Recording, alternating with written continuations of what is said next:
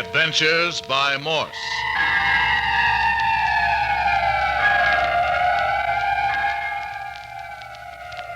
Carlton E. Morse presents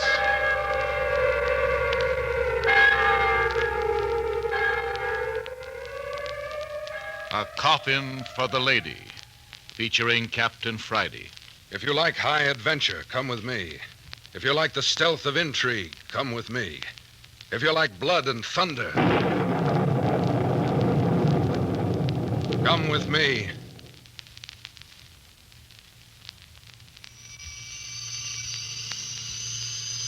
"4 o'clock in the gray, wet dusk of a late winter afternoon on Marmaduke Island, uninhabited and somewhere off the Pacific coast of Canada.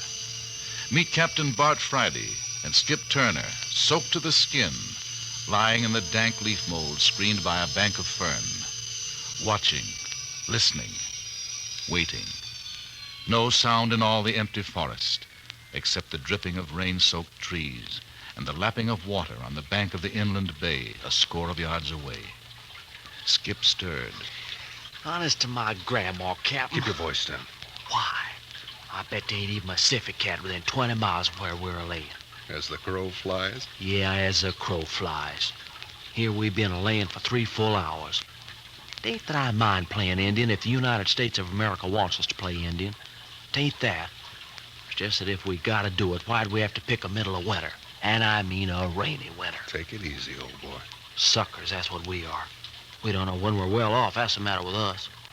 We're sitting pretty in our office back in San Francisco. Friday making money for us. We got the cutest secretary in captivity. We got everything. And what do?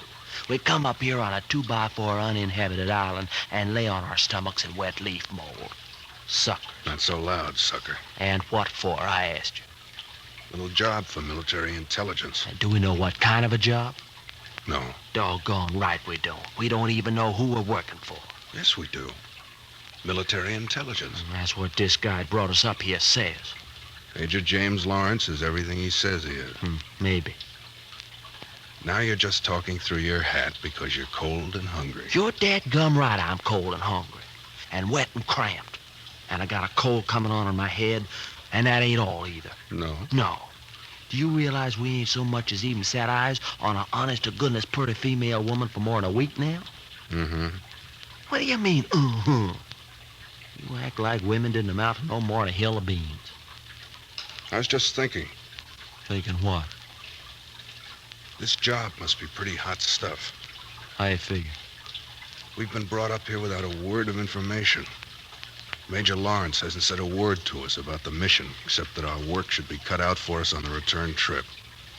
And for us to keep our eyes cocked and our ammunition dry. He said that? Yeah. Now he's spotted us here while he's gone back into the woods to keep some kind of a rendezvous. Yeah, 3 hours. When he rendezvous, he rendezvous. You suppose we're ever gonna know what this is all about? I don't know. Military intelligence. Listen. I don't hear nothing. Somebody's coming through the brush. Yeah, I get it. Keep down, you crazy idiot. What if it's Major Lawrence? Let him come to us. Hey, it's not the Major. Somebody in Army uniform, though.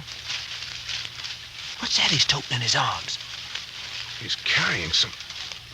Skip, he's hurt. Yeah, guy's stumbling around like a... Hey, he's down. Come on, quick. Yeah.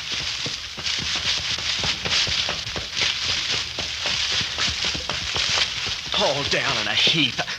Hey, Captain, there's a knife in his back. So I see. Right between the shoulder blades. Is he... Hasn't corked out yet, but he's unconscious. No, not unconscious. Hey. Who are you? What happened to Major Lawrence? Where'd you get this? Can't talk much. Get the girl to Port Lancer. Girl? Girl to Port Lancer. They want her dead. Hey, Captain Friday, this is a girl he was carrying. She's gagged and bound hand and foot. Hurry. Get back to the boat. Get to the mainland. Get her off this island. Major Lawrence is dead. He's gone, Captain? Yeah, did you get that? Major Lawrence is dead. Yeah, you think we ought to go look for him? No, we got to get this girl out of here. You think we can get him and this little hunk of female... Never mind this man. Hey, Cap. Didn't you hear him say to hurry? They must be hot on his trail. Pick up the girl. Seems a shame. Take his papers along. Come on, can you run with her? Yeah, she don't weigh no more than a minute. I sure hate to desert the major and that soldier, though. We'll notify the authorities first chance we get. What's the girl look like? Can't tell much. She's gagged and blindfolded. Spring chicken, though, I can tell that. Hey! Quick! Around the bend in the path. They're shooting at us. You're doggone right they're shooting at us. I felt that hunk of lead go by just as plain. We're coming to the boat. Want a hand with the girl? No. Only you shut the launch off while I'm getting in with her. Okay. You're gonna have to wade out with her. Yeah, up to our hips.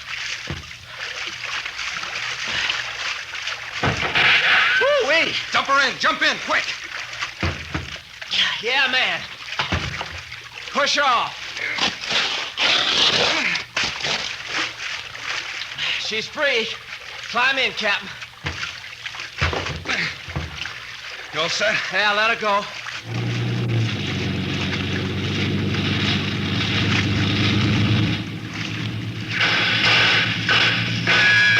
Doggone, will you listen to that?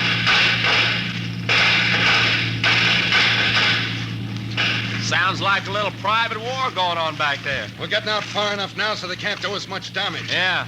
It's funny they don't come out in the open. We've heard all them shots, but ain't seen hide in the hair of nobody. Shooting stopped, too. Notice that? Yeah. Saw it was no use and gave up the chase, looks like. Hey, how about me opening this little package and see what we got? Package? Yeah, the babe, the dog. She tied up like a Christmas candy bar. Okay, untie her. But first get that gag out of her mouth. Yeah. Oh, lady, they got enough dried good stuff in your pretty face to dress a bride. There we are. Oh, thank you. Hey, Captain, look at what we got. Hey, she's pretty. Even in men's clothes, she's pretty. Hello there. I don't know who you two men are, but I want to thank you for saving my life. I think you're wonderful. I love both of you. Well, now, that's just about the nicest speech I ever heard. Well, don't stand there like an idiot, Skip. Cut the ropes on her hands and feet. Oh, sure. What am I thinking about? Set up, honey, so I can get at those wrists. They tied my hands behind me. Oh, say they did. There, that cut them loose. Oh, all the circulation's gone. Yeah, we'll rub them together hard. That'll bring the blood back. Oh, they feel like they were dead. Where are we going? I don't know. Oh, Captain, What's the matter? little lady wants to know where we're taking her. We'll be arriving on the mainland in another 5 or 10 minutes.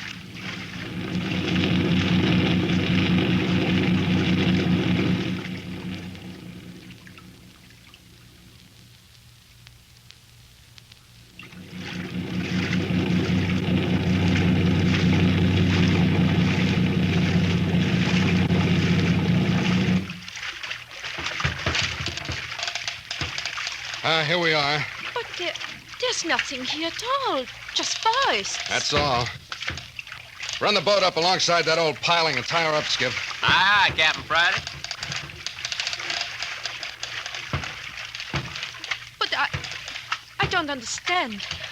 I thought you were taking me to some town or at least a village. Boat's all secure. Good. We have to wade ashore from here. I'll get over the side and carry her. Hey, how about me carrying her? I saw her first. You bring the rifles and bedding. Oh, that's great. I get to bring the rifles and bed. And don't get them wet. Come on over the side, lady. I suppose there's nothing else to do. Nothing. Give me a hand. Here. Now, over with you. Oh, you must be freezing in that water. You just lie quietly and you won't get a drop on you.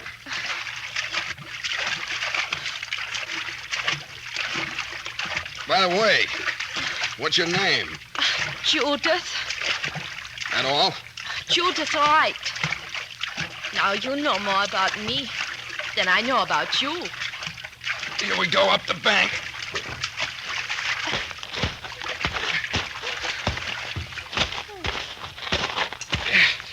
There.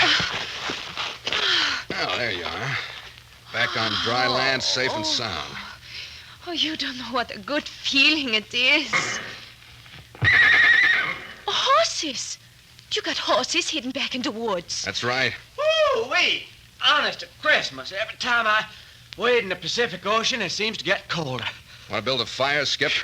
Fire? We got to dry out. Besides that, I want a little conversation with Miss Wright here. Oh, is that her name? Judith Wright. Miss Wright, this is one of my sidekicks, Skip Turner. Hello, Skip. Same to you, Miss Wright. Oh, Skip to Miss Wright. Anybody who saved a girl's life ought to be allowed to use her first name. Well, that suits me right down to the skin. And who are you, Captain? I'm Captain Bart Friday. Captain of what? No, it's just a title. Don't let him kid you, sis. Skip, Yeah?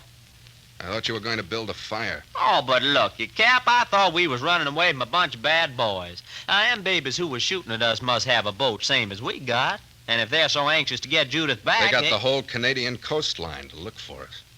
It'll take them a month to find this hiding place. Yeah, but fire makes smoke, and smoke Make a can be... fire without smoke.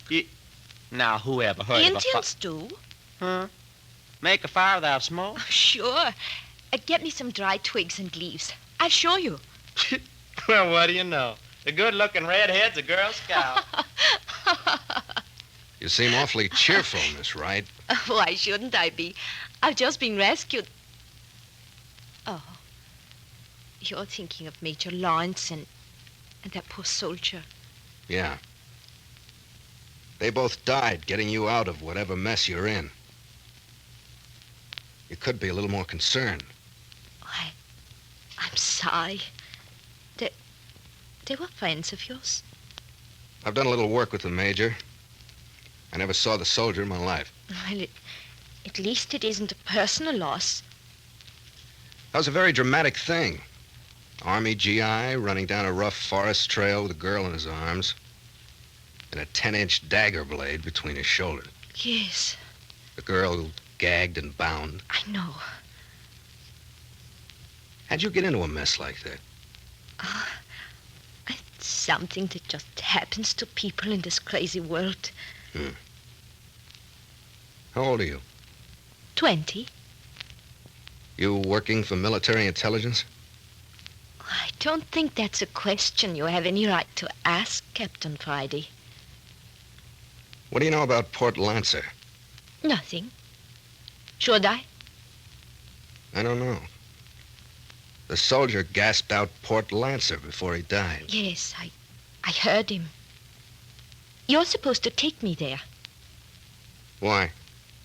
I don't know. I just heard him tell you so. Okay, Judith, here's some dry leaves and twigs like you asked for. Forget him. We're going to Port Lancer.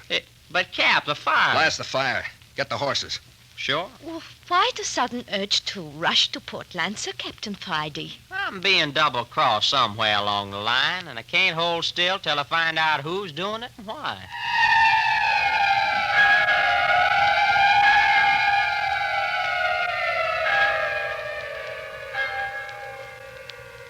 Judith Wright, the girl of mystery. Port Lancer, the port of mystery. Why have 2 army men been murdered over Judith? Why was she bound and gagged? But most important, what is there at Port Lancer to make Captain Friday think that...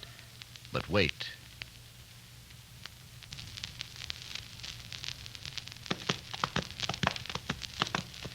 Watch out your horse doesn't stumble. We gotta wade this creek. I don't hear no creek. You will as soon as we turn the corner. It's just up ahead. How much further, Captain Friday? We'll be at Port Lancer in another 5 minutes.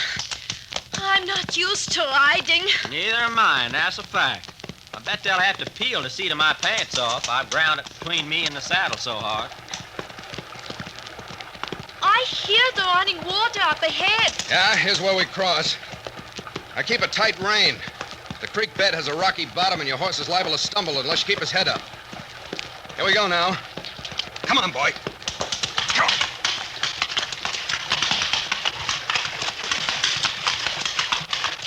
Now then, up the bank with you. There. Good boy. Come on, Miss Wright. Just hang on. Keep right behind her, Skip. Okay, here we come. Come on, boy. Come on. Hang on, Judith. Up the bank. Come on, boy. Come on. Right behind you. Up, boy. Up. Come on. Oh, Collie. I didn't care for that. Oh, Cowboy Skip to call me. I only pulled 2 handfuls of hair out of my horse's mane, hanging on, that's all. Come on, boy. Come on. We're right on the edge of Port Lancer. You can see smoke from the village. It's about time. You realize we've been in the saddle from 11 o'clock this morning till 4:30 this afternoon? You don't have to tell me. I've realized every second of it. Yeah, there she is. You can see the buildings through the trees. Hey, you any idea what we're going to do when we get there, Captain? Put our horses up at the local livery stable. Take a couple of rooms at the little hotel. And then what? Then just sit. Do what? Just sit till the news of our arrival spreads over Port Lancer. It won't take long with all 300 of the inhabitants thirsting for the latest news. And after the news is around, what? And I expect we'll be receiving visitors. What makes you think that? Somebody in Port Lancer wants to get in touch with you very much. That was the soldiers' dying words. Hey, our forest path just sort of widens out into the main street of the village. And there's the livery stable on the left-hand side of the street, up ahead. Yeah. And there's the Comstock Hotel just opposite. Well, if you ask me, the livery stable looks more inviting than the hotel. You just ain't kidding there, sister. And the horses will get better food, too. Hello. Must be a boat in the harbor. Huh? Do they have passenger boat service up here? Listen.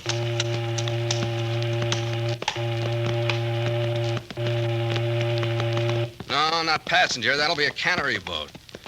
One of the boats that service the fishing canneries. They carry passengers when and if there are any. You're pretty well acquainted with the country up here, Captain Friday. That's my job. Job? Yeah. And just what is your job? Whoa there. Whoa. Here we are. Now let's get down. Yeah. Oh, man, does it ever feel good to stand on your own 2 feet again? Here, come on, baby. I'll help you off. All right. Just let go now and slide. Oh, Oh, there. Whoa, boy. Oh. All right, come on. Gotcha. Oh, my goodness, Judith. Man could pick you up and put you in his pocket. Skip, you're a ladies' man. Huh. Put me down. Do you mind? There you are. Oh! Oh, you see? Saddle lane. You want I should pick you up again? No. I'll get along. Huh. Here, I'll take the 3 horses in the stable. You won't need to do that, mister. Oh, hello. You the stableman? That's right. Will you be leaving the horses here overnight? Looks like it from here. Then I'll be taking them along. Come along, boys. Oh, by the way, mister. No, what's the matter? Whoa, boys. What's the matter? One of you better come along. I'll be needing a small deposit on the feed bill. Well, that's silly. You can hold the horses if we don't pay. It's a rule we got. Avoids arguments later on. Well, that's the silliest. Never mind. I'll go along with him. You and Miss Wright wait here. Sorry, mister, but a rule's a rule. Yeah, sure. Hey, come on, boys. Whoa, boys. Whoa. You folks staying across the street at the Comstock Hotel? I expect so. You mind just leaving the bay horse in the box stall there? All right, but hurry it up. We've had a long ride and we're tired. Come on, Baldy. Whoa, Baldy. Whoa, boy. Just time. Hey! That takes care of one of you. And easy enough it was, too. Now to get the other one in here. Taking Captain Friday long enough to make a deposit. Some of these natives along the coast are funny people. Suspicious of everything. Awfully hard to do business with. Yeah, I suppose. Hey, look. Here comes the stableman. Well, where's the captain? Maybe he decided to sleep with the horses. Hey, what's the matter, fella? Will you come into the stable a minute, mister? Me? Looks like one of your horses is going lame. Oh, which one? The big bay. Your friend was wishing you'd step inside a minute. Oh, will you excuse me a minute, Judith? Oh, yes. Is there anything No, that- miss. They'll be out in a minute. Hey, come along with you. It's mighty funny. I was riding a bay and there wasn't a limp out of her all day. Right inside here. If you'll step right in the box stall. Hey! Oh! Hey, Captain, why'd you do that? Look at this bump on my head. Hey, you're bleeding. Oh, not bad. Oh, I'm all right. This crazy old codger lured me into this box stall and then clubbed me over the head. I saw the blow coming and rolled with it, but I still was stunned for a minute. You mean he brought me in here for the same reason? That's right. Why, you dirty old skinflint. Well, he didn't roll with the blow you give him. He'll be out for an hour. Never mind him. Where'd you leave Judith Wright? Out in front. She was going to wait. Oh, come on, let's find out what this game is. Hey, wait. Don't go barging outside when we see the lay of the land. Just a minute. I don't get it. Did you say Miss Wright was waiting outside for us? Oh, she said. What she said and what she's doing are two different things. Take a look for yourself. Hey, she's hightailing it off down the street. Yeah. Avoiding the Comstock Hotel like it was poison. Well, we better get on her tail. Wait till she gets further ahead. Well, there's one thing. She's not heading for the harbor. Yeah, but why does she want to give us a slip after us saving her? Hey, do you think she's in cahoots with this old stable geezer who tried to lay us out? Come on. She's far enough ahead. Right on your coattail. Oh, how you're going to shadow anybody in this one-horse village. Yeah, just do the best we can. And have you thought that if there's one man who wants to have us put away in Port Lancer, there's probably at least a couple of more? Oh, anyway, I'm glad it's getting dusk. That's more of a break. Hey, look, she's turning off the main street. Okay. Then we can close up a little on her. Now, faster, but keep on the grass so she won't hear footsteps behind her. Yeah. Right ahead's where she turned off. Yeah. Hold it. There's nothing more than a cow path leading off into the woods. There she is. I don't see nothing. I caught sight of her going through the trees. Come on.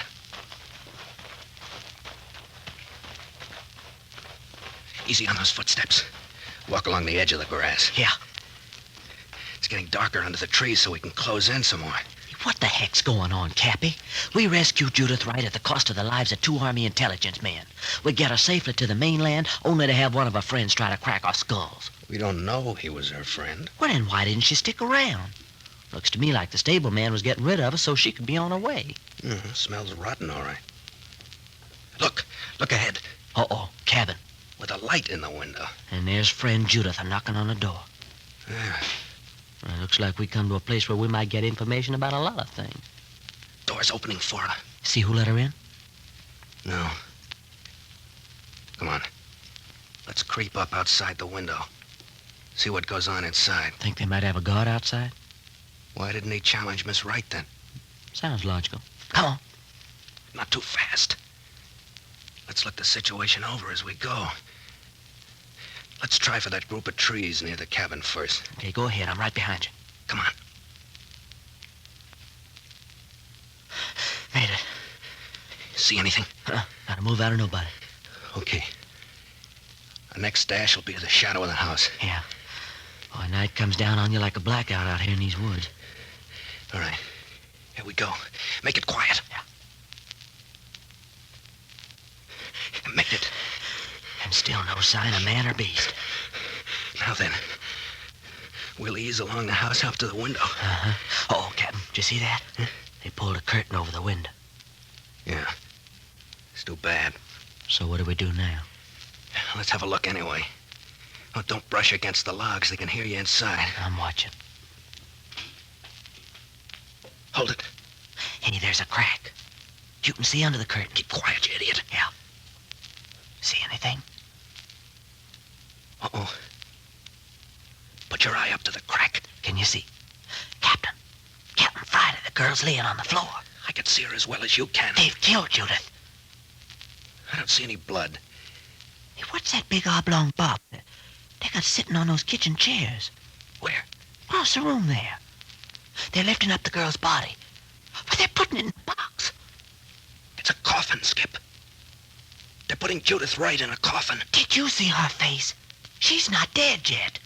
They're burying the girl and she's not dead yet. Skip. Huh? What's the matter? If I'm not mistaken, somebody's standing right behind us. Be there, you 2 gentlemen, so much as twitch an eyebrow, I'll blast you to kingdom come.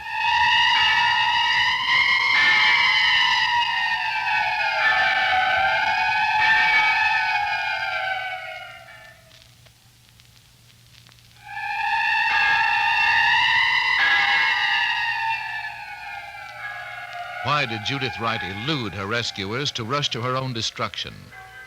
Why was the coffin in the cabin? Were these men just waiting for her to deliver her body in the satin-lined burial box? But Skip Turner said she wasn't dead yet. No one wants to be buried alive. And what of Captain Friday and Skip Turner, each with a gun in his back?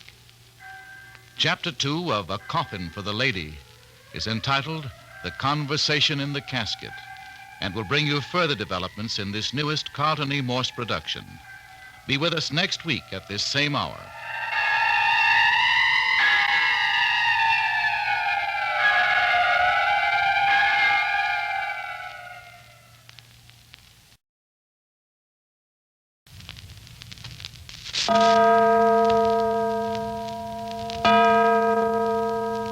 Adventures by Morse.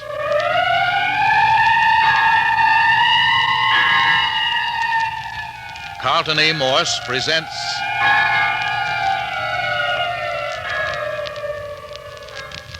A Coffin for the Lady, featuring Captain Friday. If you like high adventure, come with me. If you like the stealth of intrigue, come with me. If you like blood and thunder, come with me.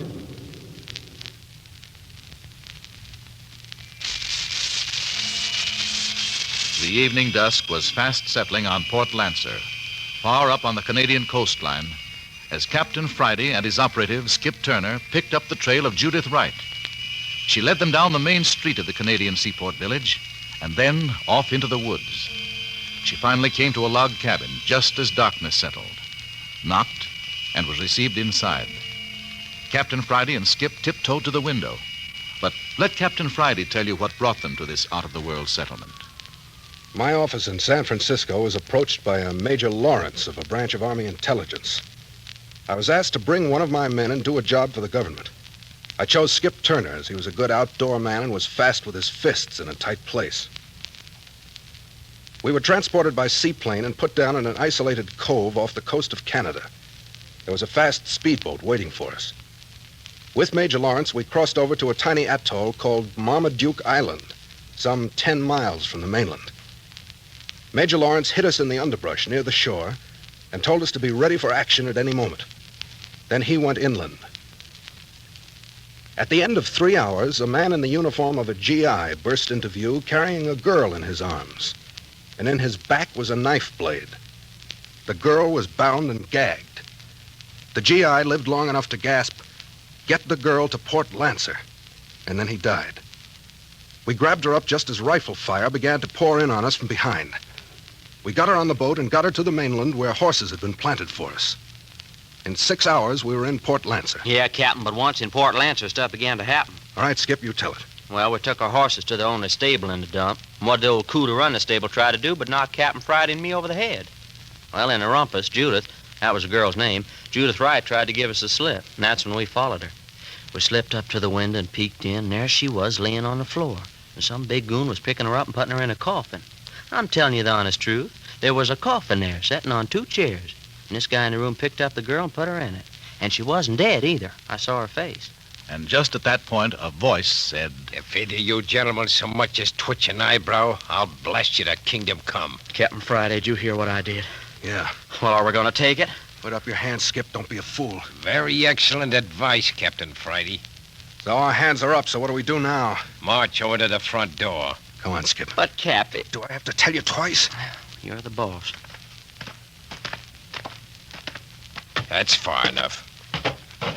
You want me to open the door? Keep your hands right where they are. Abed, Didn't hear you. keep still. What is the matter? Oh, who are these men? Search me. Found them peeking in the window. What is that? Yeah, I thought you'd want to interview them. Yes. Come in, gentlemen. Sure. Hello. Wolf skins and bear rugs on the floor. You will please keep your hands up. Close the door, English. Yeah. I have them covered. Take away their weapons. We don't carry guns. Search them. It's a pleasure. If you touch my extra pack of cigarettes, I'll still you. What is your name? You talking to me? I am. Bart Friday. This other guy called him Captain. Okay, Captain Bart Friday. The title's honorary. Yeah, I see. And this man, what's his name? My sidekick, Skip Turner. Eh, nothing on either of them, Abbott. You can put your hands down. Okay to smoke? Go ahead. Sit down if you wish. Thanks, we'll stand.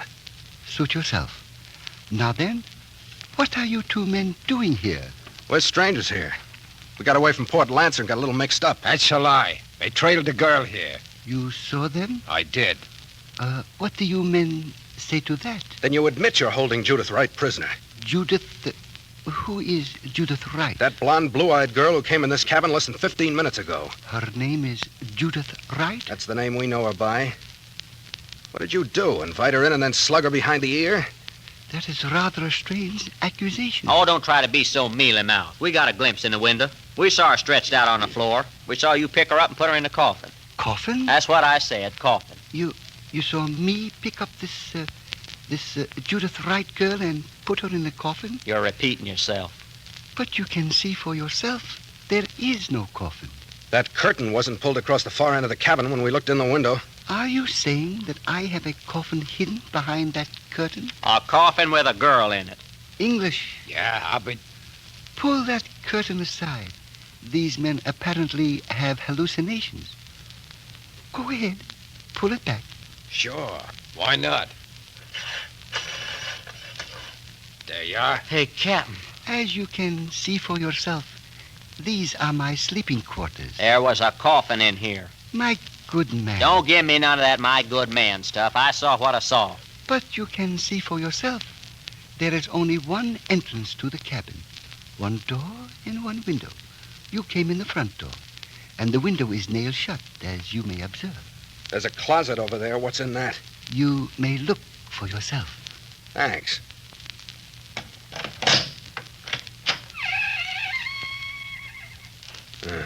What's in there, Captain Friday? Canned goods. Looks like you're planning to hole up for the winter. Does that satisfy you? You must have done it with mirrors, or else we were mistaken. We saw what we saw. English. Yeah, Abbott. Tie them up. With pleasure. Here, put your hands behind you. Captain, are we... Put your hands behind you. Better do it, Skip. Oh, the way we get pushed around. Look, how would you like to be a limp body on the floor? Put your hands behind you or I'll give you a headache with the butt of my gun. Yeah, that's better. But I don't have to, Hey, you don't have to cut my wrists in, too. Yeah, well, when I tie a man's hands behind him, they stay tight. Yeah, those buckskin thongs don't hold you till you rot up. All right, now, you. Go ahead. Oh, nice and tame, huh? Well, that don't mean you're not going to get tied up just as tight as your partner. You're cutting off the circulation, you know that. Yeah, it's just a burning shame now, ain't it? Yeah. Now what, Abbott? Take them out to the stable and tie their feet and lock them in. You want them gagged? Why bother? No one can hear them. All right. Okay, outside you two. You coming, Abbott? No, time is getting short.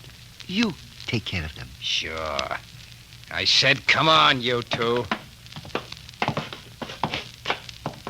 Close the door, Abbott. Now down the steps and take the path to the left around the cabin.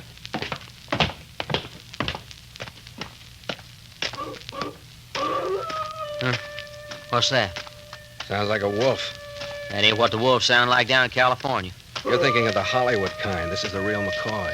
When you hear a dog howl like that, to say he's sitting on somebody's grave. Never mind the conversation. Take the path to the right. Right through the bushes? Right through the bushes.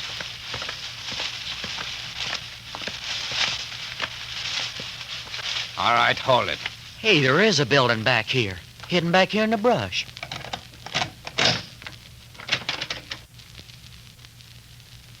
Okay, inside with you now.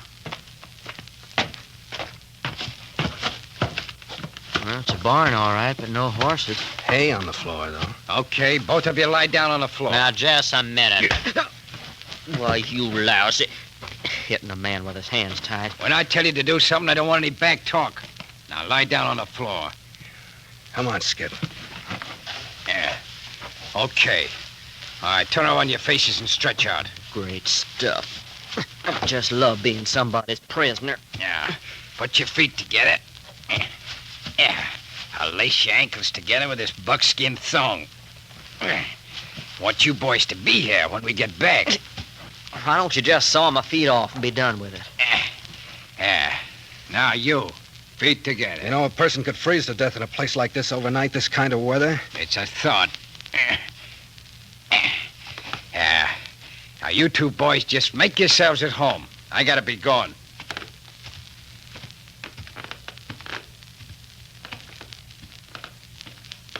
If you get cold, you can play Eskimo.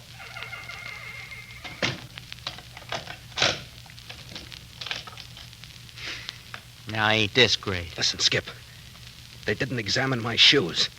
I've still got that razor blade tucked in the sole of my shoe. Hey, I forgot about that. Squirm around in the hay. If you can get your fingers on it. Yeah.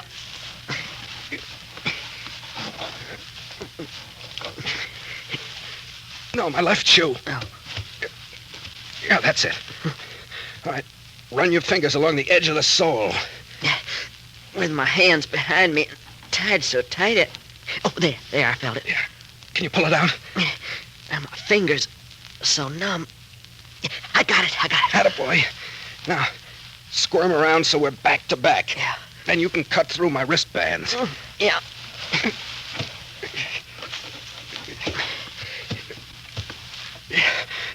Okay, how's that? I'm having a heck of a time hanging on to the razor blade. It's so thin and my hands are so numb. Hey, hang on to it. If you ever drop it in this hay, we'll never find it. I think I'm getting it. I'm sawing on something. It's the buckskin thongs. Keep at it. Hey, you got it. My hands are free. Good boy, Skip. Now, let me take the blade. I'll have you free. Attaboy. My hands feel like I was wearing boxing gloves myself. Yeah, there you are. Oh, it's swell. Now I'll cut her ankles free. Yeah, that's mine. Hold still a minute. Yeah, there you are. Now let's get out of this place and settle up with a couple of ugly customers. Well, I slip this blade back in the sole of my shoe. Let's don't go off half-cocked. About what? I mean, let's don't go rushing around until we get this thing figured out. Well, we know that Judith Wright went into the cabin. We saw her. And we saw a coffin through the window. But neither Judith nor the coffin were in the cabin when we went in. They had to be. You got any ideas? No. You? How about a trap door in the floor? Hey, of course. I think so, too. And I didn't like the way that Orbit bird said they didn't have much time. Much time for what? Search me. Well, I think it concerned Judith Wright in the coffin. Well, then, brother, we better get out of here and fast. Okay. We'll work on the principle that there was a trap door and the girl was hidden below in the basement. How are we going to get out of here? Break down the door? Can't make too much noise. Well, what else? There's no windows, and it'd take a coon's age to cut through these logs. Let's look around a minute.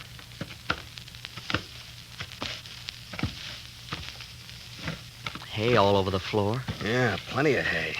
But it doesn't look or smell like there's ever been a horse in here. I wouldn't know. I'm strictly a city boy myself. Let's walk along this passage. Maybe there's another one. Look out!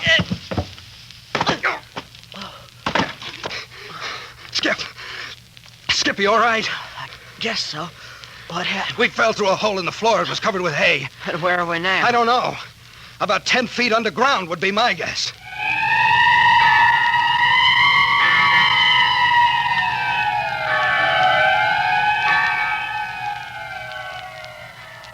What has become of the girl in the coffin? Are Captain Friday and Skip in a trap? Or will this underground passage lead toward the solution of events? Is Judith Wright friend or enemy? And who are English and Ovid? But more of this in just a moment. If we've fallen down an old well... Who'd dig a well under the floor of a barn? Besides, look. There's a passage leading off to the left. What do you mean, look? It's so black in this hole in the I ground. know it, but we can feel our way along. Yeah, and probably fall in some underground river and we never will be heard of again. A very sad state of affairs. Nevertheless, take hold of my coattail and keep close to me. You wouldn't have a flashlight on you. Never mind, I got a box of matches. Don't you think we ought to make a little fire and see what kind of a hole we got here? I already know. And keep your voice down. What's the matter? You afraid? Keep still. There's a light up ahead. Daylight? It was after dark when we fell into this hole, you dope. Oh, yeah. Well, what you guess it is? I think this passage is leading us back to the basement under the cabin. Hey, if that's the way it is... Come on. Make it easy on the footsteps. Yeah.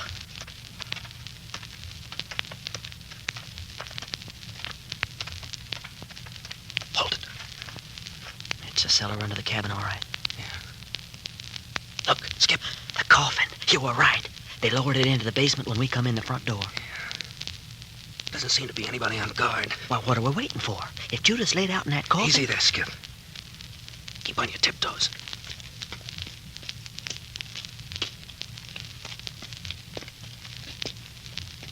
Nice cement basement they got here. Never mind. Captain Friday, they got the lid screwed down on the casket. You sure? Yeah, look. Just freshly screwed down.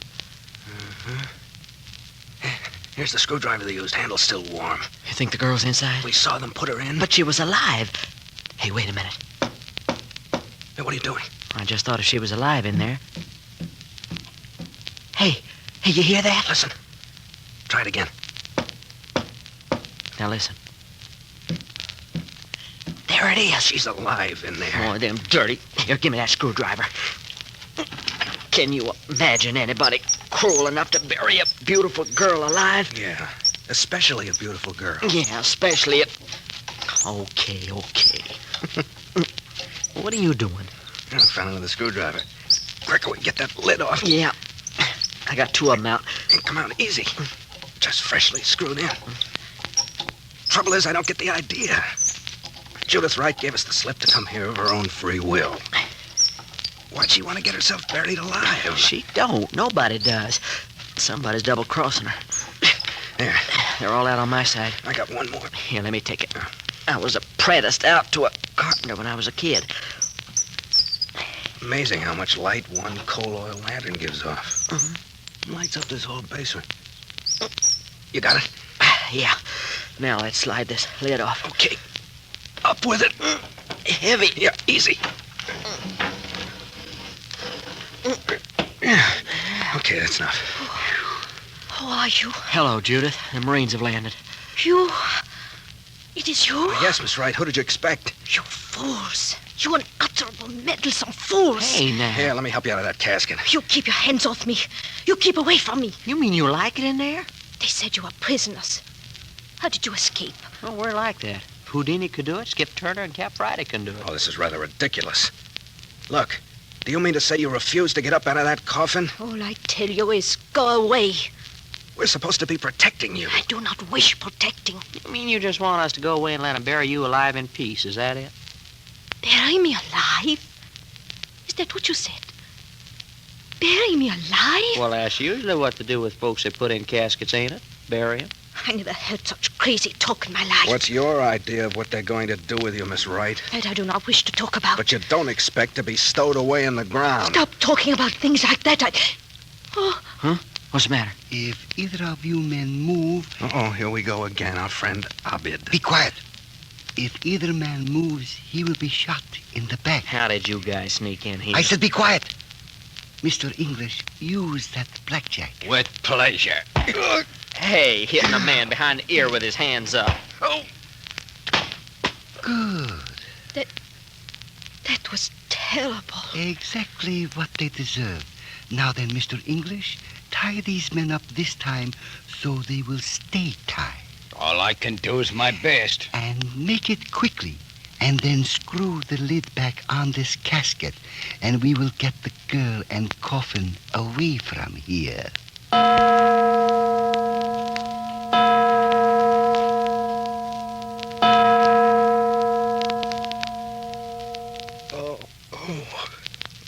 my head. Skip. Skip, wake up. Skip, wake up. Come on. He didn't hit you that hard. Oh, what fell on me? They sapped us with a blackjack. Huh? Oh, yeah. Oh, what a head I got. And more than that, we're cinched up again with buckskin thongs. Oh, just let me lay here and die. Come on. You gotta use that safety razor blade again. You think you can get it out of the sole of my shoe? Where are we? Basement of the cabin.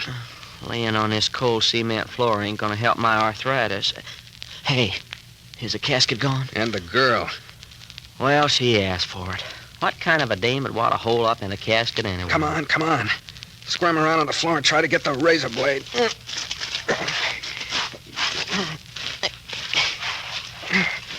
How's that? I don't think... Oh, yeah, I got it. Yeah, good boy. We ain't repeating ourselves by any chance. Never mind that. It's a good gag as long as it works. Now, slide around here so we're back to back and saw my bonds loose again. Why do the dirty villains always have to tie your hands behind you? That's what makes them villains. Can you reach me? I'm cutting on something. Oh, that's my wrist, you dumb halfwit. Well, my fingers are so numb. Well, that's it. Now you got the bonds. Hey, look, Captain, the next time anybody wants to tie us up, let's put up a fight. Yeah, according to how many guns they got pointed at my spine. Yeah, that's it. Okay, now give it to me and I'll cut you free. Oh, it won't be no use. I'm gonna lay right here and die anyhow. There. Now your ankles. Man, he sure cinched up on these thongs. Yeah. Here you are. All right, get up and move around while I cut me free. I couldn't move. Get up, Skip. Get that circulation started. You feel better. There. Okay, just tuck the blade back in the sole of my shoe. There we are. Now, come on. Up on your feet. I feel like I'm walking around on the stumps of my ankles. Oh, same here. Oh, it'll be all right. Come on, move around. Oh, doggone torture chamber. Yeah. Hey, look there. Steps going up to the trap door on the floor above. Is that where they come from when they nailed us? Yeah. Let's try it. The trap door's probably locked. Well, all we can do is try.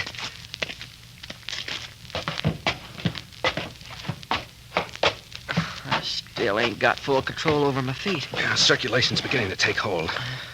Oh, just a minute. Hey, the trap door's unfastened. Yeah, seems to be. Up we go. There it is. Okay, come on up.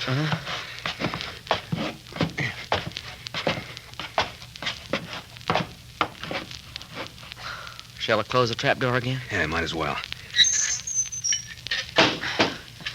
Now what? Well, now that we're up here, what? I'm looking for something that'll give us a clue. About the coffin? Where they're taking a coffin with a live girl inside it. Well, it's got to be someplace a girl wants to go, on account of she's cooperating with her kidnappers like nobody's business. Yeah. He's putting a lot of trust in friend Abid. I wouldn't trust that East Indian with a plume-tailed polecat. Huh?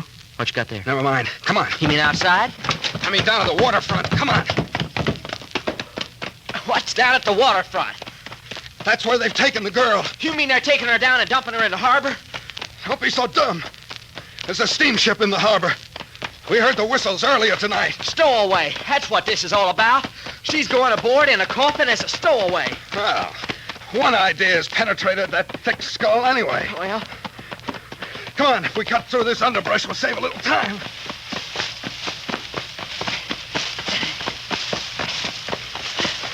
yeah, and get all our clothes torn off to boot. There now. You can see the lights of the harbor through the trees. Running through leaves up to my knees. We'll be through them in a minute. I feel like I was trying to run on inner spring mattresses. Yeah.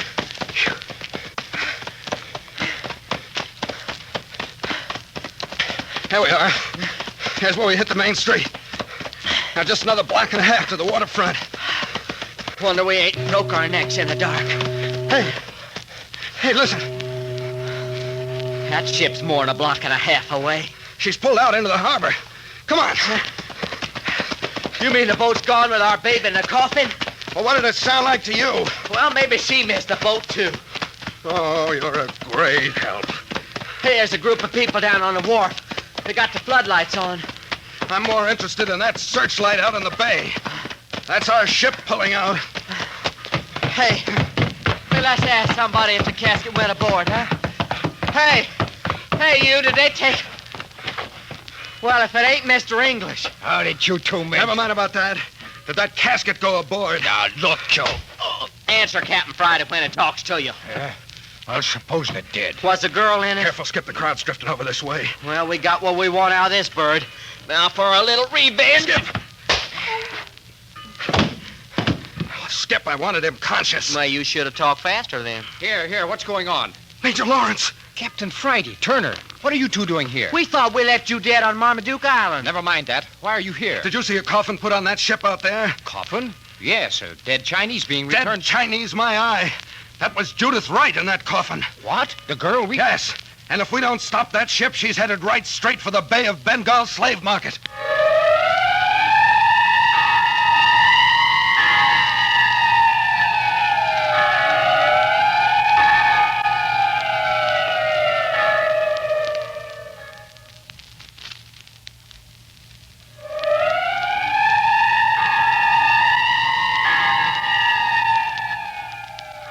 Headed for the Bay of Bengal slave market.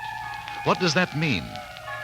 Why is Major Lawrence of military intelligence interested in this headstrong Norwegian girl? And why is she so anxious to put herself into the hands of unscrupulous persons? The answers to all these questions will be given next week when you will hear the closing episode of A Coffin for the Lady, the new series in Adventures by Morse. Listen next week at this same time for episode 3, entitled The Deepest Grave in the World. This is a Carlton E. Morse production.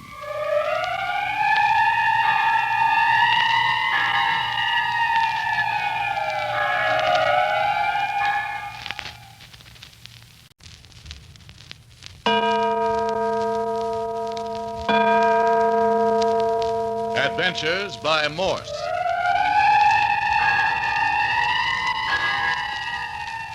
Carlton E. Morse presents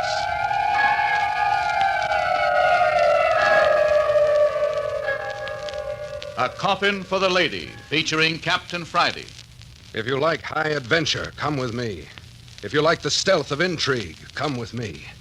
If you like blood and thunder...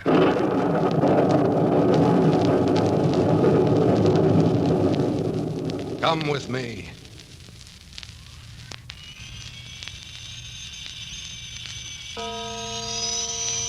"10 o'clock, in the dead black of a northern night on the Port Lancer waterfront, far up the Canadian coastline. On the steamship, whose stern lights can still be seen growing dimmer by the second, there is a casket. In the casket is Judith Wright, alive, conscious, and for some strange reason cooperating with her kidnappers, who are whisking her away under the very noses of her would-be rescuers. On the rickety makeshift wharf of Port Lancer are Captain Bart Friday, his fellow operative, Skip Turner, and Major Lawrence. Yes, the same Major Lawrence of Army Intelligence who got Captain Friday into this and who was supposed to have been killed back on Marmaduke Island, where Friday and Skip first picked up the girl. How is it the Major is alive? But never mind that now. Captain Friday wants action, and he wants it in a hurry.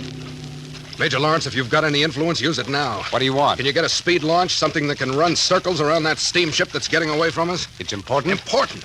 Man, don't you realize that Judith Wright is on that ship? You must be wrong. I was standing over there by the gangplank checking every person. Do we have to argue the girl went aboard in a coffin? Coffin? Well, come along, both of you. Hey, Captain, you realize we're leaving that bird English where he lay after you socked him? Where were your eyes, Skip? What you mean? Didn't you see those two men sniffing around the body? Well, yeah, but I thought they was a couple of natives. No, Major Lawrence's men. They'll look after English. Come on down these steps. Look lively in the dark. They're rickety. Oh, what do we got down here? Government patrol launch. Watch your step.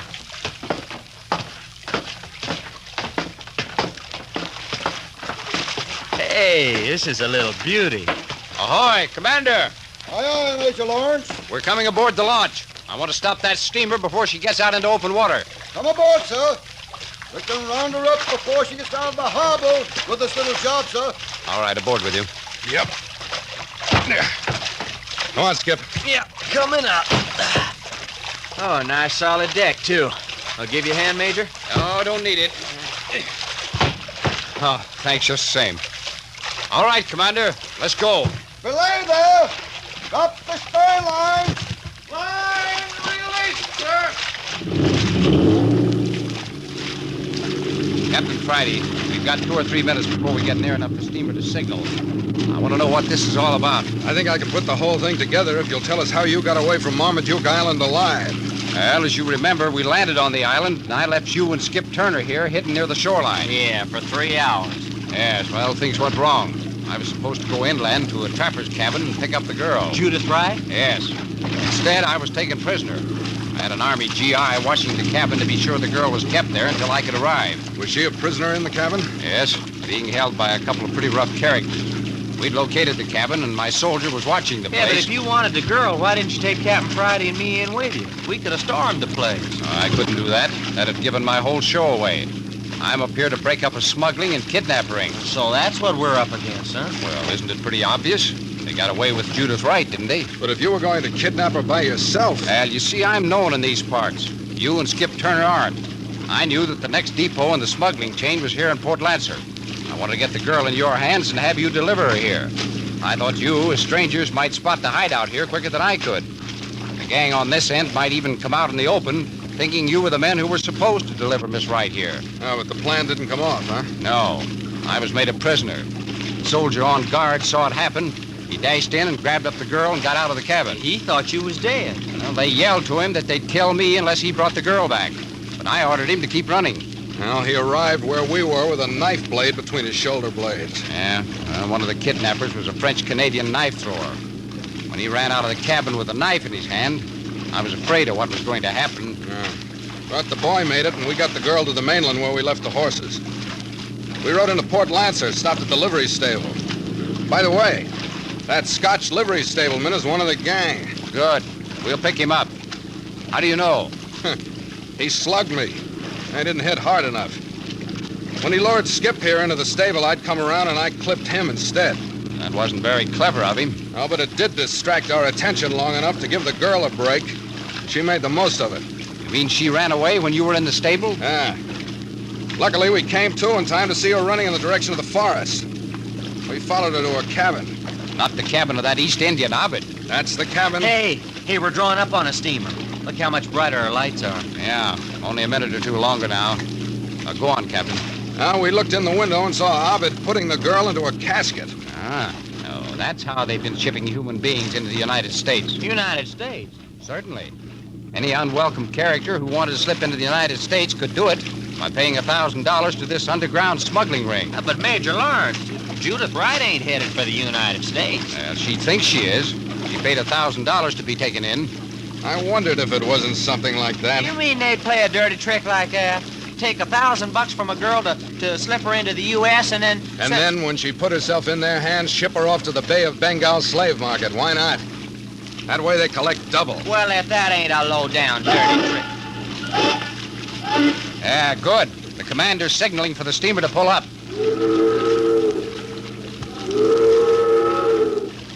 Well, the steamship seems to want to argue. Doesn't want to be stopped in midstream. Hey, we got a machine gun aboard. Look, Cap, the commander's pulling the cover off of it. Yeah, he'll use it, too, unless the master of that craft heaves to and in a hurry. He'll give him one more chance. And that's the last chance. Yeah.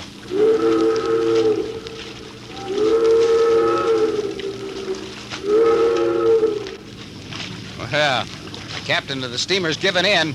That means he's going to wait for us. Good work, Commander. I'll have a word with the master of that craft for trying to brush us off. He can't do that. Go ahead, Commander. Take him apart. We'll run up alongside now.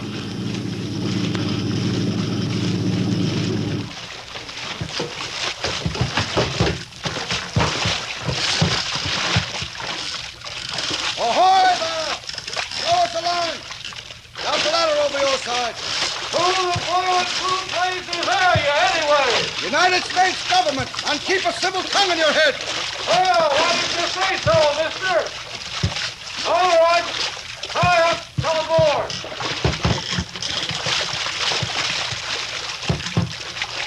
All right, Major. Up the ladder with you. Thanks, Commander. Follow right behind me, Captain Friday. You too, Skip. Yeah, right with you, Major. All right, up we go.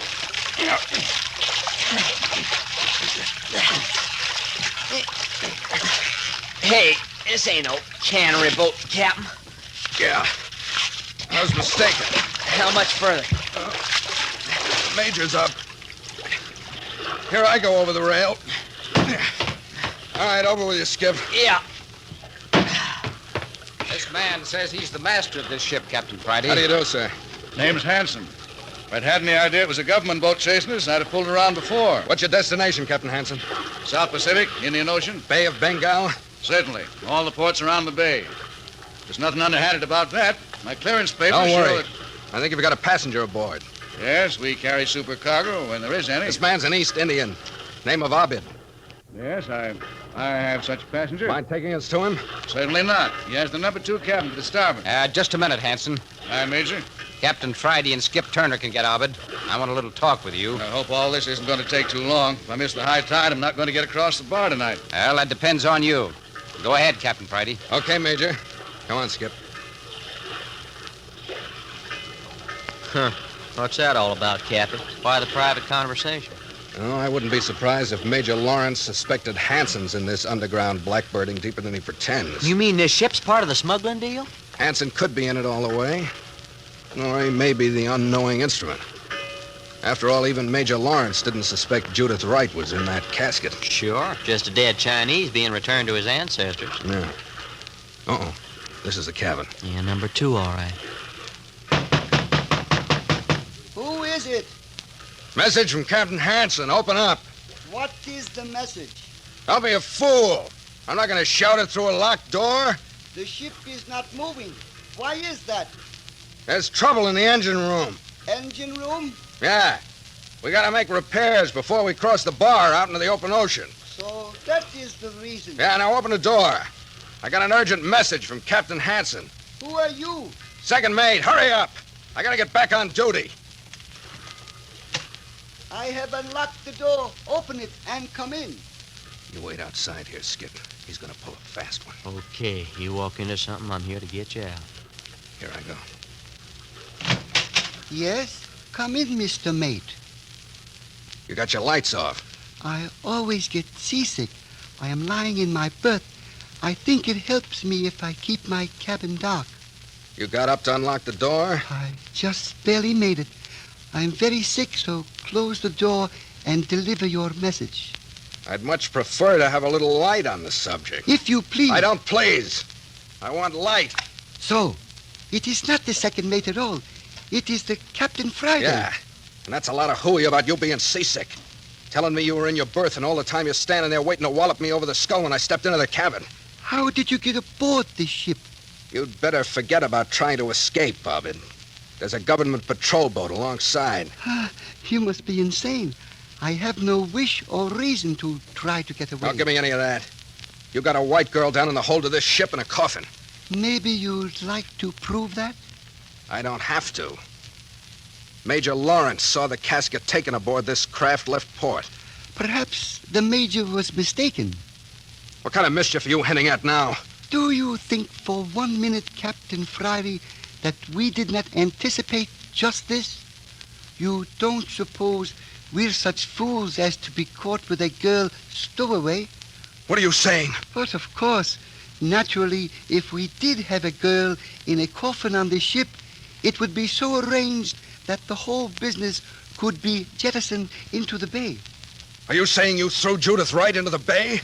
If she was ever aboard, it would be the thing to do, wouldn't it? With plenty of way to send her and the casket to the bottom quickly. Skip, come here quick. Right behind you, Captain. You hear what Abed's been saying? Yeah, you want I should wring his neck? I've got both you men covered. The first one to make a move. Get him, Skip! You bet you. Get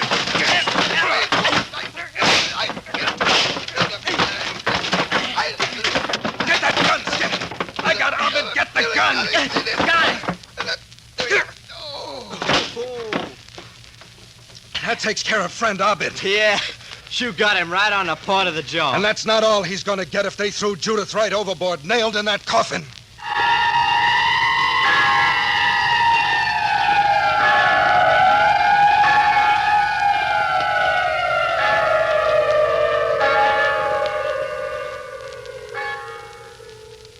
What happened to Judith Wright? Why did she give herself into the hands of these unscrupulous men? In just a moment, we're going to follow Captain Friday and Skip down into the hold of the ship. But wait. Okay. Down the ladder into the hold of the ship. Yeah. coming, Skip? Yeah, I'm coming down. Careful. There's a 20-foot fall if you lose your grip. Yep, 20 feet down into darkness. Hey, don't come so fast. You're stepping on my fingers. Well, I'm just trying to keep with you. I thought the major come down with us. He's got a job wringing a confession out of the ship's captain. He and the commander will have the whole story by the time we clean up down here. Oh, then they did arrest him, huh? Whole ship's under arrest for smuggling and kidnapping and blackbirding. All right, I'm down. Watch it. I'm down, too. But I might as well be in a coal bin for all I can see. I got a couple of flashlights. Borrowed them off of Captain Hansen. Here. Oh, thanks. Hey, they really give off a light. Ship's got a pretty good cargo here. All right, look here. Cases of canned fish, bales of cured skins and furs. This end down here seems to be loaded with cedar logs. Looks like there was a little bit of everything down here. Yeah, everything but Judith Wright's coffin. Wait a minute. Listen. Sounds like something's loose. There is. Let's see if we can locate it. Yeah, but if we're looking for Judith It's all Wright... over this way somewhere.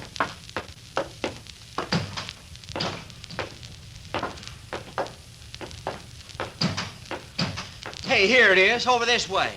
Hey, Captain Friday, come here. What is it, Skip? Hey, there's a hatch open. No kidding, and right outside's the ocean. Then Abed meant what he said. They did dump the coffin and girl into the bay. Oh, the dirty skunks. They drowned Judith like a rat just to hide evidence against themselves. Didn't even take time to close the hatch again. They must have been rushed. Probably threw her overboard when they heard the launch whistle to heave to. Oh, honest to Christmas, Cappy, I've never felt so rotten about anything.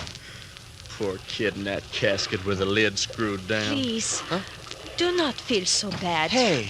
If I've given you any anguish... Judith's right. What are you doing down here in the hold of this ship?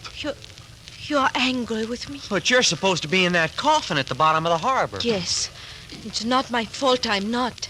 I have a friend. On this ship? Yes, down here in the hole. He's a stowaway. Where is he? Oh, Houlihan! Please, it's all right to come out. Oh, Houlihan, huh? They don't mind if you're a stowaway.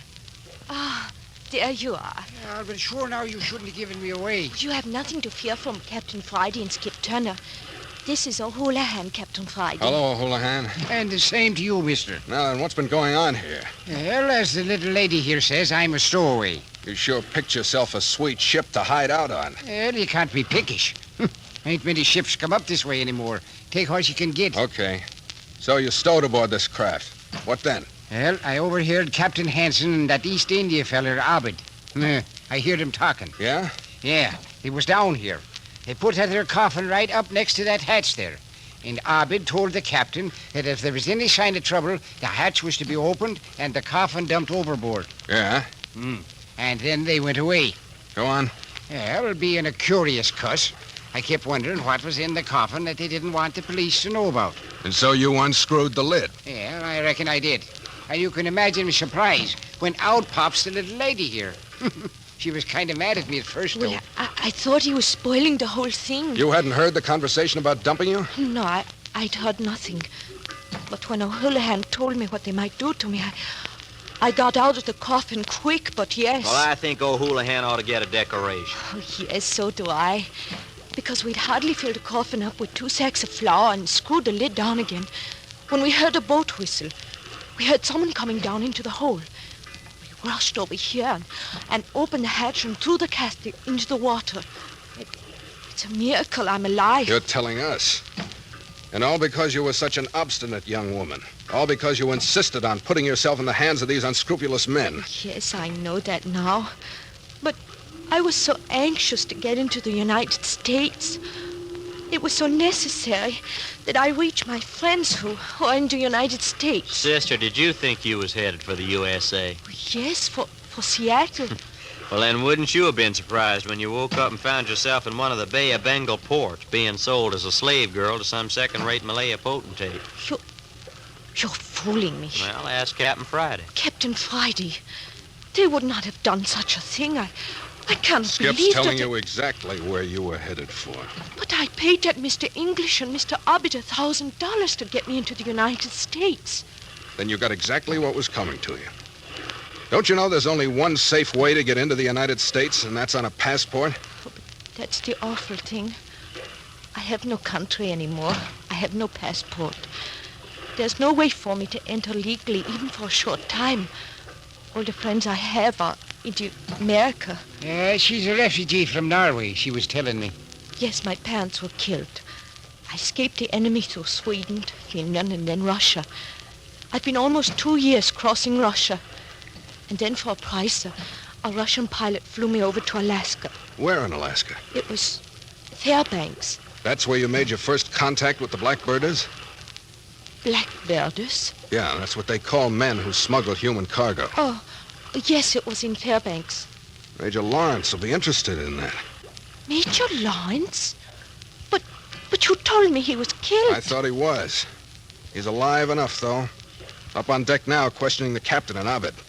The whole ship's under arrest by order of the United States government. Oh, it is now. Well, what does that make me? That puts you in a mess, O'Houlihan. Well, I've been in a mess most of my life, so one more ain't gonna kill me, I guess. I don't think you're in half the trouble you'd have been in if you'd been caught by Captain Hansen. He'd have thrown you to the sharks, and that would have been the end of O'Houlihan. But to get back to you, Judah, that was a dirty trick you pulled at the livery stable, letting the captain here and me get clipped over the head while you beat it for the cabin in the woods. I was so anxious to get to America. I knew I was with good men when I was with you, but I tried so hard and so long to get to America. I just couldn't give up when I was so near. How did you know to go to Abed's cabin? I was told on Marmaduke Island. I was told that if anything went wrong, I was to contact Mr. Abed at that cabin in the woods. Uh-huh.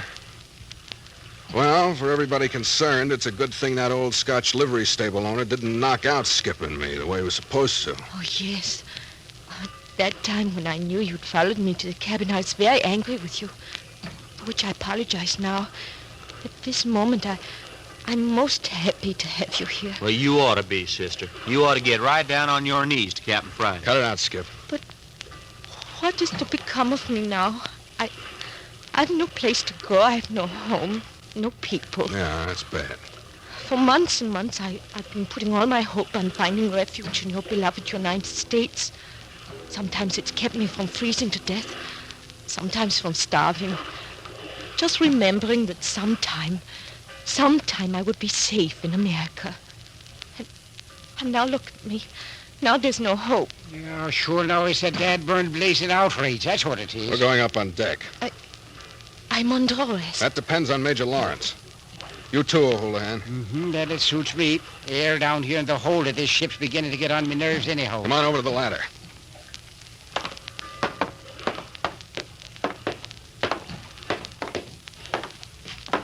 Okay. I'll go up first. Miss Wright, you follow me. Yes. Is it far? About a 20-foot climb. Just hang on tight. You'll be all right. I'm glad it's dark. O'Houlihan, you follow up the ladder right after Miss Wright. I will, Dad. Skip, you bring up the rear. Okay, here I go. All right. Come on, Miss Wright. Oh, yes.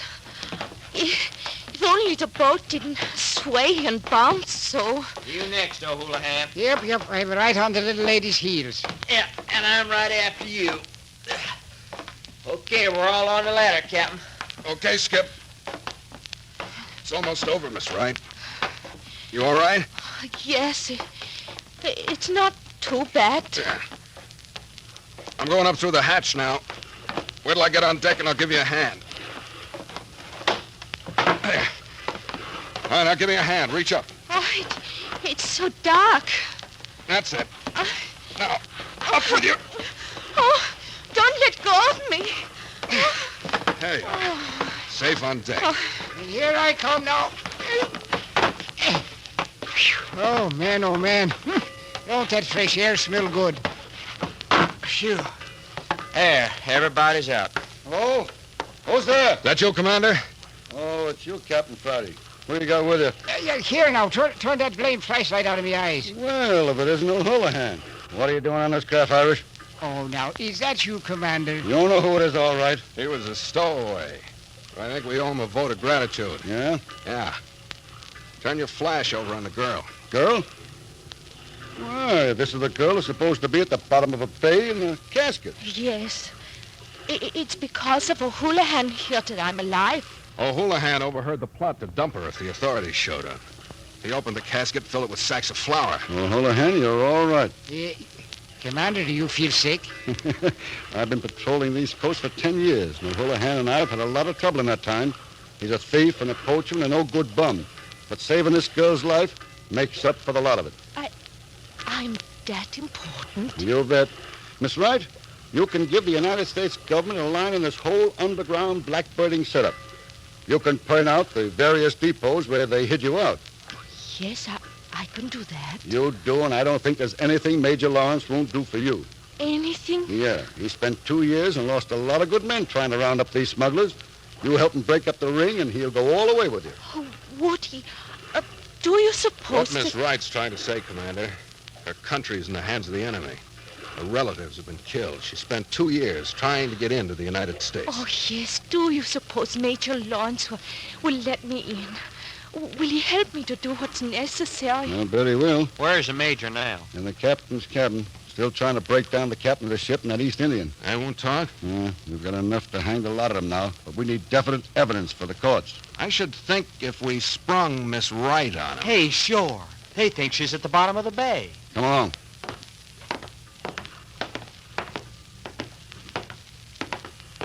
This is the door.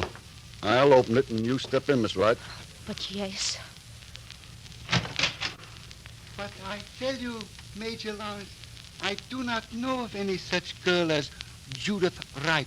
If she is on board this craft... And I am on board this craft, Mr. Abbott. Miss Wright, where did you come from? You ugly, wicked, unprincipled person.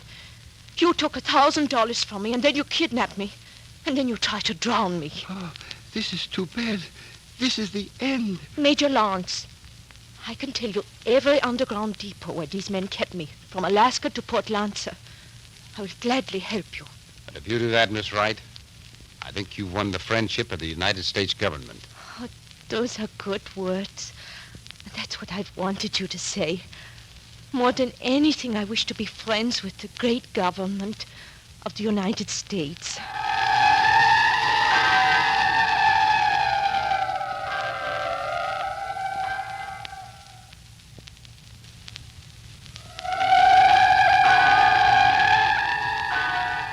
And so Judith Wright ended her misguided flight from Norway to Port Lancer, finally made her peace with this government, and was given shelter from the desperation and violence of her homeland. And now she is a citizen. A Coffin for the Lady is a Carlton E. Morse production, and another in the series of Adventures by Morse.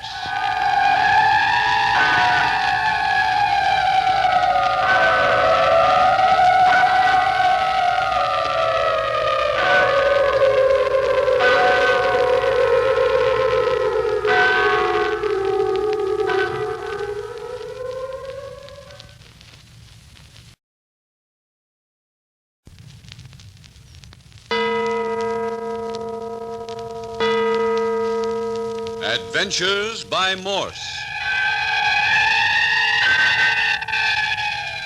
Carlton E. Morse presents The Cobra King Strikes Back, featuring Captain Friday. If you like high adventure, come with me. If you like the stealth of intrigue, come with me. If you like blood and thunder, come with me.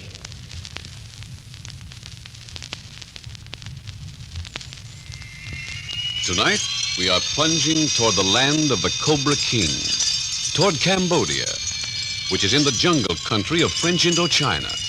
Cambodia, the land of the mysterious ancient folk, the land now under the sway of the cobra and the wild elephant and the tiger, the land of Oriental myth and Oriental wonder, a land to the east. To reach it from San Francisco, one travels to Hawaii, to Hong Kong, to Saigon, which is the capital of Indochina, and then through the jungles northward. This is where the Carter expedition is headed. And right now is a good time for you to meet Dr. Carter, archaeologist, scientist, explorer. Dr. Carter. At the moment, my party and I are aboard the steamship Westphalia between Hawaii and Hong Kong. The object of this expedition into the wilds of Cambodia will be explained shortly, but right now I want you to know the other members of my party. First, you must meet my daughter, Celia. She's especially trained by me to be historian of this expedition. Celia, please. Daughter, secretary, historian. That's quite an order for one girl to fulfill on one expedition. Oh, it's all right to be flippant, my dear, but just remember, there's bitter intrigue and danger connected with this expedition. I love danger. I eat it up. Well, that's my daughter, Celia. The second member of my party, you must know, is Professor Ernst Lebrun, medical advisor and scientific technician. Professor Lebrun, my friend. Oui, Dr. Carter.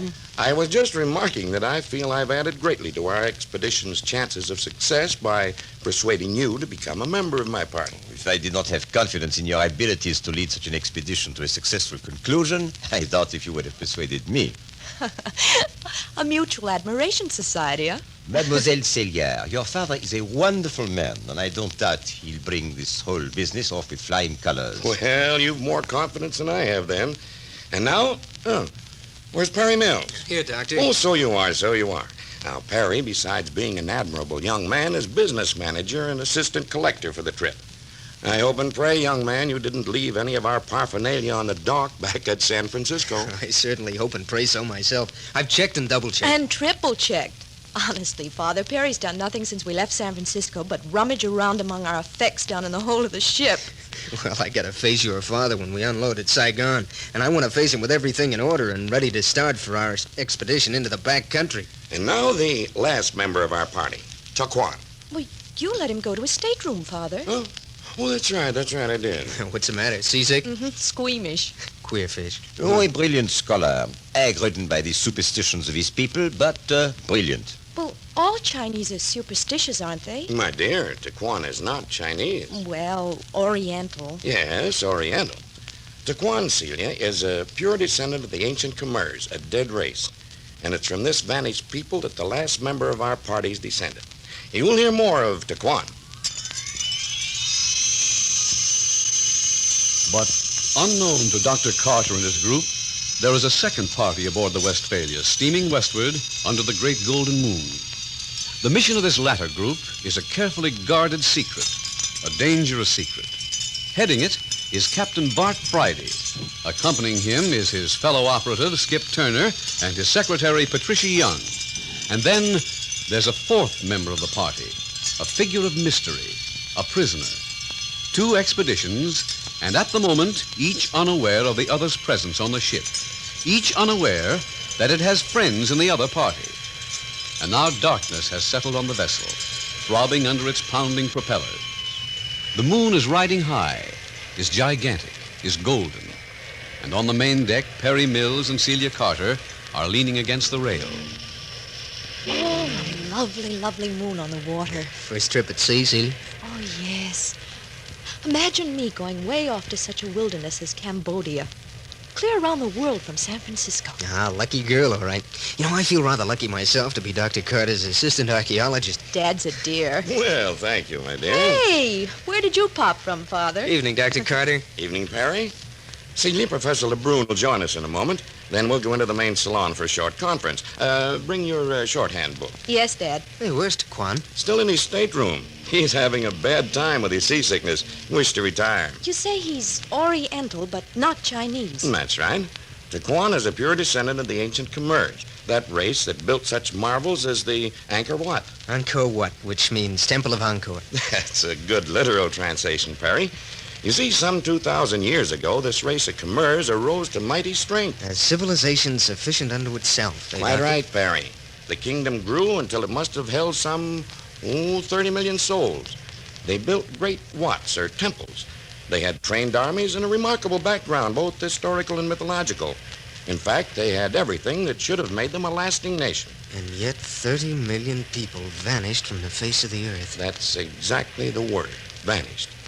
When Angkor Wat was first discovered some 80 years ago by the Frenchman Muot, it looked as though the entire population had one day laid down their implements, walked out, never returned. But what did happen to them? If we knew, my dear, we'd not be on this expedition. And we're going to Ankar Wat to see what we can find. We is good. Well, I'm part of the expedition, for goodness sakes. Of course you are, my dear.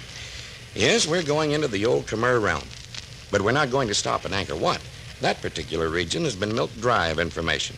Further to the north, however, are other abandoned cities, some of which have been recently discovered, others of which are only known to exist by rumors and legends. And we're going to hunt for one of those legendary cities? Well, something like that. Only it isn't going to be quite such a hopeless proposition. That's where Taquan comes into the picture. I wondered about him. Professor Lebrun picked him up over at the University of California. His brilliant mind so attracted Lebrun that he struck up an acquaintance and discovered that Taquan was a descendant of the Khmers and had only recently come from Saigon, the French capital in the east. Hey, he's an interesting chap, all right. Yes, it seems that he'd come in from the agricultural region and nothing more than a breech clout, and he demanded to be taught. He was turned over to a French parochial mission. Fathers dressed him and taught him. His brilliance delighted them so they laid aside an allowance to send him to the University of California. Oh, interesting. Yeah, I remember the day Lebrun brought him to see you, Dr. Carter. Yes, the professor knew I was interested in the Cambodia problem, and so he brought Taquan to see me. Developed that he knew the region north of Ankar Wat unusually well. In fact, knew of a city back in the wilderness that has not yet been discovered by explorers. Well, a little lecture in Cambodian archaeology. Oh, there you are, Lebrun. Oh, as you say, here I am. There we all are. All except our little Khmer. Where is he? He's not receiving visitors. Having a little private trouble with the old Devil Sea. Sorry I was delayed, the doctor, but coming up the companionway, the most amazing thing happened to us. Nothing unpleasant, I hope. Quite the opposite. Who do you think I bumped squarely into? You met someone you know. I say, what depth of discernment. You're making fun of me. Oh, really, I am not. I did meet an old friend, a very brilliant fellow. None other than Captain Friday. Say, you don't mean the Captain Friday in charge of the Worth murders and the City of the Dead mystery? Remember him, do you, Perry? The very same Captain Friday. And you just ran into him tonight? Oh, isn't that rather peculiar, Lebrun? Not at all, Doctor. You see, he and his party boarded the ship at Honolulu last night. Well, what on earth is he doing on his way to Hong Kong? Oh, most mysterious. I had to tear myself away to join you folks. Or perhaps I would have found out. He's waiting down in the salon for us to join him. Oh, that's a pleasant surprise. We'll just postpone our conference until tomorrow. Celia, we won't need you tonight after all. All right. Then I'll stay right out here on deck and soak up some more moonlight. Don't you want to come along and join us? Me go down there and sit around in a cloud of cigar smoke while half a dozen men hold the floor? I should say not. Wise girl. Hey, don't lean too far over the rail. We don't want to lose our historian this early. Good night, everyone. We'll take this companionway.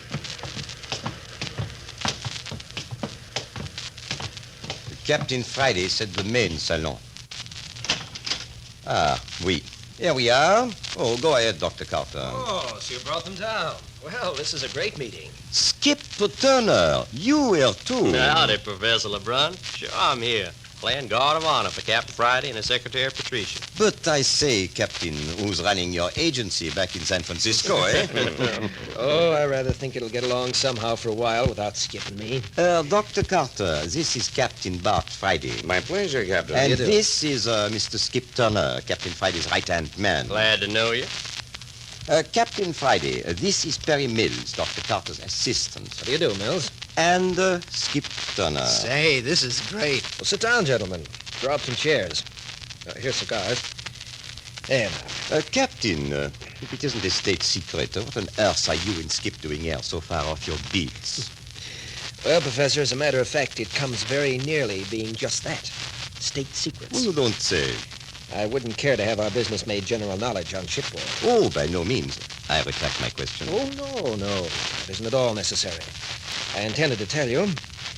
It's a very unusual story, and rather fits in with your own work. Something to do with the Ankar region? Quite a bit. I've got a prisoner aboard this ship. Prisoner? Murderer? Bloodthirsty young peacock. He's not so wrong at that. The last man who tried to keep him in chains got himself strangled. Strangled? With a wet silk cord. An Indian thuggy trick. It isn't pleasant. I'd rather have them use a sharp knife myself.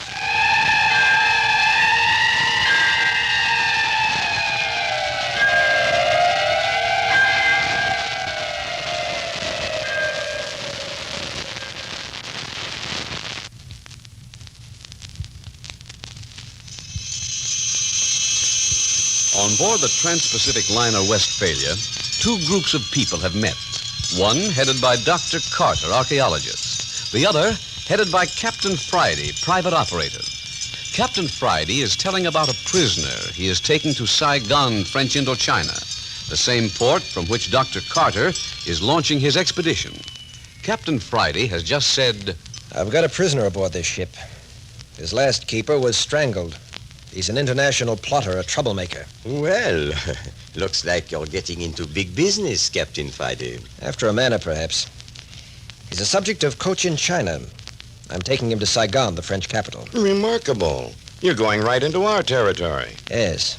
But there's a closer relationship between your scientific expedition and my little party than that, Dr. Carter. Of course, you know the story of how France got hold of the Cambodia territory. Yes, Moole, the Frenchman, when he discovered the ruins, carried the word back to France. And by being on their toes, French diplomats took the territory over before the rest of the world learned of the Khmer ruins. Fast workers, huh? Oh, any nation would have jumped at the chance to get French Indochina, had they known about it. Yes, it was a rich land, lying fallow for someone to take it. After all, Mr. Turner, Siam was in no position to investigate the Cambodia ruins, even had she known of them. France immediately opened this new and rich scientific field. All right, I'm squelched. I take it back. Well, if Skip doesn't want to argue the point, Captain Friday, suppose you continue. Well, as you just explained, France got Cambodia by means of a diplomatic coup. It didn't set well with a lot of people in that region, especially those with the Siamese leaning. Many felt that Siam had lost a vast treasure. But France has gotten little return for the amount of money expended in that territory. To date, anyway. That's true, Mills. And yet there's much dissatisfaction. Well, that's easily explained. There are innumerable legends of tremendous Khmer treasure which are supposed to be buried beneath the ruins of those old cities. Treasure, huh? You mean casts of gold and jewels? Oh, no, much more fascinating loot than that. For instance, there's supposed to be a huge emerald Buddha seated on a golden coiled cobra, numerous golden Buddhas, altar furnishings, priests and king's regalia, golden lions, golden howdahs and chairs. My word, Perry, that is a lot of Well, gold. I'm only reciting from the legends. According to the myths, the Thais Vandals came down from the north in great hordes and overran Cambodia. To save their treasures of the palaces and temples, priests buried them beneath the cities with the aid of slaves. Afterwards, the slaves were slaughtered.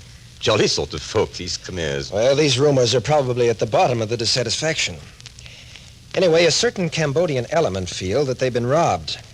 Up until the time the French missionaries entered the field and began to educate them, the resentment was unorganized and latent. They were ignorant, had no idea how to go about revenging themselves. Yeah, the old story. Yes, Dr. Carter. But French fathers continued to educate the people. The French government even assisted their efforts with appropriations. They selected brilliant Cambodian youths and gave them what corresponds to a high school education right in Saigon. And then they selected the brightest of their pupils and sent them to American and European universities. Hey, we have just such a student in our party. What's that, Mills? Sure, a chap named Taquan. Well, we have another locked in Skip's cabin. Extraordinary, Captain Friday. You mean a Cambodian college graduate has become an international criminal? Hardly that, Doctor. He's a representative of the rebellious element in Cambodia. He's been in the United States trying to raise a secret expedition to penetrate the jungles north of the city of Angkor, claiming that he knows the location of another of the lost Khmer cities. Say, you don't suppose Oh, that... I say, Perry, let's not speculate, huh? Speculation's bad business. Sure, well, of course. Excuse me for breaking in, Captain Friday. It looks as though I'm telling you a story you already know. You mind telling us who this chap is you have in handcuffs? Not at all. A fellow called Fen Lo. Never heard of him. Have you, Dr. Carter? I don't recall the name. Please go on, Captain. Well, it appears that Fen Lo has been telling that he knows the location of this new city's buried treasures. Rather odd. He didn't dig it up for himself and his friends, then, isn't it? According to his story, it'll take many men and some very modern evacuation machinery to get at it. That corresponds with the legends. The priests are supposed to have filled the passages leading down to the treasures with rock and a sort of cement. But they wouldn't have to tunnel in the original passage. Couldn't they dig in the earth paralleling the rocked-in part? No, Perry. It's too big a job for the natives. Even so, the treasure room would undoubtedly be cased in by a wall many feet in thickness. Yeah, but look here. If there's all this treasure under these cities, why don't the French government dig for it? That's just the point, Skip. The French are not convinced that there is any treasure. It's all rumor and native legend. They're not willing to spend the great sums necessary to excavate on the mere chance of finding something. And another thing, France hasn't had the money to put into such work, not under present conditions. In the meantime, she doesn't want other people nosing around too closely. By the way, Dr. Carter, how did you ever get permission to take an expedition into the country? By agreeing to turn over 90% of anything we should run across to the French government. Don't seem like that'd be very profitable. This is a scientific expedition, not a treasure hunt. Frankly, Captain Friday, I'm quite dubious about there being any treasure. I see. Well, anyway, the French government heard about Fenlow's activities in the United States and demanded his apprehension. We caught him in San Francisco and turned him over to the French consulate. A French attaché was started on the trip with him to Saigon. En route to Honolulu, the Frenchman was murdered. You don't say. By Fenlow? No. No, Fenlow was manacled to his berth. The attaché was killed on the aft deck, strangled with a cord. Aha, the worthy Fenlow had friends aboard. If he did, they were never apprehended. Fenlow was taken from the ship at Honolulu, and the French consulate, unwilling to subject another of its attachés to a like fate, called for a couple of volunteers to escort the fellow the rest of the way to Saigon. And you and Skip Turner responded. Well, I'll say we did. A 2.5 months vacation, and all expenses paid. Every peace officer in San Francisco volunteered. Well, finally, they put me in charge, and I selected Skip to come along. We picked up Fenlow in Honolulu and boarded their ship. And that's the story. But Mr. Turner mentioned your secretary, Captain. Oh, yes. I promised her she could come along on the next case. I didn't know, though, it would take us halfway around the world. But weren't you afraid to have her come after what happened to the French attaché? You don't know our secretary, Mr. Mills. Skip's right. Patricia's perfectly capable of taking care of herself. However, she's in no danger. It's quite apparent that the whole object of the attaché's death was the release of Fenlow. If there are any attacks on my party, it certainly won't be against my secretary. A remarkable story, Captain Friday. A remarkable story. Doubly so, since our paths have crossed. Captain, I think I'll take a look in the cabin. I want to give the only Cambodian in captivity the once-over. All right, Skip.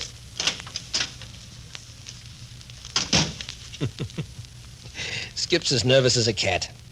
He believes there's something mysterious about our Oriental. All Orientals or just Fenlow? Well, Skip Turner's philosophy says that an Oriental at your back is a dangerous Oriental. Oh, the death of the French attaché probably has a good deal to do with his uneasiness. Very likely, Professor. Fenlow has been in a sort of cold rage since we picked him up in Honolulu. Prophesies innumerable deaths to pay for the outrage to his person. However, everything's gone smoothly so far. Listen. What's the matter, Mills? Thought I heard someone call out. I don't hear anything. All sorts of queer creaks and groans on a steamship. I remember... Listen. Someone's running. Captain Friday, the prisoner's gone. Fenlow's escaped? Here, look at the handcuffs. Incredible. Fantastic. My word. Did he do that? Scrape the flesh off his hands, forcing them through the manacles? He did, and he had someone to help him. There's no doubt about that. He couldn't have done this to himself alone. Pieces of flesh still clinging to the manacles. You're certain about that, Captain Friday? I've seen some strange and terrible things take place in the East. Dr. Carter, I don't believe there's a man in existence that could gotten out of those handcuffs alone. His hands were cuffed behind him and fastened to his bunk. And I saw to it that the cuffs were tight to his wrists. Sure, he couldn't have got away without help. But hadn't we better get on his trail? I don't think there's any hurry, Skip. He can't escape from the ship, and we're still a good number of days from Saigon. But if the French attaché was murdered... The first thing to do is to inform the master of the ship. He'll warn everybody aboard to remain in his cabin, then form a searching party. I'll attend to that myself. Please excuse me. Yes, of course. Now, look here, Dr. Carter. Supposing I go give Celia an earful of this and send her to her cabin if she's still on deck. Good idea, Perry.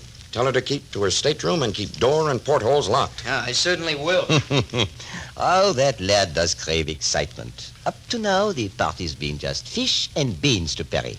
But now, things are looking up a bit. A mighty fine youngster. Oh, but aren't we Look all... here, man. I just happened to think of Captain Friday's secretary.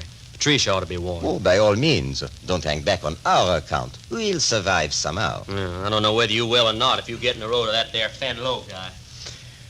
Oh, I say, Dr. Carter. Yes, LeBrun? Now that we're alone, what odds will you give that our own little Khmer playmate, Taquan, hasn't got a finger in Penlow's pie? Be careful, LeBrun. Uh-huh. Right the first guess. I'm afraid so. The chances are that Taquan and Fenlo are close friends. Both of them have been sent to American universities by French missionaries. Oh, undoubtedly. And take care, Professor. Don't put the idea into Captain Friday's head. If Taquan becomes mixed up with the authorities, we may never get him farther than Saigon. Our expedition is hopeless without him to guide us. Are you certain Captain Friday doesn't already suspect? I've been afraid of it. In fact, I have an hunch that he went to Taquan's stateroom on his way to organize the searching party. Do you think so? I do. Perhaps we'd best go see for ourselves. Come along with me.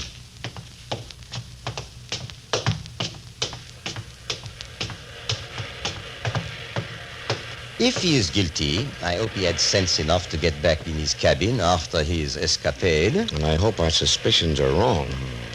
And still the ship plows on. Taquan's cabin's this way. Righto.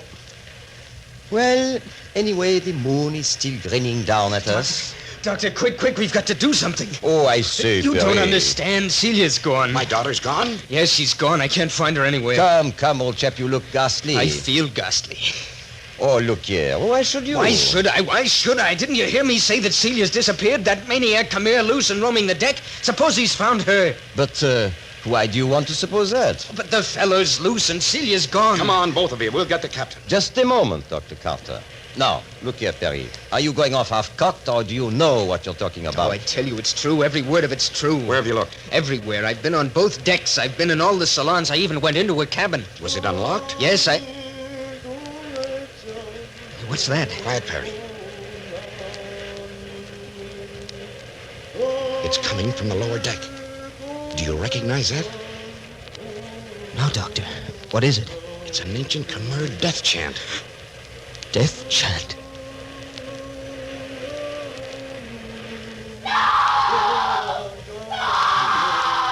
There. What did I tell you? Gotta move on. It's Celia.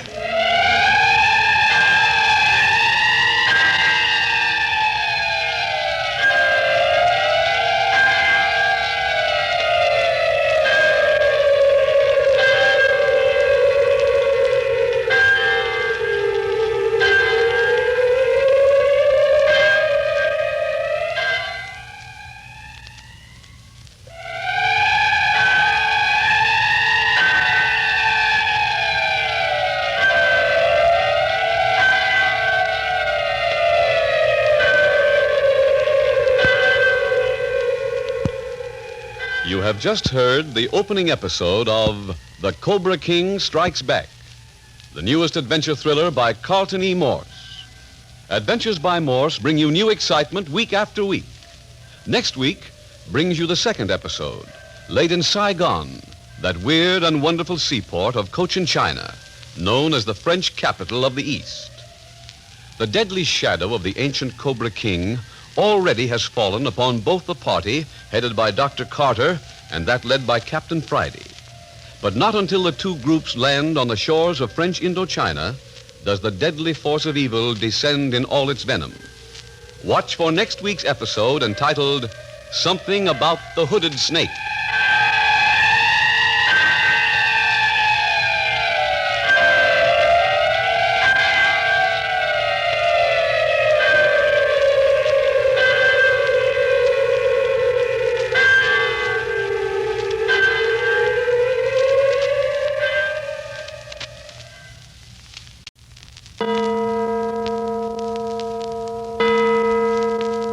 Adventures by Morse.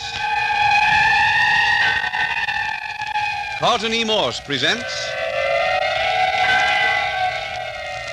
The Cobra King Strikes Back, featuring Captain Friday. If you like high adventure, come with me. If you like the stealth of intrigue, come with me. If you like blood and thunder, come with me.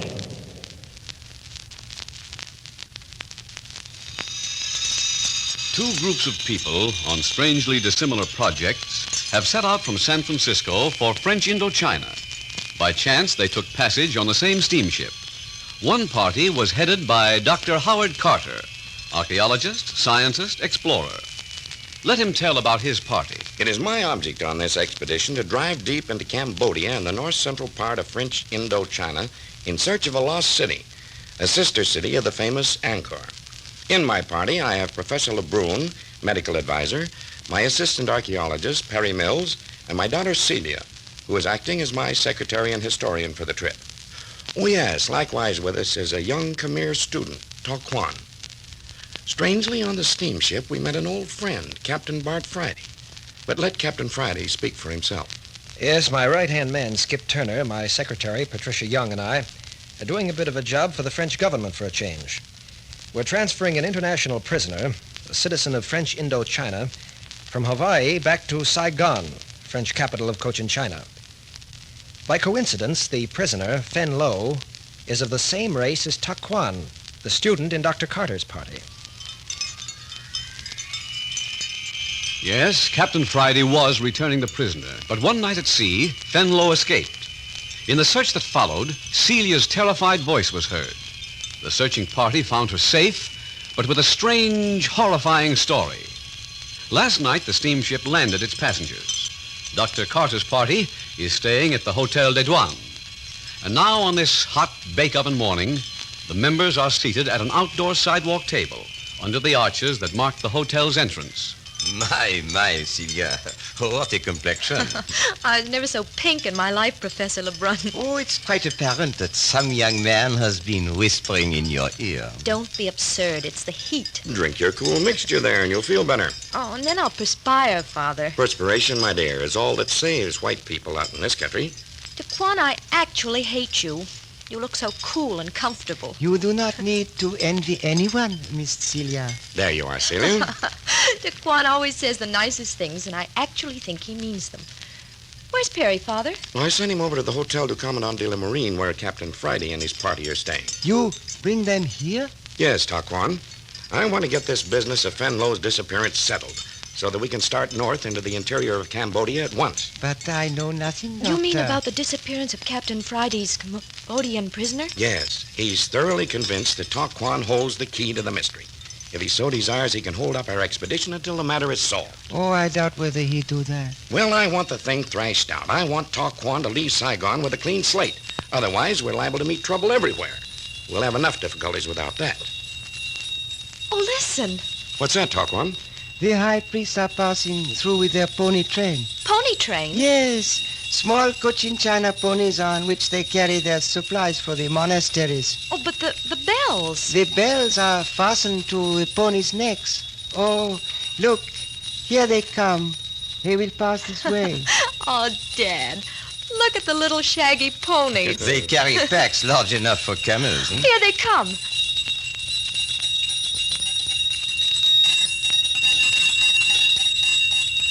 Oh, golly, they were cute. And the monks in their black habits and their faces covered, like something out of 1,001 Nights. They move right along in the heat of the day. Yes, the only thing in the whole country showing any animation.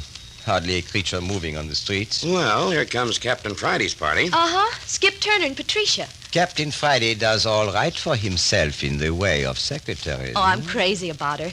On the later part of the voyage over, I noticed Perry Mills seemed to feel the same way. Oh? Why shouldn't he? You and Patricia seem to have grown very fond of each other. Oh, yes. I wish you were going into the interior with us. So you found the energy to walk out in this sizzling heat, Patricia. I've got a slave driver for a boss. Where he goes, it's expected I tag along. Morning, Miss Carter. Doctor? Hi, Professor Lebrun. Oh, Skip Turner in pith helmet and white ducks. That's me. Just what the ladies ordered. What about something cool to drink? Oh, definitely. I'd like something with lime or mint in it. Oh, let me get the drinks for the crowd. We have to go to the bar at this hour. Oh, never mind then. Of course, everybody wants something. I'll take Skip along for company. I'm your man. Well, come along. Oh, by the way, Dr. Carter, may I borrow Takwan in about a half hour? Yes, of course. I've got a star sapphire spotted in a shop down the street. I like the stone, but not the price. I thought perhaps Takwan could talk his fellow countryman into being more reasonable. Will you do that for the professor, Takwan? With pleasure.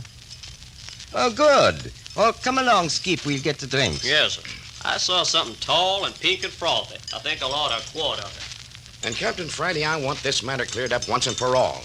I intend taking Taquan with me into the interior, so if you have any charges to file against him, will you please discuss them with me here and now and see if we can't come to some understanding.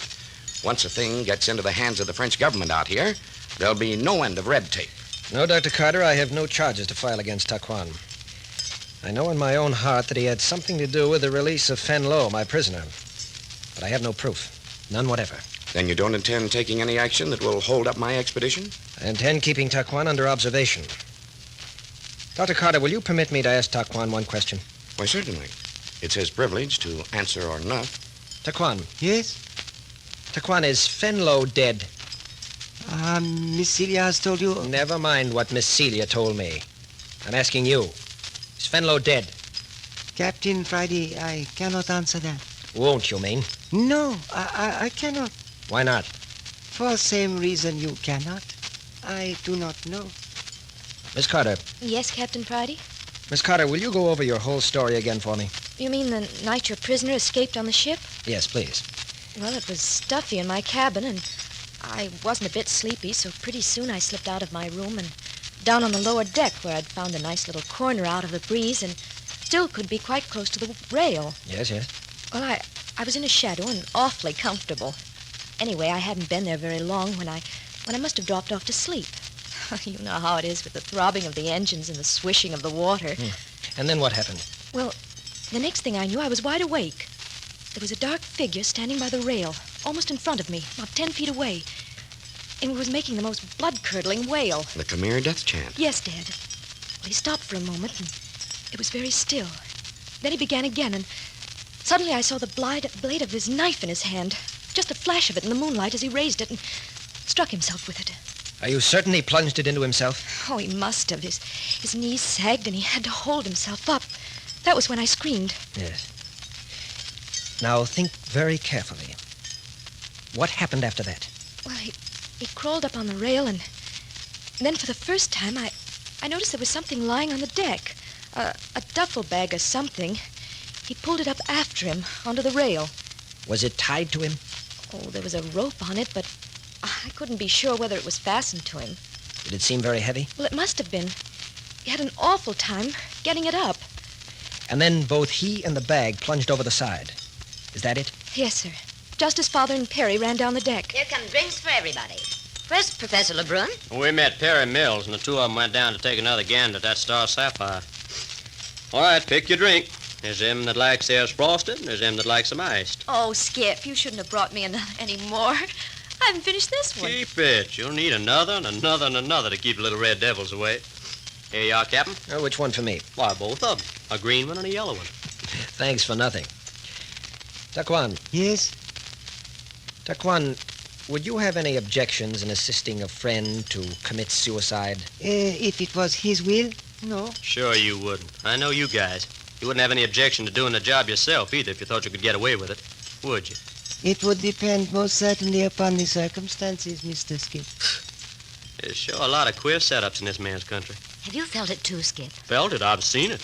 Look out there in the street. All them kids practically as raw as the day they was born. Well, but that doesn't mean that they're peculiar, Skip. That's just a custom. You know, after all, man suits his character, his customs, and his mannerisms to his environment. That's okay with me. They could do all that and still keep the shirts on, couldn't they? No, seriously, though. There is a strange atmosphere hanging over Saigon. Something secretive, something smoldering. And I'm not just talking about the mysterious East. It isn't the port of Saigon alone, Patricia. It's the whole of Cambodia. A veil of uncertainty, the sense of danger. How exciting. What kind of danger, Dr. Carter? Well, don't you remember me telling you aboard ship how legend has woven a strange story about this land? How it's supposed that hundreds of years ago some strange force visited French Indochina and drove all the inhabitants from the great cities, wiped the cultivated lands of northern Cambodia free of civilization, and then the jungles and luxuriant plant life crept swiftly in and engulfed everything that had been built by man. And you mean to say that strange, same force still hangs over this part of the world? When you say something, do you mean the supernatural, Father? It's hard for an Occidental to say, Celia. There are strange Easty forces at work here, beyond our grasp or understanding. Mostly imagination, isn't it, Doctor? Wouldn't it be glorious to go with Dr. Carter's party? Couldn't we go? Hey, couldn't you arrange it, boss? We are going. What? Hey, are you kidding, Captain? We're going with Dr. Carter, if doubling the size of his party won't be too much inconvenience. But But, Captain Friday, why on earth do you want to go into the interior of Cambodia? Yeah, what's the idea, Chief? If I want to scramble through the brush, I'd rather go back to San Francisco and climb Mount Tamalpais. It's safer. Shame on you, Skip. I thought you were a fire eater. Sword swallowing's my specialty. No, Carter, I'm serious. Well, Captain, this is most astonishing. Taquan, what's wrong? No. What's the matter? No, they must not go. Wait, what do you mean? I take you. I guide you many strange places. These others, they must not go. Don't want me along, huh? Well, it's just too bad, Taquan, because I'm going. It is for your own good, I warn you now. Yeah? You mean we're sticking our necks out if we go? I cannot be responsible. Hey, Captain, I think I would like to go along on this trip. Sounds interesting. It's all settled. Dr. Carter, I'll stand our share of the expedition expenses. I'll guarantee that there'll be no interference with your scientific work. Why, under those conditions, I'd be delighted to have you. Patricia, did you hear that? You're going along. It's wonderful. Captain Friday, I'm your secretary for life. Great. Taquan, where are you going? I am to meet Professor Lebrun and Mr. Perry. But why right at this moment? Oh, they have gone to jewelry shop. If it is better, I should be present. You please excuse my departure? Is it all right, Captain Friday? Yes, let him go. Very well. We'll expect you back for lunch. Yes, one always return at feeding hour. You notice the way that bird looks at you? I think he has interesting eyes. Yeah, the eyes of a fanatic. Taquan would as soon slit your throat as look at you.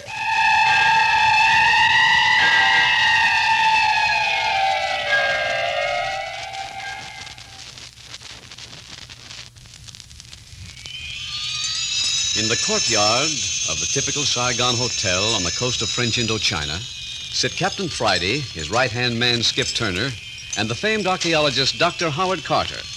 Outside the terrace, the sun is blazing and smoldering. Within the cool shade, Captain Friday is unfolding a plot of intrigue. Dr. Carter, there's something very, very peculiar going on in Cambodia at the present time. You've seen something? Well, to begin with, the French authorities almost went down on their knees to me this morning, begging me to accompany your party. Why, that's strange. Hey, you mean we gotta be an armed guard? No. At least I don't think there's danger for your party, Dr. Carter. There's something else. If it was dangerous, they'd simply forbid you to go north. Taquan seemed frightened at the idea of you joining our party, Captain. Yes, I think I know why. I don't believe Fenlo committed suicide on the ship. I think he's reached Cochin China and is hiding out, awaiting an opportunity to connect with Taquan again. Why do you think that, Captain? Well, if Fenlo is alive and a friend of Taquan, it would explain why Taquan wouldn't want me on the trip. Oh, sure. He knows we'd nab him and turn him into the French government. Uh-oh, here come the gals. Oh, this is much more fun. And besides that, we'll have to get some clothes suitable for the trip. Hey, don't you ever talk about nothing but clothes? Well, I've already got mine, Patricia. Dad gave me a whole list of things before we left San Francisco. Would you girls sit down? No, thank you, Dr. Carter. I'm going to look over Celia's outfits for the trip. We'll need a lot of things to go into the interior. You hear that, Captain? Yes, I was afraid of that. Father, I'm going to stay with Patricia at her hotel tonight. There's so many details to discuss. Do you mind? Not at all, my dear. I hope the budget will provide proper traveling equipment, boss. I think we'll manage. I see where this trip's going to cost you money, Captain. Goodbye. We'll see you later. Bye, folks. This is Patricia's first big adventure. Well, here now, Dr. Carter. You and Skip draw your chairs up. I want to talk to you. Mm-hmm. Just as I thought. Just as you thought about what? I knew you had something up your sleeve all along. Well, I have. You'd better keep it up yours, too. Dr. Carter, how important is the seven-headed cobra in the lives of the people of Cambodia? Why, it's the most sacred emblem in existence. It represents a supreme being himself to these people. Did you ever hear of the emerald seven-headed cobra coiled on a base of pure gold? The sacred cobra of Topram. What if it were stolen from the country? Stolen? Why, what are you talking about, man? The Topram cobra has been lost for centuries. Its existence is entirely legendary. But supposing its existence were known to be fact, that its whereabouts were surmised, what would that mean? Is that the truth? Are you talking facts? Now, wait a moment. Answer my question. The recovery of the Topram cobra would mark a new era in the history of Cambodia. It would mean that everyone with a drop of Khmer blood in his veins would migrate back to the north. It'd mean the rebuilding of the Khmer Empire. And why would it mean that? Yeah, how come it's so doggone important? The people have been waiting for this sign ever since the downfall of the empire. The seven-headed emerald cobra vanished just before the kingdom fell. At that time, one of the great priests prophesied the end of the empire and added that the Khmer people would be as scattered sands over the earth until the cobra reappeared. So the return of the Cobra King would be the fulfillment of an ancient prophecy. Well, come, what is it all about? Answer me, Captain. I tell you, if there's any truth in your words, we are about to witness one of the strangest transformations in a country that has ever taken place. Is it true? The French authorities are fearfully wrought up. I'm afraid it's true. Afraid? Afraid? Why, man, I'd give my life to see this thing happen. Why, there would sweep up this great valley one seething throng of humanity. It would be one mammoth crusade with men, women, and children turned into a maddening mass of religious frenzy. It's just exactly what the French officials fear. Why, these people would go into this wilderness and turn it into an habitable place overnight. Undoubtedly, they'd try. But think of the hundreds and thousands of these people, stirred by religious fervor, who would die miserably in that wilderness. Oh, there'll be no holding them once the news of the Cobra spread about. Yeah, the French officials know that, too. Tell me, Doctor, what would happen if the Cobra was stolen? There would be such an uprising as this world has never witnessed before.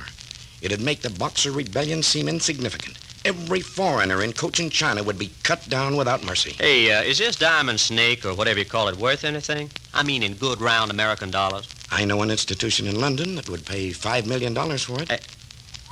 Hey, Captain, did you say you know where this gold snake is? I did not, but Taquan knows. What? Taquan knows if anybody does. Good gosh, and here we've let him slip out of our hands. Well, how do you figure that, Skip?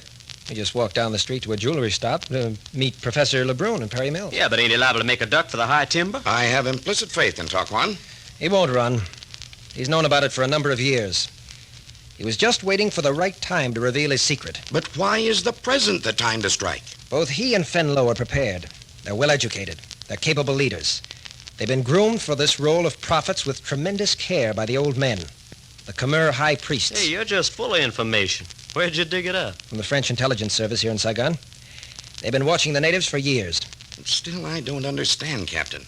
Why do they want you to go into the North Country? Why don't they send one of their own spies who knows the country and the people? Every available man they have is known to the Khmer's priests. Hey, careful, Captain. There's a pop-eyed Hindu rug peddler standing behind you. Be on your way.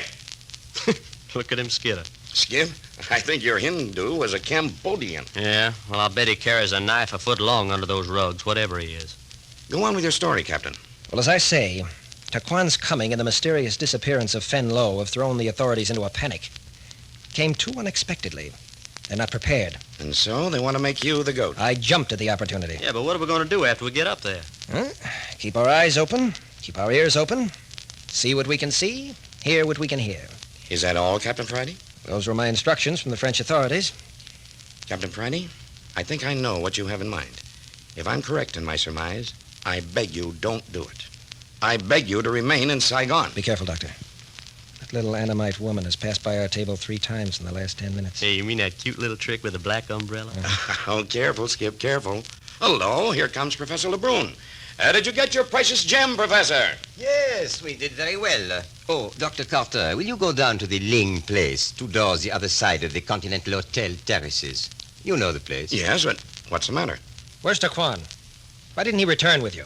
Taquan is waiting for Dr. Carter. Waiting for me? Then I'd better hurry. Excuse me, gentlemen. I'll take no longer than necessary. Well, what do you know about that?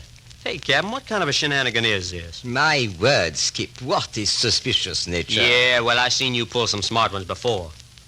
Are you sure you ain't along on this expedition as something besides medical advisor for Dr. Carter? Oh, come, Skip. We are all one big family now. Yeah?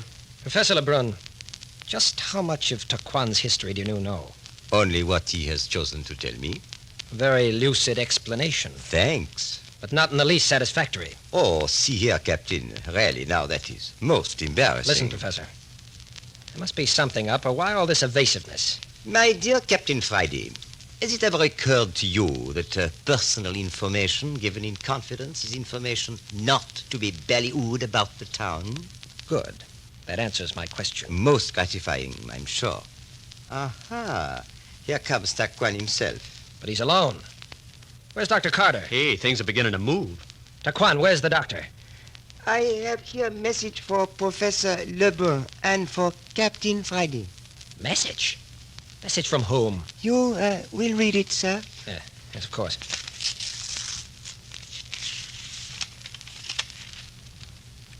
Taquan, what does this mean? I know not what is in message. Lebrun, do you know anything about this? Not having seen it. Well, read it.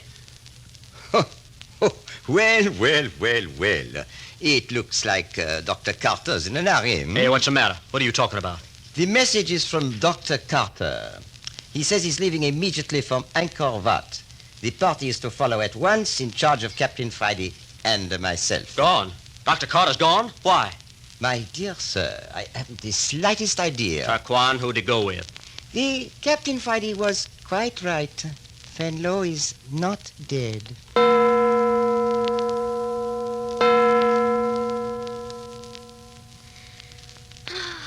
Oh, dear. Are you awake, Patricia? Isn't it the limit? I'm so excited I can't even close my eyes. You sleepy? Not very. It's a shame. Me rolling and tossing and sighing after bringing you over to my hotel. Bed's nice, though, isn't it? I didn't suppose they had beds like this up in this part of the world. Wasn't it the most curious thing, the way your father just up and left us? I hope Dad's all right. It'd be terrible to have anything happen to him. That Taquan gives me a creepy feeling. I hope Captain Friday and the professor get on together. They're to be joint leaders of the party until we get to Ankar Wat. Just think of it. Ankar. A place you read about in books. I never dreamed of actually seeing it. Cambodia. The realm of the Cobra King. And tomorrow we leave Saigon. Tomorrow. I'm certainly glad we did our shopping this afternoon. Mm-hmm. Must be beautiful to the north. Your father was telling us. Red and purple flowers, poinsettias, rhododendrons, orange and yellow lilies, cane and coconut and bananas and bamboo, and rice and cactus and creepers. Can you imagine a country like that, Celia? Oh, going to sleep. What'd you say, Patricia? Go on to sleep, Celia. I was just daydreaming. Oh, I'm sorry. Listen. I left the window open. Did you hear anything? What are you talking about? Didn't you hear a noise at the window? Of course not. You're all nerves tonight, Patricia. It isn't nerves. I heard something. Well, what did it sound like? I don't know. Listen.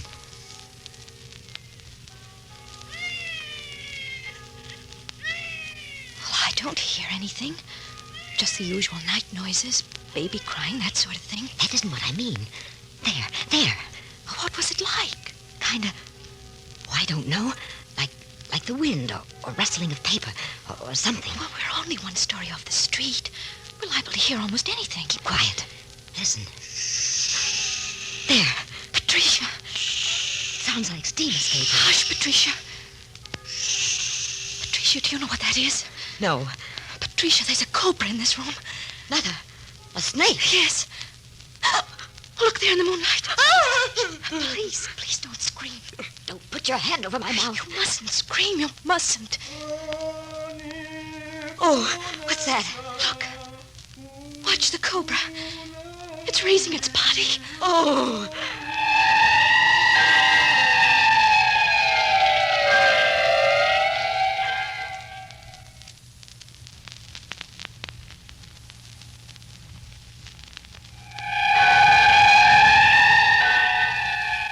The terror of Cambodia has descended upon the Carter expedition. The Cobra, emblem of the ancient Khmer civilization, has raised its head in defiance against this party of invading Americans. And it wasn't until Captain Friday, his secretary Patricia, and the reckless Skip Turner joined the expedition that trouble began. You have just heard the second chapter of The Cobra King Strikes Back, a new thriller in the series of Adventures by Morse. Next week, you will hear Chapter 3, entitled The Mad King of Ankar, which will take you deeper and deeper into the jungles and into the sinister intrigue of French Indochina.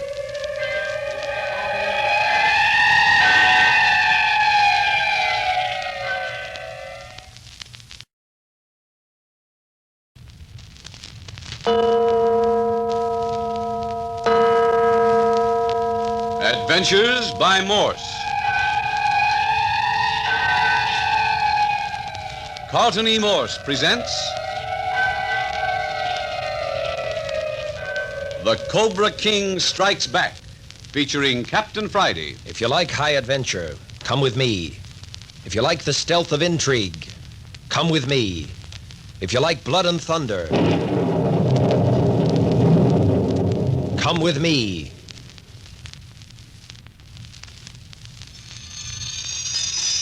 Several weeks ago, two groups of Americans boarded a trans-Pacific liner for Cochin, China.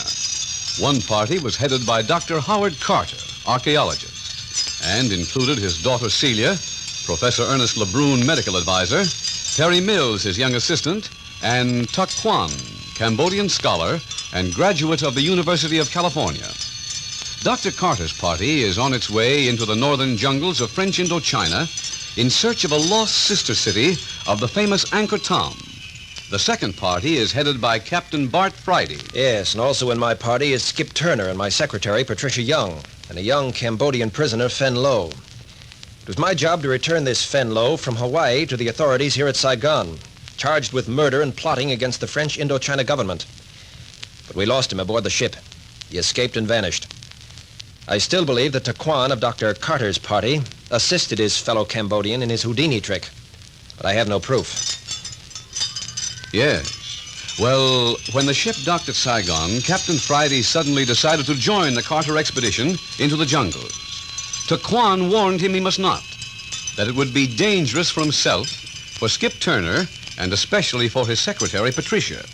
Then Dr. Carter disappeared out of Saigon, just whisked away, leaving a note telling Professor LeBrun and Captain Friday to organize the expedition and bring it north, and he would join the party at the ancient jungle city of Ankar Tom. The night before the expedition is to leave, the two girls, Celia and Patricia, were spending the night together. Out of the darkness and through their open window came first the ringing of bells in the city, then the sound of a chanting voice, and then the hissing of a snake as a giant cobra was tossed into the room. The snake is standing on its tail, swaying rhythmically to the weird chanting coming from the street outside the window. Then suddenly a wicked animal-like face appears at the window. The face at the window. He's climbing in. He's coming in. I'm going to try to reach the door. No, you mustn't. Don't get off the bed. The cobra's on the floor. Oh, we can't just lie here. Is he still at the window? He's sitting on the windowsill. A little squat man. Go away. Go away, do you hear? Wait, I've got a gun under my pillow. Do you dare shoot him? Wait and see. Go away or I'll shoot. Get out of here. He doesn't move. I'll count 3 and then look out. He's moving. He's coming into the room. Oh, there. Did you see that? Did you see him get out of the window? Deformed. A little deformed man. Did you hit him? No. I fired over his head. What did he want? Why pick out our window to climb in? I don't know. Anyway, that shot ought to rouse somebody in the hotel. I'm going to get out of here. Don't you dare put a foot out of this bed while that cobra's in here. He's deadly poisoned. Patricia, what's that shooting? Hey, boss, there's a cobra loose in our room. Cobra? Are you certain? Yes, Captain Friday. We saw it in the moonlight. Someone put it in through the window. Is the door locked? Yes. Is the key in the lock? No. Good. Skip Turner's with me. He'll have it open in a jiffy. Get to work, Skip. All the rest of you people stand back. Did you hear them say there was a cobra loose in there? Watch out when you open the door. He's a big one and he's angry. You two girls don't move from your bed. Skip's got the door open. Shall I try to shoot it if I see it again? Put your gun up. You might shoot one of us. We'll take care of the snake. All right. I'll throw open the door now. Skip, be ready with your club. I'll use my pistol. All set. Good. Turn on the lights. Right there by the door. Good. There he is, there in the corner. The lights blinded him. Hey, good shot, Chief. Right through the neck. Shut the door, Skip. Keep that crowd out of here. Oh, gee, boss, some excitement. You girls all right? Oh, now that I'm over my scare. But talk about your nerve. I'll have to hand it to Patricia. Well, I'm so scared I can't keep my teeth from chattering. Hey, what did you shoot at, Patricia? Was it just to rouse us? No, there was somebody in the window. Man? A little deformed man. Did you hit him? No, I shot through the window over his head. Oh, shouldn't have done that. You should have let him have it. I couldn't shoot a man. Well, he had it coming.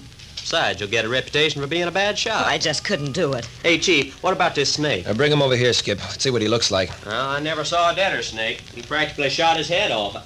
Hey, look at here. There's a paper tied to his tail. A message? Well, something like that. Here, take a look. Written in French. Yeah? Well, that don't do us no good. Here, may I see it? Oh, Captain Friday, it's a warning. What does it say? Well, as near as I can translate, it says that This snake is an envoy from the great Cobra King, and that he brings a warning that it'll be fatal for Captain Friday, his secretary, or Skip Turner to enter the realm of the Cobra King. Fatal, huh? Fatal for this Cobra King guy, maybe. Hey, who is he, anyhow? There's no such person, Skip. He's the mythological founder of the Khmer civilization.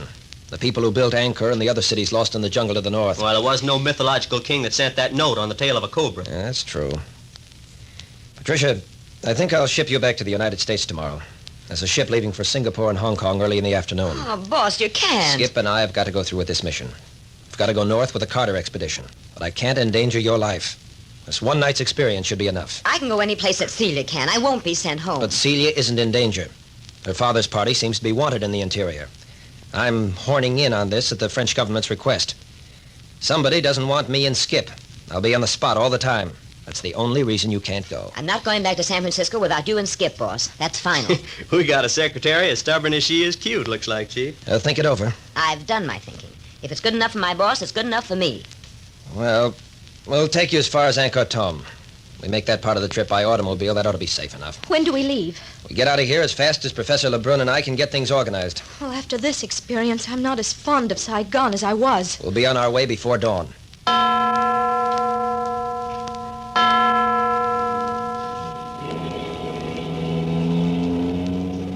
The trip by car from Saigon to Ankar Thom took from 3 o'clock in the morning until mid-afternoon, through groves filled with wild monkeys, and then up into higher country, where the brilliant feathered parrots and parakeets and other tropical winged creatures filled the eye with color and the ears with horrible screeches and squawks. And then the car swooped down into the low country, the swampland, hot, humid, fetid, where the water was scummed over and stank of dead things. The only living thing heard on this part of the trip was, yes, one single mockingbird. And then slowly the road swept upward. It was still hot, but there was the coolness of altitude in the air as the car came up the tangled jungle plateau. And at 3 in the afternoon, they came to Angkor Wat, the great temple about which the ancient city was built. They went to the only hotel in the place. Dr. Carter had not yet arrived. But Professor Lebrun, Father said we were to meet him here at Ankar Thom, and he isn't here. He just disappeared. Oh, don't worry about him, Celia. Dr. Carter's been taking care of himself for a long time now. This is such a desperate, secretive country. It gives me the shivers just to stand out here in the open this way. Shivers in this kind of weather. Look at the heat waves quivering about the pinnacles of old Angkor Wat. Angkor Wat. The most awe-inspiring temple I've ever seen. It reminds me of a haunted palace. Exactly what it is. A haunted temple, centuries upon centuries old. It's sinister. But, Professor, is there only one hotel here in Ankar Thom? Isn't there any place else Dad might be? No, Celia. Only the one little bungalow hotel. Everyone visiting Angkor Wat stays here. Then we can't do a thing. Nothing but wait. Undoubtedly we'll hear from him when he's ready for us to join him. And what's become of Taquan? He's supposed to be our guide. And yet he left us the minute we arrived, vanished as completely as Dad. You are a prized little trouble finder, aren't you, Celia? Well, it's so different than I thought it would be. I thought we'd all camp together and be good friends. But Dad disappears, Taquan's deserted us. Yes. And here we are, scattered all over the map of Cambodia. And worse than that, everything is wrapped up in mystery and warnings and threats and danger signs. Ah, here's young Perry Mills now. Hello, Perry. At least our assistant archaeologist is still with us. He's as worried as I am. Did you find out anything, Perry? Oh, Celia. Professor Lebrun, I've made inquiries at the hotel and from everybody I could get hold of. And as far as I can find out, Dr. Carter has never arrived here. Oh, is that so, Mills? Oh, look here, Professor Lebrun. Why be so doggone supercilious? If Dr. Carter's in danger, I want to know it. We'll go back to Saigon as fast as we can and demand a government search for him. And tell me, how would you get back to Saigon, even if you wanted to go? The motor cars that brought us are probably halfway back there by now. I'd forgotten that. But look, we can't just stand around. Oh, be reasonable, Perry. Dr. Carter said he would meet us here in Angkor. He didn't say he'd be here the moment we arrived. Ah, look. The sun is just going down behind the temple. Massive thing, isn't it? Reminds me of the pyramids. Has that same mountain-like grandeur. I've never seen the pyramids, but its general artistic ensemble is is much more striking than even the Taj Mahal. Oh, look, there goes the sun. See, the temple's turned from gold to marble color. Oh, lovely. Oh, look at that great cloud of birds. What a wonderful sight. Just as the sun sank, that great flock of white birds rose out of the forest. The most vivid thing I've ever had the pleasure of seeing. Oh, Captain Friday. I was just talking with a French engineer at the hotel. He tells me that in spite of the fact that they had to actually chop this temple out of the wilderness, there's not the slightest sign of decay. Incredible. He says the carvings on the galleries are as perfect as the days they were made. I can believe it. I can almost hear the ancient priests chanting in the galleries. And the dancing girls. There were dancing girls, of course. Hundreds of them. Girls with little silver bells and sparkling tiaras. Canopies of jasper, floors of silver. Beautiful priestesses with strings of rubies about their white throats. Oh, listen.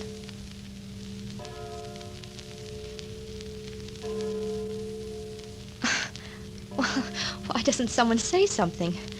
Makes the cold chills run up and down my back just standing here. It affects us all the same way, Celia. It's the past, casting its spell. Cambodians are afraid of that feeling. They think it's the spell of the Cobra King. They think it's a warning for them to keep out of this part of Cambodia. They link it with the force that originally drove the Khmers out of Angkor and the other great lost cities. Honestly, did the Khmers just drop everything and leave their cities? They left everything, Celia. But not until they'd buried all their precious jewels and sacred ornaments. And is the sacred seven-headed cobra of emerald buried in one of these cities? Shh, Celia, not so loud. Hiya. Hi, Chief. Ah, Skip Boston. In Boston. Patricia's with him. I wonder if they found anything. Oh, undoubtedly Skipper's 3-day clue. Hi, boss. We discovered something. What did I tell you? Boss, Skip and I ran onto the queerest old Englishman you ever saw. Lives down there on the edge of the woods all by himself. An hermit, eh? Well, I didn't ask him. But he had a long white beard and watery eyes and long skinny hands. Yes, you've nosed out an hermit, all right. So he's a hermit. What about him? Got a bunch of information out of him. Information about what? Dr. Carter. About Dad? Really? Hey, just a minute. What did you find out, Skip? Has Dr. Carter been here? Sure. Great caravan came through last night. Went through like a train of cars. They left us behind. Father must be a prisoner.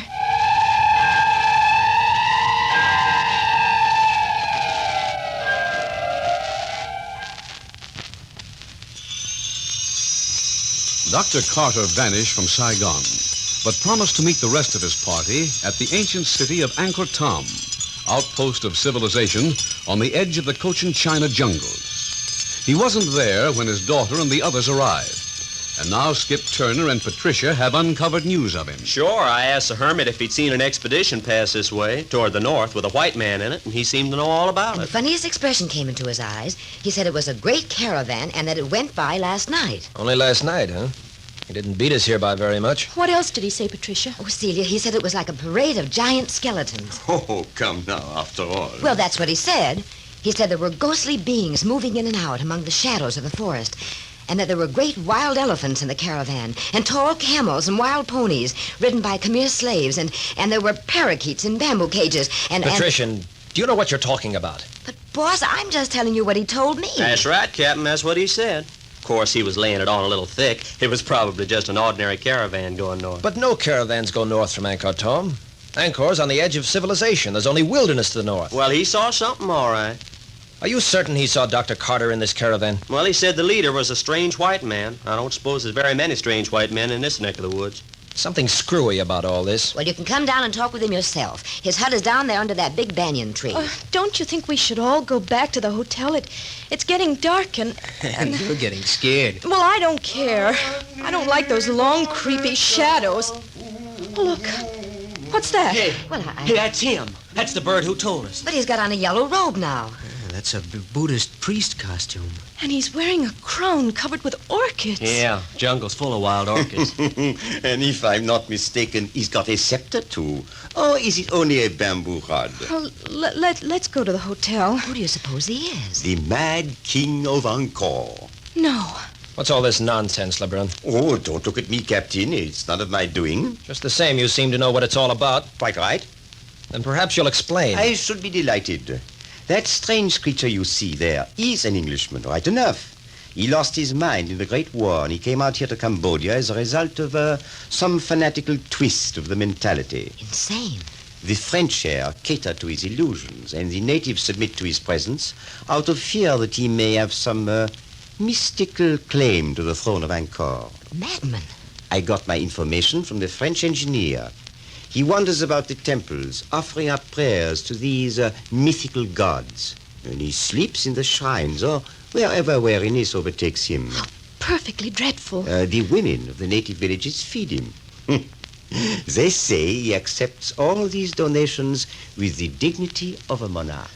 It's getting too dark to see much. Let's go back to the hotel and figure what to do next. Yeah, and get some fodder. I'm hungry. Oh.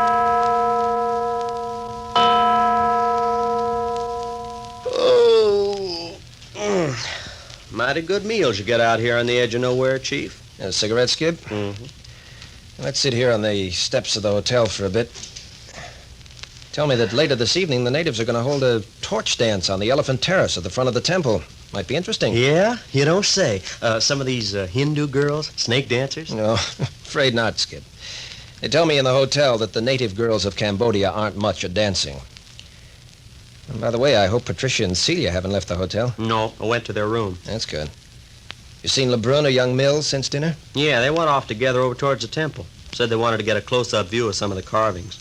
A queer time of night to be studying carvings on a temple wall. Well, they had flashlights. Hey, the nights here are certainly blackouts, ain't they? You'd think we was on the bottom side of a tea kettle. Our Cambodian guide has certainly made himself scarce since we arrived here. Taquan? I think I caught a glimpse of him just before we went into dinner down in that grove of... what kind of trees did you call them things? Banyans. Oh, yeah, down in that grove of banyans. What was he doing? Or nothing that I could see. Just caught a glimpse of him, and then he disappeared in the shadows. Now, look here, Skip. What do you think about this business? Not a bloomin' thing. It's all wild horse meat to me. You and I start to bring a prisoner to Saigon, and he gives us the slip aboard ship. Then we arrive in Saigon, and you suddenly decide to become an explorer and drag us off up here to Angkor with Dr. Carter's party. Yes, but I explained the reason for that. The French government's afraid of an uprising among the Cambodian natives. Why? Because of the supposed finding of the ancient seven-headed emerald cobra. Oh, shucks, Chief. Ain't nobody gonna get very excited over a statue of a snake. You don't know the fanaticism of the East, Skip. There'll be plenty of excitement if the sacred cobra is found. You mean one certain statue? The one and only emerald cobra. Now, what's that got to do with us, Captain Friday? We're representing the French government. We're here to see that there's no such uprising. If necessary, to capture this seven-headed cobra and get it out of the country. Yeah? Some job. A dangerous job. You heard what Dr. Carter said. You mean about the priest following you and sticking a knife in you no matter where you went? Yes. That's a lot of hooey. It's a very well-established fact. Yeah? It's been done before. Well, then what did you take the job on for? Skip, never before in my career have I let a prisoner escape. That Cambodian killer, Fen Lo, slipped through my fingers, and I don't like it. Yeah? So that's what's eating you, huh? I'm going to recapture that fellow, dead or alive, if I spend the rest of my life in Indochina. Well, what makes you think you'll find him up here in this wilderness? 2 reasons. First, when Taquan brought us the message in Saigon that Dr. Carter had gone on ahead, he also said that I was right about Fen Lo not having committed suicide. Remember that? Sure. Fen Lo's alive. Well, that was a subtle challenge sent to me. It indicated that Taquan had been in touch with Fen Lo quite recently. It also meant that Fen Lo defied me to capture him, now that he was back on home territory. Oh, I begin to see. The fact that the excitement over the possible return of the Emerald Cobra comes just at the time of the return of Taquan and Fen Lo from the United States leads me to believe that there's a very definite link between those 2 incidents. Uh-huh. So I figure that as long as I can keep within range of Taquan, I won't be very far from the center of excitement. Nor will I be far from the man I want, Fen Lo. Yeah, but what's going to prevent Taquan from beating it into the jungle and leaving us stranded here in Angkor? That's exactly what he would do if it wasn't for the Carter party. He's got some sort of understanding with Dr. Carter and Professor LeBrun. He won't desert them. Probably he's sworn to protect them in case of an uprising. LeBrun and Carter were very good to him while he was in the United States, and people of the East are tremendously loyal to their friends. And we're riding along as excess baggage on this friendship. That's right. It's a most uncomfortable position to be in, Skip. Taquan won't give us any protection if he can get out of it, without breaking faith with Dr. Carter and LeBrun. Yeah. Well, I don't think we ought to take Patricia back into the woods under them conditions. Oh, bring her along, Captain. Hey. I'll vouch for her safety. Hey, LeBrun, how long you been sticking your ears in on this confab? Oh, goodness, Mr. Turner. What a tremendous reserve of bellicosity you must have. Always jumping out at people. Yeah, well, I don't think much of guys with long ears. Delightfully fresh. Well, you get the drift, anyhow. Oh, without a doubt. Never mind, Skip. What was it you said, Professor Lebrun, about my secretary? I said bring Patricia along on the expedition. She'll be as safe as any of us. Yeah? But what about Captain Friday here and me? Oh, I say, Skip, you don't want me to set up a guard around you and the captain, do you? I can take care of myself, don't you worry. That ain't the idea. What I want to know is this Taquan bird leading Captain Friday and me into a trap? Look here. I can arrange it so that both of you will be under the same protection as the rest of us. How? Well, forget about this business of the French government. Forget about the seven-headed emerald cobra. Forget you ever heard of anyone by the name of Fenlo. Come along on the expedition as a couple of guests of Dr. Carter. See the sights. Enjoy yourself. Make it a first-class vacation. Oh. My reasons for being in this part of the country seem to have traveled ahead of me. You had your warning in that Cobra incident in Saigon? My answer is no. I'm here to get Fenlo. I don't leave without him. You don't know what you are setting out to do, Captain Friday. Are you trying to defend that murderer? According to his lights, he is not a murderer. He was treated unjustly, and he struck to free himself from further injustice. Justice is not a matter of individual idea, Lebrun. According to law, Fenlo, a prisoner, killed his captor, a French consul attaché.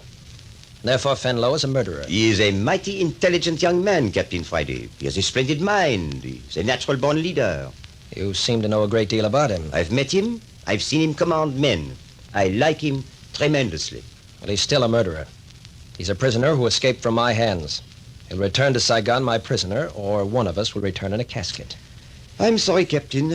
There is nothing I can do for you, then. You're not leaving us behind, Lebrun. According to the instructions of Dr. Carter's note, I'm co-leader with you on this expedition now. Oh, no. You'll go along all right. There's nothing more you could do for us.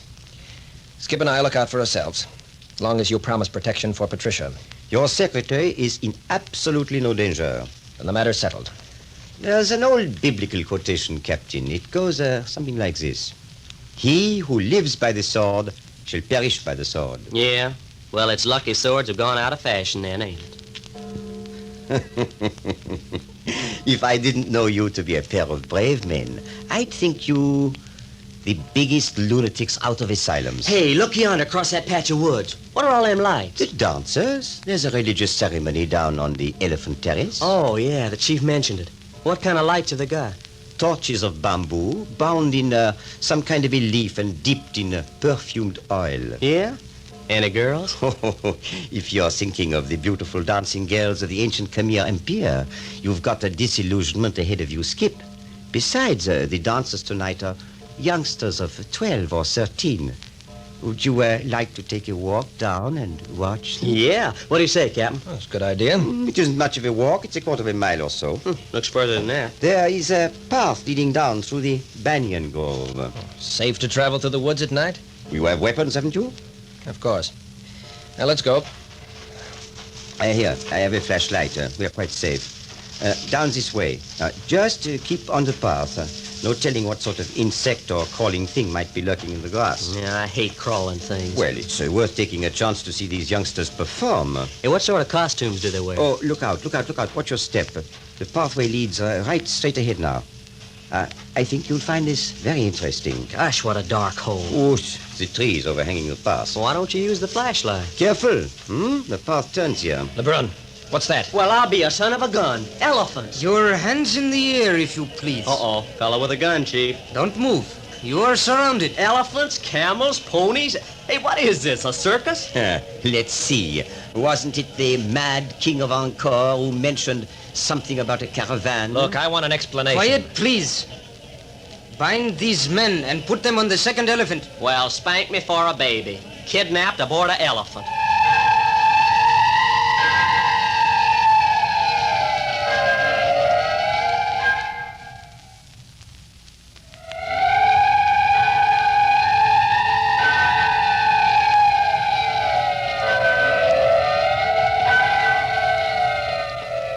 Taquan comes and goes like a gray phantom in a ghostly kingdom. And now Captain Friday, Professor Lebrun, and Skip Turner are the victims of the weirdest kidnapping plot ever conceived. But what's become of Perry Mills and Celia and Patricia? The fourth episode of The Cobra King Strikes Back will come to you next week and is entitled The Temple of the Gorillas. Watch for next week's colorful episode, Temple of Gorillas, brought to you in this newest series of Adventures by Morse.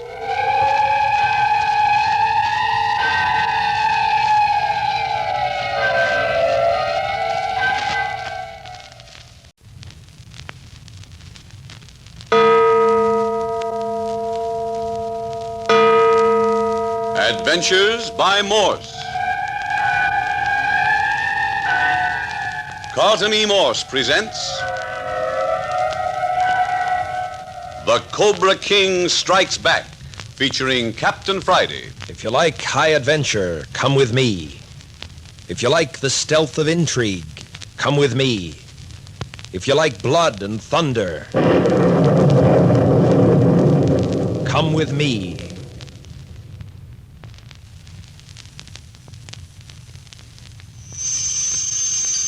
Angkor Thom, the shell of an ancient city carved out of the jungles north of Saigon, French Indochina, is nothing more than a monument to a dead nation. Every member of the scientific expedition felt it the moment they arrived. But how did this party get to Angkor Thom, and why? Let Captain Bart Friday and Professor Lebrun tell you. Captain Friday? Well, when Dr. Howard Carter, leader of this expedition, disappeared from Saigon, he left word appointing Professor Lebrun and myself co-leaders of the party. He instructed us to meet him at Angkor Thom. Upon arriving, we not only discovered Dr. Carter wasn't here, but that the place is cloaked by some subtle, terrifying influence, some Eastern mysticism. The natives say it's the curse which was used centuries ago to ruin the great Khmer nation and cause its cities to be lost in the sullen jungles of Cambodia. They believe the curse still hangs over the land and will remain until the precious seven-headed emerald cobra returns. But Professor Lebrun can tell you better about this religious symbol. Oui. The Taprom Cobra is a great seven-headed cobra statue carved from purest emerald and is coiled upon a base of solid gold. There is a rumor it is about to reappear in Cambodia. If it did, there would be a religious uprising among the natives of Cochin, China. Everyone with Khmer blood will flock back into the jungle, rebuild the ancient cities, and re-establish the ancient Khmer kingdom. Yes, that's just what the French government's afraid of. That's why they're sending me along with the Carter expedition. If the giant religious symbol does reappear, it's my job to make it disappear before the rank and file of natives hear about it. Yes, and while Dr. Carter has made you a part of our party, he is very much opposed to this move. Dr. Carter does not want violence. All he wishes to do on the expedition is glimpse the famous Emerald Cobra and discover another of the lost jungle-covered Khmer cities. Well, I've got a second reason for joining the expedition. Skip Turner and I were supposed to deliver a prisoner, Fen Lo, from Hawaii to Saigon. He slipped through our fingers. I believe he's somewhere up here in these northern jungles. I expect to get him back. And so the party came to Angkor. On the evening of the first day there, Captain Friday and Skip Turner with Professor Lebrun were walking through a banyan grove when suddenly they were set upon by natives. They were bound hand and foot and thrown in a howdah on the second elephant in a caravan of elephants, camels, wild ponies, and mules.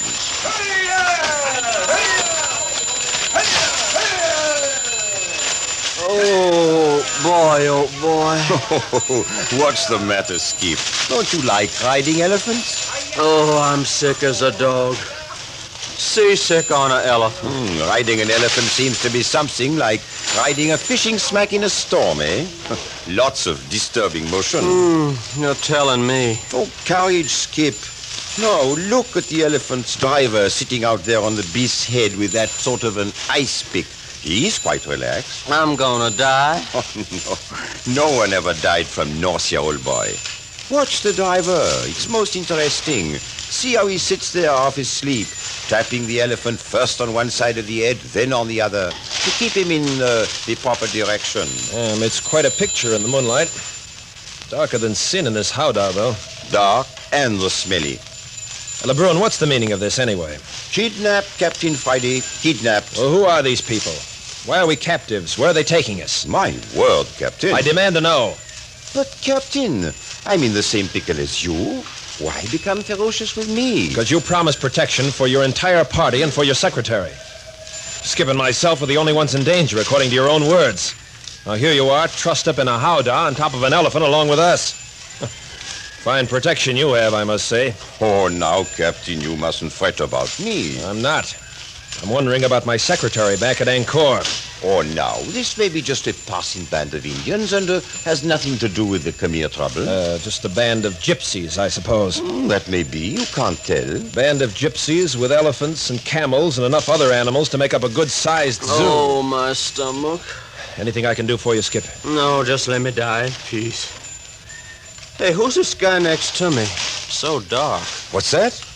Is there a fourth person in the howdah? Oh, if that rolling motion would only stop for just a minute. Feel around, Captain. See if there really is another person in here. It's so blamed dark. Feel around? How in the Sam Hill am I going to do that with my feet tied together and both hands tied behind me? Mm-hmm. Wait a minute. Yes, there is a fourth person, all right. Strange he hasn't spoken to us. Maybe a native guard. No, his feet are tied. Here, who are you? Oh, must be knocked out. You don't suppose it's Dr. Carter, do you? Just a minute. No, his face is smooth. He's unconscious, all right. Was that you groaning, Skip? No, I was the other guy. He'll be around now, any moment. How much longer do you think they'll keep us in here? Oh, probably travel the rest of the night, and then we'll rest during the day. What's the idea of that? Oh, it's a protection from the deadly heat of the daytime. Where am I? Oh, it's Perry Mills. Hello, youngster. How are you feeling? What makes it so dark? Where am I? We're in a howdah aboard a mighty big elephant. Oh. Is that what that rolling motion is? That's the explanation. Where are you, Captain Friday? I can't see anything. I'm not far off. I'm tied up as tightly as you are. Just you and I? No, lad. I'm here, and so is Skip Turner. Is that you, Professor Lebrun? Yes, Perry. What about Celia and Patricia? What's become of them? Well, don't you know? No, I was with them at the hotel when a native came and said Professor Lebrun wanted me to come down to the banyan grove. Oh, so? A very neat trap. When I got down there, a half a dozen natives jumped out of the brush. I tried to fight and got knocked in the head. We had the same experience. Man, I've got a headache big enough for this elephant. Hey, who is this gang and where are they taking us? Well, wherever it is, it's through some of the wildest country I ever laid my eyes on. Can you see anything outside? I can see out the front of the howdah. Whenever we leave the dense forest and cross an open space, I can catch glimpses of the vegetation in the moonlight. I never saw anything like it. We're beyond the pale of civilization, huh? We're probably in territory unknown to white men. Hello? Our elephant stopped. Oh, you mean the agony's over? Just a moment till I peek out. Well, I'll be... What is it? What sort of a world is this, Lebrun? The last time I looked out there was nothing but jungle. Now look. Seems to be a walled city. Look at that tower. It's like a great cathedral. Hey, let me get a look, will you? I need some fresh air anyway. Well, I'll be a cockeyed son of a gun. Hey, that'd make the Empire State Building look like a hole in the ground. It's magic. How can such a thing as that be out here in this jungle? It may be another lost city of the old Khmer Empire. We must be at the end of our night's journey.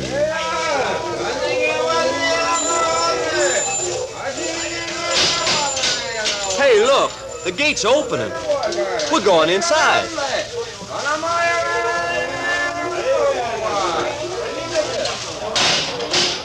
The clanging of those gates sounded too much like prison gates to be pleasant.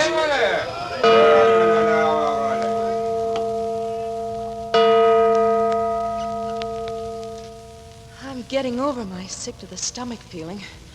At least I can stand up. How do you feel, Patricia? Terrible. Don't you really feel any better? Yes, a little, I guess. Huh. Who'd ever thought riding a camel would be like that? Well, I'd rather be on a ship in a storm anytime. And they smell twice as bad as they ride. Oh, it was pretty terrible.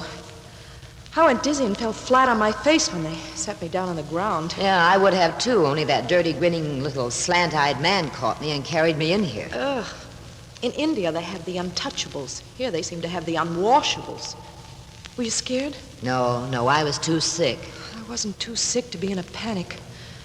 I thought of all sorts of ghastly things while those men were leading me in here. Well, I didn't care what happened to me. But who are they? What do you suppose they want with us? Oh, everything's gone wrong since Dr. Carter disappeared in Saigon. Yes, I'm missing Dad pretty thoroughly just now. I've read about the strange tribes stealing white girls and selling them in the slave markets. Hey, Celia, you don't suppose that's what's happening, do you? I don't know. Well, they lured Perry Mills away from us at the hotel in Ankar just so they could kidnap us. It was stupid of us to leave the hotel. Well, it wasn't our fault. When the native came in and said Captain Friday had been hurt, we had to do something. They'll never get away with it. I'll bet anything Captain Friday and Skip are on our trail right now. Gee, I never expected to be kidnapped aboard a camel. And I never expected to be seasick in a jungle. Yeah, I've been looking around this room. Have you noticed? I haven't noticed anything. I've been feeling so sorry for my insides. Look at all the inscriptions on the wall. This is one of the ancient Khmer ruins. Well, it's the barest room I ever saw. Big stone chamber with nothing in it but rice straw for a bed. Evidently, it's never been used for a prison before. Straw's nice and fresh. Didn't you have a peculiar feeling when that great gate in the wall opened and all our caravan of animals began to march through? No, Celia, I tell you, I was just plain sick. Well, so was I, but I still had reactions. It was just as though great eyes were watching every move we made. I have that same feeling now. But that's silly, Celia. We're in a room with rock walls 2 or 3 feet thick and not a window on the place. Well, I don't mean human eyes. Celia, what are you talking about? Are you ill? No, I'm perfectly all right. The eyes I'm talking about are not looking at me. They're looking inside me and through me. They're like great searchlights. Celia, you're hysterical. No, I'm not. But ever since we left Saigon, I've had a growing sense of impending disaster. My whole body fairly sings. My nerves are so taut. Shh. They're unchaining the door.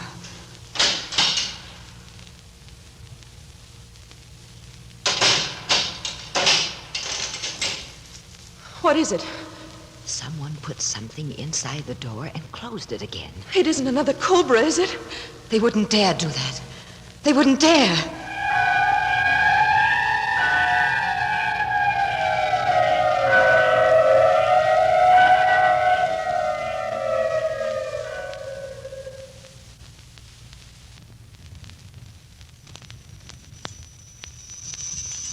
A strange elephant, camel, and wild pony caravan was waiting in the Cambodian night in a banyan grove on the edge of Angkor Thom. First, Captain Friday, Skip Turner, and Professor LeBrun were trapped and thrown aboard an elephant. And then Perry Mills was tossed in the howdah after them. And finally, Celia Carter and Patricia Young were added to the victims. They were placed on a camel. All through the night, the queer caravan crashed through the Cambodian jungles. And then suddenly, they came to the ruins of an ancient Khmer city. A gate opened in the wall. The caravan went in, and now here we are with Patricia and Celia in a great bare stone room, empty except for rice straw to sleep on. And then the door was unchained and opened.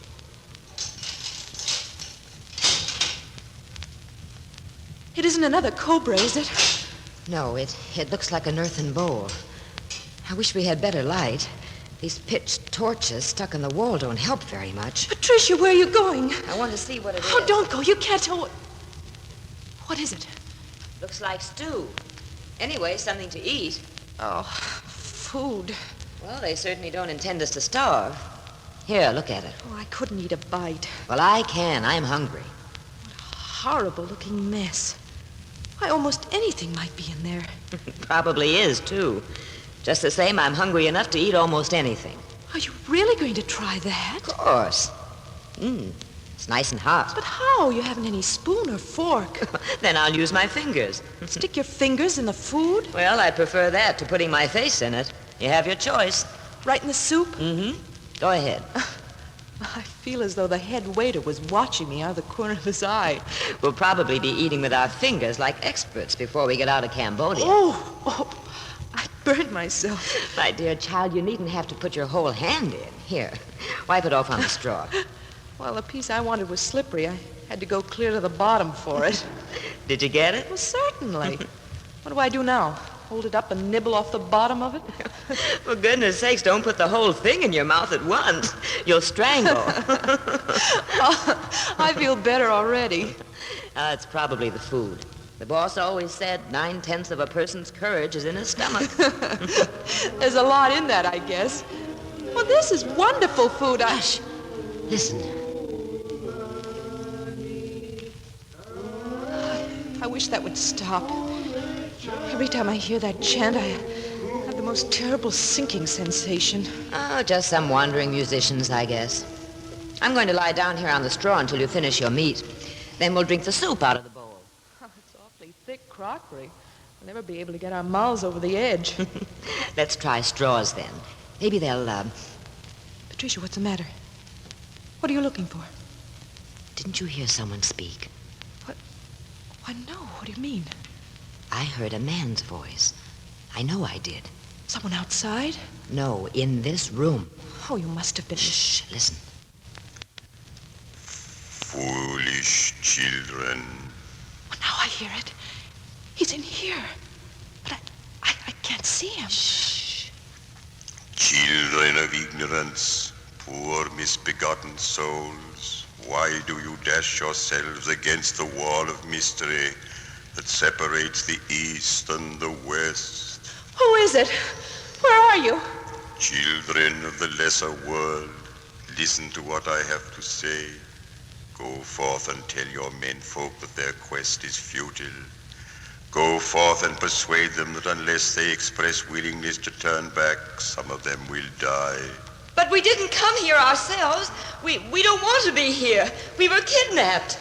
The forces that brought you have the power to return you. Go forth and tell your menfolk to return. Tell them to go forth from Cambodia. Tell them to leave forever the shadow of the beloved Ankar Tom. Unless they do this thing, they will die, and their womenfolk will be sold into slavery. They're womenfolk. He must be talking about us. What does he mean, go forth? We're locked in here, aren't we? If only we could see him. We can't get out. We're locked in. We don't know where we are. And we don't know where the rest of the party is. Listen to me carefully, O sisters of outer darkness. Rouse thyself from thy bed and proceed as I shall direct you. First take from the wall one of the torches.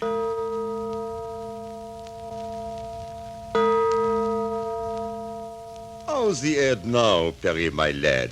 Better? Much better, thanks, Professor. That food put new life into me. Well, lie there on the straw and rest. You'll be all right. Your head isn't badly injured. Oh? What's the matter with Captain Friday? What a mess. Looks as though I should stick to my own line, hunting city criminals. Now, Captain, don't brood. If I could be sure Patricia is safe. Oh, I should have stayed with them back at the hotel. Walking into a trap like... No, you needn't blame yourself, Mills. A queer place we've been stuck into. You ever see such a barn of a room? Part of an old Khmer temple. Big thing, all right. Hey, where's Skip?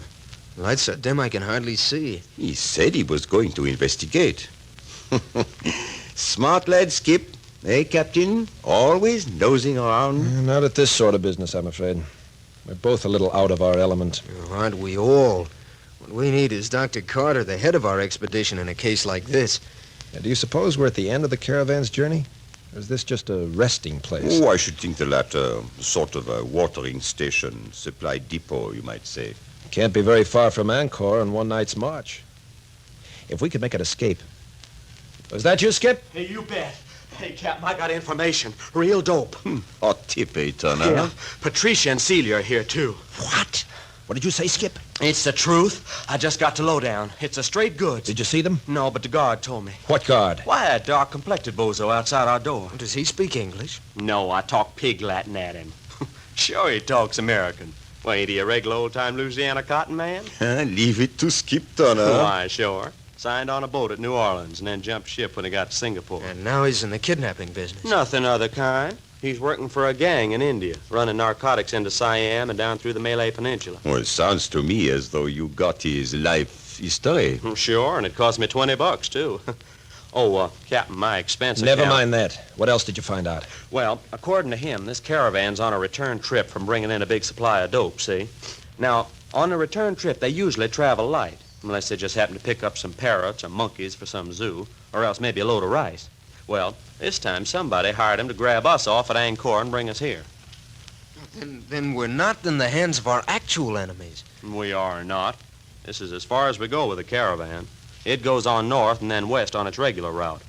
Now, they've turned us over to our real captors here at the temple, or whatever it is. But what about the girls? Are they safe? Yeah, he said they were shut up in some other part of this place. Hey, do you know what this joint is? Maybe you can tell us. Well, I sure can, teacher. Get a load of this. This is the Temple of the Gorillas. What do you think of that? It leaves me perfectly cold. Oh, yeah? Well, it don't me. I don't care a hoop about being locked up in the same building with a bunch of hairy apes. Not by a dang sight. Oh, come now, Skip. This may have been what you say at some time in its history. Perhaps back in the ancient days of the Khmer regime, they did actually worship the gorilla here. Though I doubt it. The gorilla is an African ape, and we are a long, long way from Africa. I don't care nothing about them ancient Khmers. I'm talking about here and now. That guard told me that his gang brings in a big he-gorilla for the priests here at this temple twice a year. Why, he says they must have a whole flock of them penned up here someplace. I think your talkative friend, the guard, has been ribbing you. He's probably anxious to give you your money's worth. Well, anyway, somebody paid his boss a good big price to kidnap our party and drag us in here. You believe that, don't you? Yes, that's possible. But transporting gorillas here, that's a little hard to believe. Well, he said they were shipped by a boat from the east coast of Africa to Rangoon, and then they was picked up there by the caravan. Did he say who owned the caravan? Yeah, some Indian prince. I can't remember his name. But getting back to this gorilla business, after all, this is a snake-worshipping country. It isn't natural that a religion would spring up about an imported animal. You ain't calling me a liar. I'm only repeating what I was told. I think I look around our dungeon. That's a good idea, Lebrun. Don't wander off too far. So we're in the hands of the real enemy now. Suppose that means we've been turned over to the native priests who are so intent on stirring up a revolt with their seven-headed emerald cobra. I'd give a good deal to know what's become of our guide, Tequan. He seemed a pretty decent fellow. Hey, I've been around long enough to know you can't trust an Oriental. Well, that's a broad statement, Skip. The code of honor among the Orientals is decidedly strict. Well, in my dealings with them... Which has been with the criminal element. Yeah, that's a fact. And you're trying to measure the whole Oriental world by the handful of criminal Orientals you ran against in San Francisco. You're right, Perry. Yet I don't trust this Tequan fellow of yours. I'd bet the San Francisco Mint that Tequan isn't very far from us right at this minute. You mean you think Tequan has something to do with our being kidnapped? Exactly.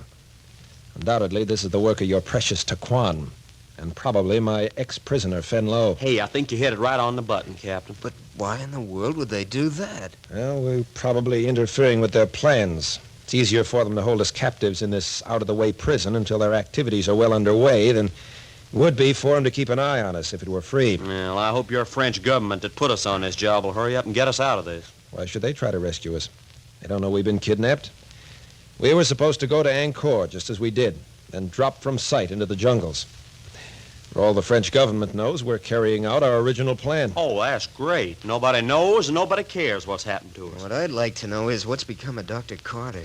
He seems to have vanished off the face of the earth. Probably holed up in some ancient ruins, the same as we are. Oh, but Captain Friday, what about the note? Remember, he left Saigon of his own free will. Maybe he did, and maybe he didn't. You think the note was faked? Could have been. Well, then you really think Dr. Carter's a prisoner, too? I do. Skip, did you go over these quarters carefully? Yes, sir. Top to bottom, inside and out. Any possibility of escape? Not a chance. If you could bribe the guard to talk, Couldn't we bribe him to let us tie him up and escape? Well, I suggested it to him. Well? He shut up like a clam. I even waved a couple of $100 in front of his eyes. He turned his back and walked away, and I couldn't get another word out of him. Oh, what'd you find, Professor? Oh, wonderful architects, these ancient Khmers. No modern builder would ever think of burying bronze bars in stone to make a door. It's a lost art. Oh, beautiful work. Yeah, that's the first time I ever been on the wrong side of prison bars. Well, live and learn. Why? Where's Perry? He was lying there on the rice a minute ago. Well, I'll be a son of a gun. The light's bad, and perhaps he's moving about. Perry? That's queer. A man can't disappear right before your eyes. Let's take a look around the room. You go that way, I'll go to the left. The light is so vague with these reed torches. If he'd gotten up, one of us would have seen him. Hey, this thing gives me the willies. Let's keep the conversation going. One person can vanish, so can another. Righto. You two follow along the walls. I'll go through the center of the room. Good. We'll all head toward the door. Well, if I start vanishing, you're all going to hear about it. The torches in the wall give off more smoke than light. When we get to the door, if we don't find anything, we'd better speak to the guard. He probably already knows what's happened. Oh, talk about your Oriental magic. Here we are. Well, I drew a blank. Yeah, same here. Not a sign. The guard is gone. There isn't a soul outside the bars. Well, what do you know about that? Try the door. Hey, look here. The door's open. Open? Something queer here. Shall I take a snoop around outside? Go ahead. Quietly now. Maybe you talked the guard into giving us our freedom after all. Not that bird. Perhaps Perry discovered the door was open and went outside. No, that's impossible. Couldn't have stood up and walked out without our seeing him. Did you ever see such a deserted place? It's like a grave. Hey, listen. Doesn't seem to be a soul. Come back! Come back! That's Patricia. Come on.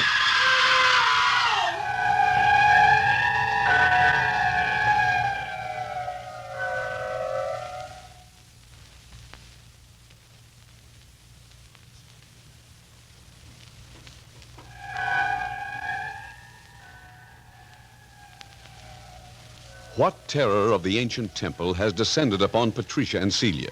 Was there something, after all, to the story of the Negro Guard? Remember, it is the Temple of the Gorillas. Listen next week to Episode 5 of The Cobra King Strikes Back, entitled The Living Image of Cambodia. Watch for Adventures by Morse.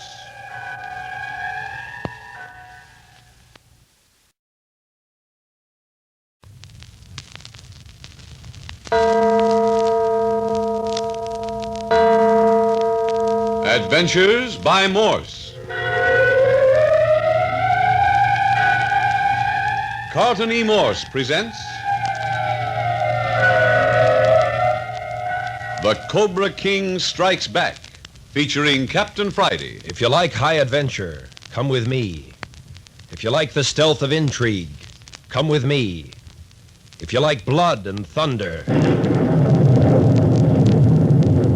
come with me.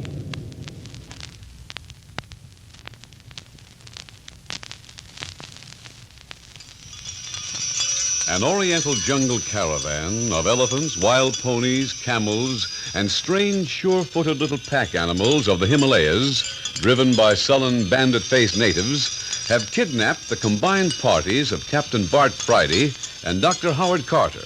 They have kidnapped them and packed them off a day's march from Ankar, back in the Cambodian jungles of French Indochina, finally depositing them in an ancient ruin of an old Khmer temple.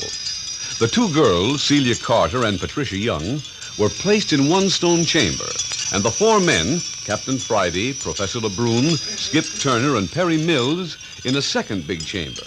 And then unaccountable things began to happen. A strange, bodiless voice came to the girls, urging them to persuade their menfolk to turn back. A mulatto guard told Skip Turner that they were prisoners in the ancient Temple of the Gorillas. Then Perry Mills vanished from the room, almost before the eyes of his fellow prisoners. And on top of this, they discovered that their guard also had disappeared, leaving their prison gates wide open. And then to climax it all, there suddenly came the terrified screams of the two girls. Hey, Captain! Captain, that's Patricia and Celia. It's the girls. Come on. Hey, Captain! Captain Friday! This way, Skip. Professor LeBrun. Captain, there's more rat runs down here under this building. We're going to get lost, sure. We've already lost Professor LeBrun. But the girls... Well, what's the use of everybody getting lost? Look at here, you've run into a blind alley yourself. Come, let's go back where we started the herd of the screams. We'll start all over again.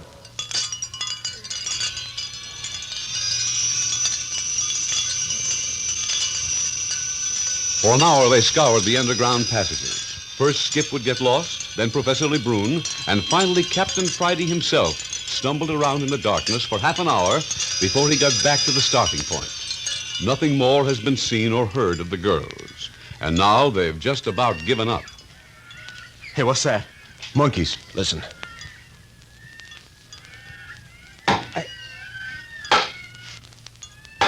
I say, what's that?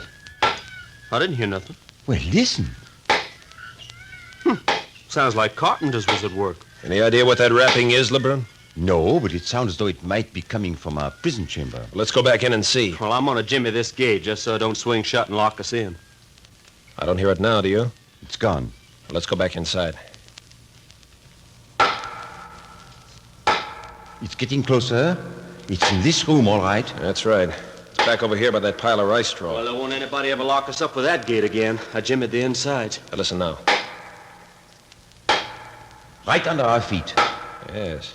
That doesn't solve the question of what it is. Hey, I've got it. Yes? Sure. The gorillas. Maybe.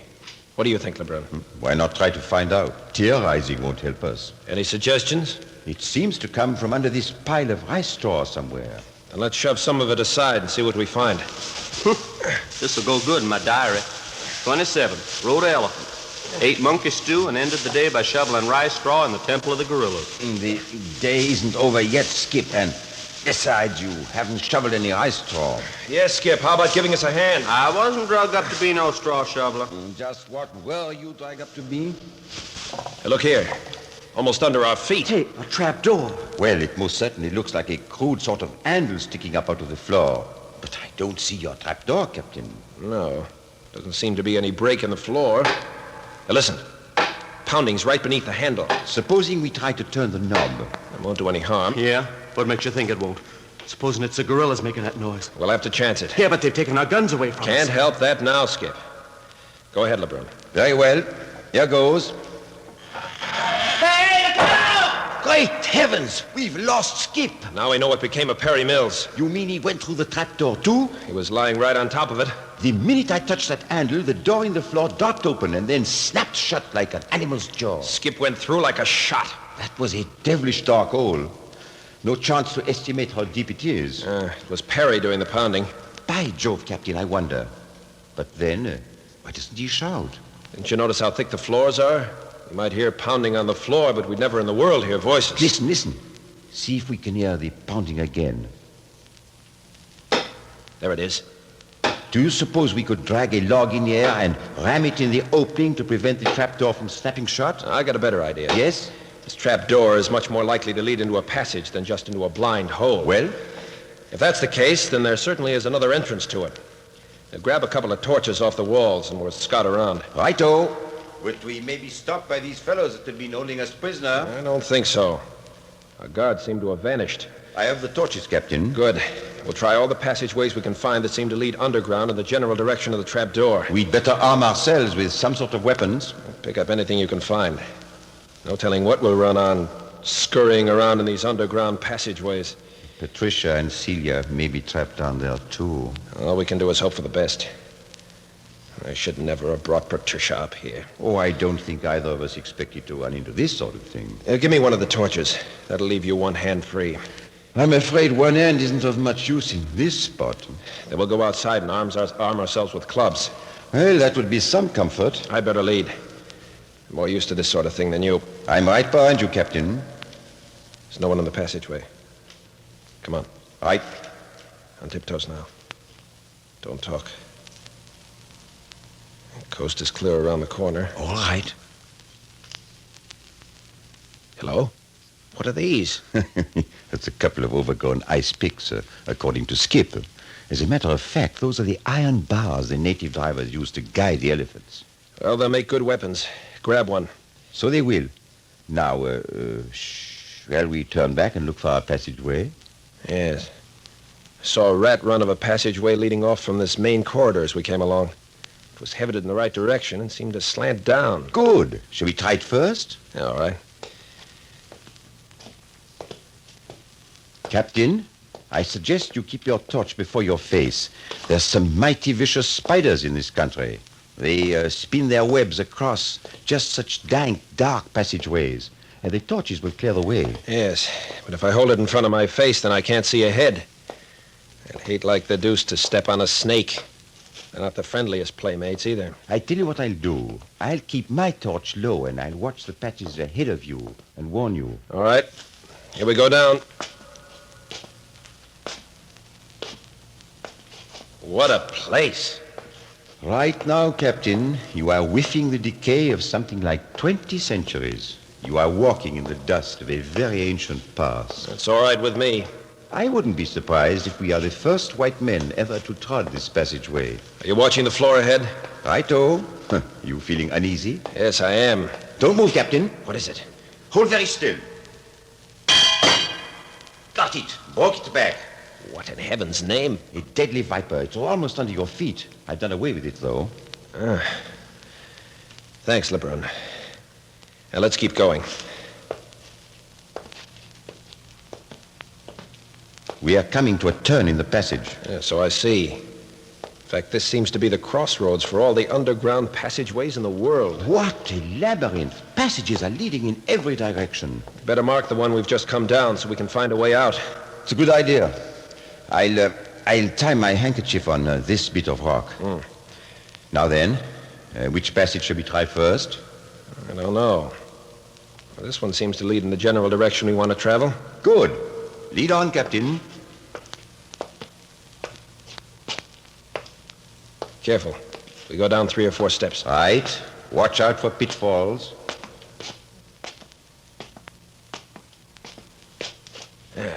There. Uh-oh. Oh, what is it now? We picked a winding passageway. This way, I guess. Coming to another turn. Uh-huh. Hold it. Don't tell me there's another snake. I thought I heard voices. Oh, that's a relief. I'd rather face a dozen Khmer fanatics than another snake in this place. Listen. It's too far away to distinguish anything. Shall we have a look around the corner?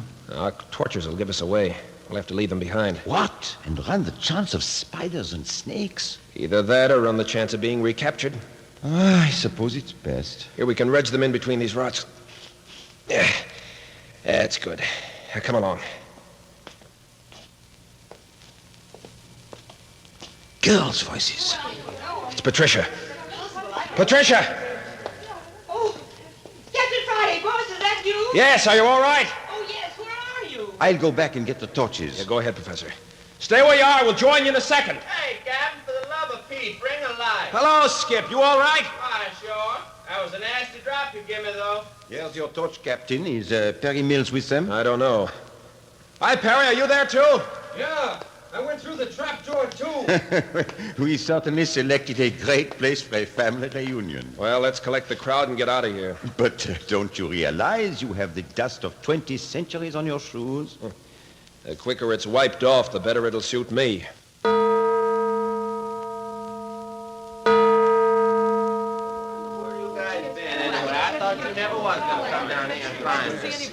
Oh, what a relief to be out of that awful smelling place. Motion seconded by Perry Mills. Boss, was this the room where you were held prisoners? Yes, Patricia. Well, ours was much smaller. Hey, what do you suppose has happened to our captors? Let's go outside and take a look around. That caravan must be around somewhere. Yeah, unless it fell through a trap door. Feeling pretty frisky, aren't you, Skip? Yeah, well, why not? How about you, Celia? Oh, I feel swell now that we're all back together again. We're not out of the woods yet, young lady. Oh, yes, I know, but this is so much better than it was when Patricia and I thought we were all alone in this awful place. I really had the willies. Before we do anything further, I want to know what's happened to you two girls. Well, we were... You go on and tell it, Patricia. All right. Well, we were captured, just as we told you, and were brought here on a camel. No, we went you one better. We came in on an elephant. Well, riding an elephant couldn't be worse than a camel. Well, when we got here, they put us in a kind of cell with only straw on the floor. Gee, we were awfully seasick from riding on the camel and couldn't stand up. So they carried us in. Seasick? Never heard of it. Look, what are you laughing at? It wasn't a bit funny. Skip was sick all the way here, too. Oh, it's the most terrible sensation in the world. Well, anyway, they carried us in and laid us on the straw and then brought us a bowl of stew. It was wonderful. We ate every bit of it. Yeah, know what it was? Well, no, what? Monkey stew. Oh, honestly? Sure, we had some, too. Oh, I wouldn't have touched it if I'd known. Oh, you mustn't be so sensitive back here in the jungle. You're liable to get that sort of thing regularly. Hey, listen. Listen, everybody. What is it, Skip? There's somebody else in this temple with us, and he ain't very far off either. Oh, you're nervous, Skip. Yeah? Have you forgot they're supposed to keep live gorillas running around this place?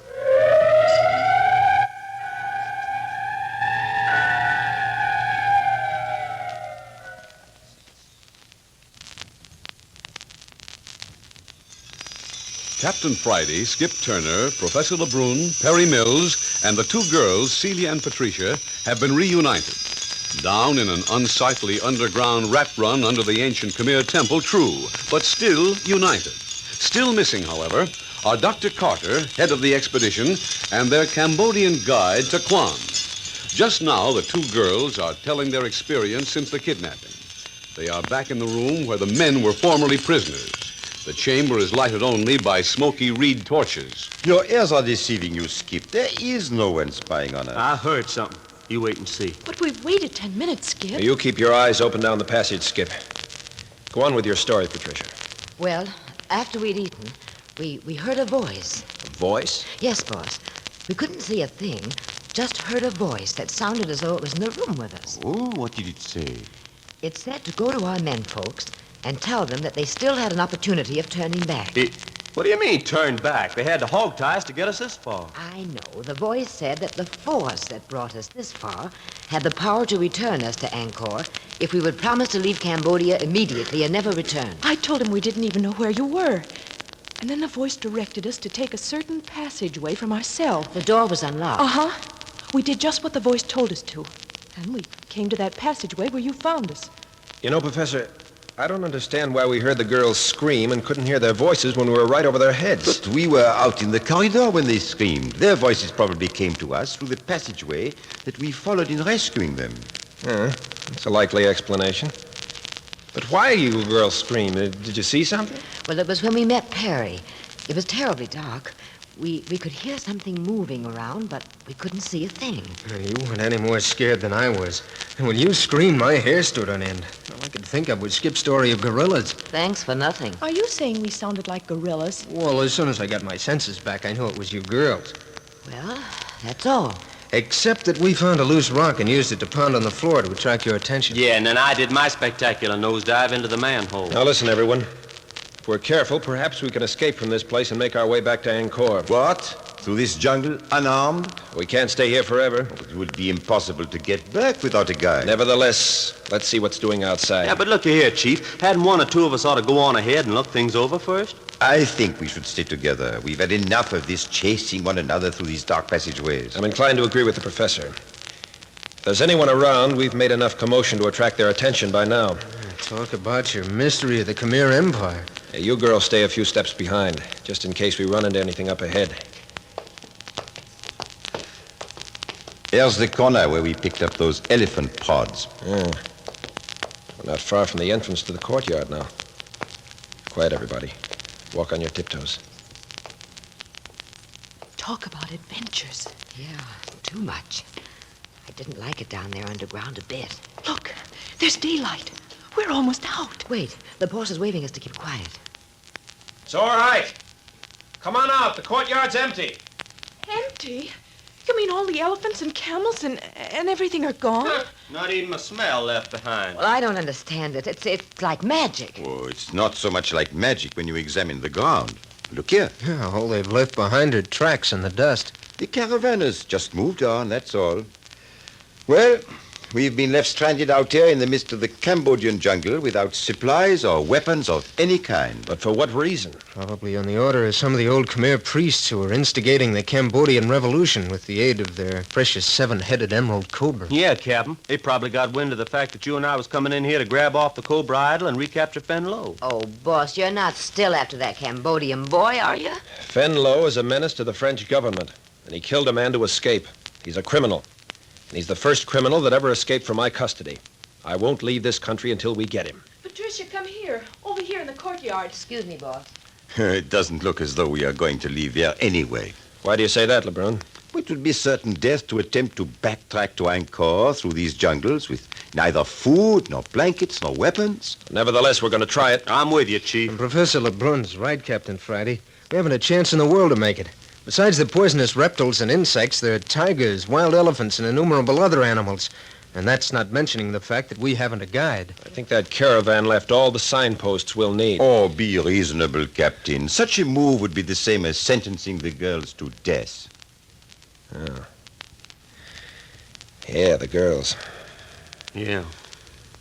Well, supposing a couple of us fellas hike back then and let the other two stay here with Patricia and Celia. We could bring back a rescue party. Once you get back to Ankar, admitting for the moment that you could accomplish it, do you think that you'd ever be able to find this temple again? Why, sure. Don't be stupid. We'd follow the trail left by the caravan.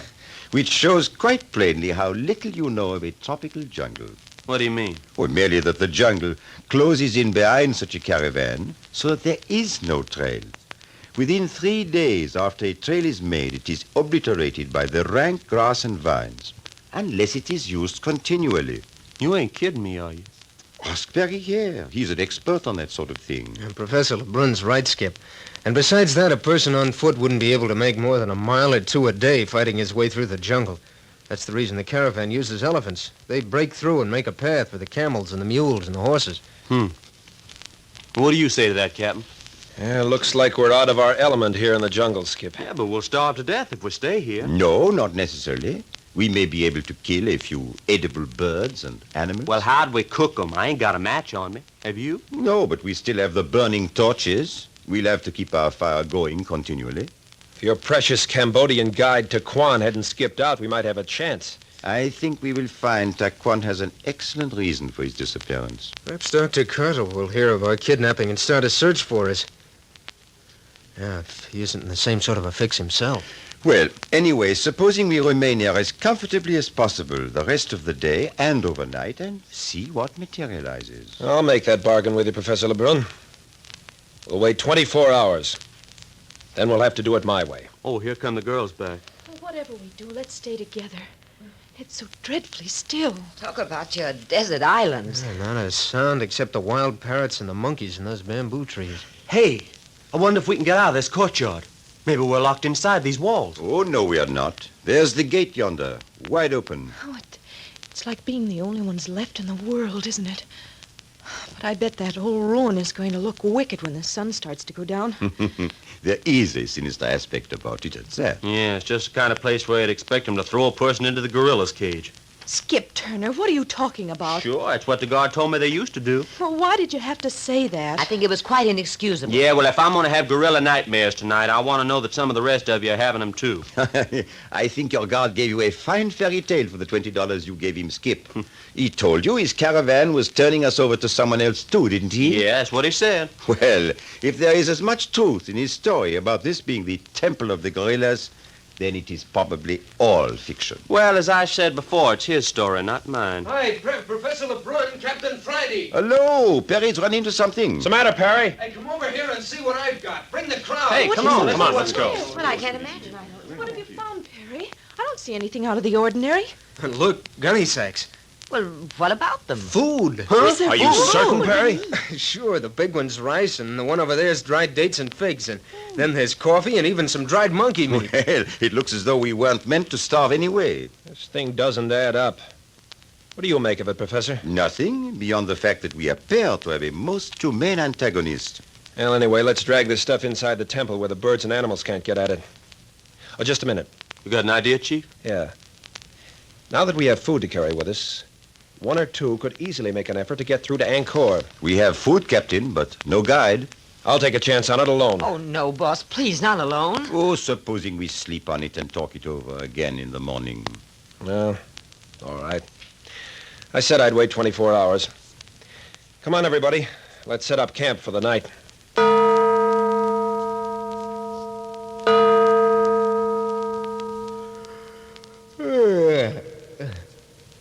Hello. What's up? Well, I'll be, Professor Lebrun. Captain Friday, wake up. Aren't you, Perry? Yes, Captain. Look at the door. Well, it's guarded. Hey, what's the idea waking a guy up in the middle of the night? Can't you see it's still dark? That's just because the torches in here are burned out. Skip, take a look at that door. Well, for the love of Pete. Hey, looks like we're prisoners again. Can't see my hand in front of my face. Is Lebrun awake? Wide awake, Captain. What do you know about this, Lebrun? Nothing at all, I'm afraid, Captain. Hey, I'm going up to the gate and take a look through the bars. What for? To see if our guard's the same one we had before. Don't let him see you. And come right back. Okay. Well, it certainly looks like our vanishing caravan had returned. Or else a second one has moved in on us. We shouldn't have made this room our headquarters. Yeah. All they had to do was set a guard before that door and we're prisoners again. Boss, are you there? Yes, Patricia.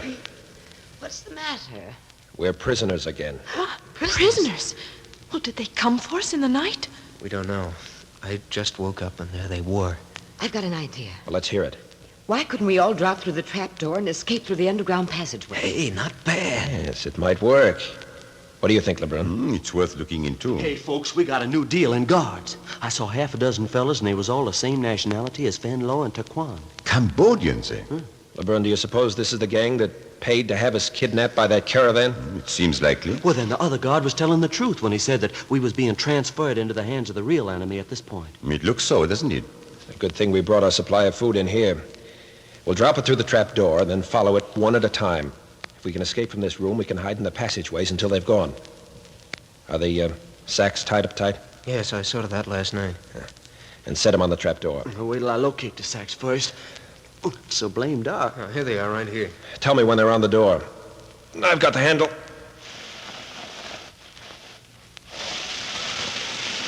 Yeah, there they are. Turn the handle, Captain.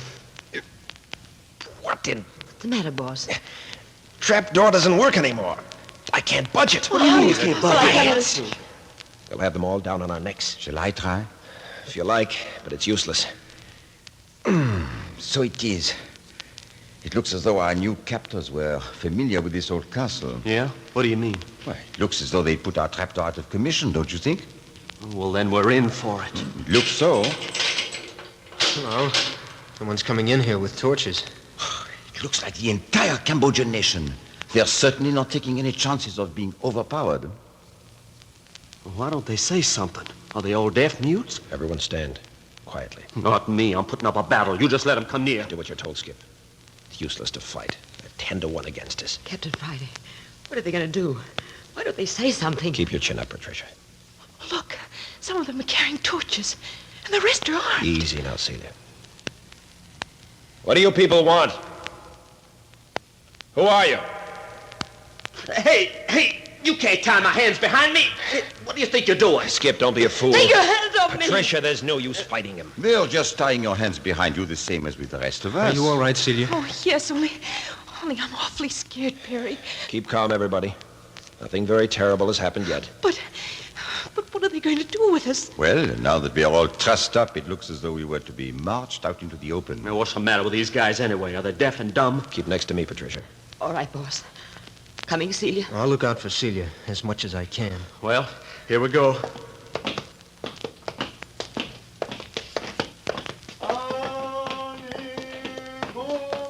Don't do that, Celia. You're trembling like a leaf. Perry, don't you recognize that chant? I know. Do you? It's the death chant Fenlo sang the night he disappeared off the ship. Oh, look. They're making Skip get on a horse. Hey, you! I hate horseback riding. They're gonna make a horseback rider out of him. Hey, look, they're tying him on. You mean they're going to tie us each on a horse? It looks that way. Do you suppose that death chant was meant for us, Perry? Oh, look! No, leave me alone. I won't, leave me alone!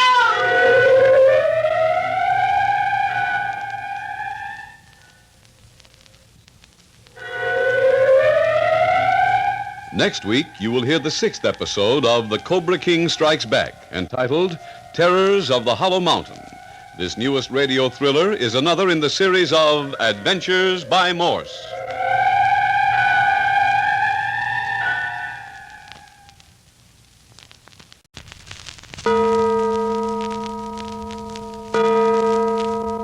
Adventures by Morse. Carlton E. Morse presents The Cobra King Strikes Back, featuring Captain Friday. If you like high adventure, come with me. If you like the stealth of intrigue, come with me. If you like blood and thunder, come with me.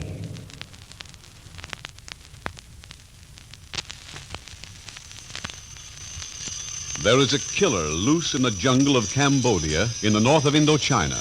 A killer named Fen Lo, who was once the prisoner of Captain Bart Friday. Besides dealing in death, he is hand in glove with certain Cambodian priests in an attempt to bring about an uprising of the native Khmer people to throw off French rule and rediscover and re-inhabit the jungle cities of the ancient Khmer civilization, now gone to ruin these many centuries. But let Captain Friday tell it. There's a Cambodian legend that a famous emerald cobra idol disappeared with the fall of the Khmer nation, and that the nation will be restored when the precious snake statue returns. And now there's rumor that it's been found. Well, I'm in Cambodia for the double reason of recapturing the murderer Fen Lo and to quell the native uprising by capturing or destroying the emerald cobra should it actually reappear. And now, Professor Lebrun, tell them about Dr. Carter. Dr. Carter, famed archaeologist, who was aiding our expedition into the jungles, has completely disappeared. He has left his party under the care of Captain Friday and myself. Also in the party are Dr. Carter's daughter, Celia, Patricia Young, who is Captain Friday's secretary, Perry Mills, assistant archaeologist, and Skip Turner. At Ankar Tom, we were kidnapped and we were taken into the jungle aboard an elephant and camel caravan. We were abandoned in an ancient jungle temple, and we were then picked up by a second caravan made up of wild mountain ponies under the guidance of fierce Cambodians of the backcountry. At the moment, we are each of us strapped onto a shaggy, vicious-looking little pony. We have been traveling through rugged, exotic jungle country all day. Our pack of dogs seem to have smelled another mouse. Golly, Professor Lebrun. I never thought riding horses was like this. It's only like this when you're not used to it. We ought to be thankful that we're kept in a group so that we can talk to each other anyway. Listen to Pollyanna Perry Mills. Oh, I know it's tough on you girls, with your feet tied to the stirrups and your hands tied behind you. Just the same, it'd be 10 times worse if we had been separated. Skip Turner's gone to sleep on his pony. Look, he's all slumped over. Not by a jug full, I ain't.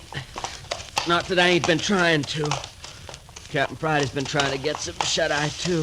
No, I've just been thinking. We've been climbing this tortuous mountain path for a good 3 hours now. I don't understand where they're taking us. We're practically out of the jungle country. It's getting more rugged. Yeah, rugged is right. Notice we've left the banyan and frominger trees and the bamboo groves behind. There's hardly any elephant grass this high up. Oh, that's true, Captain. We're coming to more and more places where we have to travel single file around precipices and through gullies. Yeah, and I ain't seen any of them big monkeys that Paris showed us for a couple hours. Now, you mean the gibbons. All the wild animal life is thinning out. What's the matter, Patricia?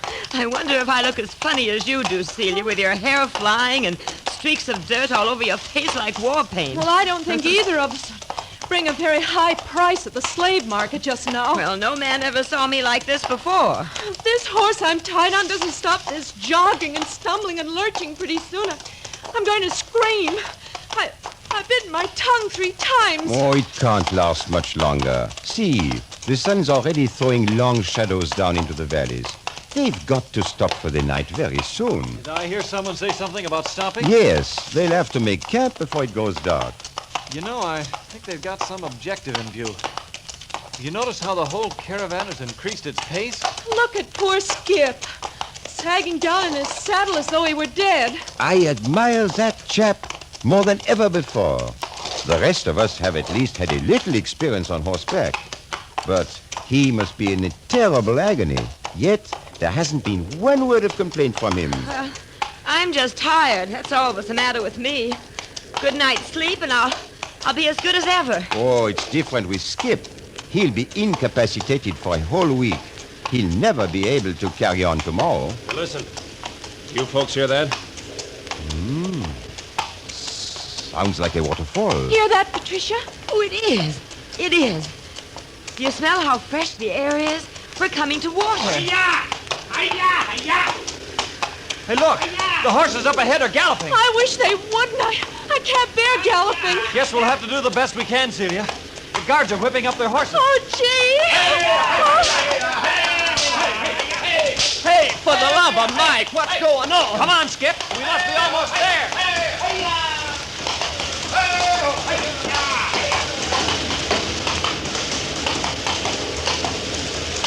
They shouldn't have done this to me. Hey, they're going to take us off our horses. I wish they'd hurry. I wish they'd hurry. I wish they'd hurry. What are you saying, Celia? That galloping did something to me. I'm going to be sick. You girls, be careful when they lift you down, huh? You probably wouldn't be not able to stand now. Here they come now. Don't let them put you on your feet. Oh, hurry, hurry. I can't stand it any longer. I can't. There, Celia. They're unfastening your legs now. I can't stand it. I can't stand it. Oh, poor child. It's the natural reaction after holding out for so long. There. She's off. Good. Oh, they had the sense to lay her on the grass. Well, thank heavens I'm next. Hello. Something's going on over yonder. Hey, what's happened to Skip? What's the matter with Skip? He went into a faint when they took him from his horse. Well, that was rather to be expected. He'll be all right, though. He has stamina. Oh. You all right, Patricia? I feel so absolutely dead from my waist down. Well, the circulation has been partly cut off in your lower limbs. Now move them about. Rub them. Yes, That will bring back to life. Now, Celia, Yes. you would better do the same. I'm sorry I was such a baby. I kind of lost control of myself for a minute. Oh, it was the most natural thing in the world. Oh, I guess I'm next. Get the thongs off, you men. Well, here I come. Oh, Professor, you fell. Did you hurt yourself? Oh, nothing but my dignity. That's what I get for being so cocky. I warned you to let them lift you to the grass, and then I turned right around and tried to get off by myself and landed in a heap. I thought sure that pony was going to kick you. You fell right under its feet. Yeah, let's see what we can do about getting a little circulation started around here. My legs are beginning to throb and tingle. Circulation is returning. Aye, Captain Friday. Yes? Having trouble making your limbs work? Oh, plenty. Well, massage them and move them with your hands. Has Skip come around? Yeah, she's all right. Don't wander away, Patricia. Oh, with dark coming on, I should say not. Oh, I wish they get a fire going. Why, look. Oh, the horses are gone. Gone? Why, so they have. This country seems to be the native haunts for all sorts of vanishing tricks. But they were here just a moment ago. They must be somewhere. Quite probably they are. Hello? What do these particularly vicious-looking fellows want? I've never seen them before. Go away. Go away. Don't touch me. Oh, it's all right, Celia. It's all right. Don't be frightened. Now, look. One of them is carrying Skip, and another one has Perry. They're going to carry all of us. Joe, what gigantic fellows. Look how that native handles Captain Friday. As though he was a child. You think it's all right? I don't think we have much choice in the matter. There goes Celia. Oh, I hope he doesn't drop her. He's big enough to carry 3 of her. Here's your man, Patricia. Well, the Market Street Railway never was like this. Here I go. Hello? Aha, so you're my pack horse. All right, let's go. Hey, look, there's the waterfall. See it around the precipice? Oh, how gorgeous. What's the matter with Celia? Can you see her? Yes, she's up ahead. Oh, she's struggling and fighting with the carrier in her arms. I wonder what it is. Celia, what's the trouble? They're going to drown us. They're going to drown us. What is she saying? She says they're going to drown us. She must have seen something up ahead. Oh, nonsense. They wouldn't bring us all this way just to drown us. Look! Oh, look! They're carrying her straight into the water. No! They're going to drown me! Great Scott, what on earth are they doing? Oh, she's being drowned! She's being drowned! Look! Look, she's gone! Oh, use your head, Patricia. Oh, The carrier has disappeared, too. He might possibly drown Celia, but it isn't likely he'd drown himself. And the same goes for Captain Friday and Perry and Skip. They've all disappeared, too. Well, then what has happened? I saw Celia disappear in the water with my own eyes. Wait and see. That there's some sort of a natural phenomena here.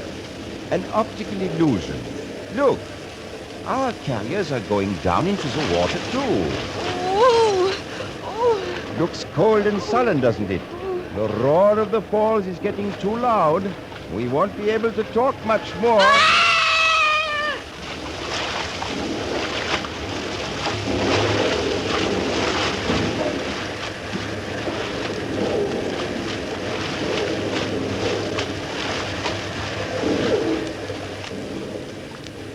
Well, here we are, safe and sound. I'll bet you never had this experience before. Oh, and I don't ever want to again. We went right through that waterfall. Oh, I'm so glad to be on my feet again. An amazing adventure. We are in a cavern behind the waterfall. Can you walk? Yes, I'm all right now. Except I'm plenty scared. Come on, let's join the others. Well, hi there, Professor. How was that for a piggyback ride? Whew, man, have I got something to tell my grandchildren. Right out of nowhere through a waterfall into a great big cave. Just like a page out of Persian Nights. I think you mean Arabian Nights. Yeah, that's what I say. Hey, listen, my voice echoes around like I was a giant. Hello, Captain Friday!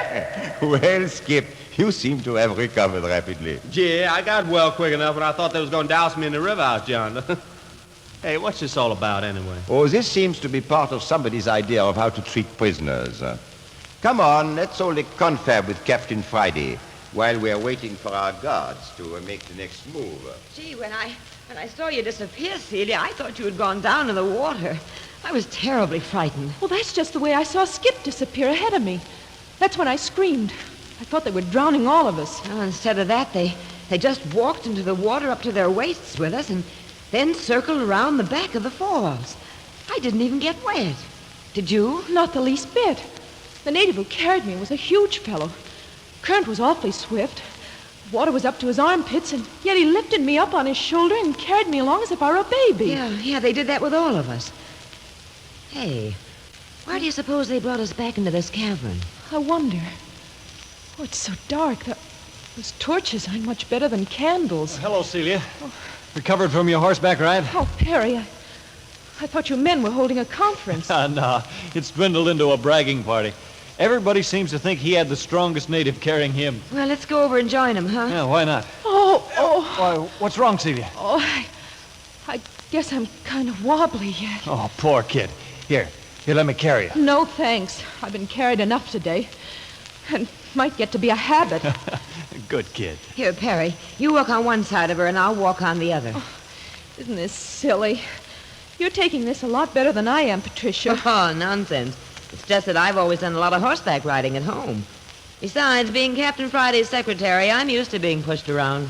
Hello, what's this? Oh, kind of wobbly, that's all, Captain Friday. Hey, you better sit down and take it easy. We've got something more ahead of us. Hey, ain't we had enough? You mean they ain't through yet? I was watching the guards. It's got something to do with this cavern. They're making some pretty elaborate arrangements.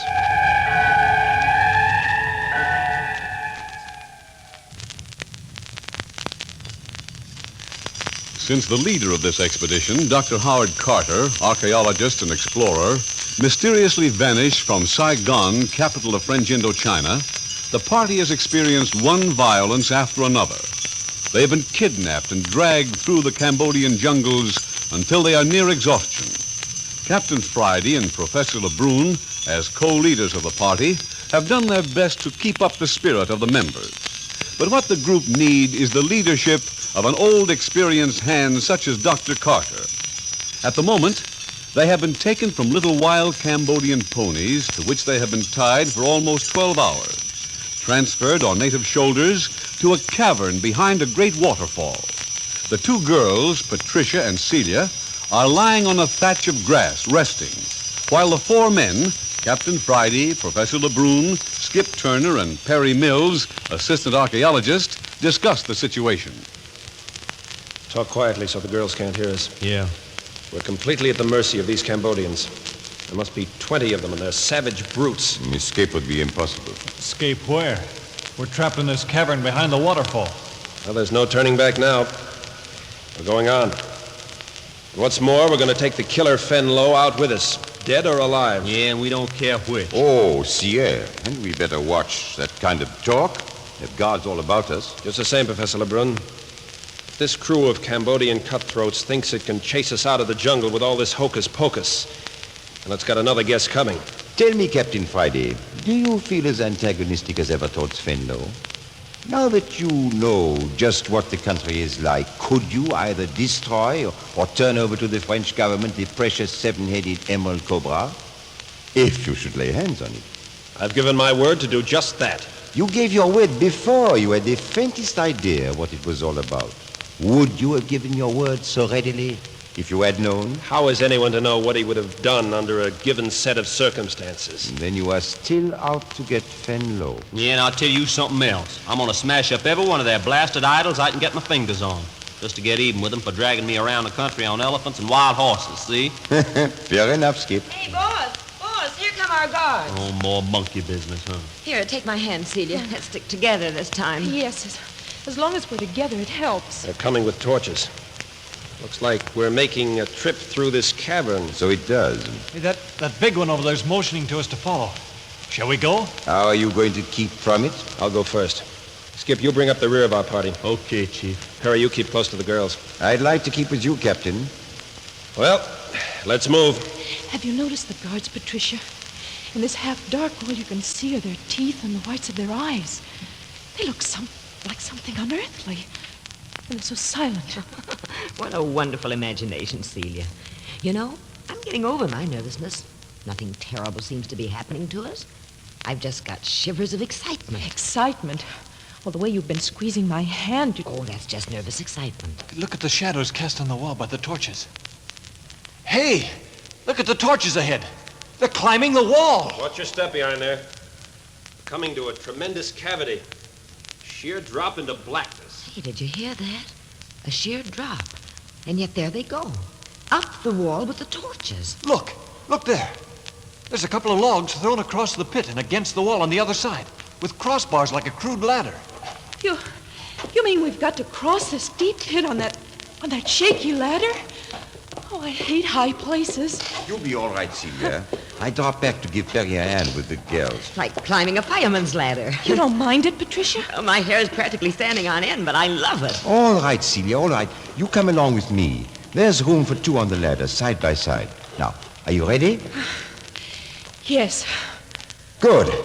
Perry, you and Patricia follow right at our heels. Coming. Now then, here we go.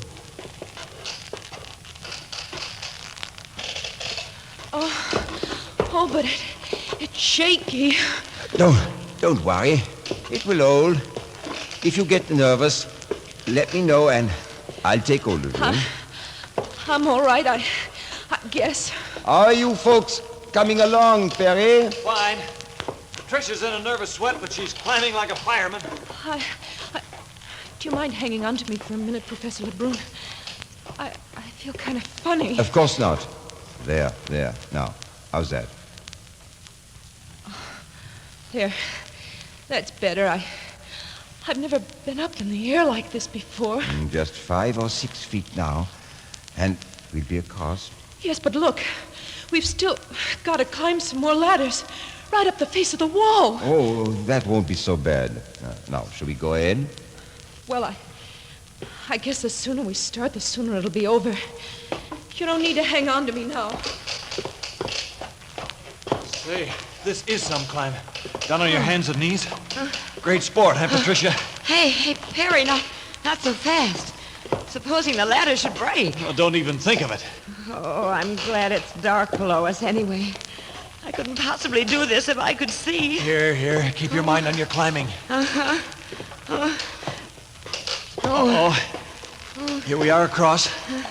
Wait until I scramble up on the ledge. There. That puts us across the chasm, anyway. Oh. There's a couple of guards with torches to show us what to do next. Hey, look.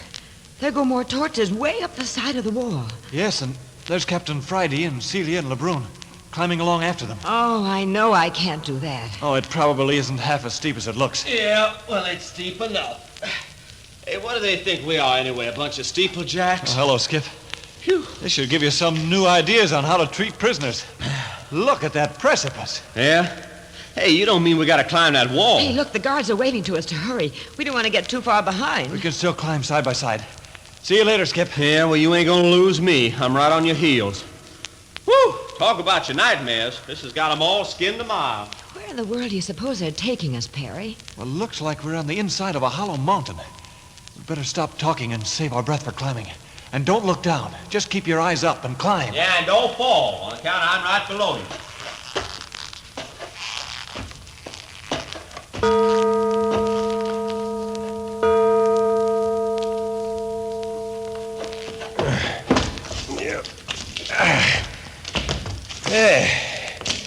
Well, guess this is the top. That you just behind me, Lebrun? Yes, Captain. With Celia. Jolly dark up here. Where are you? I think we've climbed the last of the ladders. I'm on a sort of ledge. The guards are waiting up ahead. Reach down and get hold of Celia if you can, Captain Friday. All right. She's exhausted. I can imagine after 2 hours of it.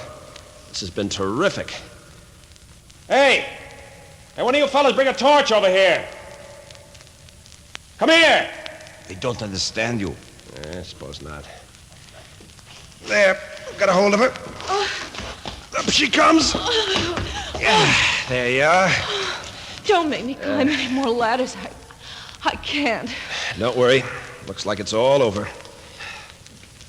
I never would have believed such a place existed if I hadn't seen it for myself. How's my secretary doing? Oh, Perry's bringing Patricia. Coming, Perry? Here we are. Patricia's about all in. Yeah, there they come. I see their outline. Look at the way they're coming up the ladder, like firemen. Here, I'll give them a hand. All right, here she comes. Yeah. There, Patricia, you're safe enough now. Oh, boss. I'm ready to keel over. Quite a climb. How are you, Perry? Oh, okay, I guess. Hey, somebody get a hold of me, will you? You think I want to hang here on this ladder all night? Give me a hand. All right, Skip. There's my hand on it. Up you come. Oh, thanks. Whew, after climbing all them ladders, I reckon I'm about qualified for the steeplechase, huh? Hey, why don't we get some light around here? What you laughing at? A steeplechase is a horse race, Skip. Oh, yeah? Well, not the kind of steeplechase I'm talking about. Well, we can't sit here on this 6-foot ledge 1,000 feet up in the air talking about steeplechases the rest of our lives. Oh, I feel like I could lie right here and sleep for a week. Yeah, there come the last of the guards. Yeah, and those up ahead are waving us to follow. Professor, have you noticed the difference in looks of things? What do you mean, Captain? Well, the rock below and alongside the ladders was rough and rugged, just as nature left it.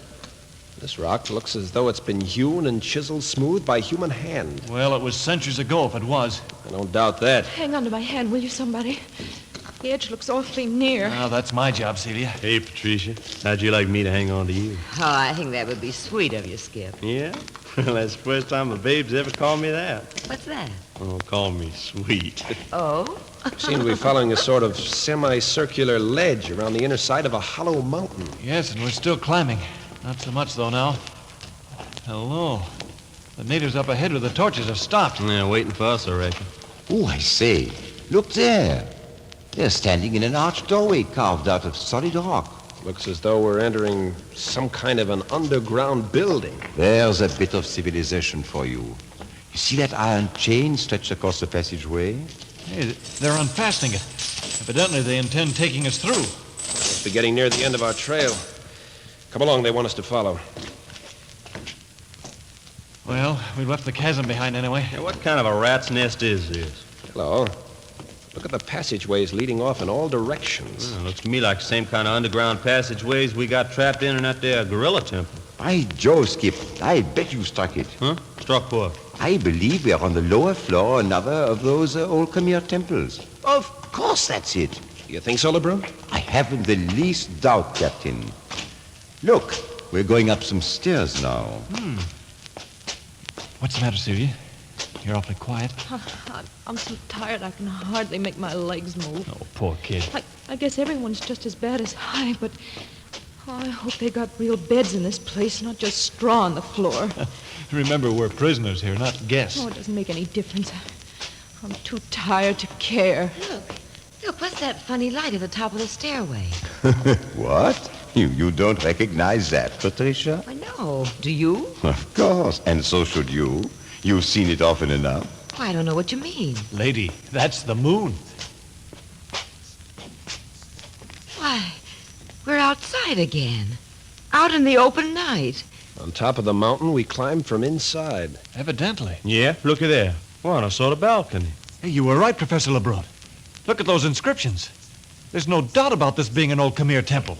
Hey, one of them guards is motioning for us to tag along again. Oh, isn't there any end to this? Apparently, they're going to take us inside the monastery. Well, it won't be long now. Dinner and bed. Gloomy-looking dungeon. Built on the same principle as the Gorilla Temple and Angkor Wat.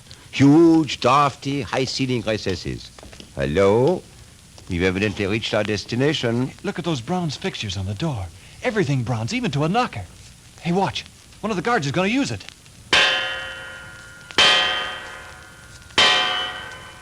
Nah, I suppose this here's another prison cell for us. I can't tell.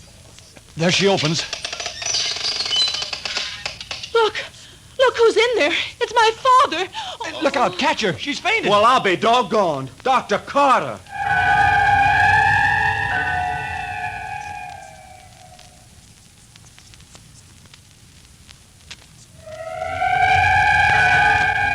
So the same thing has happened to Dr. Carter. He likewise is a prisoner. Listen next week to the 7th episode of The Cobra King Strikes Back, entitled The Face of a Beast. You are listening to Adventures by Morse.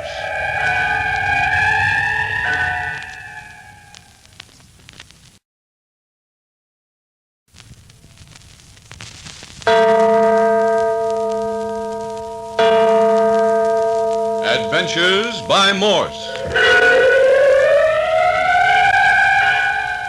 Carlton E. Morse presents The Cobra King Strikes Back, featuring Captain Friday. If you like high adventure, come with me. If you like the stealth of intrigue, come with me. If you like blood and thunder, come with me.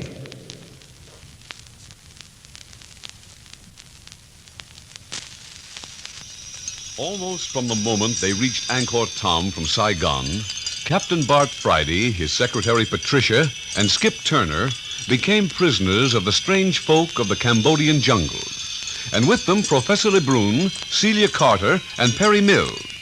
They were kidnapped from Angkor Thom by an elephant caravan and abandoned in the Temple of the Gorillas, where they were recaptured by hillmen and strapped to wild ponies. They were taken behind a giant waterfall and forced to climb the interior of a hollow mountain or series of ladders until finally they reached an ancient monastery situated on the peak. But listen to Captain Friday tell it. All the time we were laboring through these queer adventures, we were wondering what had become of our original leader, Dr. Howard Carter, the old archaeologist who so strangely disappeared from Saigon, and also Taquan, the young Cambodian scholar. When finally we were brought high up to the mountain temple, we were led before a huge door that reached to the vast ceiling of a great hallway. The door was thrown open, and Celia, exhausted by the strain of the journey, gave one look into the room and fell headlong across the threshold in a faint. She'd seen her father, Dr. Carter. Celia. Oh. Dr. Carter, you here? What's happened to my daughter? She's okay, just exhausted. She'll be all right. My friends, my dear friends. Oh, but it's good to see you again. Here, lift her onto the couch beside the fire. Easy now. Yep. Yeah, there she is. Oh, poor child. The shock of seeing you, Dr. Carter, after such a hard trip. You'll find a stimulant on the table, Captain. It's been a bad trip? Yeah, nothing to worry about. I'm only surprised it hasn't happened sooner. Too hard on the girls, I'm afraid. By the way, where are Perry Mills and Professor LeBrun? Oh, they'll be here in a jiffy. Hey, what kind of a burglar's hangout is this, anyhow? Are you a prisoner, too? Hello there, Skip. What's this about prisoners? Oh, a lot of monkey-faced guys took us prisoners, and they've been packing us all over the landscape like a lot of cargo. Ain't you a prisoner here? My dear Skip, none of us are prisoners. You haven't been prisoners at any time. The heck we ain't.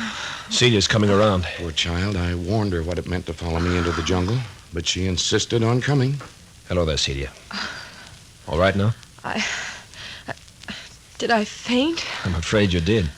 Oh, hello, Dad. Sorry I'm such a baby. Now, my dear, a little rest, and you'll be fit as a fiddle. How do you like being secretary to an archaeologist by this time? Is that what I've been doing? Exactly. Swell. Can I have another sip of that?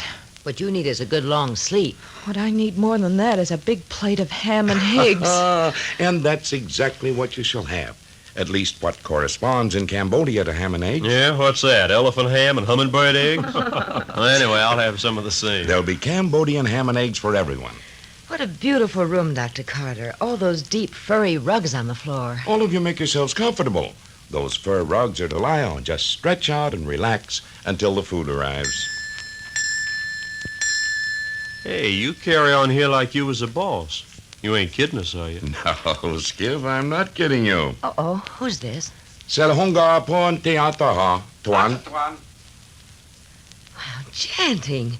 He strikes a silver bell and servants appear. Dr. Carter, you're not a mystic. Well, not at least not in the sense you'd give the word. Dr. Carter, you say you're not a prisoner and that we're not prisoners? No. I repeat, you were never prisoners.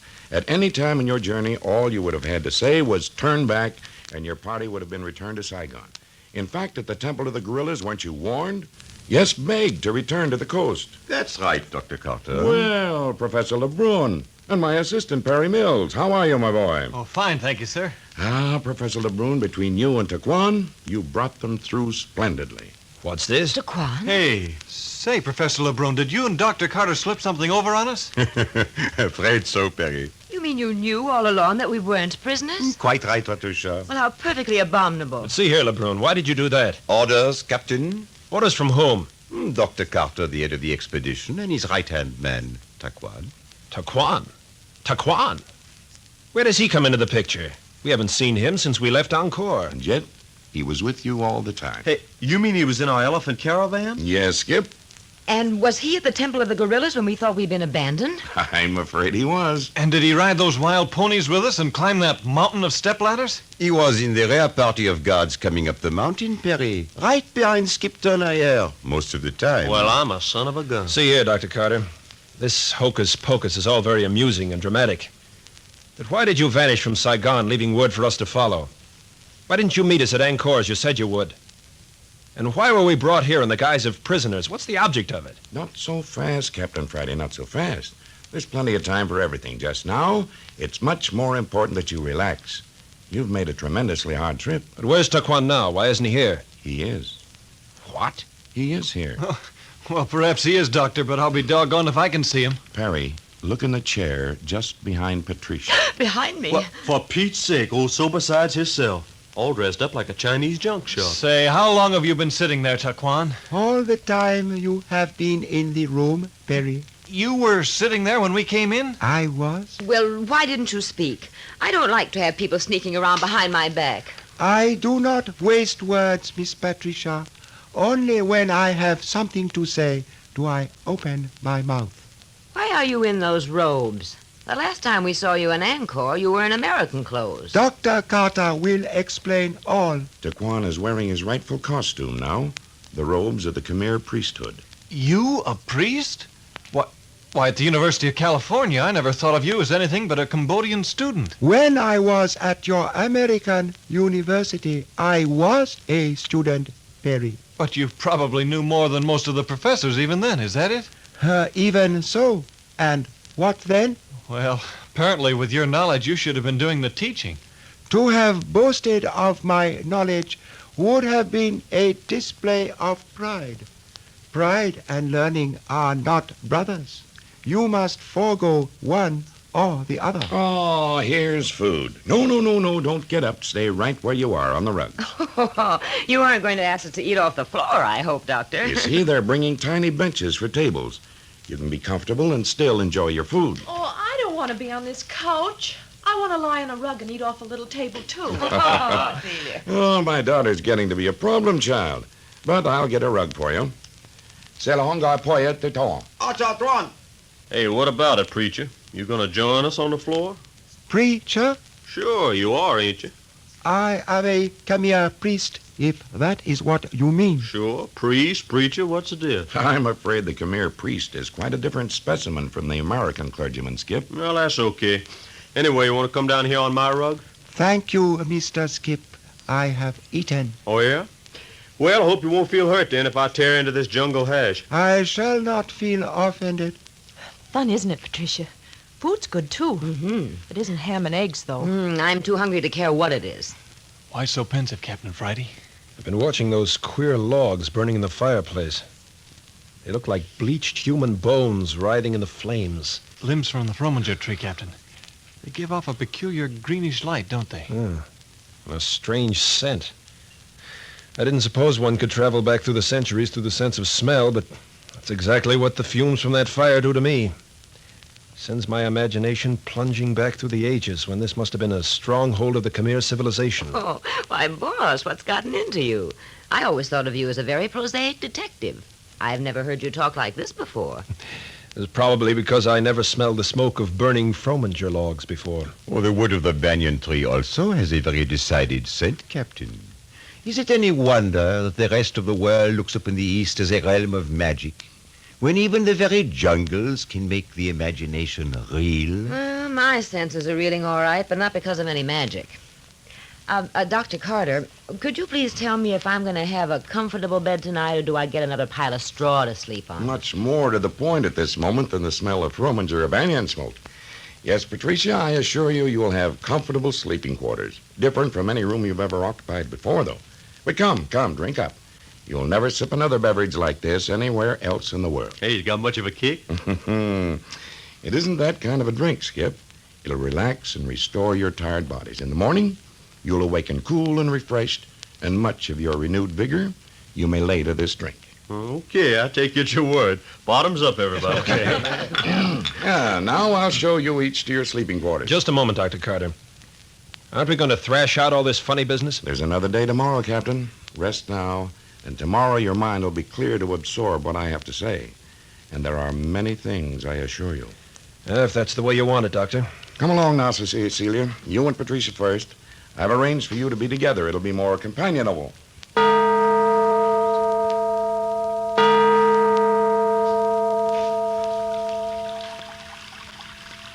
Hey, are you asleep, Celia? Oh, no. I thought I was dead tired. It's no use. Who ever heard of a bedroom with a fountain in it? Well, this is one.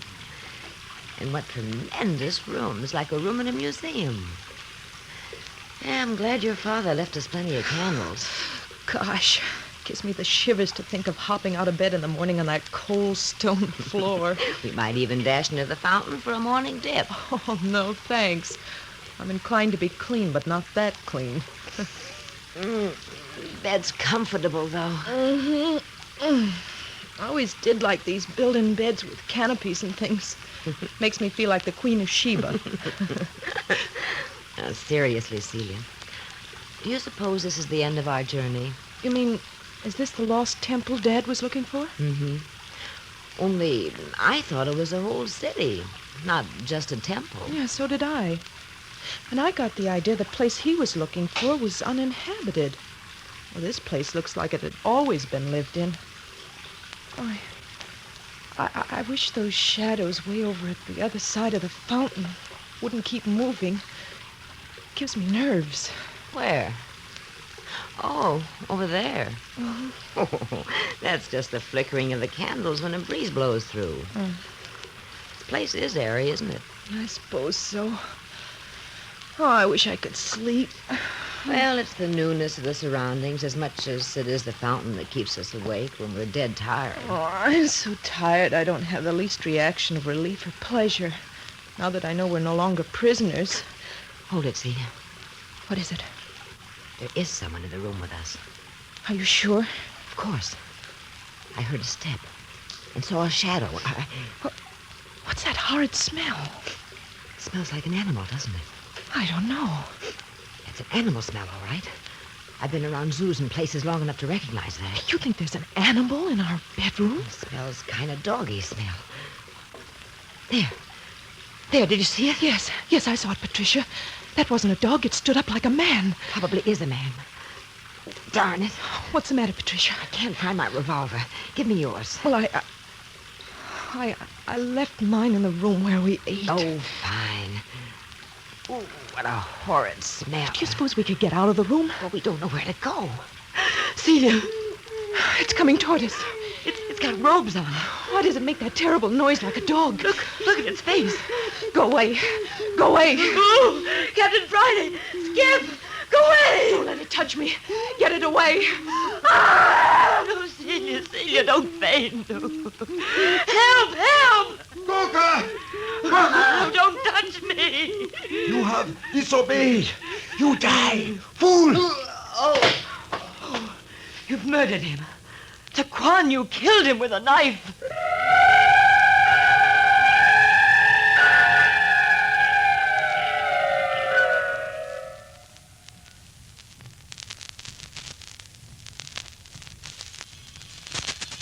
Left to themselves in their exotic bedchamber in the temple of priests high on a Cambodian jungle mountain, Patricia and Celia experienced adventure of utter terror.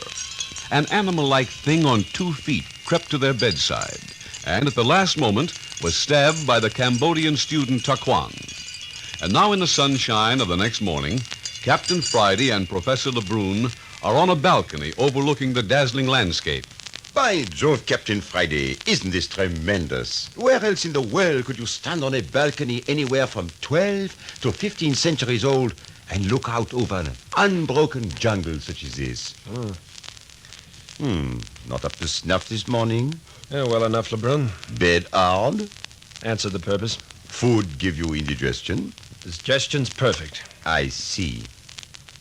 Then it must be your conscience. See here, Lebrun, what's the idea of all this prodding? Prodding?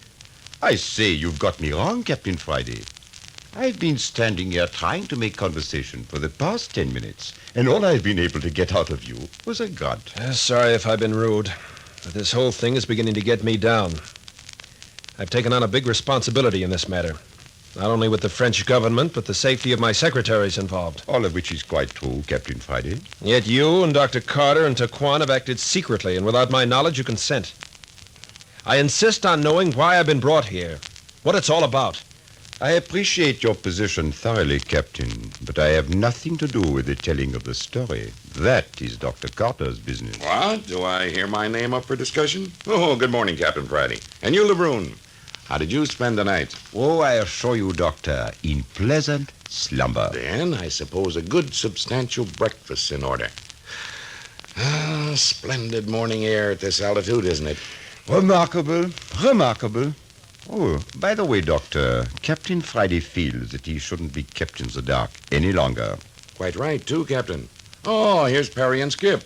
Good morning, gentlemen. Oh, what a night. What a night. It could have been twice as long, and I wouldn't have moved a muscle. Slept well, then, I take it. Oh, all over. Same goes for me. Well, shall we wait out here for the girls? They should be out presently. Sure, why not? Oh, boy, this air's great. Captain Friday, it'll take some time to go into all the details of what's happened. I might as well begin now as any time. Go ahead, Doctor. In the first place, you were all brought here from Ankar as prisoners because you couldn't have penetrated the jungle otherwise. The native Cambodians are up in arms over the rumors that the famous seven-headed emerald cobra has been found. Even your guards would have taken pleasure in slitting your throats had they not been told by Taquan that you were prisoners being brought to the temple of priests for sacrifice. Sacrifices? Oh, that's a swell idea. Who thought that one up? You see, with the exception of Taquan and Fen Lo, there's no one this far back in the jungle who understands English. That's one of our greatest protections. As long as they don't turn the natives against us, we're safe. You mean to say our safety depends on the friendship of Fen Lo, the murderer? The man I intend to take out of this jungle a prisoner? I do. Then why the Sam Hill did you ever bring us to this place? Supposing I had not brought you, what would have happened to you then? What would you have done then? Formed a caravan of my own, come into the jungle? Exactly. That's just what I was afraid of. You'd have been led out into the jungles by faithless Cambodians and killed outright. Hey, you really mean they'd have taken us for a ride? Well, in the parlance of the underworld, that's exactly what you were facing. Still, you could have told us all this beforehand. Captain Friday, believe me, your safety lies in the fact that you didn't know you were prisoners. You acted like prisoners. You were sullen and resentful in the presence of guards. You wouldn't have been actors enough to pretend all this had you known the truth. But why did you disappear from Saigon? Yeah, and why didn't you meet us in Ankar like you said you would? Gentlemen, I've been places and seen things in this jungle that no other white man has ever laid eyes on. Things that no other Occidental even suspects exist. Taquan Fenlo have shown me the treasure houses of the old Khmer kingdom. Wealth and glory that even the natives of Cambodia don't know about. So you've been playing along with Fen Lo. Fen Lo, the outlaw. Captain Friday, he may be that to you. To me, he is Fenlo the prince. Fenlo the priest. Well, Dr. Carter, did you see the seven-headed cobra? Perry, my lad, you always were one to ask questions. Oh, sorry, Doctor. Hey, here come Celia and Patricia. Hey, come on over and join the party. I hope you realize you've been holding up breakfast. Hey, boss, how soon can we get away from here? Why, Patricia, what's happened? You're white as a ghost. You too, Celia. Well, if you'd been through what we have, But why... my dear children, if anything was wrong, why wasn't I told? We screamed, but no one answered. Screamed? Screamed? But why on earth should you scream? Tell them, Patricia. I don't want to even think about it. Oh, come, both of you. Sit here on this stone step. I'll have food brought out here. Well, in the first place, they put us in a room with a fountain in the center. But every room used as sleeping quarters is the same. It's a combination. Ornament, drinking fountain, and bath. Well, anyway, the running water kept us awake. You say the fountain kept you awake? Oh, that's too bad. Breakfast will be out presently. We were lying there talking when suddenly we saw something moving in the shadows. We couldn't see what it was because the fountain was between us. But we began to smell the most peculiar odor, like animals. Celia said it was like a dog. Did you say dog? You're sure it wasn't wolf smell? I don't know. All I know that it was horrible. And then it began to come towards us. It was between us and the door. It kept creeping closer and closer. At first we couldn't tell whether it was an animal or a man. Oh, it was a man, all right. Yes. Then suddenly we saw its face. We both screamed. Well, what was it like? Was it like an animal? More like a madman. It whimpered and whined like a dog. Impossible. I didn't know there were any such things in this part of the world. What on earth are you talking about? Let the girls tell their own story. We both screamed. And then it leaped toward us and grabbed Celia. Oh, yes. Wait a minute. Let me get Taquan. No, please, Dr. Carter. I'd rather tell you folks what happened first. Very well. Well, just then, a shadow raced towards us. And I heard a voice say, "You disobey me, you die, fool," or something like that. And then Yes, Patricia? it was Taquan. He stabbed the thing to death. He killed it right before my eyes. What did you do then? Oh, boss, I fainted.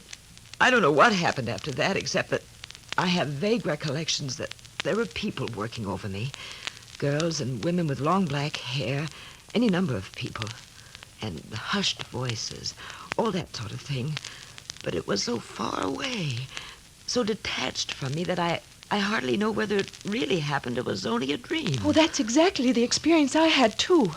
It couldn't have been a dream. Hypnosis. Eastern mysticism. And when did you have your next clear, normal consciousness?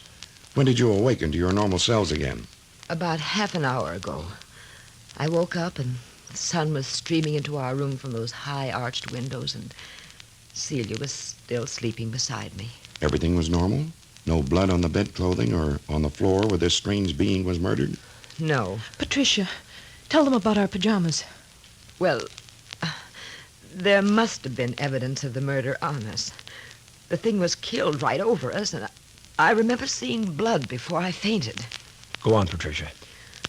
Well, when we awakened this morning, we weren't in the pajamas we went to bed in. Our baggage had been opened and clean things put on us. The bedclothes had been changed, and everything was different. What I would call super excellent service, hmm? Your humor is a little misplaced at a time like this, Lebrun. Oh, really now? I say, may I ask you a question? Go ahead. Look here, Celia. Have you and Patricia examined your luggage? Yes. And that's something else that's queer. How's that, Celia? Well, we found the pajamas that we put on when we went to bed last night. The ones we were wearing when Taquan killed the man. Were all freshly washed and pressed and with our other clothes. Patricia, are you certain you two didn't dream all this? We didn't dream it, boss. It happened. What do you make of it, Dr. Carter? It's beyond me, Captain. I never heard of such a thing before. Oh, the hallucinations of overtired brains. Professor Lebrun, are you trying to make me sound mad? I tell you what happened. Please believe me, Patricia. I'm only looking for a normal explanation to a highly improbable situation. Why do you say improbable? Nothing is improbable so far from civilization. What do we know about this place? What do we know of the people who inhabit it? This is a hotbed of black magic and cobra worship. Captain Friday, please, don't jump to conclusions. The priests in this place are wise and holy men. So wise and holy that they'll choose a pair of murderers like Fenlo and Taquan for their prophets. Captain Friday, you must not fly in the face of fate like this. Patricia's safety, the safety of the entire party, lies in your hands. You know what you're doing here, Dr. Carter? Are we safe? Whom do you trust? What right did you have to drag us all out here into the jungle? Can you answer these questions? He do not need to answer them, Captain Friday. Hey, Taquan. I will answer for him. Oh, here you are. With your kindest indulgence, I am here. What do you mean by entering Patricia's bedroom last night to slaughter one of your victims? Slaughter? Enter Miss Patricia's bedchamber? I think I do not know what you mean. You did kill that thing that made a noise like a dog. You did. I fear you are torn by the sinister claws of delusion. All last night I rested peacefully upon my couch. You did kill. I saw you. You said to me, he disobeyed me. He had to die. That was the last thing you said before I fainted. You deny that you were near the girl's room? It is my humble opinion that I was nowhere near them. Hey, look here, Taquan. You got any proof? Proof? Proof of what? You know doggone well what I mean. Just a minute, Skip. Taquan, can you guarantee our safety in this temple of priests, as this place seems to be called? Safety? Who am I to promise safety? Even you, Captain Friday, whom I know to be a great detective in your own San Francisco, cannot hope to promise all of the citizens safety. He can do his utmost to protect them, yes, but even he cannot know what fate has in store. I'll be a bald-headed monkey if you can't say the least in the most words. You see, Dr. Carter? Even your trusted guide won't promise us safety. You must admit, Captain, his reasoning is sound. Look there on the terrace. Hey, what's that, Taquan? What is that thing those priests are carrying into the jungle? A body, Mr. Skip. The body of a man. The body of a priest. You see, even a priest of the ancient Khmer line is not safe in this temple If what, Taquan? if he forgets the tenets of his religion or the laws of the ancient Khmers. I see. And what law did he violate? That no Khmer priest shall ever come near unto a woman. I told you.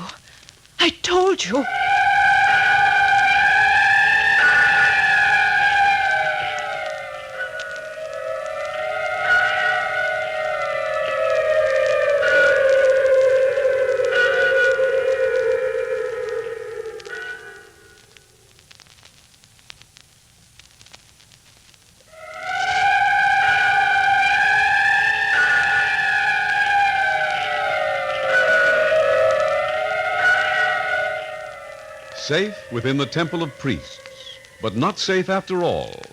For within the temple are stranger terrors than they have yet had to face. Listen next week to the 8th episode of The Cobra King Strikes Back, entitled, It Was Not Cannibalism.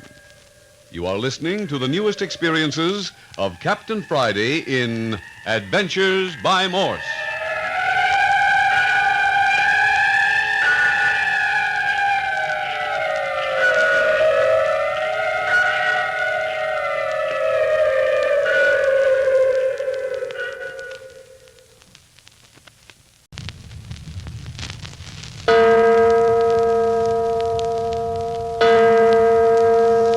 Adventures by Morse.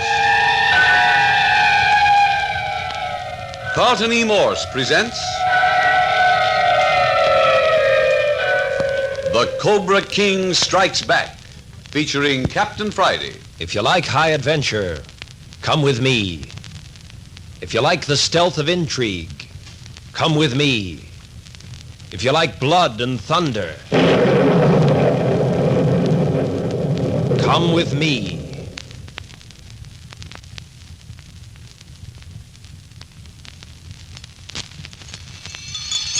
Two American girls and 5 American men, hemmed in on all sides by the great Indochina jungles, their fates in the hands of 2 young Khmer priests, each of whom is known to have killed.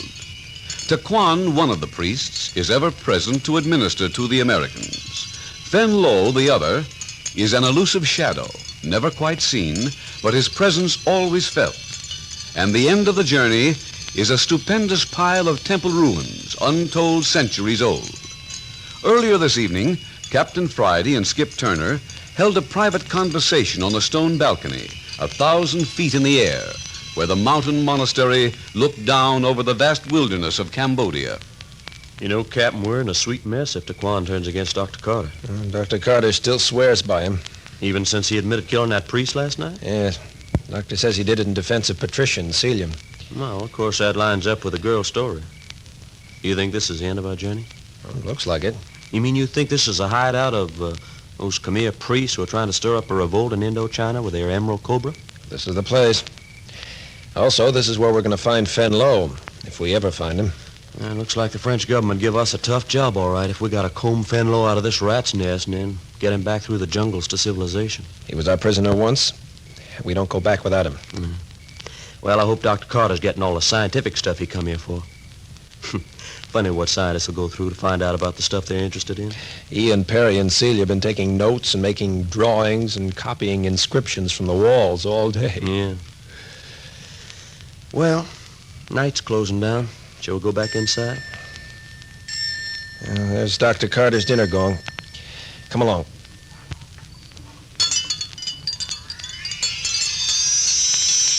With the passing of the daylight, interest in the temple gave way to uneasiness, and as night settled, to a nameless fear.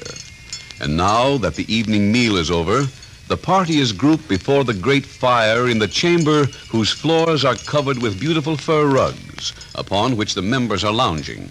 Oh, you folks don't want to hear any more of this gruesome business. You won't be able to sleep tonight. Oh, go on, Perry. I won't be able to sleep anyway. Sure, don't go starting something you can't finish. Well, as a matter of fact, I hadn't intended getting in so deep. Oh, don't be so tantalizing, Perry. Let's hear about this loup-garou or whatever you call them. What do you think, Professor Lebrun? I think we were very unwise to bring the subject up at all. Well, he's got me scared stiff already with his talk about werewolves, witch doctors, cannibalism, and that sort of thing. I might as well finish it. Doesn't make a very pleasant bedtime story, Celia. I think it's all a lot of cockeyed banana oil myself. There ain't no such thing as a werewolf. Quite true, Skip. The werewolf, as far as the civilized world is concerned, is extinct. Oh, there never was such an animal. My word, such finality. Well, it ain't reasonable. When a man takes that attitude, Skip, I always get the impression he's trying to reassure himself. You mean to say that Skip Turner's afraid? Oh, look here, Patricia. That's rubbing it in a bit. Well, are you going to tell us some more about the brutes, or ain't you, Perry? Oh, sure, if you want it. I'll tell you. Hey, look at Dr. Carter and Captain Friday, stretched out on their rugs in front of the fire. Wonder what they're talking about. You still feel certain that Taquan is to be trusted, Dr. Carter? Do you think, Captain Friday, that I'd place 7 precious lives in the hands of a man I didn't trust implicitly? Maybe not intentionally, Doctor. But you could misplace your trust. You haven't any reason to distrust Taquan? No. Something warns me that we're in a pretty tight spot. I can vouch for that myself, Captain. We are in a ticklish position. But that isn't the fault of either Fen Lo or Taquan. What you vaguely feel is the force loose in the jungle over which they have no control. Maybe. It's true. Evil forces. You know, Captain Friday, I doubt if Taquan would have led this party into the jungle if he'd known at the start what he's since discovered. Meaning what? Fen Lo and Taquan were small boys when they left this part of the world and went to Saigon for education. Then, without returning here, they were sent to the United States. They left the jungle before they knew all that the jungle held. Now that they've come back with their eyes open, they're as astonished and horrified as you and I at some of the practices. Can't they put an end to them? You've said over and over that these two Cambodians are returning as prophets of the Khmer religion. And so they are, but unfortunately, two prophets are not as strong as age-old practice. They'd have to kill every Khmer priest in the region to wipe out the evil that creeps through this jungle at night. You're keeping something back, Dr. Carter. What is it? What is this evil that creeps through the jungle at night? Captain Friday, did you ever hear of the Steppenwolf of Russia, the witch wolf of the American Indians, the werewolf of Germany, also the loup-garou of the Central European countries of the 18th century? Oh, for heaven's sakes, Perry, is there no end to the grisly details? Well, you would have them. They demanded them, didn't they, Professor Lebrun? Perry, you are wrong in one detail. The werewolf does not always leave behind the track of a wolf. That is the popular conception, but according to both German and Russian scientists, as often as not, the entire body is not transformed. You mean that sometimes they have the body of a man and the face of a wolf? Or perhaps only the brain is twisted, so that you would not know that the person was of that nature, except for certain physical characteristics.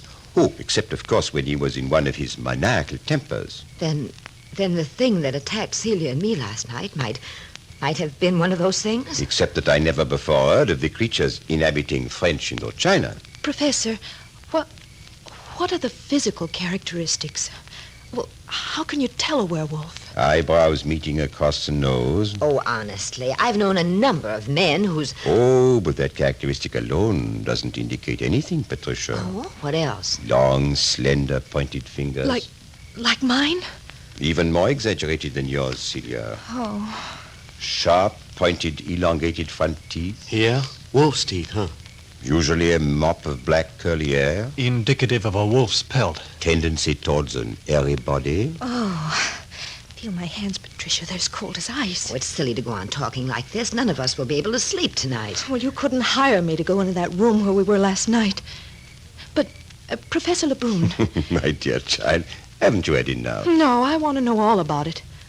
What happens when they change from a man into a wolf? You know, Celia, they go in packs like wolves. They do? Sure. The pack has a leader. He's usually more possessed than the others.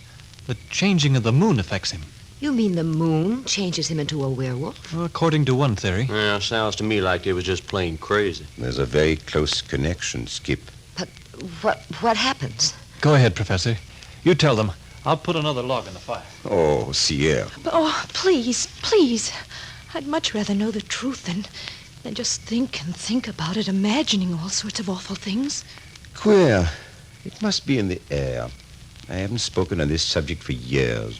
I haven't even wanted to. Last time I took part in an open forum concerning werewolves was the night I left the university in Budapest, just before the war. It was winter time. An unrecognized son of Emperor Franz Joseph, a classmate, he took half a dozen of us to his winter place back in the forest for the holidays. Our host's name was Joseph. He was a peculiar chap. The same atmosphere that prevails tonight took hold of us. We sat about till midnight or so, eating cheese and a tough kind of rye bread and sloshing it down with mugs of stinging beer. Couldn't talk of anything but these human beasts. Someone would try playing the piano. Joseph led us in bawdy songs. No, it didn't work. The conversation always turned back to the same thing. How the leader of the werewolves races through the village streets calling to its pack, races into the night with swift, black shadows at his heels. Go on, Professor. Can't you picture it? Dignified, scholarly man seated poring over his books, beautiful home, warmth, comfort. And then suddenly, the savage howl of a wolf, the call of the pack. The man leaps to his feet. Blood rushes to his cheeks. The scholar stands trembling, and the howl comes again. He struggles with his collar as though strangling. He rips his clothes to shreds with his pointed nails. Then, suddenly from his own throat, comes a terrible, blood-curdling howl. A nauseating odor of the wolf permeates the room as he leaps through the window and is off into the night, the heels of the leader. Or perhaps it is a young husband.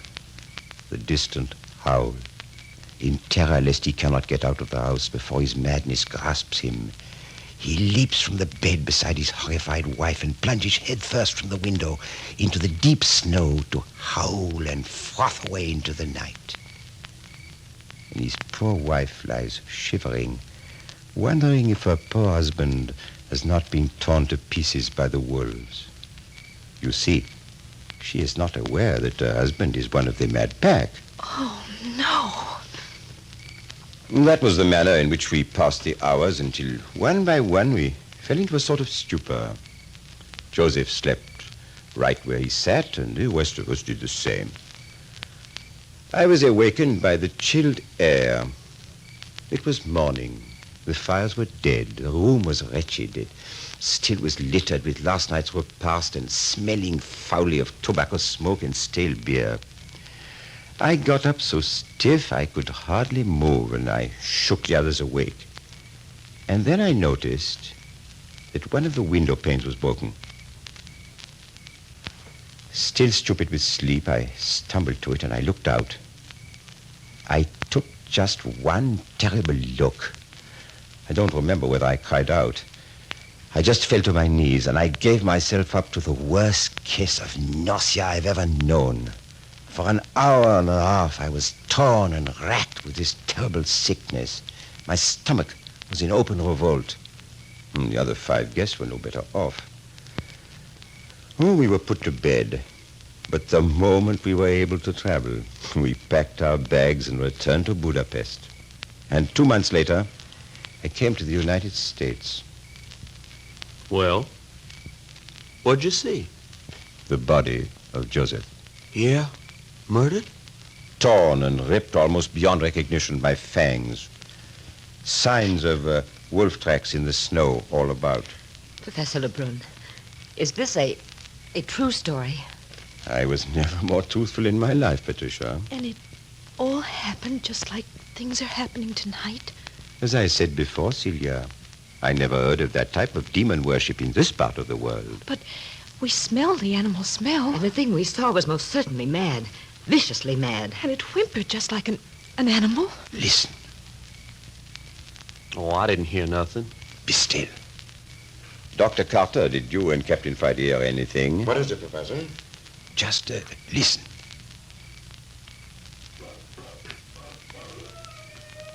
There it is.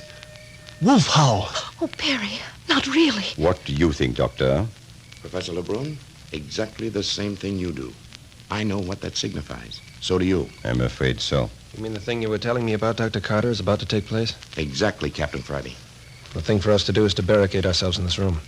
It can be done. Perry, the big entrance door bars from the inside. Skip, see what you can do with that smaller door, will you? Hey, now, this is something like it. Come on, Perry, let's get a little action into this. I've had the jitter and juju sitting around holding my hands. What about it, Dr. Carter? Captain Friday's in command now, Perry. Do what he tells you. Come along, Dr. Carter. Out on the balcony. Oh, there it is again. It's coming nearer. But what is it that's happening? I don't know.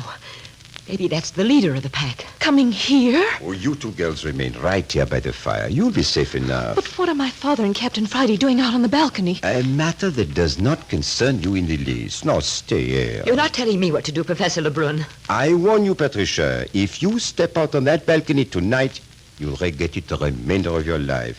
You mean? Oh, we'll not go into that. Oh, good. Here comes Captain Friday now. They'll never be able to reach the balcony. It's a good 30 feet from the ground. We'll be safe in watching what happens from there. We must post men inside.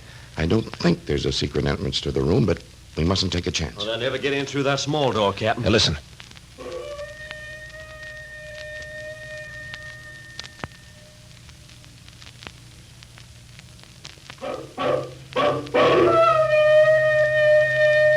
Did you hear that? That came from inside the temple. Somebody's responding to the call. I hope nobody in this room's a werewolf. Oh, my dear Celia. Look at Professor Lebrun. He ran out on the balcony. Did you see the look on his face? Did you see his face?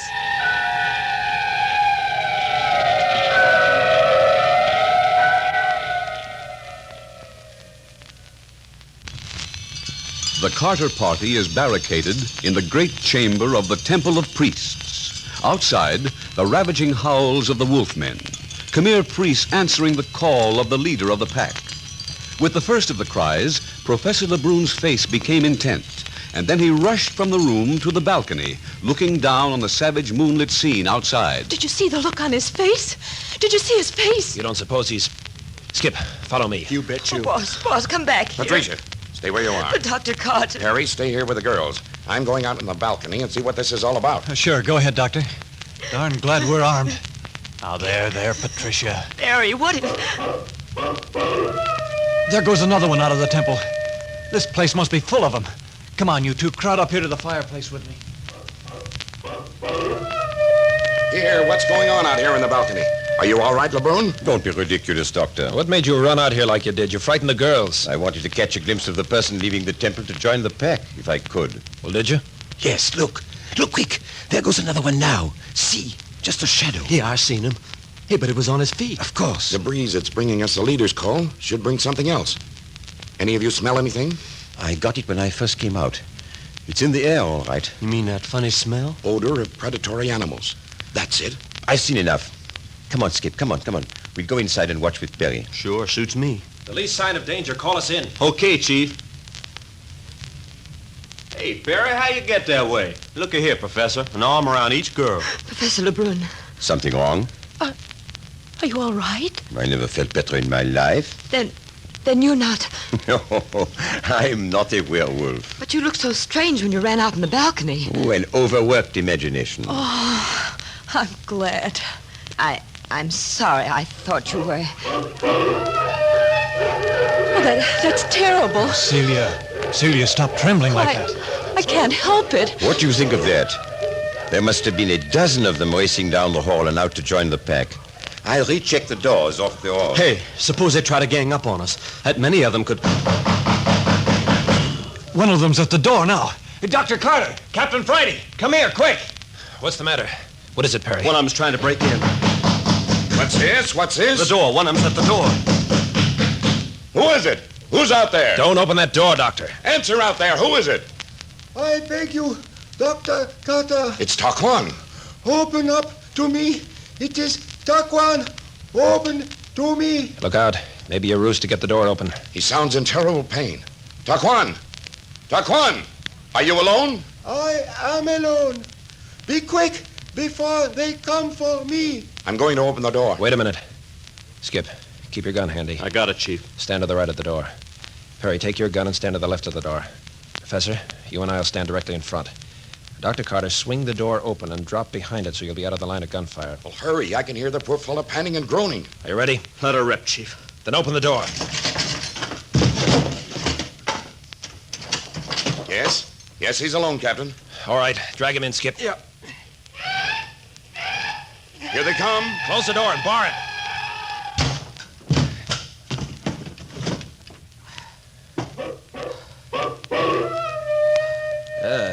Good. Not any too soon. Oh, look at his face. Everyone stand back, please. Here, Taquan. Lie down in this robe. Perry, go to the fountain on the balcony. Bring me some water, will you? Look at him. All ripped up with claws. Might be serious. Get Lebrun, Skip. This boy needs a professional. We'll have you fixed up in a minute. I need some bandages. Something clean. Well, I just got out a fresh underskirt, boss. Would that do? Yeah, take it off. Tear it up into strips about 2 inches wide, will you? All right. Go over behind that screen. Hurry. All right. Come with me, Celia. Yes, but I'm shaking so. It'll only be a minute. Here, Celia. Undo me in the back. I'll have to take my dress off. Oh, I can hardly make my fingers work. There. All right. Now the underskirt. Oh, the straps are pinned to the... Oh, never mind. Break them. Yank them loose. Here, like this. Oh, I'm jelly inside. I'm not brave at all. Well, I'm not brave either, but this is an emergency. Now, help me get back into my dress. All right. No, the other way. Oh, let it alone. I can do it better myself. Here, take the skirt and start ripping it up. Oh, I don't know what I'm doing. You want me to fasten you up again? No, never mind that now. Come on out in the light so we can see what we're doing. Here, give me the skirt. Here's your pan of water, Captain. All right, Skip. Hold the pan. I want Perry to help me bathe these scratches. What's keeping Lebrun? He's checking the hall doors, Chief. Said he'd be right back. Dr. Carter, start cutting away his clothes wherever you see a claw mark, will you? My poor friend. How are those bandages coming along? Does it make any difference how long they are? Longer the better, that's all. Okay. The doors are secure. Well, what's the trouble here? It's Taquan. Hey, you'd better take over, Professor. Yes, these wounds should be washed. We'll need warm water. Hey, Professor, there's another one of them pots out on the balcony. What about filling it up and setting it on the fire? Go ahead, Skip. He hasn't said a word. Is he conscious? Do not fear for me. It is not I for whom my heart weeps. Out of his head. Find any marks in his body? Number of deep gashes on his left side. Look. Look here. Something's bitten into the flesh here. Here, let me see. That needs immediate attention. Perry, you go on washing the face. Captain, roll him toward you just a bit. There. That's better. Hey, that's a humding of a fire. You'll have hot water in no time. Oh, wring out your handkerchief and hand it to me, Perry. Thanks. Captain Friday, take the longest blade of your knife and bury it in the coals for 2 minutes and then bring it to me. Hey, Professor, what's that for? Just stand back out of the light, will you, Skip? All my emergency equipment would be where I can't lay hands on it now that I need it. One skirt takes an awful lot of bandages. Well, we'll need them. Get a couple of the longest ones handy. Roll them up. Don't handle them any more than you can help. There now. Wash the blood out of that handkerchief and give it back to me, Perry. Here comes Captain Friday with the knife. All right. Never mind the rag, Perry. Give it to me quick, Captain. Hang on tight, Taquan. I'm going to burn out this wound. Oh, no. Oh, no. Don't let the girls watch. Sit on his legs, Doctor. Captain, will you and Perry hold his arms down? Ready? All over. Get hold of yourself, Celia. Now those bandages, Captain Friday. Here you are. Thank you, Captain. Water's hot now, Professor. Good. Skip, reach in my left upper pocket. Unbutton the flap and get that vial. Got it? Okay, teacher. Drop 8 or 10 drops in the water. Perry, take a clean piece of cloth and rewash the wounds on his face while I finish bandaging this. Oh, yes, sir.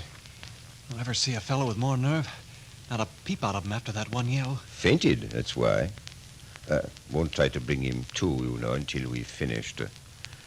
His heart's all right. Not much we can do, Captain. The professor seems to have things pretty well in hand. Yes, we've got his clothes cut away from all the slashes and cuts on his legs. Celia seems to be in a bad way. I'll see what I can do for her. Pretty rough experience. How are you, Patricia? All right, boss. That smell of burned flesh kind of got me for a minute. Well, you're taking it fine. Hang on. Thanks. Gee, did you ever see anyone so marvelous with his hands as Professor Lebrun? Yes. He's more than a college professor. He's one of the finest surgeons in the West. There. Now we'll swathe his whole face in cloths dipped in this medicated water. It's the best we can do for him now. What do you make of these scratches, Professor? Made by human nails, and they were human teeth that bit him. Hey, you don't mean they're cannibals? Hardly. Cannibalism consists of more than tearing human flesh with nails and teeth. Not cannibals. Just plain demented fiends. In other words, werewolves. After a fashion, yes. Another strip of bandage, Patricia. Here, Professor. Good girl. Skip, put more water on the fire. Captain Friday, will you put your thumb on this bandage? I'm handicapped without adhesive tape. Hey, look, you teacher. I ain't heard any sounds outside for quite a bit now. Maybe I could sneak out where your medical stuff is and bring it in. You'll do nothing of the kind, Skip. Those doors stay shut and barred. I agree. There, Perry. That will take care of his head and the worst of the body scratches. He looks more like a mummy than a living person. We've left openings for his mouth and eyes. Hey, look at there, Professor. He's moving. Coming around. That's good. Will he be in much pain? Oh, the worst is over. I've got to clean up a little myself now.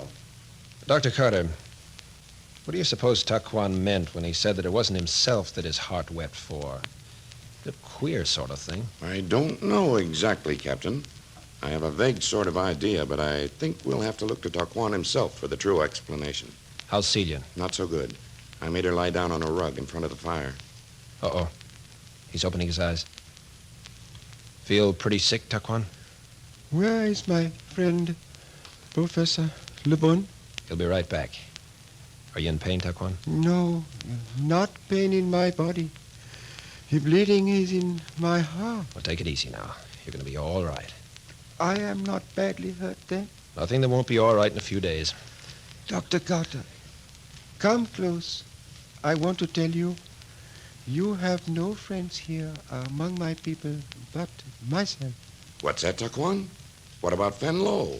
You promised us the protection of Fenlo. What's happened, Taquan? Captain Friday, you need not worry longer about my brother priest, Fenlo.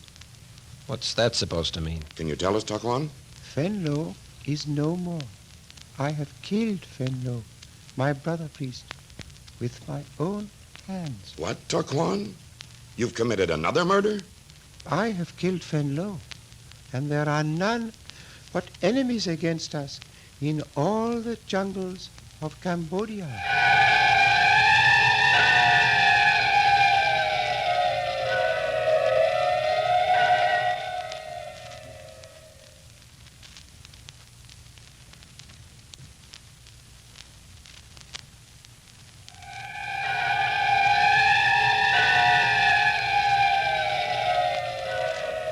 The ancient Khmer priests are out of hand. They have turned against their natural leader, Taquan. He can no longer promise the Carter party protection. His own life is at stake. Listen next week to the 9th episode of The Cobra King Strikes Back, entitled The Fangs and Teeth of the Enemy. You are listening to Adventures by Morse.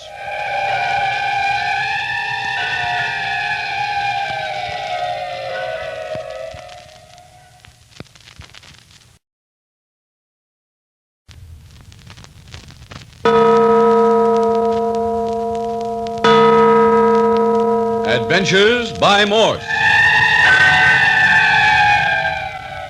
Carlton E. Morse presents The Cobra King Strikes Back, featuring Captain Friday. If you like high adventure, come with me. If you like the stealth of intrigue, come with me. If you like blood and thunder, come with me.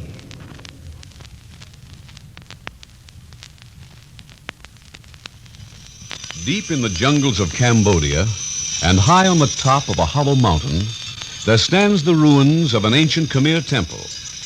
Within this decaying symbol of the past have lived for generation upon generation the ancient holy priests of the race that once worshipped the precious seven-headed emerald cobra. The race of Khmers is now vanished, but still the priests, hidden away from the world, have carried on. But let Captain Friday tell it. Yes. Well, the temple of priests and the priesthood were unknown to the world outside until Taquan, a young Khmer priest, a graduate of the University of California, led his good friend Dr. Carter and his party to the stronghold. Taquan wasn't anxious to have my secretary, Patricia, Skip Turner, and myself on the trip, but Dr. Carter insisted, and so we were included. As soon as we arrived here, we began to notice strange, unnatural actions. You noticed it, Professor Lebrun. Oui, every voice in the night, every shadow upon the wall, every temple passageway was fraught with vague, sinister promises. That's right. And then on the second night came the chilling wolf howl, a howl which emanated from human throats. The air was filled with the raw, pungent odor of the wolf pack, slinking human figures, teeth agleam, eyes red with madness, scrambled from the temple passages and fled, frothing and howling to join the leader of the pack. Dr. Carter and his friends locked themselves in one of the great halls. Suddenly, there was a knock, and student priest Taquan cried out to be allowed to join them. The door was opened, and there lay the young priest, torn and bleeding, the victim of human claws and teeth. He was brought into the room, the doors relocked, and then he was bound up as well as possible. And then he whispered out his story of how he had killed Fenlo, his brother priest. Taquan, you murdered Fenlo? Why do you give evil interpretation to every action, Captain Friday? Murder is an evil word. Murder is also an evil deed, Taquan. Then I did not murder Fenlo. I killed him. But the thing I did was good. So you say. But it just happens that the individual is never the final word in such matters. Please. I have had enough of your occidental moralizing. Well, anyway, Chief, that's one worry off our shoulders. Taquan's taking care of one job for us. If he did kill Fenlo. Dr. Carter, make them understand. Their very lives depend on their faith in me now. You have something to tell them? I must tell them what has happened. They must understand what goes on here, or they will never leave alive. Captain Friday, do you mind if we take Taquan on faith for a bit? Go ahead. We'll hear what he has to say. Do you hear that? We not only have heard, but we saw Taquan. It was best that you did, Dr. Carter. You would not have believed me otherwise. We understand this madness, Taquan, if that's your story. But tell us, is the whole of the priesthood involved in this disgusting practice? That is what I have to tell you. I was born here. As a little boy, I spent my time between the temple of the priests and the rice fields below the jungles. My mother was the daughter of the rice fields. My father was a priest. I see. You were trained in the traditions of the priesthood here in the temple and spent your leisure time with your mother. When my temple training was complete at the age of 13, I was sent to the padres of the French missions at Saigon. The old men of the temple in those days were far-seeing. They looked into the future. They were looking forward to the time when the Khmer Empire would again be a power in the world, I suppose. Yes. They wished me to know the language and the ways of the rest of the world. Fenlo was sent with me. We were brother priests. But what has all this to do with our present predicament? When I was a small boy, Dr. Carter, the priesthood was an honorable body. The priests were brave and strong and wise. Is that changed now? All is changed. It is not the same priesthood at all. The wise men have disappeared. The strong have been murdered. Degeneracy. A case of a very ancient tree decomposing. No, it is not that. The priesthood is very old. 10, 12, 15 centuries old. Why should it decay in 20 years? No, Doctor. It is not a natural decay. Do you know what is at the bottom of this disintegration, then? I do. There have been rumors of a mysterious clan in these jungles. The werewolf has always lived somewhere in the shadows. As a child, I have heard vague stories of terrible jungle orgies, human sacrifices on the altar of the emerald seven-headed cobra, unholy practices. The Black Mass. Here in the jungles of Cambodia. The Black Mass. And all the time that is supposed to have been an evil byproduct of a overly sophisticated civilization. Hey, I thought you said these Khmers were civilized. Go on, Taquan. As I get it, this group that participated in this sort of thing had nothing to do with the priesthood as you knew it in your youth. That is most true. It was hated. The old men did everything in their power to stamp it out. And while you were away in Saigon and later in the United States, these human wolves in some manner got a foothold in the temple of priests. That right? That is so. I do not know. But they have turned this ancient temple from a place of honorable worship into a house of abominable practices. Are all the priests contaminated? All, Captain Friday, all. Those who refuse to run with the pack and join in the orgies have one by one been slain. You knew this, yet you brought us to this jungle temple? But I did not know, Captain Friday. I did not know until I came here and saw for myself. But what's to happen to all of us, Taquan? How are we to get out of here? That is what I am coming to, Miss Patricia. Fenlo had come ahead with Dr. Carter and had several days with the priests before I arrived with you. Yes, and I must say Fenlo was a bad host. I saw nothing of him once we reached the temple. I was left entirely to my own devices. I know. It is sad to relate that Fenlo was not able to resist the evil ones. When I arrived, he was already bound to them. Fenlo became one of the werewolves? I cannot believe he did so without protest. But there was one alternative. Join them or die, as the other good priests have died. And so he preferred to wallow with the living in their depths of depravity. He would have gone out tonight for the first time to join the pack. You stopped him? I urged him not to go. It was useless. He was prepared to go. When the call of the leader of the pack came, he leaped to his feet And you tried to prevent him? I intended to stop him, Captain Friday. But if it was the last thing I should ever do... Hey, you mean it was Fenlo who ripped you up like this? It is so. And after you helped him get away from the ship. What a swell guy. He was mad. With the madness of the jungle, or he would not have touched me. But he was not yet tainted with the evil of the orgies. I understand, Taquan. You killed him to save him from defiling himself. That is true. That is why I killed my friend. How do you feel? If I could have some water to drink. Here, Dr. Carter. All right, now. Let me lift your head up a bit. No, let me sit up by myself. I cannot have any weakness now. Can you do it alone? Good. Here, drink. Enough? What do you mean, Taquan? What do you mean you can't have any weakness now? My strength is all that will bring you out of this jungle alive, Mr. Perry. You have no friends anywhere here but me. If I die here you will die also. You mean we're trapped? Unless I am able to save you. You have a way? I have been lying here, recovering my strength. Now I am ready. It is time to act. Here, Taquan, you're in no shape to move around. When there is a need, one can do many things. But what is there to do? Make haste to travel the way we have come. You mean through the hollow mountain? There is no other way. Hey, you mean we gotta leave this room with all them nuts who think they're wolves swarming around? It is the only way. And now is the time. When tomorrow dawns and they have returned to their normal selves, they will find Fenlo's body and will know that I am against them. Then it will be too late. You think we have a good chance of getting to the entrance of the Hollow Mountains? It has been very still for some time now. All of the members are running with the pack. I think we have a good chance. What do you say, Chief? Just one thing. Taquan, you're leading us into danger. If I have the slightest feeling that you're purposely leading us into the hands of the pack, I'll shoot you where you stand. That is your privilege, Captain Friday. Good. I just wanted you to understand. Then are we going now? We should have food. There is not time.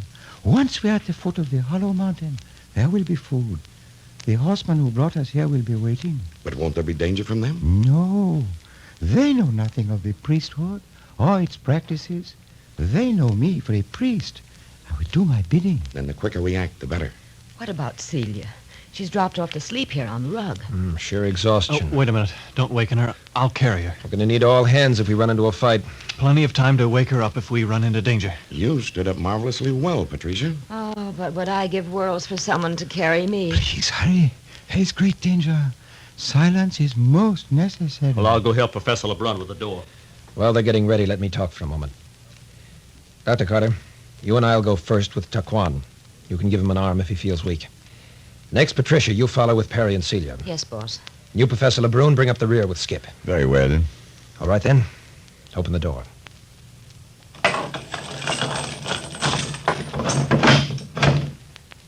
Open the door slowly.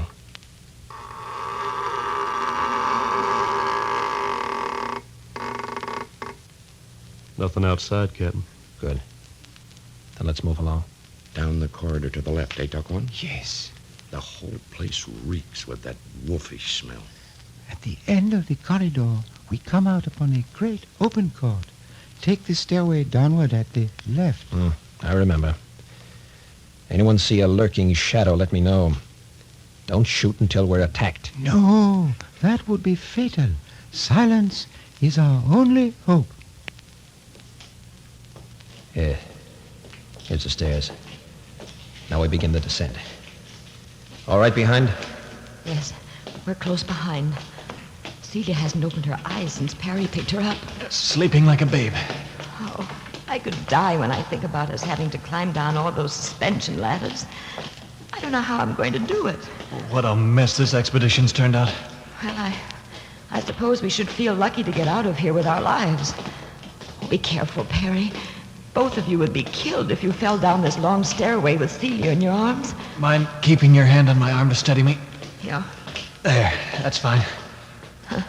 Dr. Carter's a good sport, isn't he? Here he's come all the way from San Francisco, and Now, just when he's on the point of finding something, he has to leave. Not a peep out of him. The expedition must have cost him a lot, too. Well, that doesn't hurt him half as much as the fact that he's getting along in years. This is probably his last opportunity of doing research work in Cambodia. Oh, it's a shame. Be careful at the bottom of these stairs. Hug the wall. Remember, this path leads along a bottomless chasm. Well, anyway, it's dark. I couldn't do this if I could see where I was walking. Probably won't light the torches until we start down the ladders. Wouldn't it be perfectly ghastly if we should meet some of those animal people on this narrow path? We'd be in plenty of trouble. Are Professor LeBrun and Skip Turner right behind us? Well, I can't see anything in the dark. You behind us, Professor? Professor LeBrun. Skip. It's queer. They don't answer. You don't suppose those wolfmen are slipping up on us from the rear? Skip! Professor, answer me! Oh, we've lost them. We've lost them.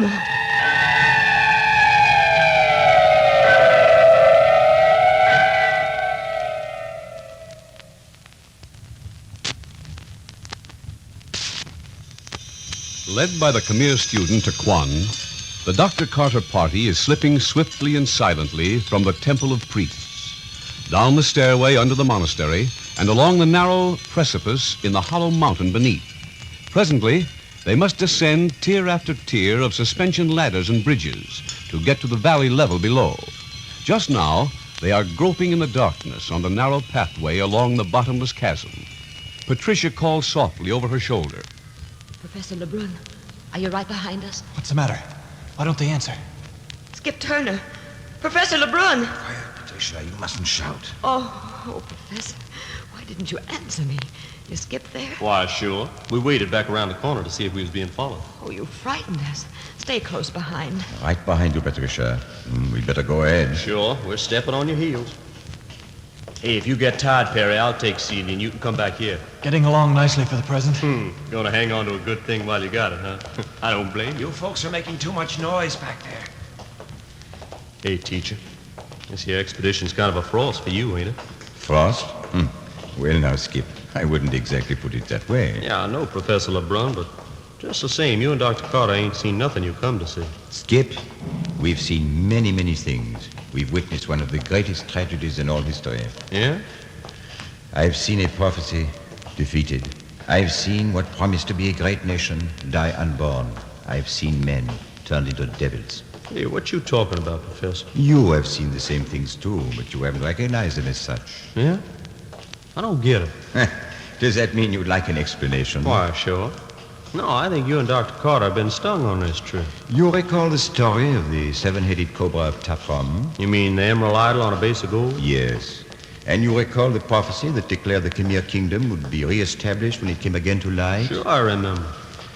I have seen that Emerald Tapram cobra. It is recovered and is now in the vaults of the temple above us. Yeah? And does that mean there's going to be a grand rush of people into the jungle to rebuild this kingdom, like what the prophet said? No. That is why Dr. Carter says we have lived to see a prophecy defeated. The priests of Khmer have broken faith. They have become worse than devil worshippers. With the exception of Taquan, there is not a single worthy leader among them. Oh, well, then the whole thing's going to flop, huh? The great nation that was to be is this very moment dying unborn. And the men who were to lead the Khmers into this vast jungle to rebuild the old civilization are running in packs, howling like wolves, the slaves of their own passions. They've made devils out of themselves. And the new kingdom of Khmer is lost. Oh, golly, Captain Friday will be tickled pink to hear that.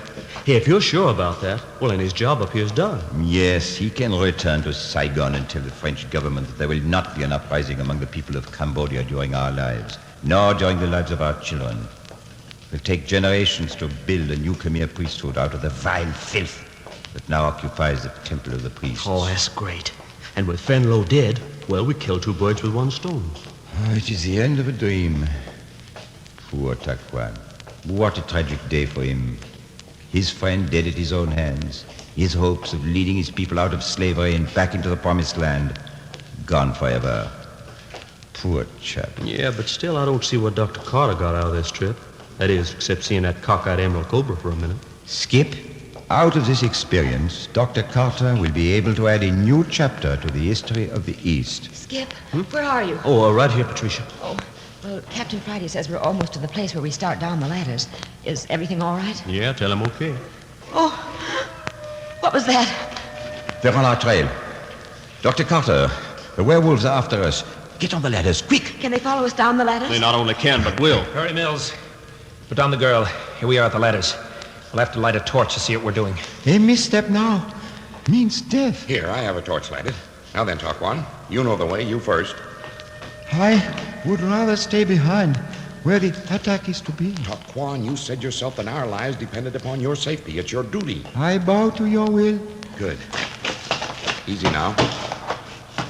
All right? I am on the ladder. All right, Patricia. You next. Oh, I'm afraid. Quickly. Taquan will steady you. Oh, boss. Steady, Patricia. Grit your teeth. Of course. It's silly of me. Catch me if I fall, Taquan. Oh, do not be afraid, Miss Patricia. Oh, there. Are you all right? Oh, don't worry about me. Quick, then. Perry, is Celia awake? No, still out like she was drugged. Well, never mind. You give it to me. Now, down on the ladder with you. Yeah. Now, take her in your arms. Down a little more. Black as night here on the ladder. You got her? Okay, Captain Friday. All right. Move down the ladder with Taquan. All right, Professor. You're next. Hadn't I better wait? Are you going to argue, too? Well, have it your own way. Here I come, Gary. Right here, Professor. Now you, Dr. Carter. You and Skip first. Do what I tell you, Doctor. I'm sorry, Captain, but I'm the head of this expedition. You will please descend. Hey, for crying out loud, get a move on. Listen at him coming up yonder. This is against my will. Now then, follow the captain, Skip. That's okay by me. Hi there, Doctor. Hurry, the entire pack is descending on us. I'm coming now. Steady my foot on the ladder, Skip. Now, careful. There you are. Now you're all set. Hey, I got a notion to take a pot shot up the path. Don't you dare, Skip. They can't know how far ahead we are. A shot would give us away. Oh, I suppose you're right. The best thing is to get down the ladder as fast as possible. We don't want to lose track of the others. Well, I'm doing my darndest. I ain't much shakes at going down a ladder backwards. It's too bad we can't get a gang of them on one of the ladders and cut it loose. Send about a dozen head first down the cliff. That is our final hope, Mr. Skip. You hear, Taquan? I thought you'd be way down the ladder with Perry and the girls. I waited. My place is with the fighters. Hey, I'm getting kinks in my legs. I can't keep up this pace on a ladder. None of you can. On the other hand, those who pursue us are as agile as monkeys. It is no use trying to escape them. Our one hope is to select a suitable place and stand and fight. Will they have weapons? Here, knives. Much more effective weapons in hand-to-hand fighting than guns. Well, I'll take my chances with a gun. They'll be down on us so fast, you won't have an opportunity for more than one shot apiece. Already, they are on the ladders. They're gaining on us. Hello, Chief. What's a good word? We've got to make a stand, Dr. Carter. The girls can't go much further. I was afraid so. Hey, couldn't we tear loose one of the ladders above? That will stop them. As easily dislodge the mountain itself. These ladders are built on logs embedded in the granite walls of the mountain. Well, the ladder's only wide enough for two at a time. We can kill them as fast as they come. Oh, do not be optimistic, Captain. They do not climb down the ladder. They swarm. It's useless, Patricia. I can't carry Celia any further. Boss! Not so loud, Patricia. We're just behind you. Boss, we can't go on. Perry and I are finished. Well, that settles it. We'll fight here. The time has come then. Perry, take off your belt. Here's mine. Strap Celia to the ladder. We'll need every man for the fight. Okay. Patricia, can you hold her against the ladder a moment? Yes, I think so. There. Put the strap around under her arms, and you can kind of hold her. That'll ease the strain. Oh, boss, I'm so tired. I could just let go and tumble down. Stop that kind of talk. I wonder how far it is. Oh, we can't be halfway down. It must be a couple of 1,000 feet. Well, if one was to fall, he'd roll clear to the bottom, I suppose. Yes. Remember, there's a bottomless chasm at the foot of the ladders. You'd go out of existence forever. Yeah. Oh, but they're getting close. Got your gun? Yes, of course. Now listen, Patricia. If the worst comes to the worst, save 2 cartridges. Oh, Perry. Now don't let yourselves be taken by those police. Oh, it's horrible. Now, promise. Yes, I promise. Perry, when you get Celia tied, come up the ladder beside Skip. I'm right with you. All right. Is everyone in position? Now, Dr. Carter and myself in front. Next down, Taquan and Professor Lebrun. Third row, Skip and Perry. Oh, look here, Captain. What is this? The last great roll call? Hey, looky, teacher, if you're planning to become an angel, you better start growing your wings in a hurry. You're going to need them if you leave the ladder suddenly. Hey, they're certainly taking their time in getting here. I thought they were right on top of us. It is the hollow echo that makes them seem so close. Well, bring them on and get it over with. Do not fret, my friend. They will be over only too soon. One last word. No one is to fire until I give the word. We can't take a chance of missing. When we know exactly where they are, Dr. Carter and I will fire. 2 shots apiece. We'll drop down against the ladder, and Taquan and the professor will fire. They'll hug the ladder, and Perry and Skip will fire 2 shots, and that'll leave us plenty of cartridges for hand-to-hand work. You Gotcha, understand? Chief. Okay. And Patricia, Yes, boss. I'm sorry I haven't time to come down to you. Don't lose your nerve. Oh, all right. Good luck, boss. Here they come. Are you ready, Doctor? Ready, Captain. Wasn't so blasted dark. Well, there they are. Let them have it. Down, Doctor, down. I'll let them duck one, old son. Out of the way, you guys. Give it to him, Perry. You bet.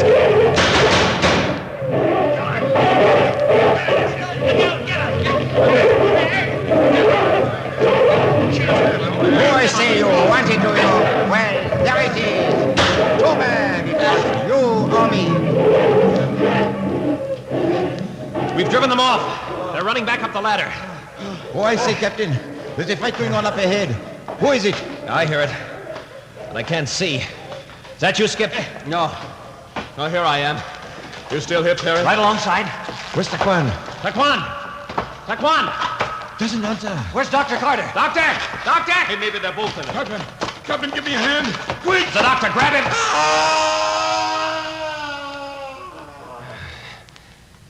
It's too late. Hey, you mean Taquan and Dr. Carter was thrown off that ladder? Yes. They're both gone. I dived 1,000 feet into that black hole.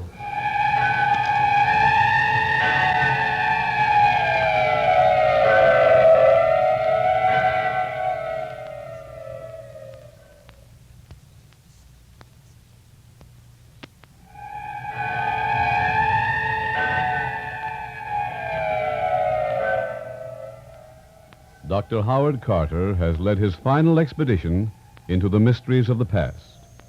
He came into Cambodia in defiance of a fate that overwhelmed and destroyed 30 million citizens of the ancient Khmer Kingdom.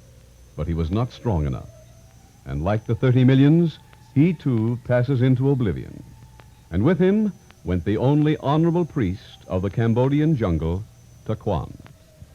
You have just heard the 9th episode of The Cobra King Strikes Back, the 10th and final episode entitled The Amazing End of an Expedition comes to you next week at the same time. You are listening to Adventures by Morse.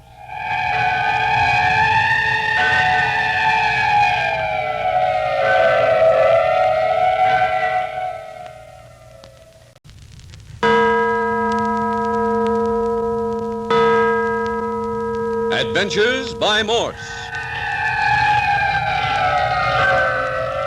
Carlton E. Morse presents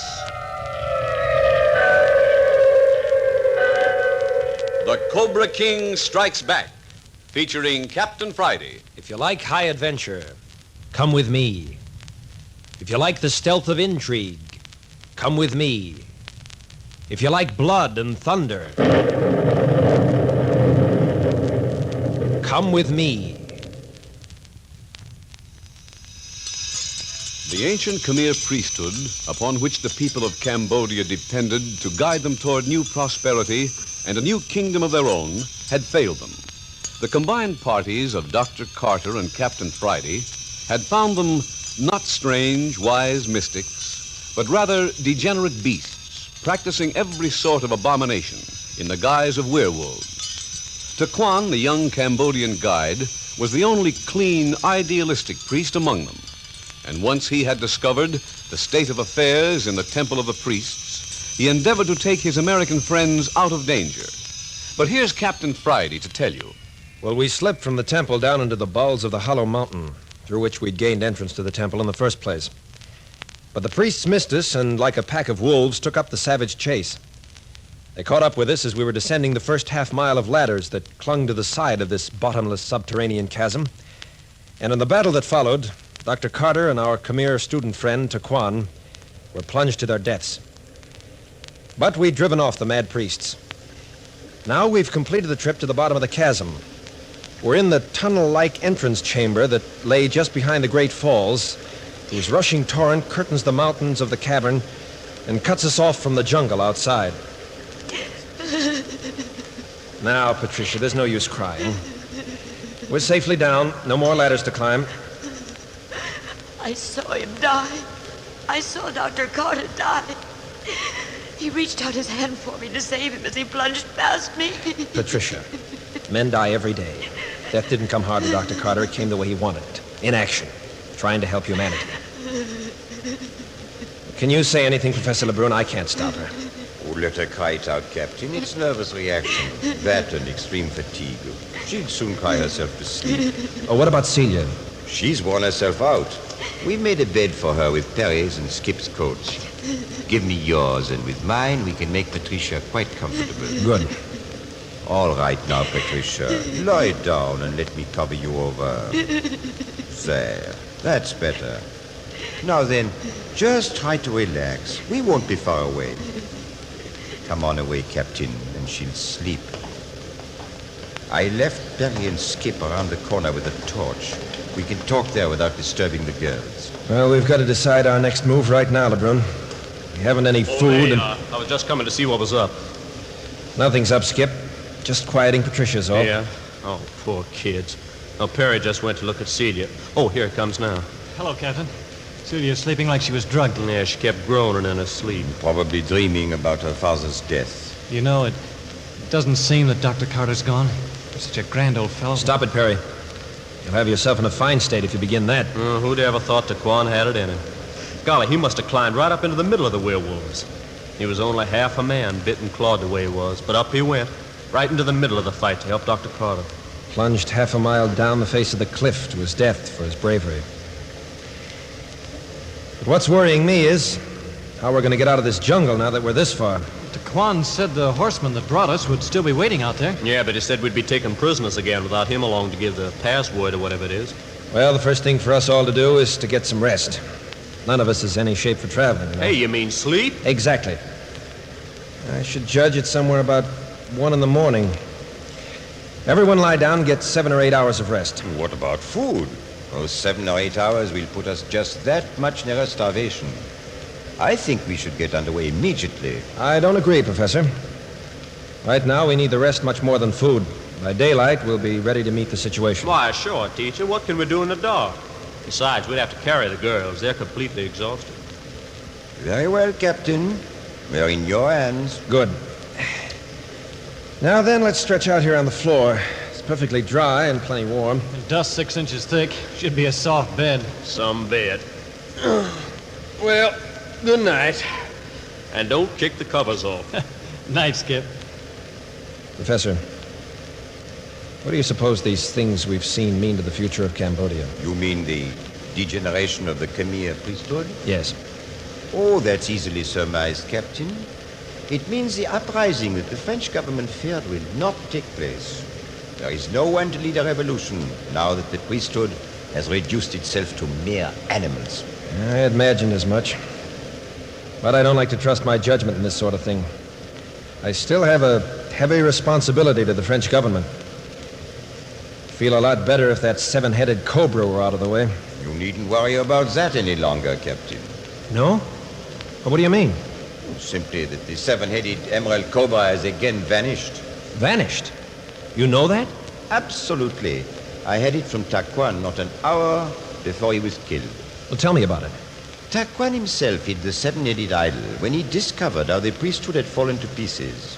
His idea had been to keep the Cobra secreted until he could reorganize and build up a new group of faithful priests. What about the Emerald Idol?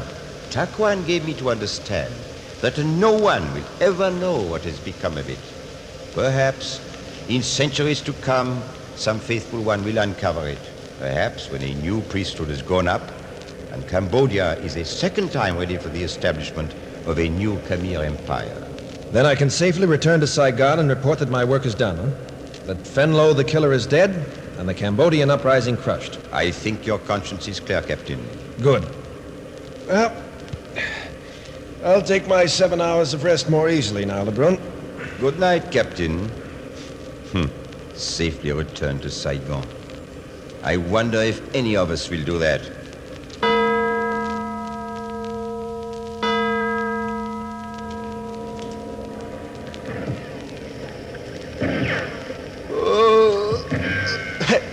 Hey, what's that? Captain Friday, Captain! You call, Skip? Hey, listen to them firearms. Guns, all right. I didn't know these Cambodian hillmen used army rifles. You awake, Perry? Say, that doesn't sound like native gunfire. Yeah, well, native or civilized, it means there's folks out there we don't care to meet up with. The girls are still sleeping quietly. Oh, you up, Professor LeBrun? Yes, I've been awake for half an hour.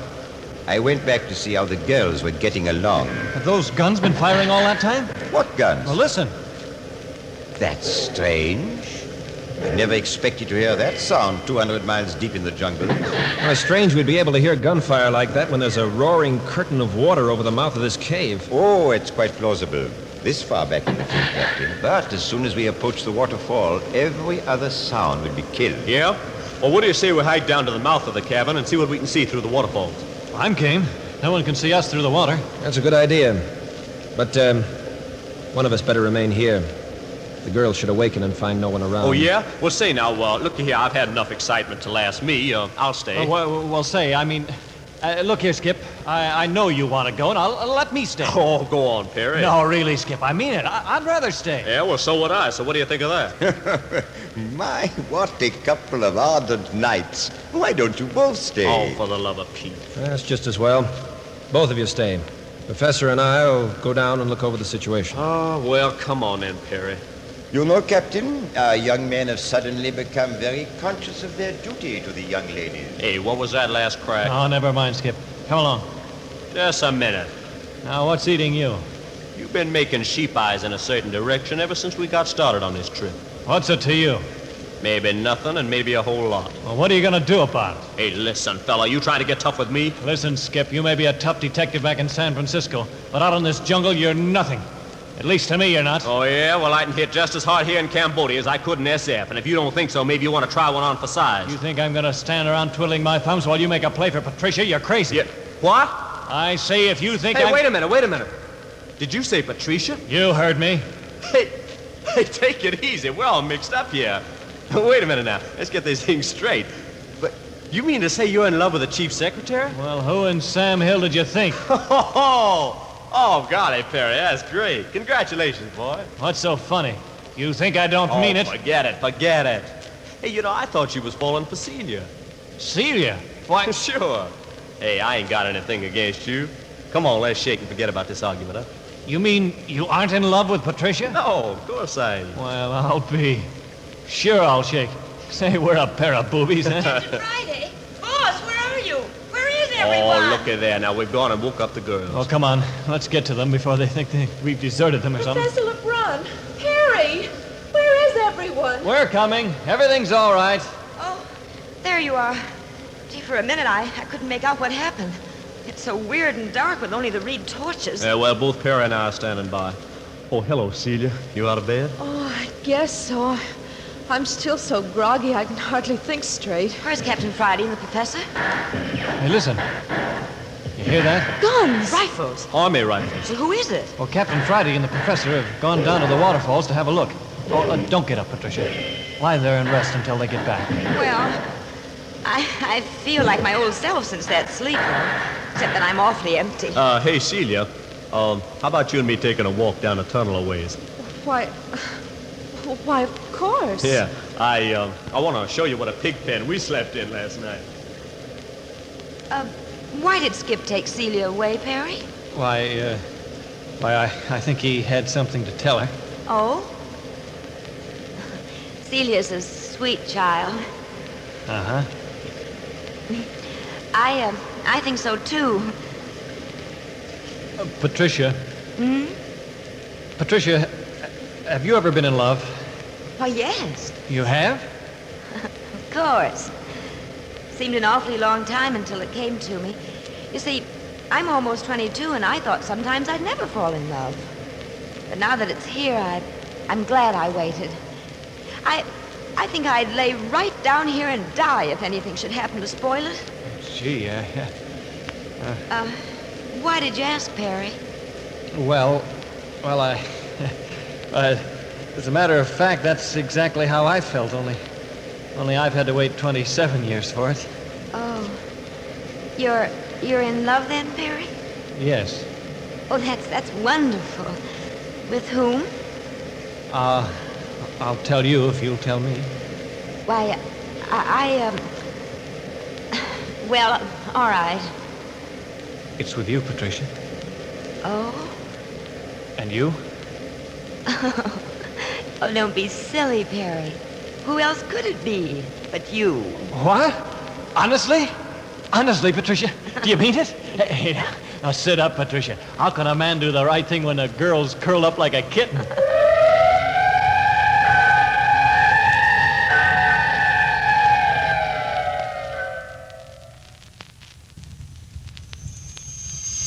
No hardship or adventure can prevent the entrance of the little fat god of love with his bow and arrow. Deep in the great cavern under the hollow mountain and behind a curtain of waterfall, Perry Mills has just laid his heart at Patricia's feet and has been accepted. A little further down the cavern, Skip Turner and Celia Carter are standing in the shadow of a smoky reed torch. Skip also has a glowing heart, but a very reluctant tongue. And I brought you down here to ask you sort of a question, Celia. What sort of question, Skip? Oh, it wasn't anything, I reckon. But you said you had a question. Yeah? Well, aren't you funny, Skip? Yeah. Golly, I like to hear you say my name. You do?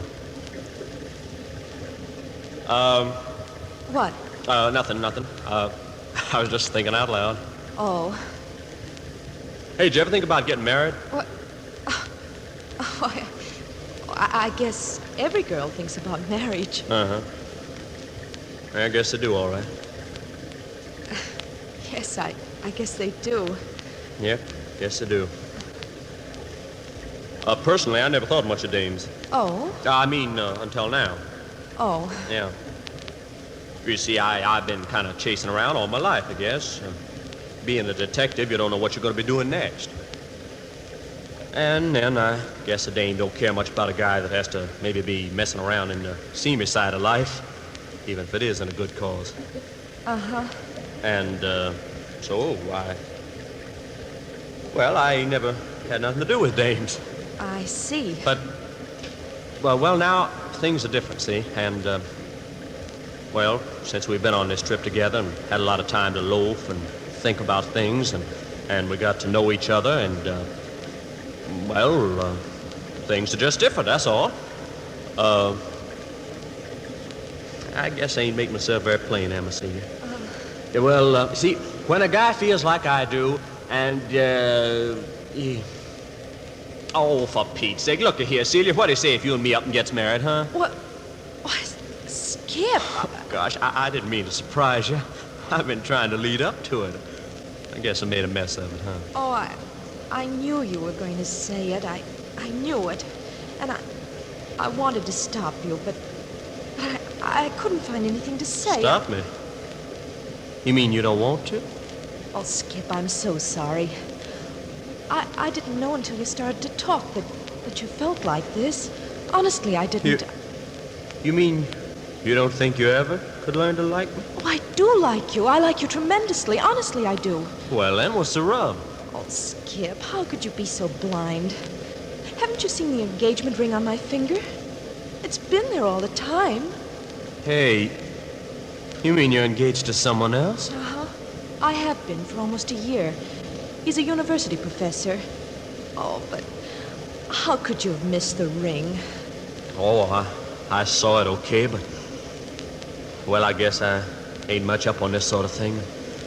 Well, I never heard you mention anybody else. Oh, I am sorry. Oh, that's okay.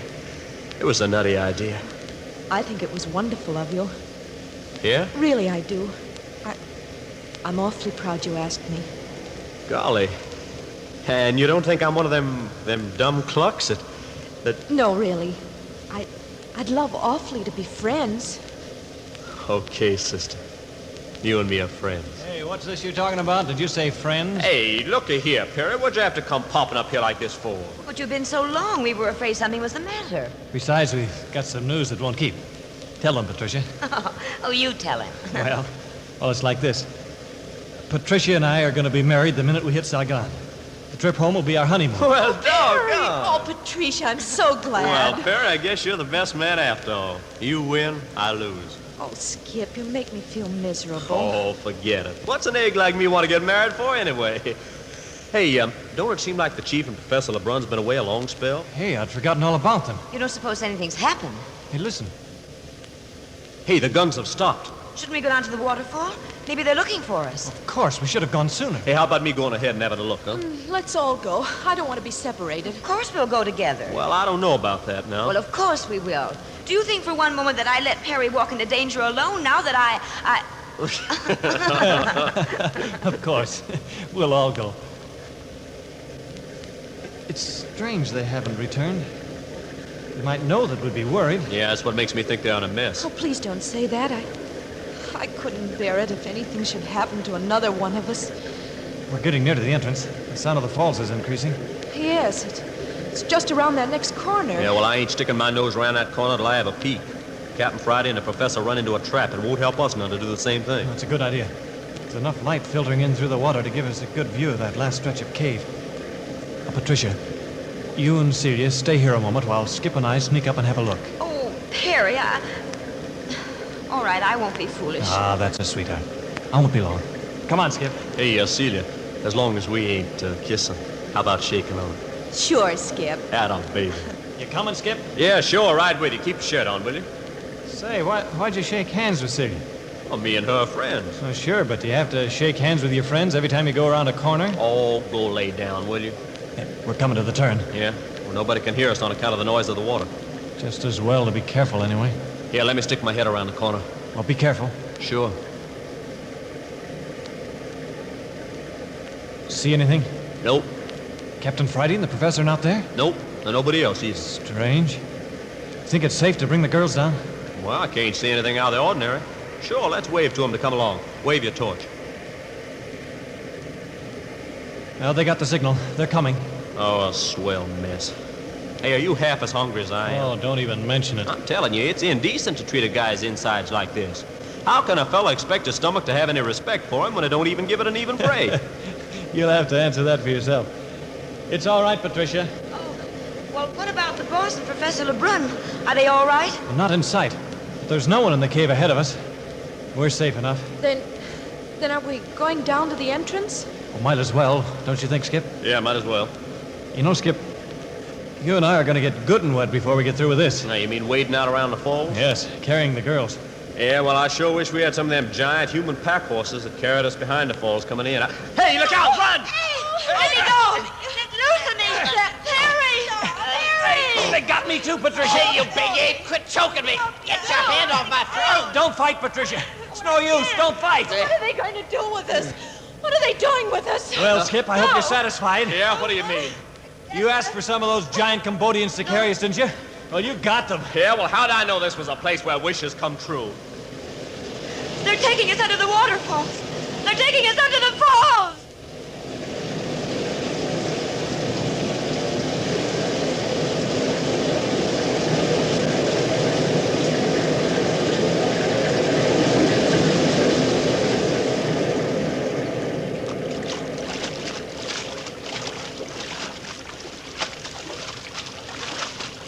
Well, they carried us through that all right. Yeah, I'm beginning to think they run a free ferry service between the bank of this river and the cave behind the falls. Oh, here we go up on the sand.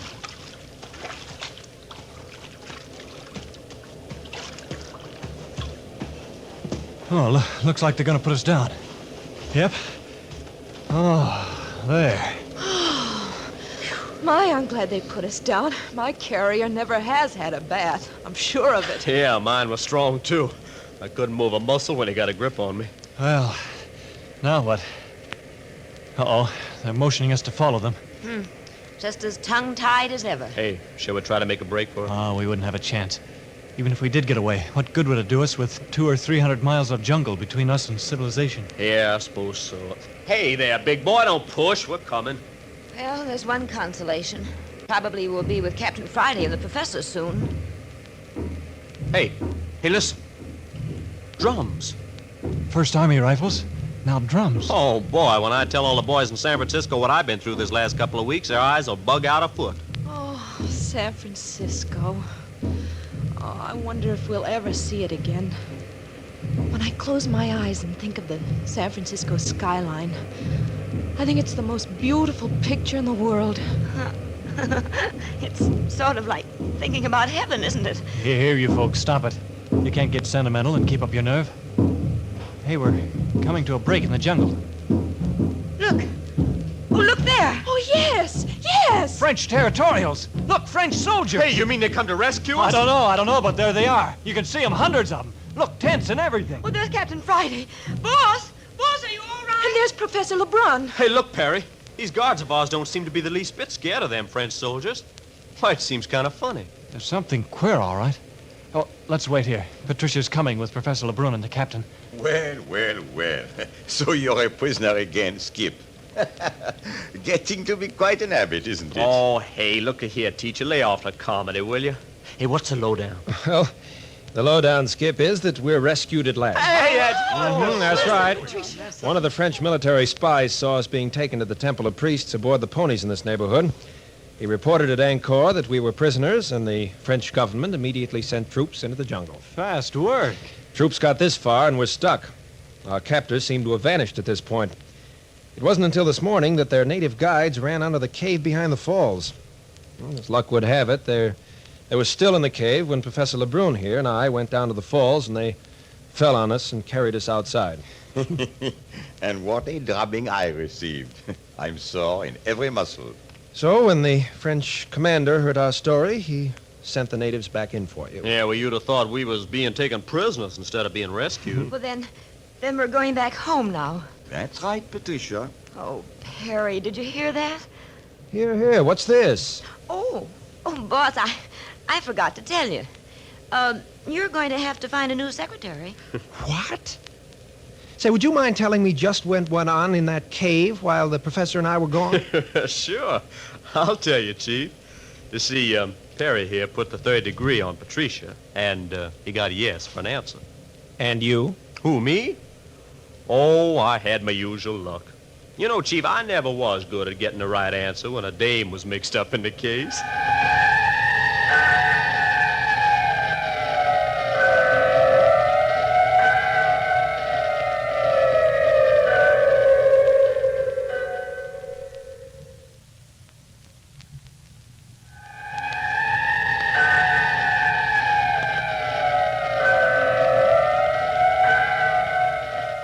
And that is how the remainder of the Carter expedition into the jungles of Cambodia were finally brought safely back to civilization. But how did Captain Friday and Skip Turner and the others return safely to San Francisco? Well, for one thing, the French government gave them an airplane to fly to Australia, an airplane that had a breakdown in a most unfortunate place, right out over the Indian Ocean.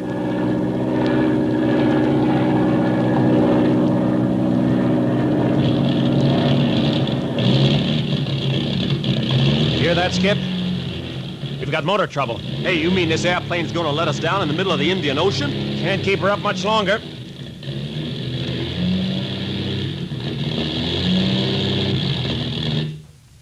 She's dead. We're going down. Hey, Chief, there's an island. Head her into the wind, there's an island. Do the best I can. Ain't no bigger than a pocket handkerchief, but any island's better than no island. Amen, brother. Amen.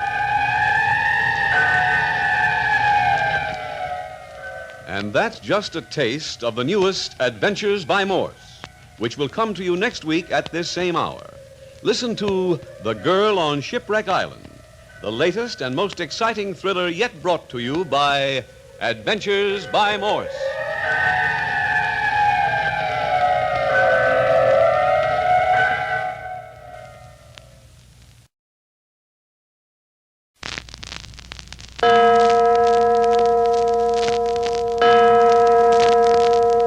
Adventures by Morse. Carlton E. Morse presents The Land of the Living Dead, featuring Captain Friday. If you like high adventure, come with me. If you like the stealth of intrigue, come with me. If you like blood and thunder, come with me.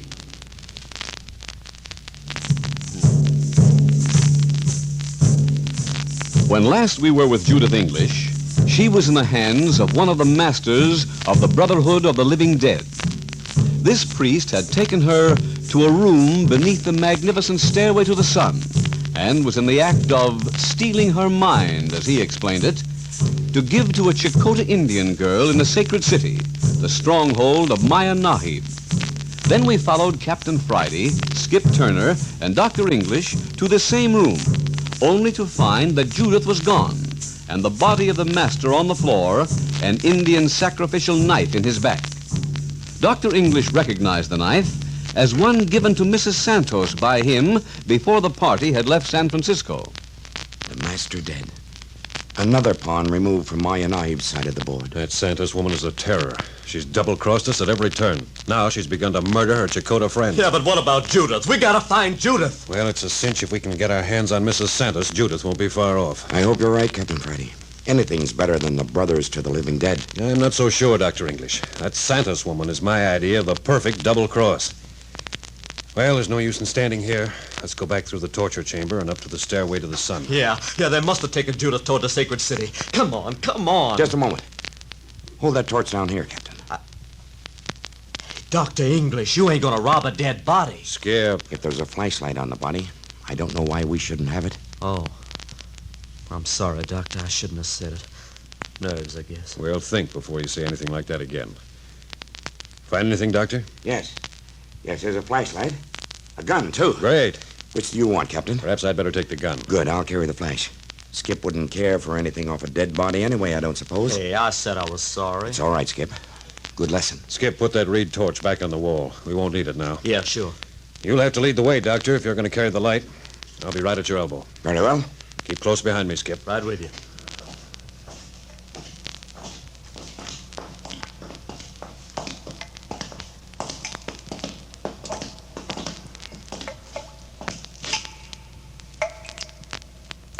Here we are in the torture chamber. Keep your voices down. There's a sharp echo in here. Man, listen to that water drip. Gets on my nerves worse every time I hear it. I wonder how many centuries it's been dripping on that stone chair. Yeah, or how many heads it has pounded into madness. Well, we're past that. With us, Skip? Sure. All right, now, up the stairs we go. Don't stumble over any of those skeletons chained to the wall. I've been trying to figure out our position, Captain. Yeah? If this stairway in the heart of this mountain goes clear to the cone at this same slant, we've got 2 miles of steps to climb. Yeah, I'm beginning to feel like a mole. Seems like years since I've seen daylight. Think of the millions and millions of tons of dirt over our heads. Turn the light on the ceiling, will you, Doctor? Yeah. Ceiling's about 15 feet above our heads. Yeah, there's about a mile of dirt between us and fresh air and sunshine. Oh, Skip. Skip! Doctor, we've lost Skip. He's not behind me. Not behind you? No, he was here just a second. Captain! I got you! Ow! Captain! Dr. English, it's Tula! It's Tula! She's coming towards you! Grab her! It's Tula! Tula, Doctor, shoot your light on the stairway. There she is. Hold your flash on her, I'll get her. Look out, Captain, she'll be armed. Keep your flashlight in her eyes so she can't see to shoot. Yeah. I'm going for her. There. Yeah, I got her. Made a flying leap. Give me a hand, Skip. She's fighting like a wild. Look out, she's got a knife. Stab me, would you? There, now. Now you stay put. Hate to sit on a lady. Skip, where the blazes are you? Here I am, boss. I'll take your belt. Tie her feet. Doctor, hold your flash on her face. Yeah, it's Tula, all right. What a beautiful girl. Her feet are tied. Look out now, don't let loose of her hands. She's savage all the way through. Me let loose of these pretty hands? I guess not. I've been wanting to hold them ever since I first saw her. Here, sit up and act like a lady. What a strange pair of eyes. Looks as though she were in a trance. Yeah, looks savage to me. Tula, stand up. unless you enjoy lying on those bones. What a wrestling match we had among those skeletons. Did you hear the chains rattling? Won't talk, huh? Look here, Skip. How'd you happen to find Tula? Well, I heard a step behind us, and I slipped into a cell and let you fellas go on ahead. Yeah? Pretty soon this girl slipped by. She didn't see me. When she was between us, I grabbed her. She slipped out of your hands, huh? Slipped out? Look at my face. Good heavens, Skip. You've been sliced with a knife. No, it's just scratches. She's got nails like a cat. Certainly spoiled your complexion for the time being. Wait until Judith sees you. Oh, I wish I knew where to look for Judith. Yeah, there's only one place to search, and that's the sacred city. Here, take this gun. It's the one the doctor gave me. Yeah, but you... I've got a neat little weapon Tula was carrying, and a knife besides. But what are we going to do with her now that we have her? Take her along with us. You're not hurt, are you, Tula? No, she's not hurt. I can tell by the way she glares. Man, how she hates us. But what'll we do with her? Well, personally, I'm going to cultivate her. She may be able to tell us something about Judith. She's a murderess. She killed Robert. Here, Skip. Take my belt off. I can't let loose of her hands. Yeah. There. Now, strap her arms behind her. Yeah. Good and tight. Yeah. Not too tight. You're hurting her. Well, why shouldn't You don't have to be a savage just because she is. Yeah, never mind. I'll take charge of her. Doctor, hang on to her for a moment while I undo the strap around her ankles. Right. She's got to walk. Yeah. There. Yeah, here's your belt back, Skip. Are we going on up the steps? Yes, of course. You go ahead, Doctor. I'll stay in the middle with Tula. Skip, you bring up the rear.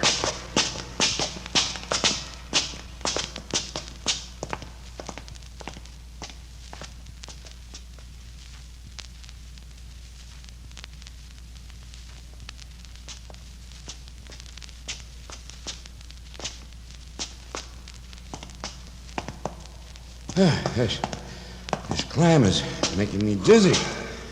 I must be getting old. Oh, it ain't age, Doctor.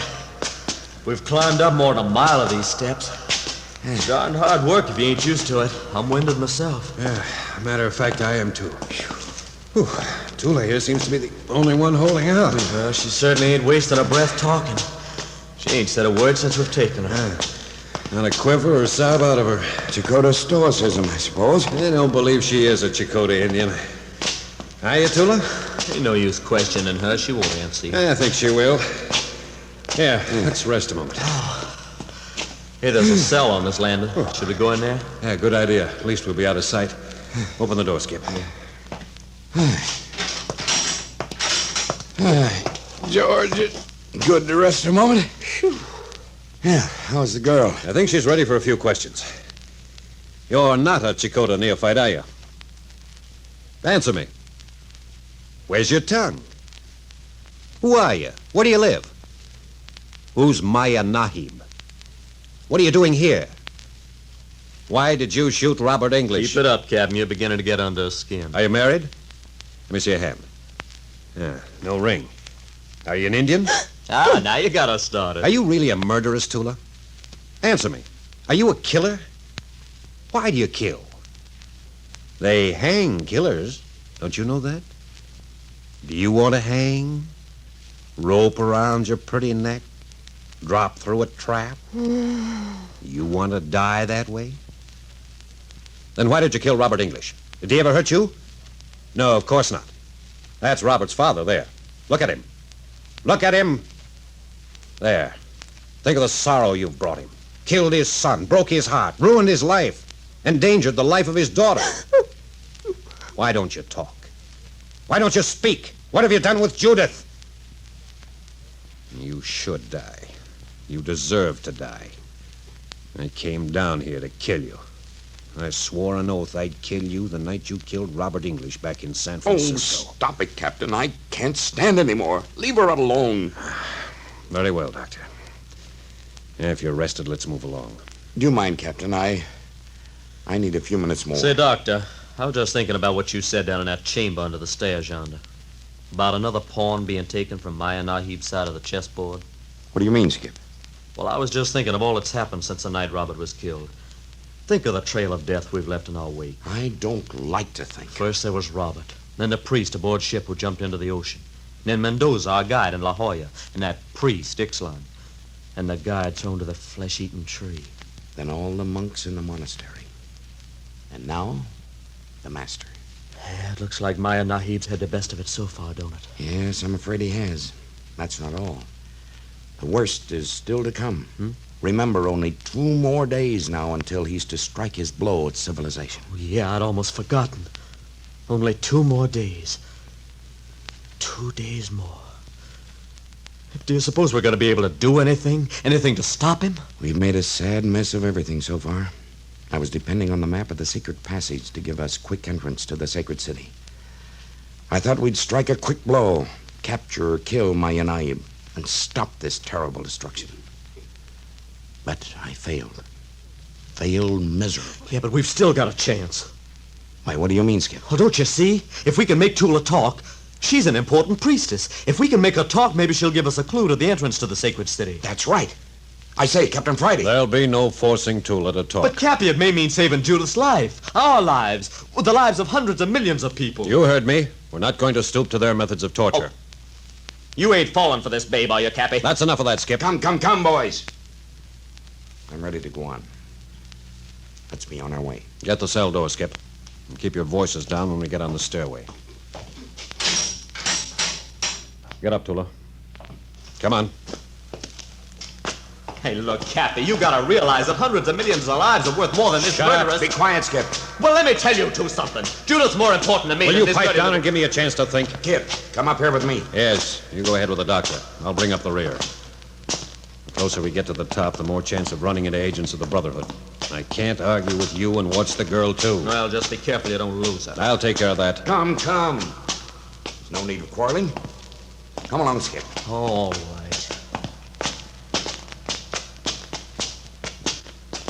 Tula, listen to me. When I loosen this strap on your hands, slip out your arms and run down the stairway. Do you hear me? You coming, Captain? Yes, of course.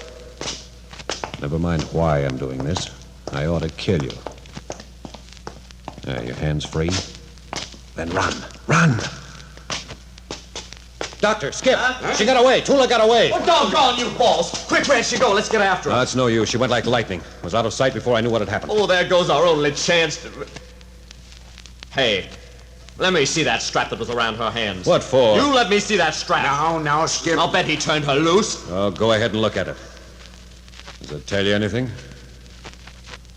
No.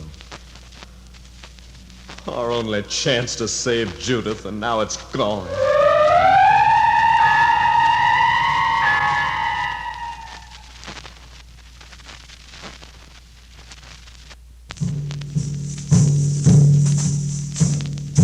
Captain Friday has committed one of the most surprising acts of his whole career.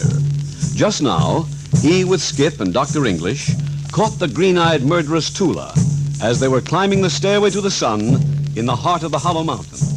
Then, when Skip and Dr. English's backs were turned, he let her escape. Let Tula escape. The girl who might have led them into the sacred city of the enemy. The girl who might have told them where to find Judith. And now the three men are climbing higher and higher inside the cone of the mountain on the broad golden stairway. Here, Doctor, Skip. Notice anything? Oh, nothing except how my legs ache. Oh, man, I never want to see another stairway as long as I live. Hell, I can't go much further. We're not near the top now. That's what I mean. I think we are near the end of our climb. Smell the air. Hey, that's fresh air. Exactly. That musty smell's gone. There must be an opening into the sacred city very near. Well, come on, then. Let's go. Oh, I ain't seen daylight for 2 days. Take it easy, Skip. We don't want to run into a nest of Maya Nahib's agents. The fact that they haven't had the stairway to the sun guarded can mean only one thing. What's that? That the entrance into the sacred city is well protected. Surely by this time they must know that we're out of the dungeon and wandering somewhere in the underground passage. Oh, of course. They know we can't get out. They've got the monastery in their hands, so we can't go back. All they have to do is wait and grab us when we near the top of the stairway. Exactly. So undoubtedly there'll be a big guard at the end of the passage. And we'll go carefully from now on. Don't talk above a whisper. Keep your gun handy, Skip. Mm-hmm. Here, Doctor, you take this knife I took from Tula. Use it in an emergency. Come on. Hey, what's that? Quiet. Sounds like an airplane. Yeah, that's it. Airplane's still gathering at the sacred city. That shows just how close we are to the entrance. Yeah, no noise now. Voices. On your toes now. Don't make a sound. See anything? No. Turn off your flashlight. Come on. Follow me closely. Hello? What is it, Captain? The stairway turns a corner here. And ends. Ends? Yeah. I looked around the corner. There's a passage of about 20 feet. Here, let me look. Hey, Cappy, I can see daylight. Yeah, I saw that too. But did you see those guards? Guards? How many, Captain? Oh, half a dozen, I should judge. At the end of the passage, there seems to be a big open-air room, sort of a stone balcony. Do you check with that, Skip? Yeah, it looks like it, all right. Anyway, the passage is clear. Are we gonna try it? What do you say, Doctor? Of course. We can't stay here. All right. I'll go ahead. If you like. Then come on. Be ready for a fight, and make it a good one. Here, Doctor, you take the revolver and give me the knife. I'm in just the mood to stick it in one of them fellas. But Skip... Go ahead, Doctor. Young fella like me can swing a knife better than you. All right. And you know how to make a gun talk. Quiet back there. Not another sound. Keep next to the wall. We'll get as near the doorway as we can. Then wait for a signal from me. If it's clear, we'll rush him. Quiet now. They haven't heard us. Keep back into the shadow until I get the lay of the land. Yeah. There are 8 of them. Big huskies, armed to the teeth. It's a huge stone balcony they're on. It's hanging on the side of a sheer cliff. Man, look at that. I suppose the losers get thrown over the rail, huh? Be sure you're not a loser, then. Are you gonna jump them? What do you say, Doctor? We've got to get into the sacred city. There's no time to lose. All right. Here we go, then. Get your weapons ready. Hey, Captain, look. Skip, it's Tula again. Well, that ought to show you where she stands. Is there any doubt in your mind now that she's an enemy? Say, she must be of a good deal of importance. Look how the guards back away to keep a respectful distance. They're only slaves, Captain. They're under the strict rule of Maya Knives priests. Hey, look, she's pointing to the entrance. Do you suppose she spotted us? Drop back, quick. Back away from the entrance. We won't have a chance if we don't get him by surprise. Hey, look. One of the guards is coming into the passage. Tula sent him. Tula? Then she knows we're here. Quiet now. If he comes this far, I'll tap him on the head with the butt of my revolver. Here he comes.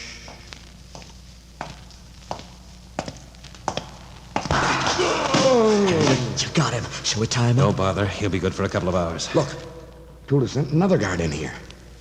What do you suppose it means? I don't know, except that he's got to go the way of his brother. Get ready to grab him in case I should miss. Whatever you do, don't let him holler. Ah, here he comes.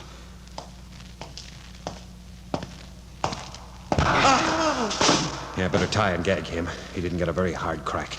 Liable to wake up. Yeah, here, give me a hand, Doctor. Help me lay him against the wall here. Hey, what's Tula doing now, Captain? She's talking to a third guard and pointing in this direction. She seems to be very angry. This is the doggonest thing I ever saw. Yeah. They don't seem the least bit afraid to come into the passageway. They haven't grasped the significance of what's happening yet. Well, you'd think Tula'd catch on. As a matter of fact, I think she has. Oh, man, look at the size of this one. Hey, give him a good clip, boss, or we'll have a job on our hands. Quiet.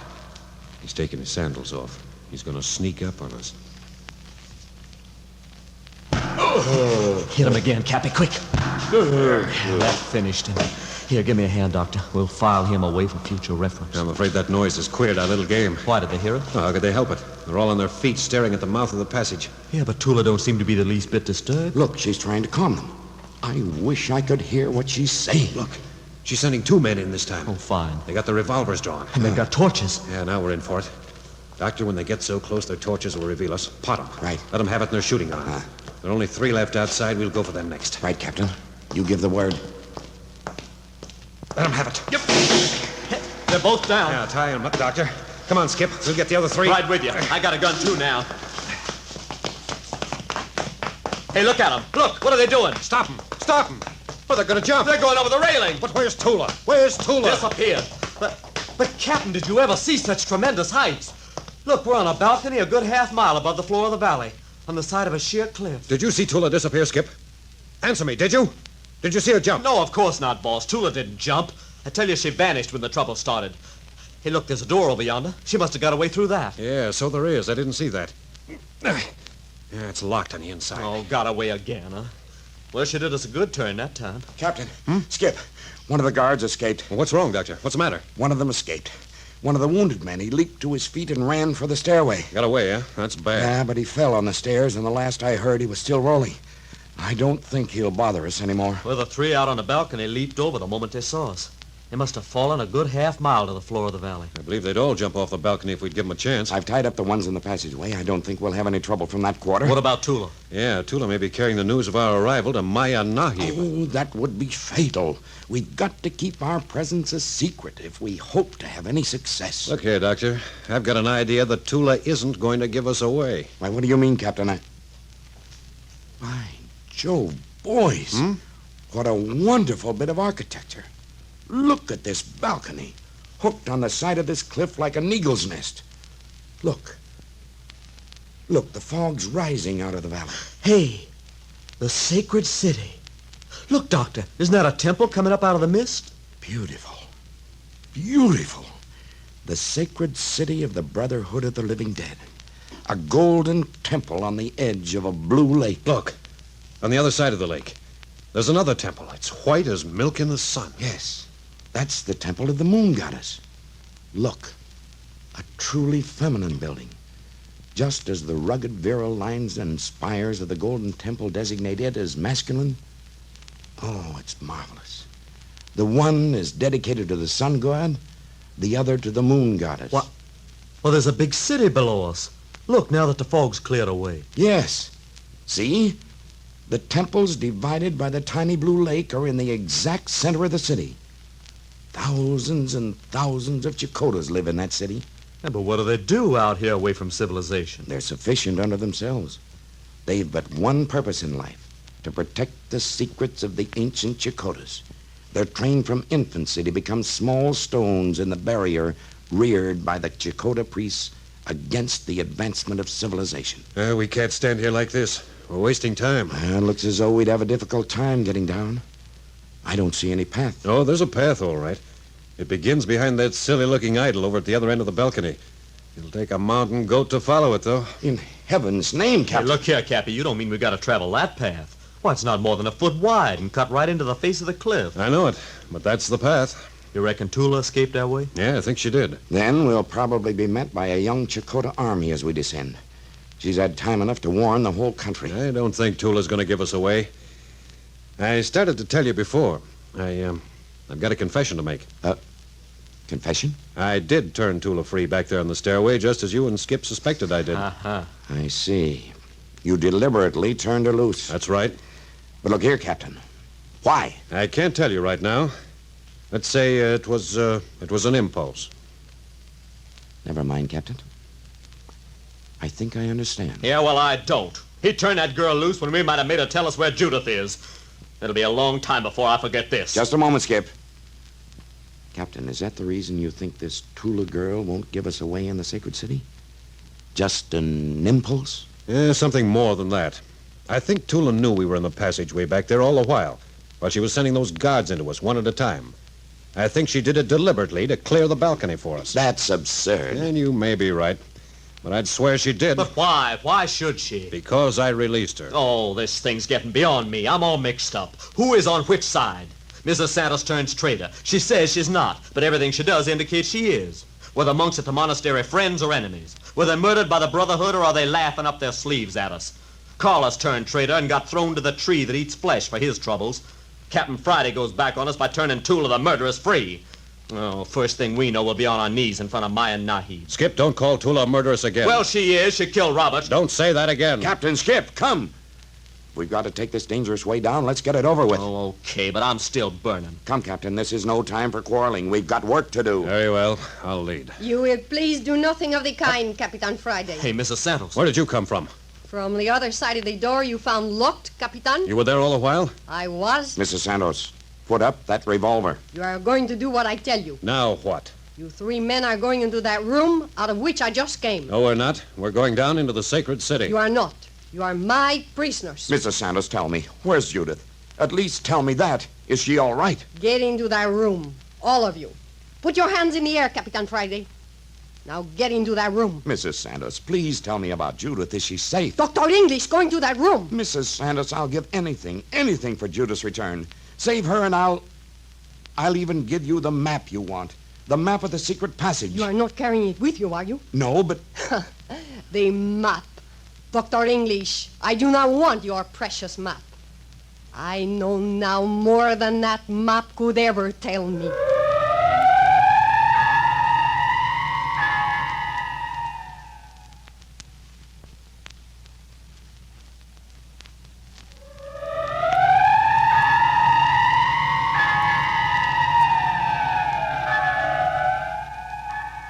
So Mrs. Santos knows more than even the precious map revealed. What does that promise for Captain Friday, Skip, and Dr. English? And is Judith lost to the outside world forever, swallowed up in the maze of the sacred city? Listen next week at the same hour for Chapter 8 of The Land of the Living Dead. You are listening to Adventures by Morse.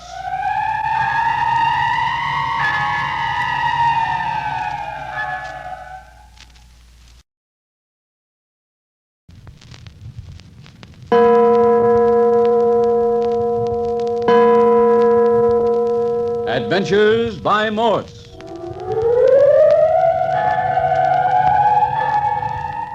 Carlton E. Morse presents The Land of the Living Dead, featuring Captain Friday. If you like high adventure, come with me. If you like the stealth of intrigue, come with me. If you like blood and thunder, come with me.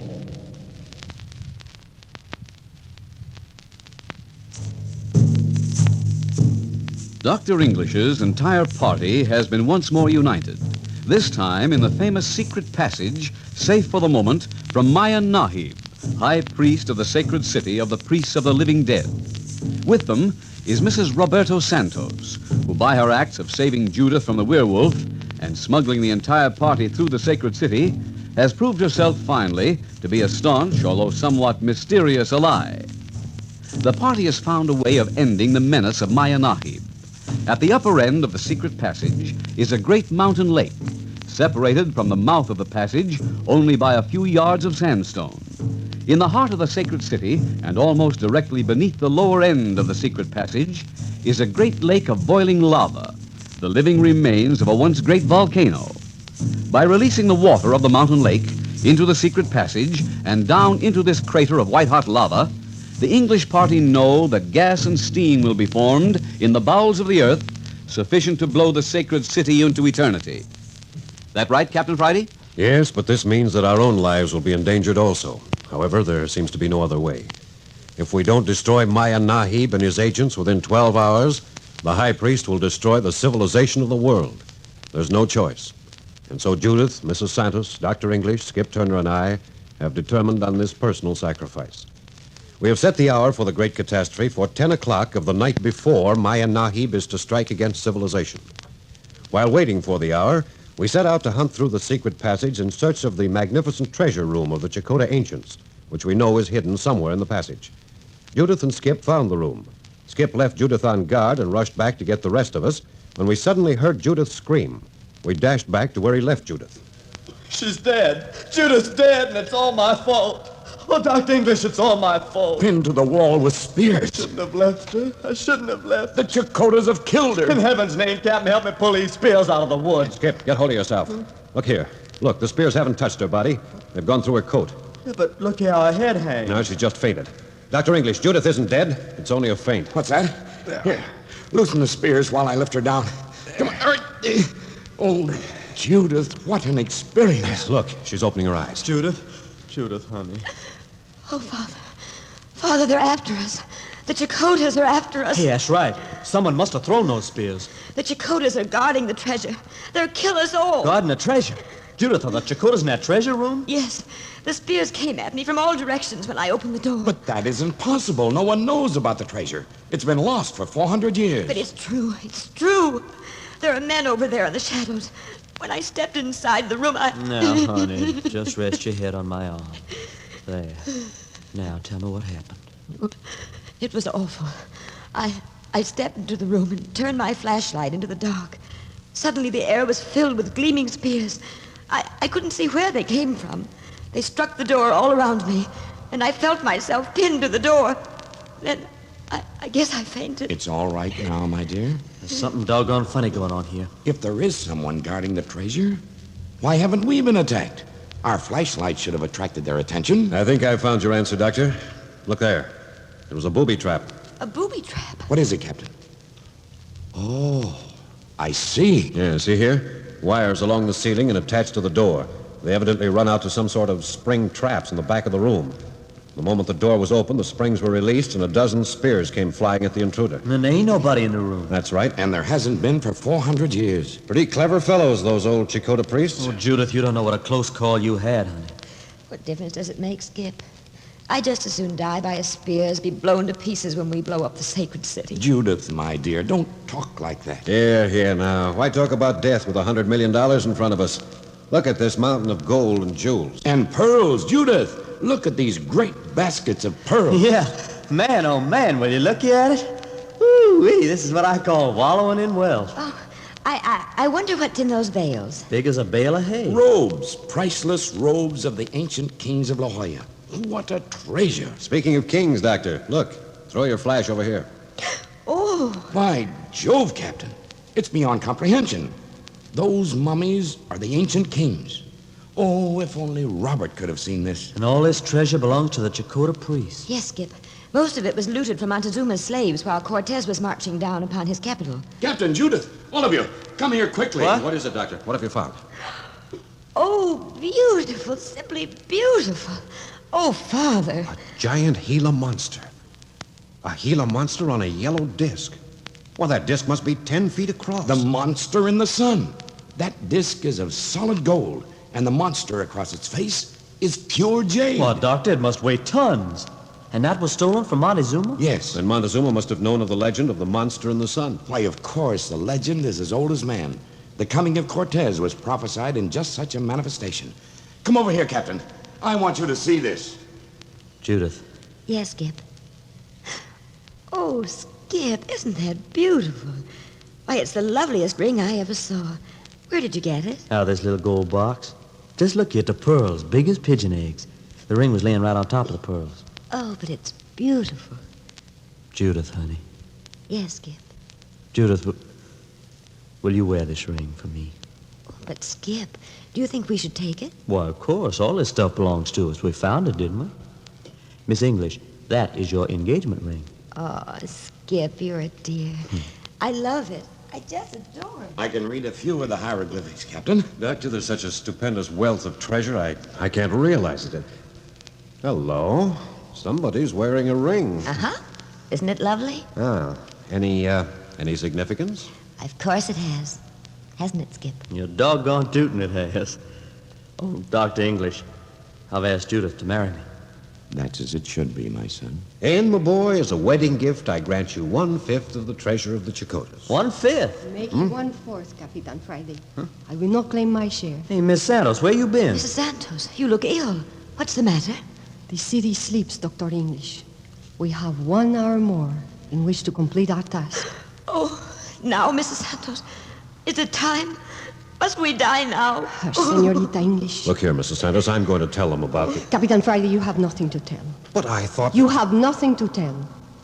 Come now, the hour is near. There are many things yet to be done. You mean we're going to just leave this room full of treasure like this? We cannot take it with us, Senorita. Oh, but Mrs. Santos, all this wealth and beauty blown to pieces. We're buried under 1 million tons of earth. Come on, let's get out of this place. We're all getting morbid. Hey, Captain, look here, Dr. English. Poor old fella sitting over yonder by himself. Tears on his face. Yeah, he's already sacrificed his son, Robert. Now it looks like Judith's going to be sacrificed. Yeah, and his own life. I wish we could do something for him, but it's too late now.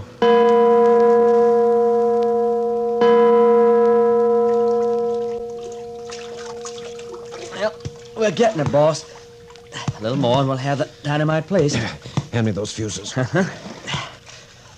Oh, man, look at them stars overhead. Soft wind blowing. What a night for the right gal and the right fella. Oh, keep your eyes open. We don't want someone sneaking up on us out here on the edge of the lake. Yeah, I'm watching. I ain't seen a soul. Get down, get down. Somebody's coming. How many? Couldn't tell. I just saw a shadow moving this way. Listen. Capitan Friday. It's you, Mrs. Santos. See, it is I. How is the work coming? We have the holes drilled for the dynamite. Get back at it, Skip. Yeah. There. You have just half an hour more, Capitan Friday. I know. We're putting the powder in the holes now. It's a delicate job tamping the earth down around those caps. The fuses aren't any too long. We will have to make the best of it. Did you inspect the fuses and caps closely? There must not be any slip. I have done my best, Mrs. Santos. The entire lake will pour down through the secret passage and into the crater of boiling lava within a few minutes after the explosion. Good. And a half hour after that should come the most stupendous explosion in the history of man. Yeah, there. The last hole is filled and tamped down. I've braided all the fuses together. One match will light the whole works. Still 20 minutes to go. Skip, can you go down to the mouth of the passageway and bring Judith and Dr. English up? Yeah, sure. It'll only take a minute. Mr. Santos, what's happened? Are we going to be let down? Capitan Friday, you know as much as I do. It is in the hands of the gods now. I have done everything I can. But shouldn't it be here by now? You're certain you made the place it was to come clear? My instructions were definite. No, Capitan. If anything goes wrong now, it will be because Maya Nahib's strength was greater than ours. But why not tell the whole story to the others? It would at least give them some last-minute hope. No. Why raise hopes that may never come to pass? When it does come, will be time enough. But if it doesn't come? If it doesn't come, Mrs. Santos? Then we go to our death with Maya Nahib and his agents. I made it clear that the lake would be blown into eternity at 10 o'clock, whether it came or not. Are you going to send Dr. English and Judith and Skip to their deaths without any explanation? They've put their lives in your hands. Oh, here they come now. If you insist, there is still 15 minutes. Please, they'd want it. Very well, then. I will tell them all that they could wish to know. Good. They deserve that much. Well, here they are, Captain. Oh, there you are, Mrs. Santos. How's it going, Captain? Dynamite's all in. Nothing to do but wait now. How much time have we, Mrs. Santos? Still 15 minutes, Senorita English. Listen, I have a few things to explain to you before Capitan Friday touches off the dynamite. A lot of good an explanation is going to do us now. True. Still, I do not know a better way to spend the last 15 minutes of my life. Confession is good for the soul, they say. Get on with it, please, Mr. Santos. In the first place, I want to tell you about Maya Nahib. Dr. English, Maya Nahib is not a Chicota Indian. He's not a Chicota? No.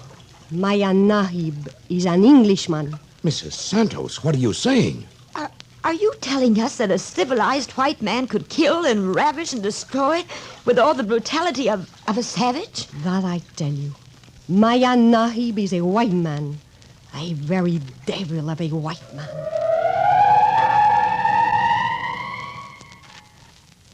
In the last minutes of their existence, before the lake water flows into the pit of boiling lava to blow the sacred city from the face of the earth, Mrs. Santos unfolds a story.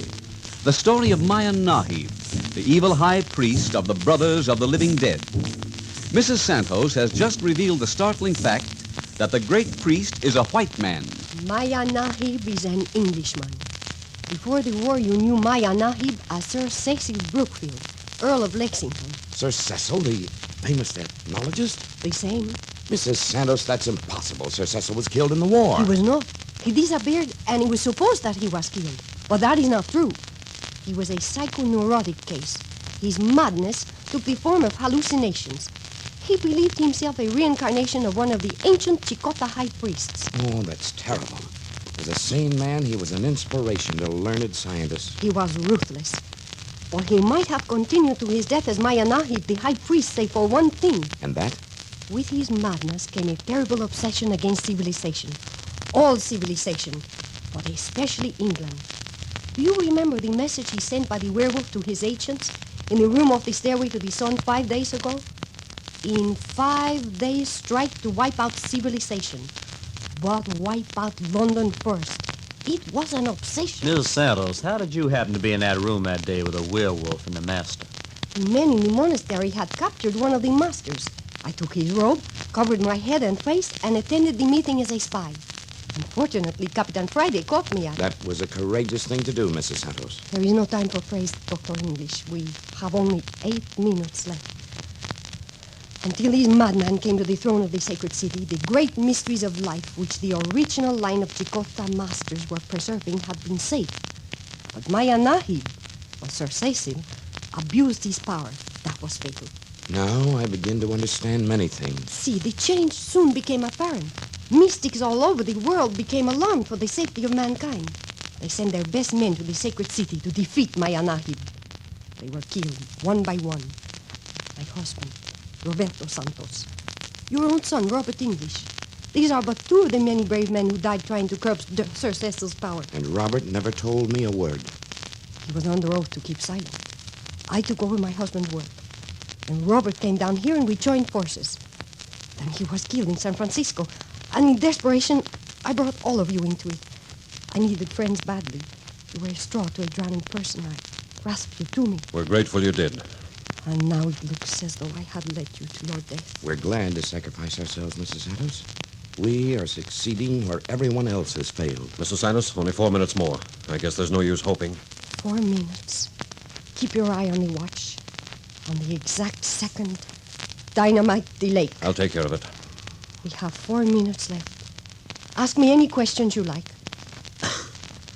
Well, Miss Santos, it don't matter now, but what did that dying Chakotay priest, Ixcon, mean when he whispered to you, if you'd save Tula, you must strike at once?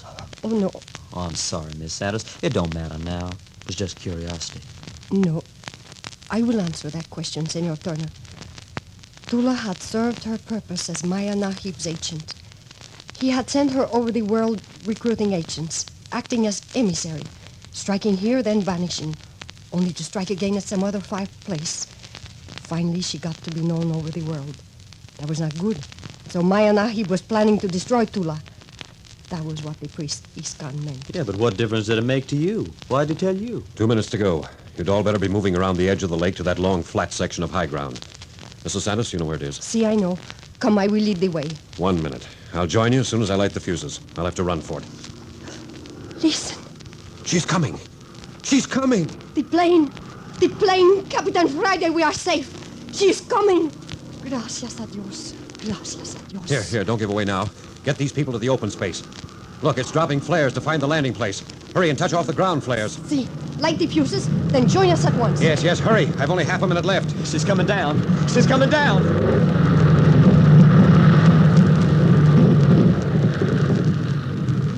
She's safely down. There she is. There she is. Tula has come. Tula has come.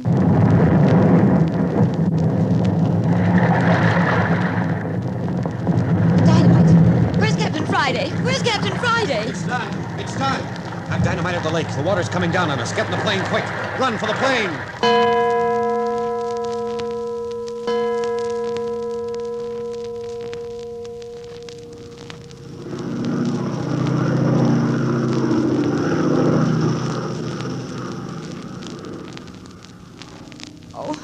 Everything is so mixed up. I don't understand what's happened. Here we are in an airplane piloted by Tula. Yeah, Tula, the girl who killed Robert. Tula did not kill Robert, Senor Turner. But I saw her. Did you see her fire the shot? Well, no, I had my back turned. But the moment after the shot, I turned and saw Tula with the gun. That was the werewolf's work. He killed your brother Robert and used Tula as a decoy in case the police were put on the trail of the killer. The moment after you had seen Tula, she was whisked away. The werewolf used Tula over and over again as a blind for his dirty work. That is the reason Tula's name is known in every police department in the country. Can you prove that, Mrs. Santos? I can remove every stain from her character. Oh, look. Look below. We're over the sacred city. The water is filling up the cauldron of lava. It's already throwing hot steam into the air. Tula, you better get this ship out of here quick. Things are going to happen.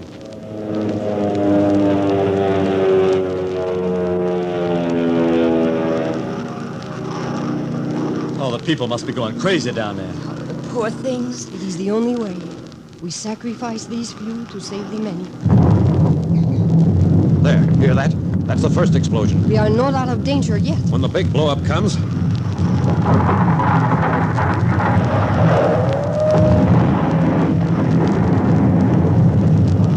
Hey, what's those noises? The sacred city's gone. It's blown up. Yeah, but that whistling noise. That's part of the sacred city whizzing by. We've started a new volcano. Those are tons and tons of rock and dirt being thrown into the air. Oh, what if one of them should hit us? And it's just too bad for us.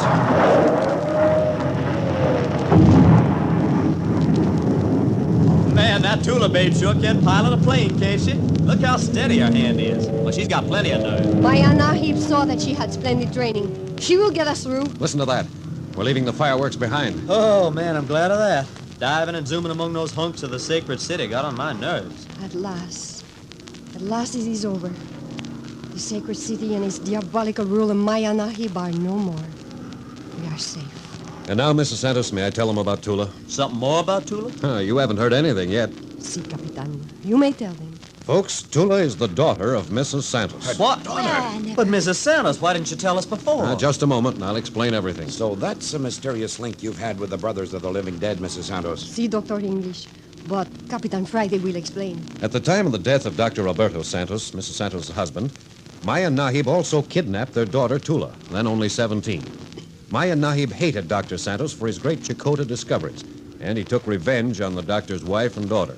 He knew that he could make Mrs. Santos suffer most by making the girl one of his agents. But she didn't have to be an agent, did she? Well, with his ancient knowledge, Maya Nahib was able to rule Tula's mind just as the master attempted to rule yours, Judith. Oh, how awful. Yes. Maya Nahib kept his hold over her and sent her to all parts of the world to do his bidding. Always with the werewolf at her side to see that she didn't get away. And I have been fighting all these years to win my daughter, Tula, back from that horrible creature. It was a battle of minds. Mrs. Santos's mind against that of Maya Nahib. Still, the balance was in favor of Maya Nahib. Until you came into the picture, Capitan Friday. Yes. Yes, it was I who turned the tide of battle in favor of Mrs. Santos. You? What'd you do? Well, I'm afraid I went all out for Tula. Huh? I love Tula. Hey! I knew doggone well you was in love with that babe. Is that bad? Well, it's the first time it's ever happened since I've been tied up with you. You gonna marry the girl? Well, it's not part of the story. Anyway, the combined forces of Mrs. Santos' mind and my own was too great for Maya Nahib. Didn't you notice how Tula began to turn from being our savage enemy to a friendly ally? The first time was when she released me from the dungeon in the underground passage, remember? So that was Tula, eh? Yeah. Then she helped us overpower the guards at the end of the stairway to the sun. So you knew Tula was coming in a plane to save us, and you let us go on thinking we was going to be destroyed with the sacred city. Yes, we didn't want to disappoint you in case she didn't come. Yeah, but Mrs. Santos, why didn't you tell us in the beginning that Tula was your daughter? Then we could have helped you more. Senorita English had told you that Tula killed Robert. Would you have had anything to do with me had you known that I was Tula's mother? Oh, no wonder you were frantic. Oh, I'm so thankful it came out all right. How brave you've been, Mrs. Santos. Hey, what's that? I just turned on the radio set. Listen. Hey, listen. Listen. Tremendous volcanic explosions are reported in the heart of the jungles of La Jolla, Chile. Earthquakes are being felt throughout South America, Mexico, and the United States. Reports of earthquakes have come in from as far south as Brazil. Scientists are puzzled by the sudden and unusual volcanic outbreak. The entire west coastline of South and Central America is undergoing a drastic change, causing tidal floods and severe landslides in the Panama Canal. Stand by. More late bulletins in just a moment. Jupiter, we did all that? See, it is too bad. But it is not 1/1,000,000th the damage that would have befallen the world had we not done it. Yeah. Hey, Miss Santos, what was Maya Nahib going to do to the world? Destroy civilization? That was his one ambition, to destroy the whole of civilization and start life anew. Yeah, but how? It's one thing to want to do something like that, and another thing to carry it out. Oh, do not be misled. The high priest had the power to carry out his plan. Are you certain? See, you saw all these great black planes gather at the sacred city. Planes swarming in from all parts of the world like great black flies. This is one of the planes we are riding in now. Yeah, of course. Tomorrow morning at dawn, these planes were to have taken off from the sacred city to every part of the world carrying death. Death in great quantities. Hey, but what kind of death?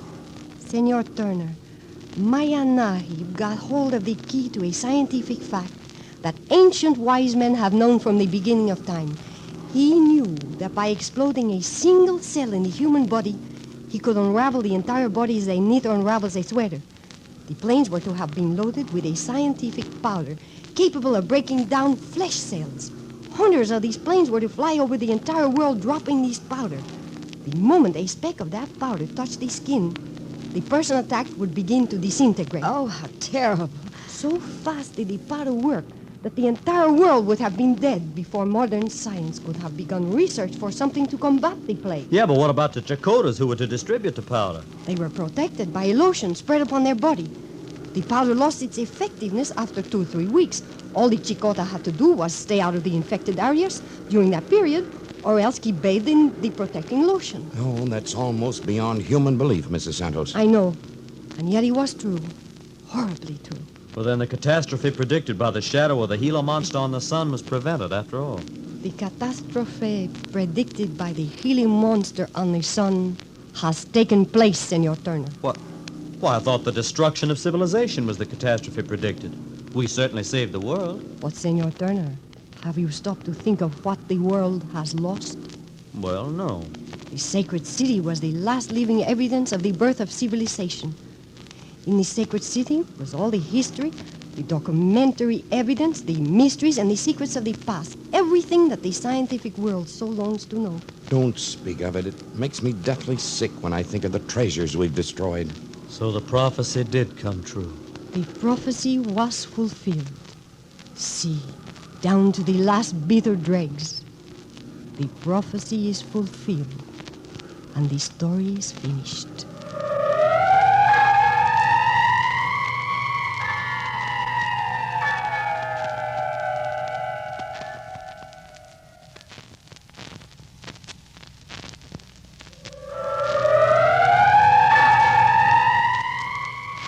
Next week, you'll meet Captain Friday and Skip Turner deep in the strange, death-dealing Dismal swamp of South Carolina.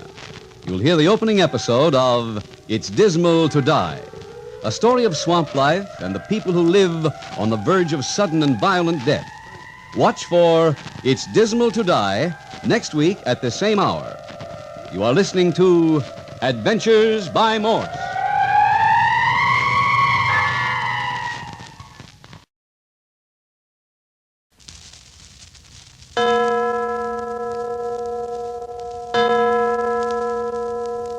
Adventures by Morse.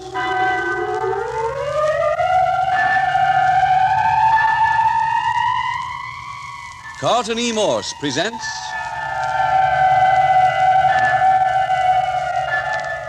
It's Dismal to Die, featuring Captain Friday. If you like high adventure, come with me.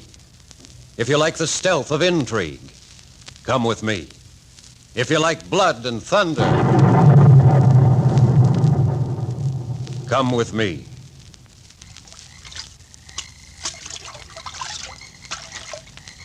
When Captain Friday and Skip Turner arrived in New Orleans on their return home from the Chilean jungles, a telegram was waiting for them.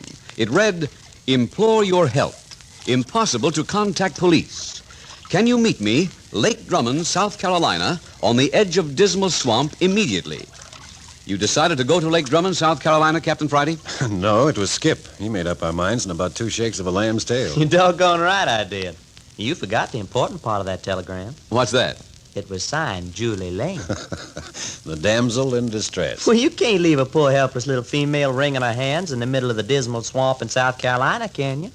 Anyhow, not a pretty little one like Julie. How'd you know what she was like? You never heard of her before. Brother, when it comes to female women, I got second sight. That was as pretty a hunk of gal as ever I set eyes on, too. Black hair and blue eyes and skin like wild honey right out of the comb. And married, Skip. Don't forget that. No, I ain't forgetting the look on her face when she told us her husband was lost in the swamp. Lost? Yes, that's the word she used. She said her husband had been lost in the Dismal Swamp for more than a month. It's all she told us until we were deep in the swamp.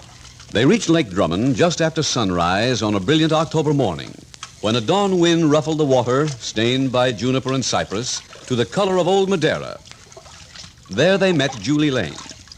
He was waiting for them with a flat-bottomed boat, waiting to pole them into the heart of the swamp, waiting fearfully and begging them to hurry, hurry. In 5 minutes, they'd left the wide reaches of the lake behind them.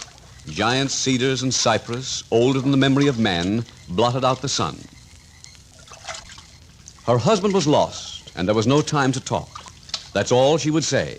They pushed their way through networks to tangled grapevine and honeysuckle overhanging the stream. Captain Friday and Skip alternately poling and fending the boat from snags of fallen timber. The girl, Julie, hung over the bow, scanning the water for cypress knees waiting just below the surface to rake the bottom of the boat. Snag, Skip. Watch it. Yeah, I got it. Oh, man, the fella sure picked the right name for this place. Dismal. And dark and damp and crawling. The bottom of a well would be cozy by comparison. Yeah. At least well water looks like water. This stuff looks like all Custer's army got themselves massacred in it. How you coming, Julie? All right. Stop pulling now, Captain Friday. Oh? The cypress knees underwater, a whole forest of them. I'll have to pull us through. Hey, let me up front. I'll do it. No, you just waste time. I know how to do it. I know the channel. Okay, but I feel awful foolish squatting here like a blamed Injun while a little old scrap of squaw no bigger than my arm does the hard work. Just sit quietly. Skip. Yeah? You smell something funny. Yeah, this whole stinking swamp. No, I mean about the girl's story. Oh, a fish factory couldn't reek no higher. Husband lost in the swamp, but she don't call the cops. Yeah, doesn't call in anybody for more than a month after he's gone. Nobody knows about it except us and the boy's father.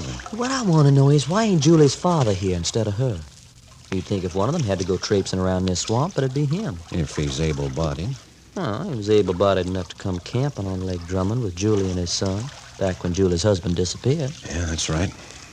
Captain Friday, you think the whole story's a phony? You guess ain't no husband? Oh, I imagine there's a husband, all right. But nobody but a darn fool or a dinosaur would wander off alone and risk losing himself in this primeval wilderness. There's got to be more to it than that. Yeah. Well, as soon as we get us a chance to talk, little Miss Julie's going to have a raft of questions to answer. Yeah. There. That puts us in clear water again. Hey, the creek's widening out. Oh, yes. Use the oars, Captain Friday. We'll make better time. You're the boss. Nothing but a few cypress to watch for. Man, I'm just a fella to do the watching, too. Come on back here, Julie, and give yourself a rest. I don't want to rest. I'm perfectly all right. Sugar, you're real smart at dishing out orders. Now, let's see how good you can take them. Give me a hand. Oh, I'm sorry. I didn't mean Oh, to. you're just plain tucked it out, that's all. Come on, easy now. There. Now sit yourself. Oh, but you'll have to keep a sharp lookout. It's so hard to see in this twilight. Yeah, them moss-hung trees is closed in on us till you think we was rowing around in midnight. It never gets light in the swamp. Well, don't you worry. I got eyes like a hootie owl. Well, get up there in the bow and keep those hoot owl eyes peeled. Those snags won't move out of our way. Somebody's always taking the joy out of life. Okay, Cap. Hold it to the center of the creek. Right. Now, Mrs. Lane, let's have it. What? The story. The real one this time. I've told you the real story, Captain Friday. Except for one thing. Oh, don't you see, I couldn't stop to explain. We had to hurry to get here first. First? Hold it, Skip. One thing at a time. Hey, you told me that you, your husband, and his father made a camping trip to Lake Drummond. Your husband wandered off one day and never returned. I take it he wasn't lost after all. No. Captain Friday, he was kidnapped. Oh, now we got some. Why didn't you go to the police? Look around you. What good do you think the police would do in here? I've always lived close to the swamp. I love it. I know it as well as anybody. But there are miles of it I've never seen. Nobody has. Except maybe a descendant of some old Cajun or swamp family. Cajun? The Cajuns are a queer mixture of the backcountry people. Live to themselves. They've had these swamps to themselves for ages. Of course, they had to fight snakes and bears and quicksand. Quicksand? Is that stuff in here, too? Plenty of it. That's another reason I couldn't ask the police for help. The note from the kidnappers warned me. They said they'd put Johnny in quicksand, alive. Oh, great. They promised to return him safe if you paid up? They said they'd bring him back if we did what they said. But they didn't want money. What? Oh, whoever heard tell a kidnapper's not interested in dough. These aren't. Well, then what do they want? I can't tell you. Now, wait, Mrs. Lane. How do you expect us to help you if you won't say what's behind all this? But I don't know what's behind it. Honestly, I don't. Oh, Captain Friday, what does it matter what they want, just so we save Johnny? You don't trust the kidnappers to set him free? They'll never free him. He's been with them a month. He must know something about them. They wouldn't dare let him go. Well, maybe you've got something there, sister. Easy, Cap. The creek's getting narrow again. Oh, you can still use the oars for a while. We're almost there. Well, pardon me if I sound curious, but just where is that? The place where I lost the dummy. The dummy? What's a dummy got to do with it? Not a dummy, the dummy. The big, shaggy Cajun who lives in the edge of the swamp and can't talk. I followed him here, as far as that bend up ahead. And lost him. Losing folks seems to be an awful bad habit of yours. Well, you just try tracking somebody through this country. You think this dummy had something to do with your husband's disappearance? I know he did. Once a week, he goes into the swamp, and each time I lose him. This is his day to go in again. I thought if we could get here first, we could hide and watch him. Oh, so that's the reason for the hurry. Yeah. Reach me the pole, will you, Skip? Why, Short? Pretty narrow here for rowing. We only had a few minutes start as it was. The dummy always leaves right Hold after... it. What's up? Listen. Hear that? Hey, it's the dummy. Yeah, right behind us. Skip, grab those vines. See if you can haul us into the bank. You bet your life. Captain Friday, it's only a few yards to the bend. Can't we get around it so we can walk? No, not a prayer. Our only chance is to take cover. Let's work her in under the vines, Skip. Yeah, okay. But it takes some doing. This stuff's been here since the year. Yeah.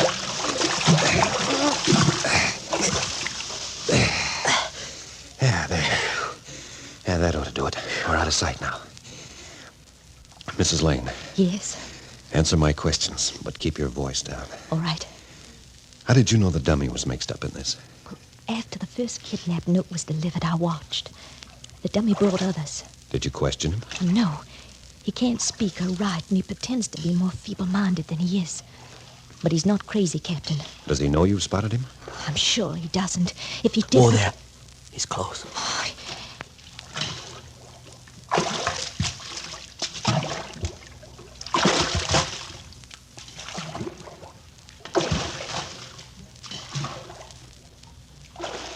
Glory, hallelujah. Do you see what I see? I do. That ain't a man, it's a gorilla. I told you he was big. You didn't exaggerate none. 6'6" if he's an inch, and built like a tar barrel.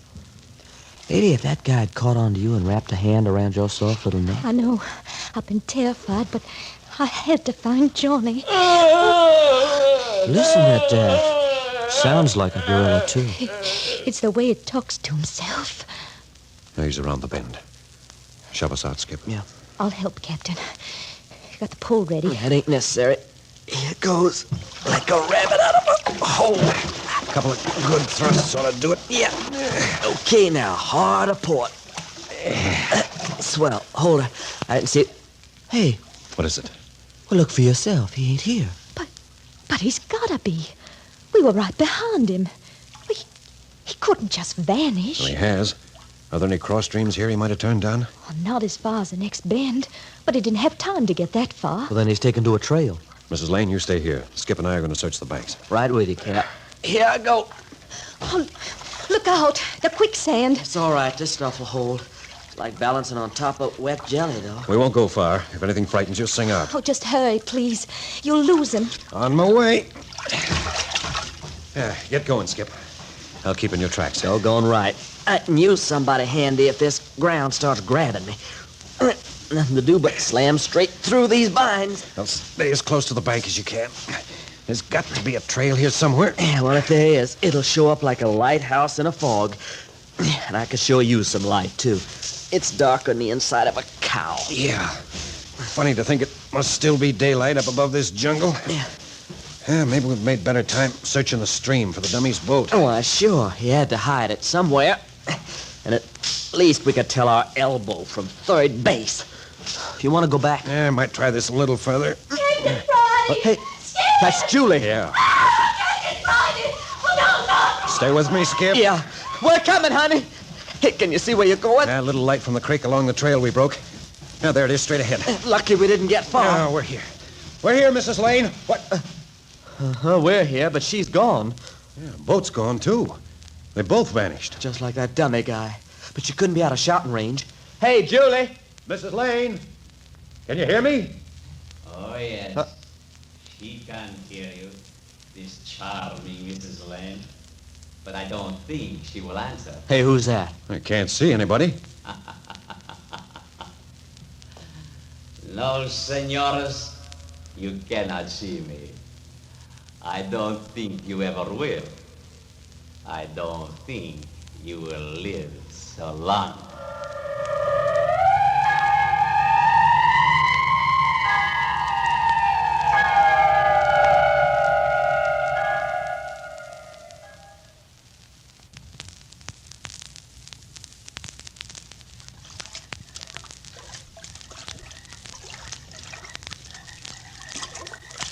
Captain Friday and Skip Turner have gone with Julie Lane in search of the girl's kidnapped husband. They are deep in the heart of Dismal Swamp, South Carolina, a fearful region of ancient moss-hung trees, swarming vines, rotten earth, and quicksand, so buried in vegetation that not even a bird can live there. They were trailing the dummy, a huge gorilla-like descendant of a Cajun swamp family. But around a bend in the creek, the dummy vanished. When Captain Friday and Skip left Julie to search for him, she vanished too, and their boat disappeared with her. They shouted for her, but their only answer came in the mocking voice of an unseen man. No, senores. You cannot see me. I don't think you ever will. I don't think you will live so long. Oh, you don't, huh? You just step out and show yourself, and we'll see who lives the longest. Hold it, Skip. You, whoever you are, is Mrs. Lane with you? Si, senor. She is here. Morales has told you. Ah, so that's your name, Morales. I won't forget that. Listen, if Julie's there with you, why don't she answer us? If you've hurt that girl... But she is not hurt. It is because she does not wish to be hurt that she will remain quiet. What are you talking about? Have you forgotten the dummy? Me. I am not so big, but he is much man. I do not think he like it that the Senora Lane lead you here. She make one sound. The great hand of the dummy will reach out and... like chicken for the pot. Goodbye, senores. Well, that low down. Listen, Morales. Maybe we can make a deal. So? And what have you to offer? Safety for you and your gang. We'll get out of here and keep our mouths shut. You can go right ahead with your dirty work. And from me, you want what? The girl. Only the girl? Not the young husband, too? He'll have to take his chances. Just give us Mrs. Lane. No, Captain Friday. Johnny... Hey, what are you doing to Julie? Enough, dummy, enough. You see, senora, I do not wish to hurt you. Not yet. Such a beautiful lady. Come on, Morales. What about my offer? Your offer? I spit on your offer. I am safe now, Senor Capitan. You will never escape from these woods. I wouldn't count on that, brother. And how will you go? You are many miles from lake. You have no boat. The beds of the creeks, they are full of quicksand. And the woods, have you not seen? To go even a few yards requires many hours. No, senores, you will stay here till you rot. Bring the woman, dummy. Wait, Morales. There is nothing to wait for. I go to show the doctor our so pretty prize. She was not invited here, but she will be most welcome. The doctor also appreciates the beauty. Farewell, my friends, and pleasant dining. Doggone it, Cap. Are we going to let that cheap gangster get away with this? Did you hear what he said about a doctor? How does a doctor fit into this picture? Never mind no doctor. What are we waiting for? For our pal Morales to get out of earshot. Yeah, but all that truck you was feeding him about trading Julie for safety. You must have known he wouldn't go for it. Oh, but he did. Huh? I wanted to keep him talking. Not hard to do. Boys like Morales like to run off at the mouth. Talking? Skip, when Morales first spoke, could you tell where he was? Oh, I got you. No, I couldn't. Sounded like he was all around. That's it. All this water pressed down by the jungle makes a cave effect. But I knew where he was before he left. Why, sure, right across the creek, behind that wall of fallen timber. Well, come on, what are we waiting for? Yeah, better test the creek bottom first. Here, I'll get a branch off this tree. Yeah, lots easier deaths than smothering in dirt. How's she feel? Okay, no suction. No mud to your knees, though. Come on, let's go. Oh, boy, you ain't kidding. I'd sooner wade through a tub of glue. Yeah, good the creek's narrow here. Yeah. But what are we going to do now? There ain't no bank over here to climb out on. Water goes clean up to a mess of fallen stuff. You reckon we can clamber over it? Well, the boats didn't. Got to be a way through it somehow. Well, I'd give up pretty to find it. This stuff they call water feels like snakes tugging at my legs. Uh-huh. Nasty. Tugging. Skip, you've got it. Who, me? Yeah, the water. Take a look. It's sluggish, but it's flowing. Hey, it seems to be going under the barrier. Exactly. And that's no pile of lumber we're looking at. It's just what you said, a gate, a barrier across the mouth of the Branch Creek. Now we know what we're looking for. You're doggone tootin'. A rope or hinge to heist that wall up, or swing a rope. Right. Or how about a vine? Well, here's one. Good stout grapevine. There. You hear that? Oh, music to these ears. Give her another yank. Here she comes. And another creek behind her. Wow. Now keep it quiet. You see anybody? Well, nary a soul. And I guess Morales was the only guard. Let's get a move on before he comes back. Trail along the creek edge. I can just see it in the twilight. Swell. Probably leads to the hideout.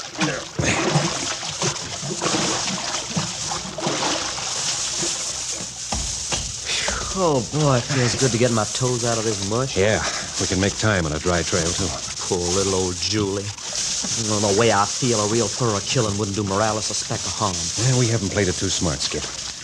When the dummy let out that yell, we ought to have known we were close to home. Yeah, but Julie said he was just talking to himself. Not that time he wasn't. He was signaling Morales. Hey, look. There's our boat. Yeah. And the dummies. Skip, see what I see? The tarpaulin up on the bow has been jerked back. Well, what do you know? Canned goods.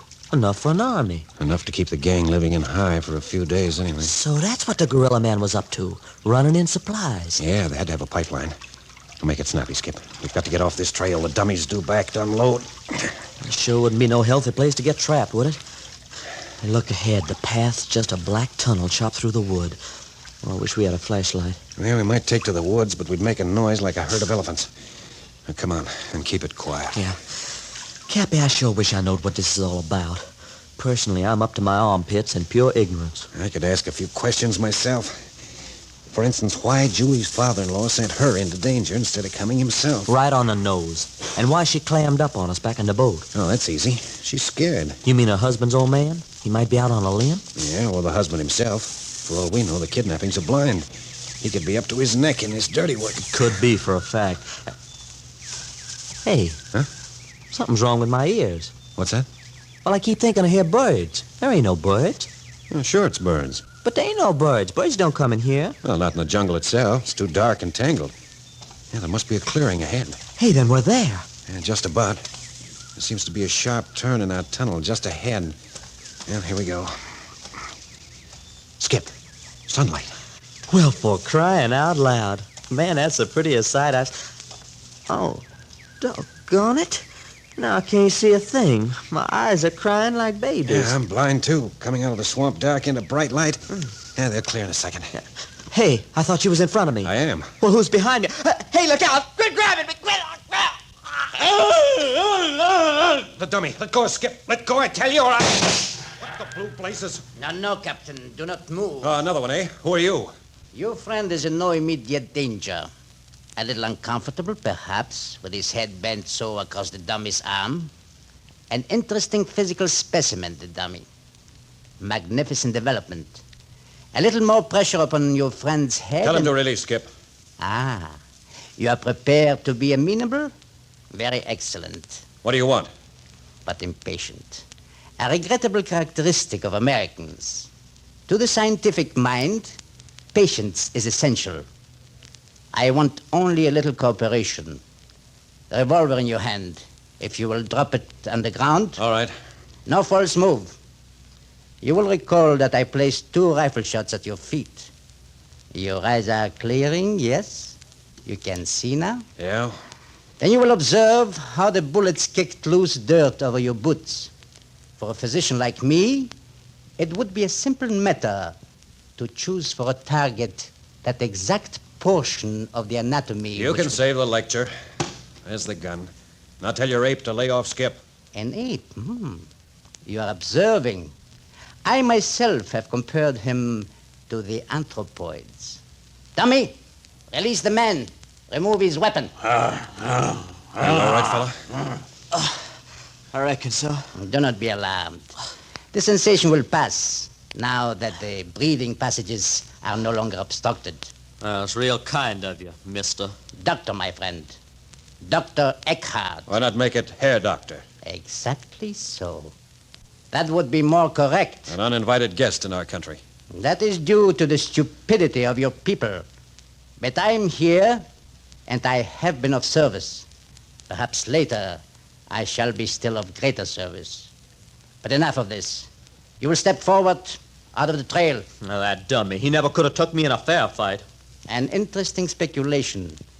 Perhaps we may arrange a little contest between you and him. We have so few amusements here. Gentlemen, how do you like our little home? It ain't so little. As you say. You observe the large living cabin.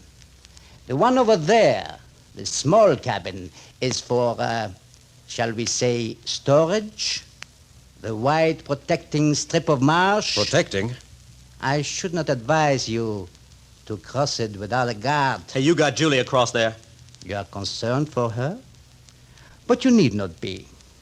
She's safe with Morales. Safe? With that guy? Oh, perhaps he is a little nervous at the moment.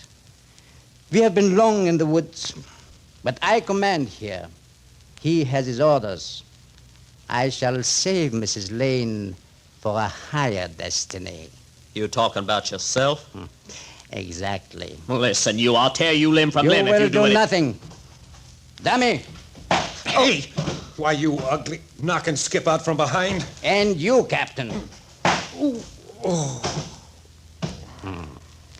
Very good. Excellent teamwork, dummy. As I say, I am a cautious man. Our guests will not now observe our passage across the march. Search them, dummy. Take them to the storage cabin and tie them tight. They will make excellent specimens for my table.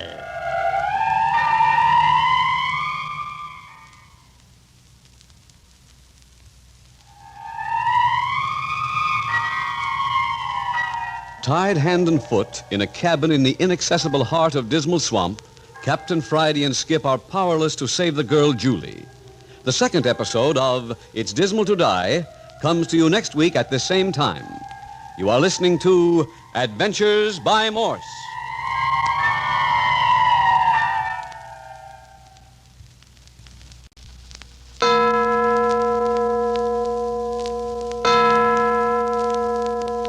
Adventures by Morse.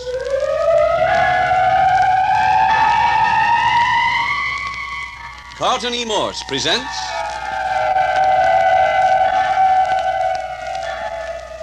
It's Dismal to Die, featuring Captain Friday. If you like high adventure, come with me. If you like the stealth of intrigue, come with me. If you like blood and thunder, come with me.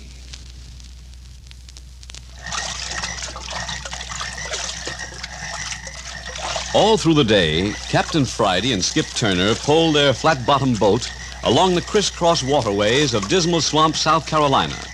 The girl, Julie Lane, crouched at the bow, directing them through the strangling vines that overhung the creeks and underwater forests of cypress knees, lurking to rake the bottom out of the boat. The jungle blacked out the sun and smothered the swamp in a weird twilight at all times. But they knew it must be close to evening. Captain Friday, you didn't fight your way into the heart of the Dismal Swamp just for the experience. Hardly. We're here in reply to an urgent telegram from Julie Lane. Her young husband had been kidnapped, although the kidnappers hadn't asked for ransom, and she swore she didn't know why he was being held. But she'd found out that messages from the kidnappers were being delivered by a giant dumb Cajun, a descendant of a race of swamp folks as old as white civilization in America.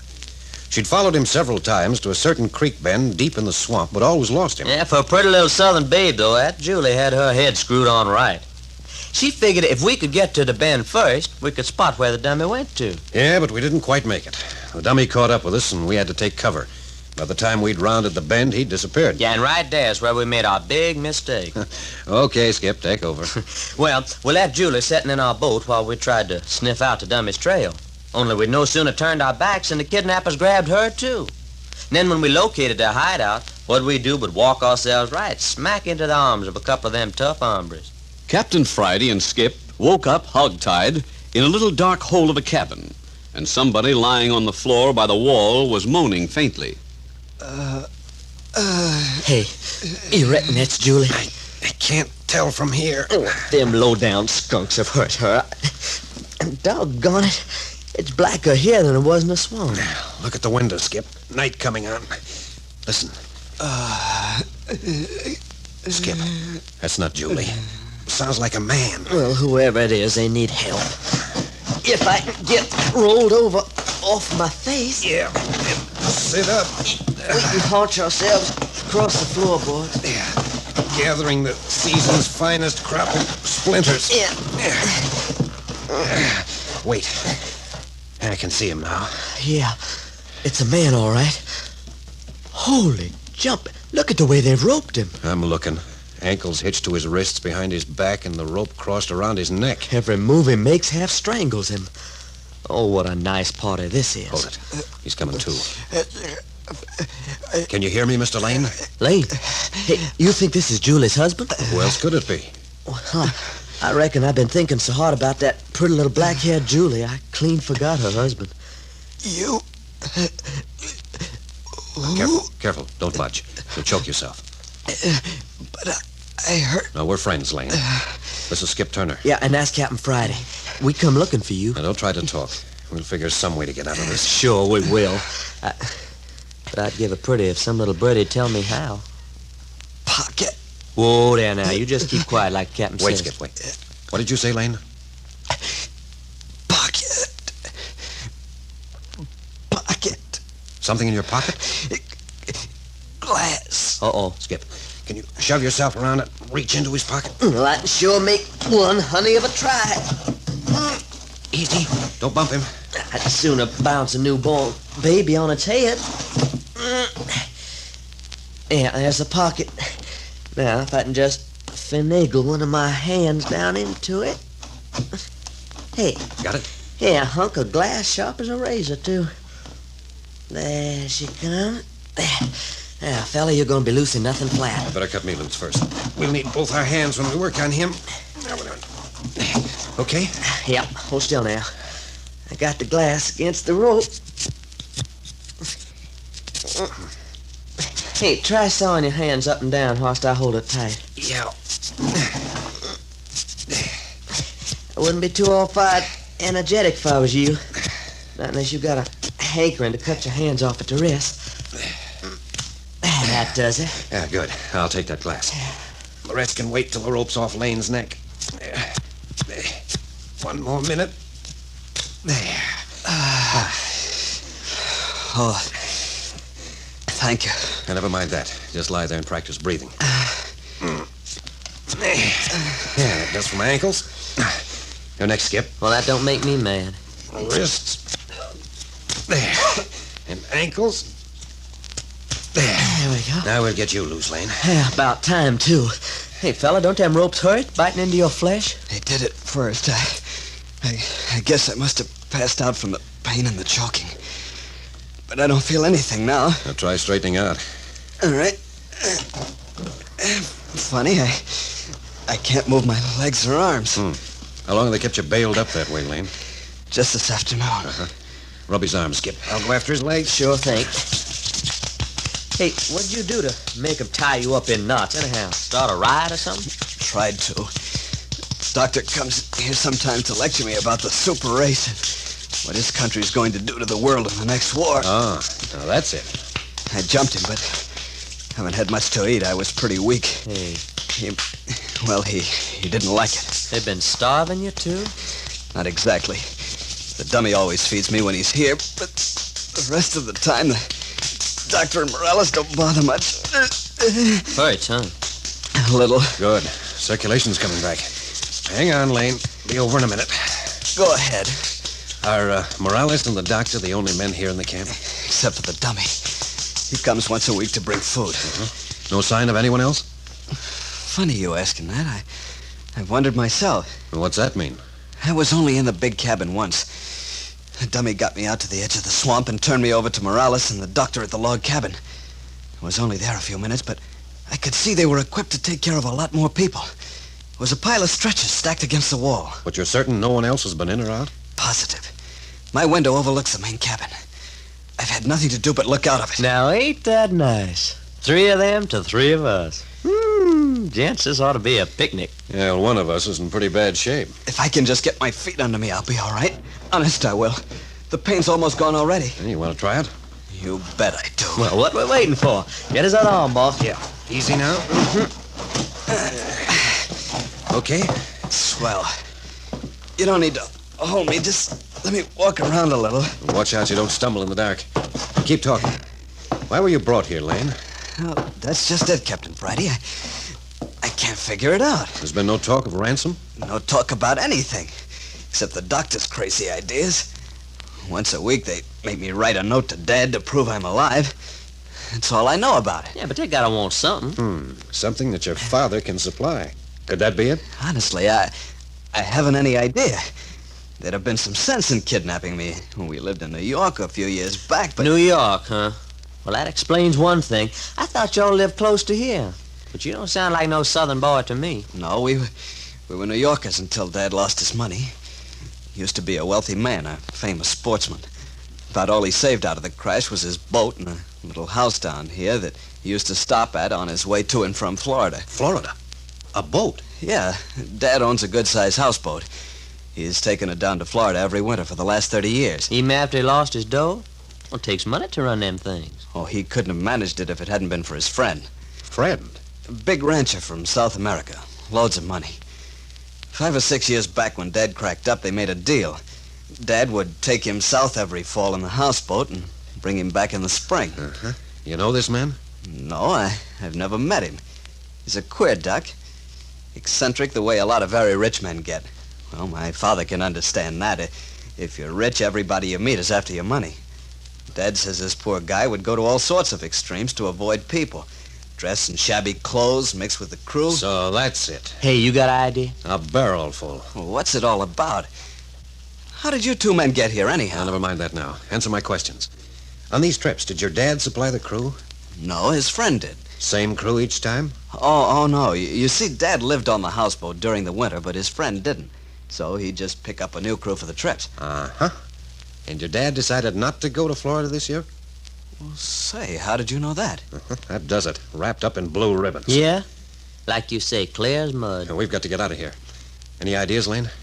I'm afraid not. I managed to break a water glass and hide that piece in my pocket. But these log walls are a foot thick. I can't risk breaking down the door. We'd be heard clean to Jericho. Yeah, iron bars on the windows, too. That leaves the dummy. The dummy? Well, you said he brought your food when he was here. That's right. He ought to be here pretty soon now. Black dark outside. He must have finished eating up at the main cabin. And he won't be expecting trouble. Skip? Save your breath, boss. Just leave me get my paws on that baby. Just let me wrap my arms around his neck. Okay, you take one side of the door, I'll get the other. Now you stay out of this, Lane. Why, no, I'm all right.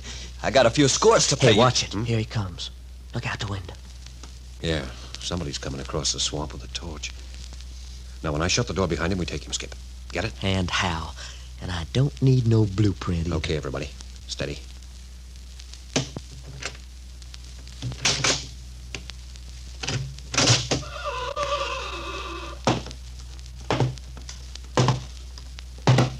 Let's take him. I got it.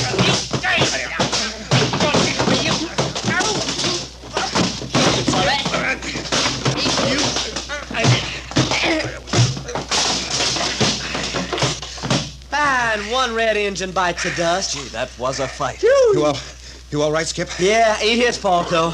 That boy don't care what rules he plays by. Well, that's one down, 2 to go. About time, too. Oh, when I think of that poor little Julie. Cut it. We got enough trouble without the kid going crazy. He doesn't know about Julie. Now, Lane, you know the layout. Can you lead me to the main cabin? Sure I can. Good. Stay here, Skip. Get this fella tied up and follow us as quick as you can. Yeah, in 2 ticks. All right, Lane, and keep it quiet. Right.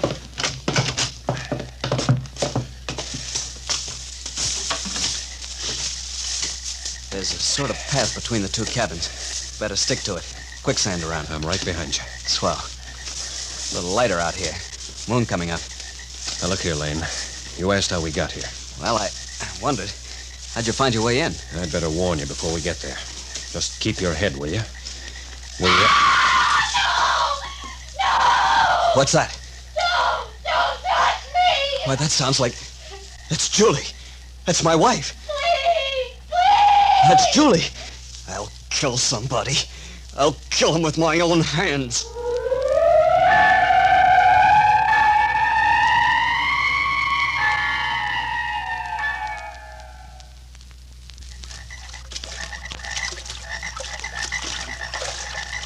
In the desolate heart of Dismal Swamp, Captain Friday and Skip, with the girl Julie, have found the hideout of the kidnappers who nabbed Johnny Lane, her husband.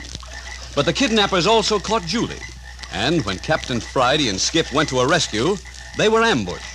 Tied and thrown into a cabin used for storage, they have succeeded in releasing themselves and young Lane. Then, a scream in the night, and Johnny first learned that his wife is in the hands of his tormentors. Lane, listen to me. Let me go! Let go of me! You young fool, stop fighting and keep your voice down. But that's Julie. She screamed. Yes, Julie brought us here. They caught her. You'll have to face it. Blast you, I got to... You've got to use your head. They're armed. We're not. Not a good you'll do her running smack into a bullet. Snap out of it, boy. Well, do something. Do something. Now follow me. Make for the cabin, but keep it quiet. Hurry. Now keep close to me. Now give me the layout of the cabin as we go. Big main room up front. Kitchen lean-to and back. Doors? Front and back. This path leads to the kitchen door. Yeah, looks like it's open. Lamplight filtering out. Let's rush it. Not until we've done a little reconnoitering. But my wife, Julie. You'll help her most by not sticking our necks out. Hey, look, the path seems to run around the house. That's for us. I hope you know what you're doing. Easy around the corner. Lighted window up ahead. That's where we're headed. Easy now. Heads down until we get under the window. That's Julie sobbing. Quiet. Okay. Inch up under the window. Careful. Don't hurry. Captain, she's all right. See, Julie's all right. Just scared, I'd say. The doctor and Morales seem to be having a little argument. That's a pleasant sight. Why do you say that? If we can get them quarreling among themselves, they're likely to do our work for us.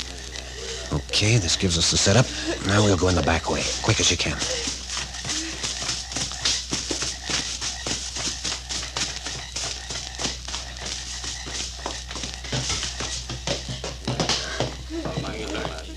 The back door? Yeah, hold it. Yeah, nice of the dummy to leave the back door open for us. That door across the room there opens into the main room. Good. You think we'll be able to hear through it? We'll see. Here we go. Yeah. So far, so good. Can't hear a thing. And we'll have to ease it open. Quiet now. I'm waiting, Morales. It will be instructive to ascertain what excuse you can offer for disobeying my orders. Orders? The doctor, he's joking. I congratulate you. It is difficult to surprise me, but you have succeeded. Even a man of your limited mentality should have realized that I never joke. But I don't understand. To a scientist, patience is essential. But I suggest that you do not try me too far. Mrs. Lane, this Dummkopf has received orders to leave you alone. He saw fit to disregard them. Accept my apologies. It doesn't matter. You are generous. A peculiar American trait which I cannot admire. Generosity is weakness, my dear Mrs. Lane. We must endeavor to cure you of it. Dr. Eckhart, please. If I could just be by myself a little while, You wish to retire? Yes. It pains me to refuse the request, but I cannot permit it. You have been a witness to the insubordination of the Schweinehund. It is fitting that you should also witness his punishment. But I don't want to. You force me to remind you that it is not a question of what you want, but of what I consider desirable. Well, Morales, I'm waiting. What have I done, Senor Doctor? This lovely young lady is lonely, is it not so? She's sad. What harm to offer her the consolation? To speak the words of admiration?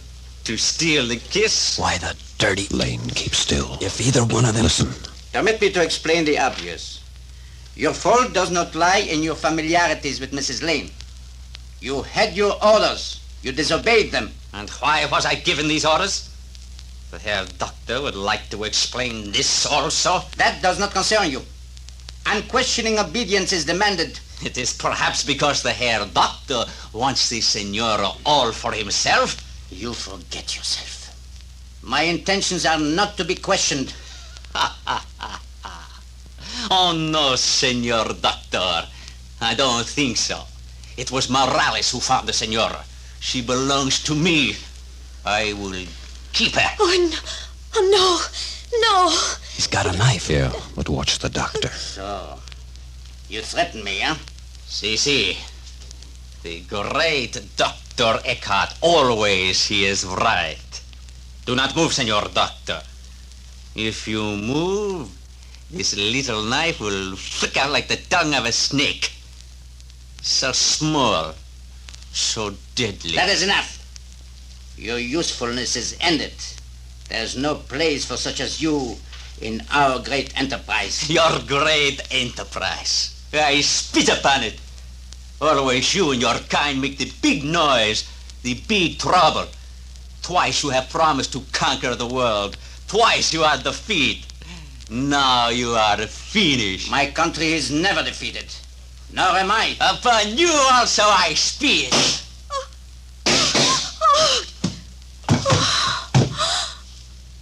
You killed him. You've killed Morales. Certainly. Exactly through the heart. Excellent. You are surprised, Mrs. Lane? I'm a superb shot. I do all things well. I have held the gun aimed and ready here in my pocket since I entered this room. I could have killed him at any moment. But you could have wounded him. You didn't have to shoot him dead. Extraordinary. I find myself constantly amazed at the naivety of the American mind. No, I did not have killed him. But why should I permit him to live? He has been useful in the past, yes. He is no longer so. These fools. When we win, they lick our boots. But when the tide turns, they would like to leap upon us and tear us. It does not matter. There will be many to take Morales' place when the day comes. Besides, it will be more pleasant without him. You're horrible. Horrible. Indeed. I find you charming. Sit down again, Mrs. Lane. We have matters to discuss. I've nothing to say to you. Ever. So, Morales has profited by his lesson. It would seem you have not. Need I remind you that I do not tolerate disobedience? Sit down, Mrs. Lane. That is better. Hey, what's Make going yourself on quite here? comfortable. Don't make a sound. Yeah, but Spend what's several up? days together I was before coming I up from move roping the on. gorilla when I heard a Take shot. up my Then mission I seen you elsewhere. two in here crouching on the There's no floor hurry. like a couple of tomcats in a mouse hole. The doctor just shot Morales. Now he's got Julie. Hold it, both of you. Listen.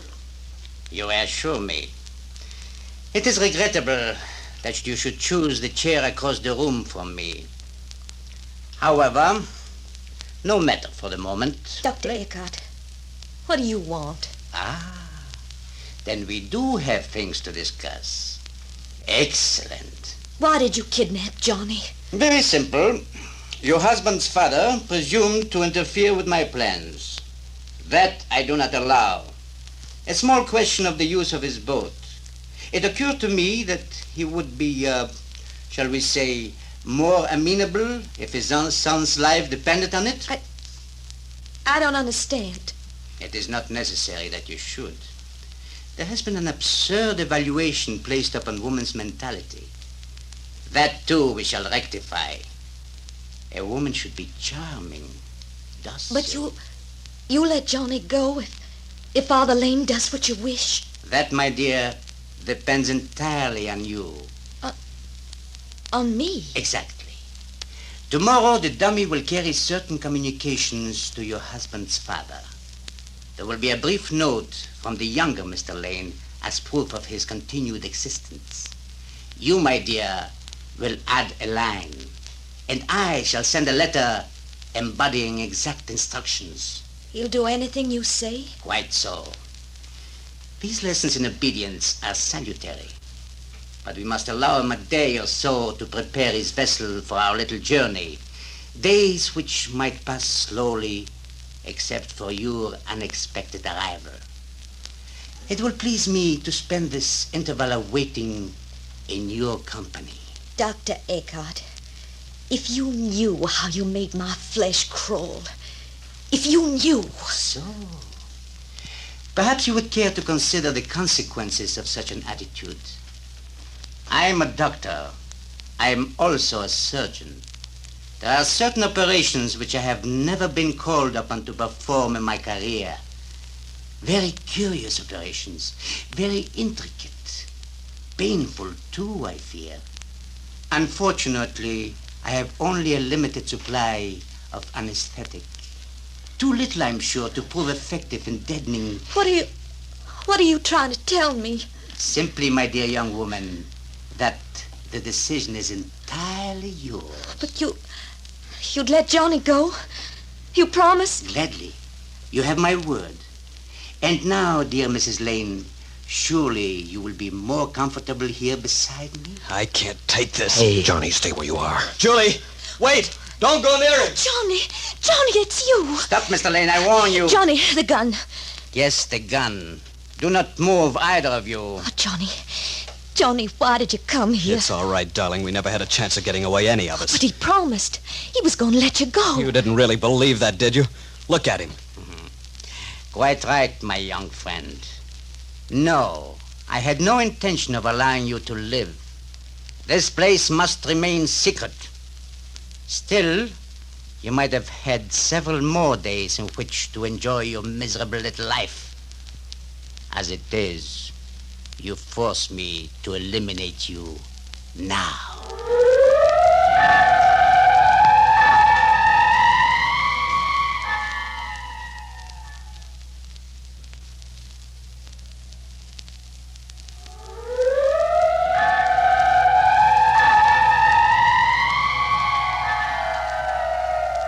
Captain Friday and Skip Turner watch tensely as the doctor lifts his gun against Johnny Lane. Why does the doctor want the Lane boat? Why is he prepared to murder his captives to keep his hideout unknown? You will hear the answer to these questions next week in the closing episode of It's Dismal to Die, entitled Bad Medicine for the Doctor. You are listening to Adventures by Morse.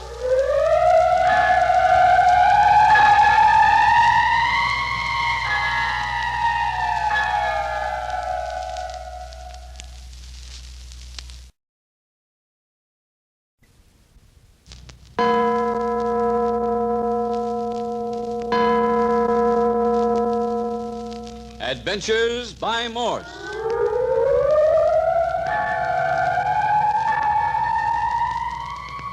Carlton E. Morse presents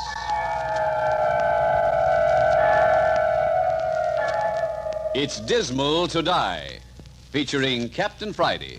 If you like high adventure, come with me. If you like the stealth of intrigue, come with me. If you like blood and thunder, come with me.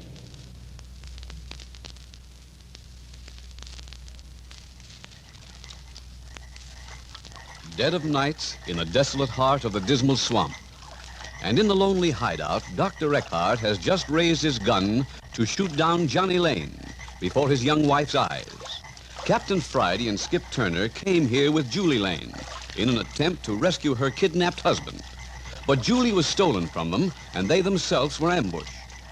Crept along the narrow path between the quicksands into the kitchen lean-to of the main cabin. Through a crack in the door that leads to the living quarters, they watched the doctor shoot down his assistant Morales in a quarrel over Julie. But Johnny lost his head and rushed to his wife's assistance. In a cold fury, the doctor leveled his gun. Now, Mr. Lane, It is your turn. Fool. A crazy young idiot. Yep, that's torn in little bitty pieces. This interruption was ill-advised, Mr. Lane. You might have had several more days in which to enjoy your miserable little life. As it is, you force me to eliminate you now. No. No, please. Mrs. Lane, remain where you are. If you move by a hair's breadth, I shall shoot your husband in the abdomen. It will kill him just as surely as a bullet through the brain. But he will not die so quickly. No, I can assure you as a doctor and a scientist, so painlessly. Johnny. Johnny. Better stay still, darling. Now, Mr. Lane. Hey, boss, are we just going to stand by and let that... Quiet. You aren't going to kill me, Dr. Eckhart. No? You interest me. The fantasy of a disordered mind, or possibly the vaunted American tendency to laugh at death. I do not approve. Death is serious, Mr. Lane, as life is serious. That is why we are the master race. That is why in the end we cannot fail. Oh, yes, you can. As a matter of fact, you already have. Another joke? The plain truth. You can't kill all of us, you know. All of you? You're pretty good with a gun here, Doctor. But even Annie Oakley would have her trouble spotting 3 active men. 3? Captain Friday and Skip. They're loose too? Of course they are. Wouldn't you think the doctor would have realized that when he saw me up here? Where are they? Getting a little careless in your old age here, Doctor? Maybe you ought to keep that super mind of yours on business and leave... Be silent! Answer me! Well, make up your mind, can't you? Johnny, please. All right, Julie. Glad to tell the doctor all about it. Let's see now. Did you know I broke a glass one day, Doctor? Too bad the dummy isn't as careful as you are. I managed to keep a piece Good with a boy. nice... We can stall a few minutes. And a few minutes is all. That's all we need. Yeah? You got something in mind? Wait till I get the door shut so we can I'm talk. coming to it. Skip, there's only one lamp in that room. You can't see it from here, but it's on a straight line from the window. How you know that? Saw it when Johnny and I were snooping around. Now, if we rush the doctor with that light on, somebody's going to get hurt. Do you think you can get it out? Can I? Just let me wrap my paw around a hunk of rock. There are plenty of those outside. But smash the window before you let fly. Smash the window? What for? The rock will do that going through. Listen, dope. If the doctor pressed that trigger by reflex action when the light went out, Johnny'd end up with a smashed skull. But when the window crashes behind him, he's practically bound to whirl around. You get it? Oh, sure, I get it. He spins around and ain't squares for me. Yeah. Now, you'll have to get that lamp fast. Yeah. Don't worry yourself none. When I got my skin to think about, greased lightning don't hold a candle to me. Okay. That smashed window will be my cue. I'll rush him from here. And don't miss that lamp. Brother, it's sure too bad you never seen me pitching sandlot baseball down home. Man, I could have give Grover Cleveland Alexander pointers if I'd have minded to.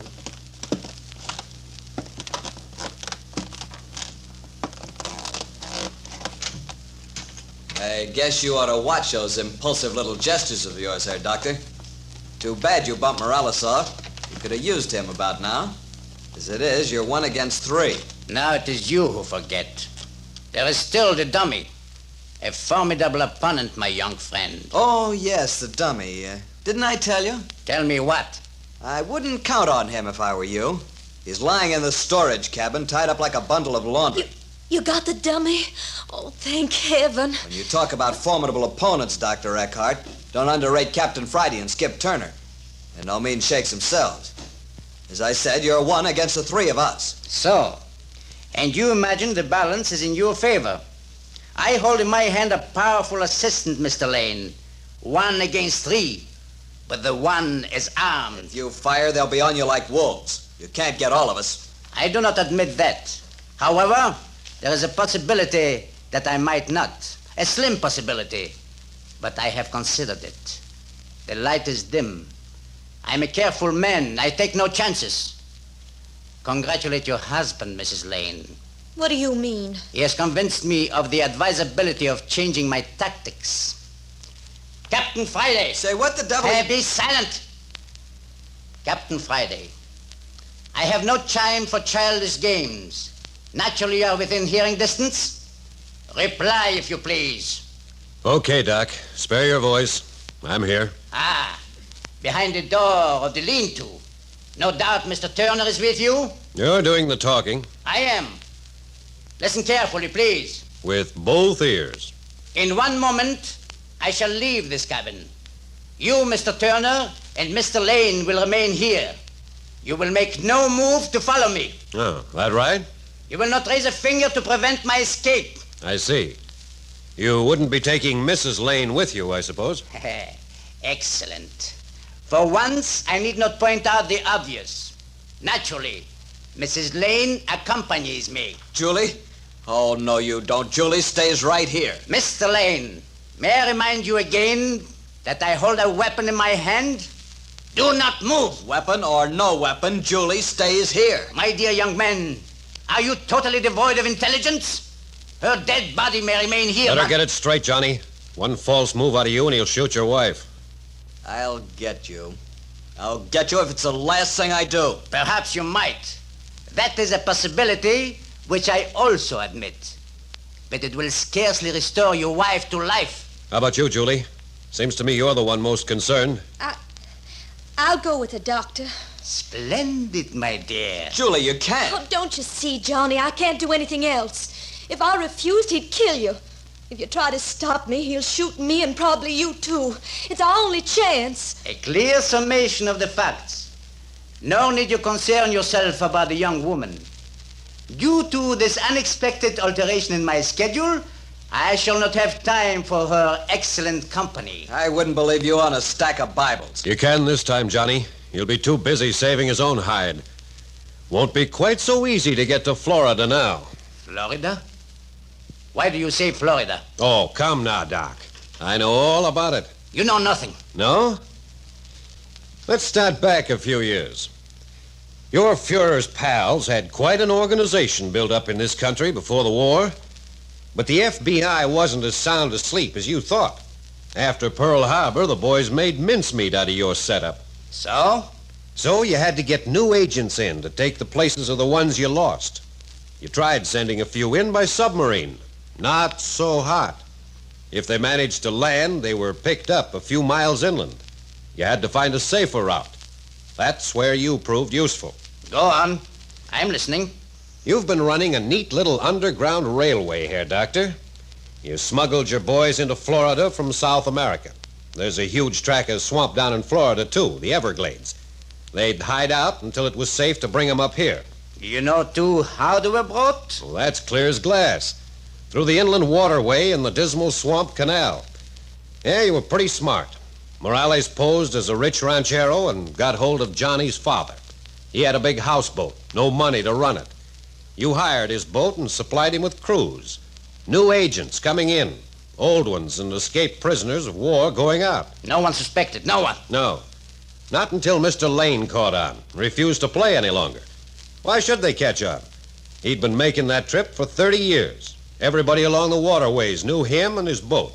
You were safe as houses. Well, how does that stack up? You know much. But there is much you do not know. Oh? You stupid Americans. You think because you have won 2 little victories that we are finished. Kaput. It is laughable. You think because your soldiers rule our country that we are helpless. Like children, you are incapable of understanding what it is to prepare for every emergency. Got your plans all made, huh? They were made before a gun was fired.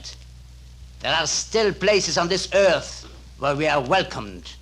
There are hidden and inaccessible spots where we can live and work without interference until we are ready. Yeah? I go now, Captain.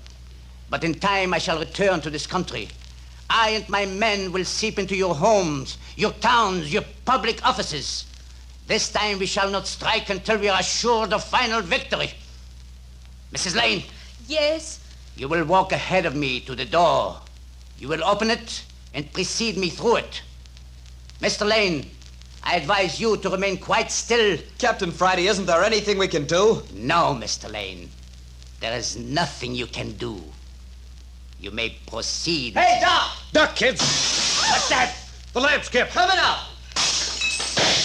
Keep away from me, I warn you. That's what you think. Just let me get my hands on you. Julie, are you all right? Yes, I think so. Captain Friday, the captain. It's on fire. Hey, get her out of here, Johnny, fast. Skip, where's the doctor? I don't know. He couldn't have got out the window. I come in that way. The front door. It's open, Captain. Yeah, that's the way he went, all right. Get Julie out of here. Kerosene all over the place, going up like a haystack. Come on, darling, hurry. Skip. Yeah, boss? Our guns. Bound to be in here somewhere. You get the table. I'll try the chest. Right. Any luck? Not yet. This doggone smokes. Hey. You got them? Yes, sir, both of them. Flashlights, too. Whoopee! Now don't stop to gloat. Grab them and run. And don't spare the horses.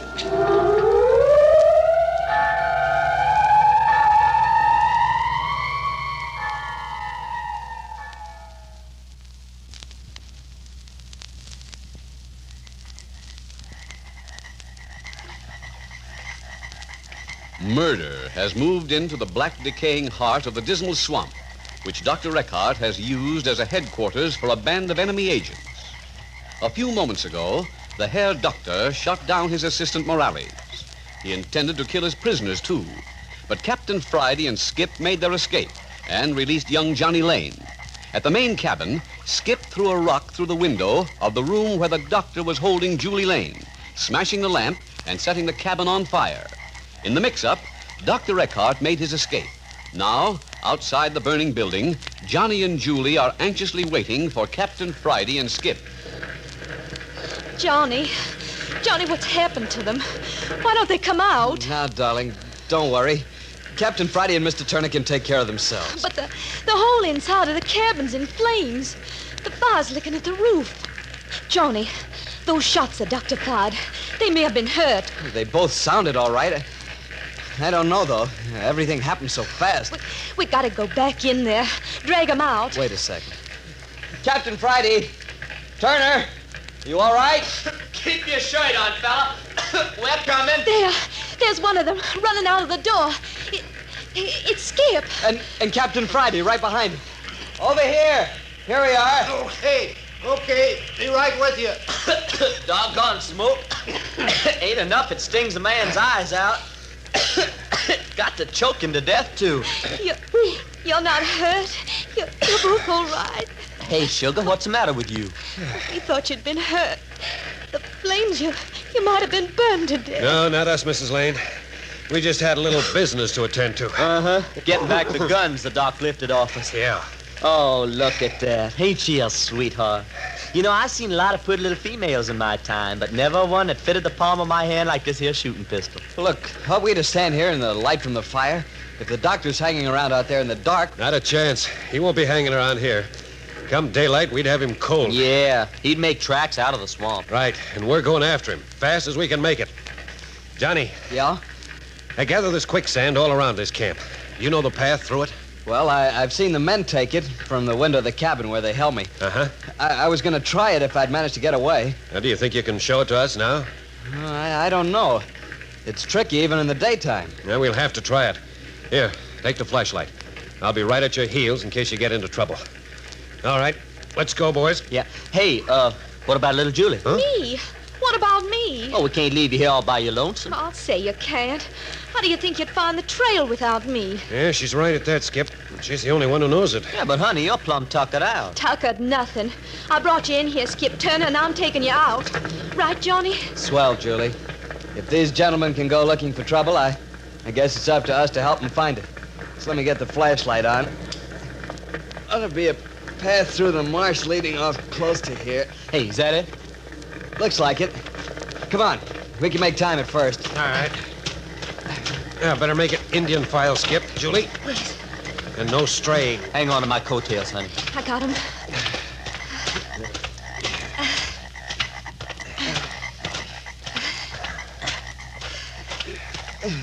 Oh, slow down, everybody. Huh? Marsh grass coming up. All right. Hold it, Skip. Yeah. What's marsh grass got to do with it? It marks the place where the quicksand begins. Oh, yeah. We seem to make a 3 or 4 foot jump here. Sort of at an angle. It's funny, I can't tell where we're supposed to land. No, wait a minute. Hold it. Now swing your flashlight to the right again. Okay. Now a little further. Yeah. Yeah, I thought so. Yeah. Flat rock. Uh-huh. That must be the place. Here, Johnny. Hand over that flashlight. I'll try it. If it's safe, I'll hold the light for the rest of you. All right, Captain, but don't miss. Don't worry. I won't. Yeah, good. Yeah, she's sound as $1. All right, come ahead, Johnny. All right. Right with you. Yeah, it's fine. All right. You next, Julie. Right. Think you can make it? Well, that's awful big jump for awful little gal. Oh, you. I'm the original mountain goat. Gotcha. Let's see if you can do it that well, Mr. Turner. Well, that'll be a tough job at that. Well, stand back here, Bonnie. Give a guy room. There. All right. Come on now, and don't talk.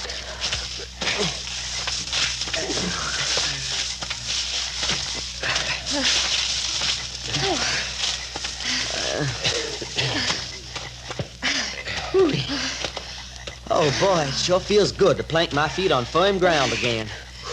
If I'd have had to jump one more of them quaking bogs. Quiet, Skip. Yeah, we can't be far from the boats now. Hey, you think he'll have left us one? Mighty kind of him. Nope, that's just sensible. Takes time to scuttle a boat, Skip. You guess you'd be right after him. Yeah, that's so, ain't it? And he couldn't trail an extra boat behind him either, unless he wanted to snarl up for a fare-you-well. Hey, wait a minute. See? Water ahead. You see the gleam? Yeah. Got that light. Right. Good. Now listen, everybody. Down on your hands and knees. We creep up within sight of the stream. Then Johnny snaps the light on. But stay down. We've made good time, and the dock can't be far away. Now, you got it? Sure thing. Okay. Here we go.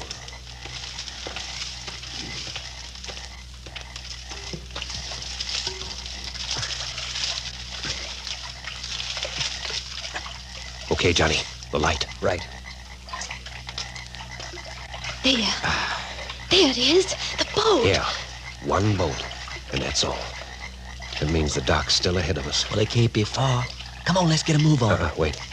Better look at that boat first. Come on, bring the light, Johnny. I'm with you. All right. Yeah. Now throw the beam in the boat. Uh-huh. Hey, why, doggone his hide. What's the matter? Look for yourself. Oh, that means old buzzard. He ain't nothing but a low-down thief. He done stole our oars. Well, what'd you expect, Skip? And it won't delay us for long, though. Plenty of stuff around to pull with. Johnny, swing that beam along shore so we can pick it down. Cut that light. Julie. Julie, where are you? I'm here, but so's the doctor. Quite right, my dear Mrs. Lane. I have been here since you reached the stream. It was time to make my presence known. Yeah?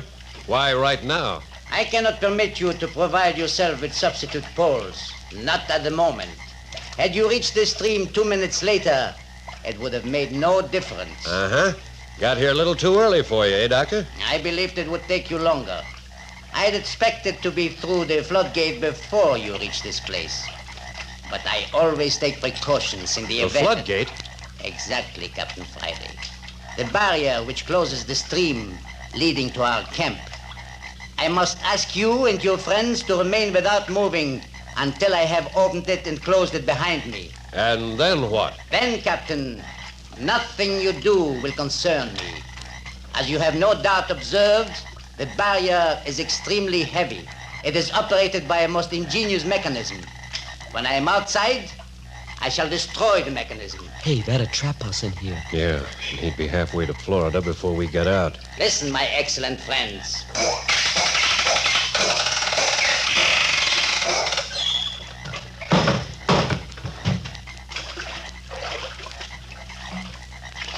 Johnny, hand over that flash. Now, flat on your faces, you and Julie. What? Get down.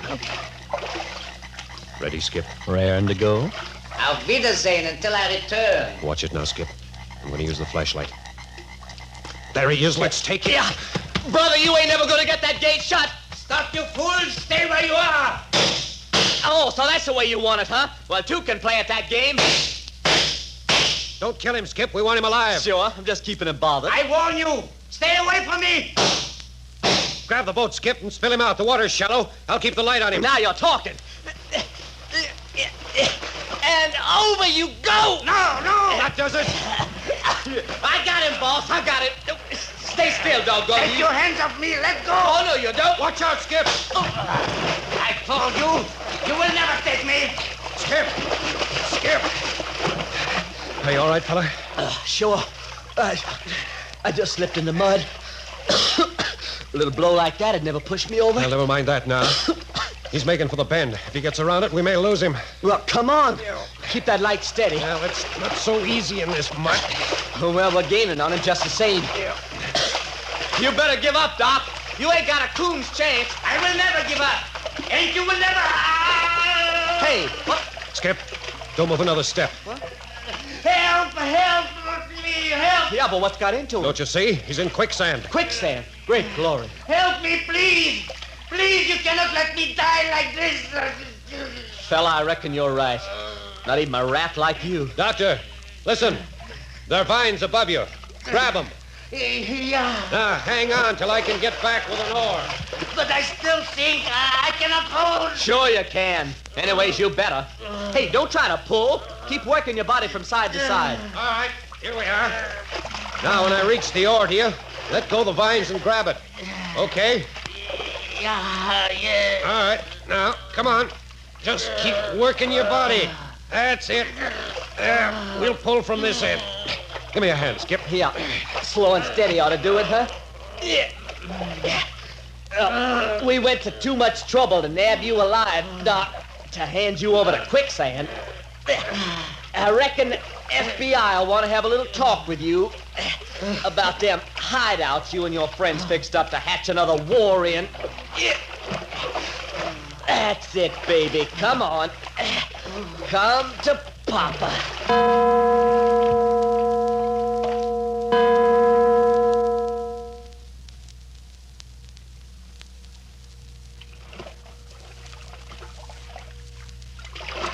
Are you coming, Skip?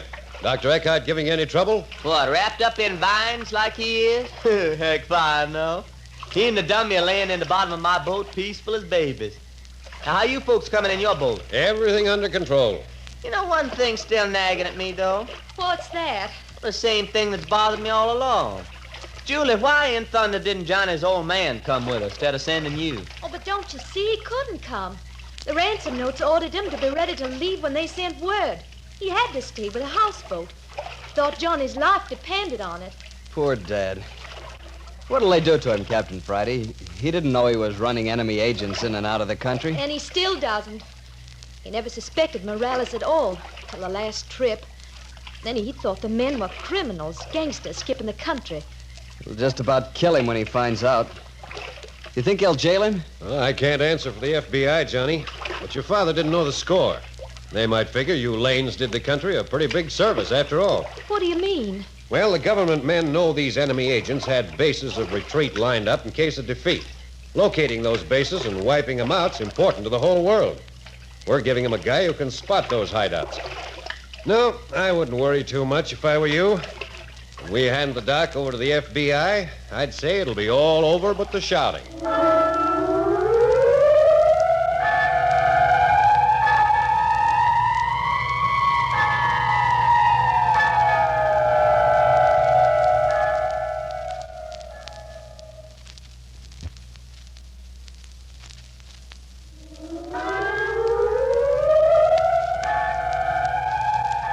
So, like all who live by the sword, Herr Dr. Eckhart finally has come to the time in his life where he must face the consequences. You are listening to Adventures by Morse.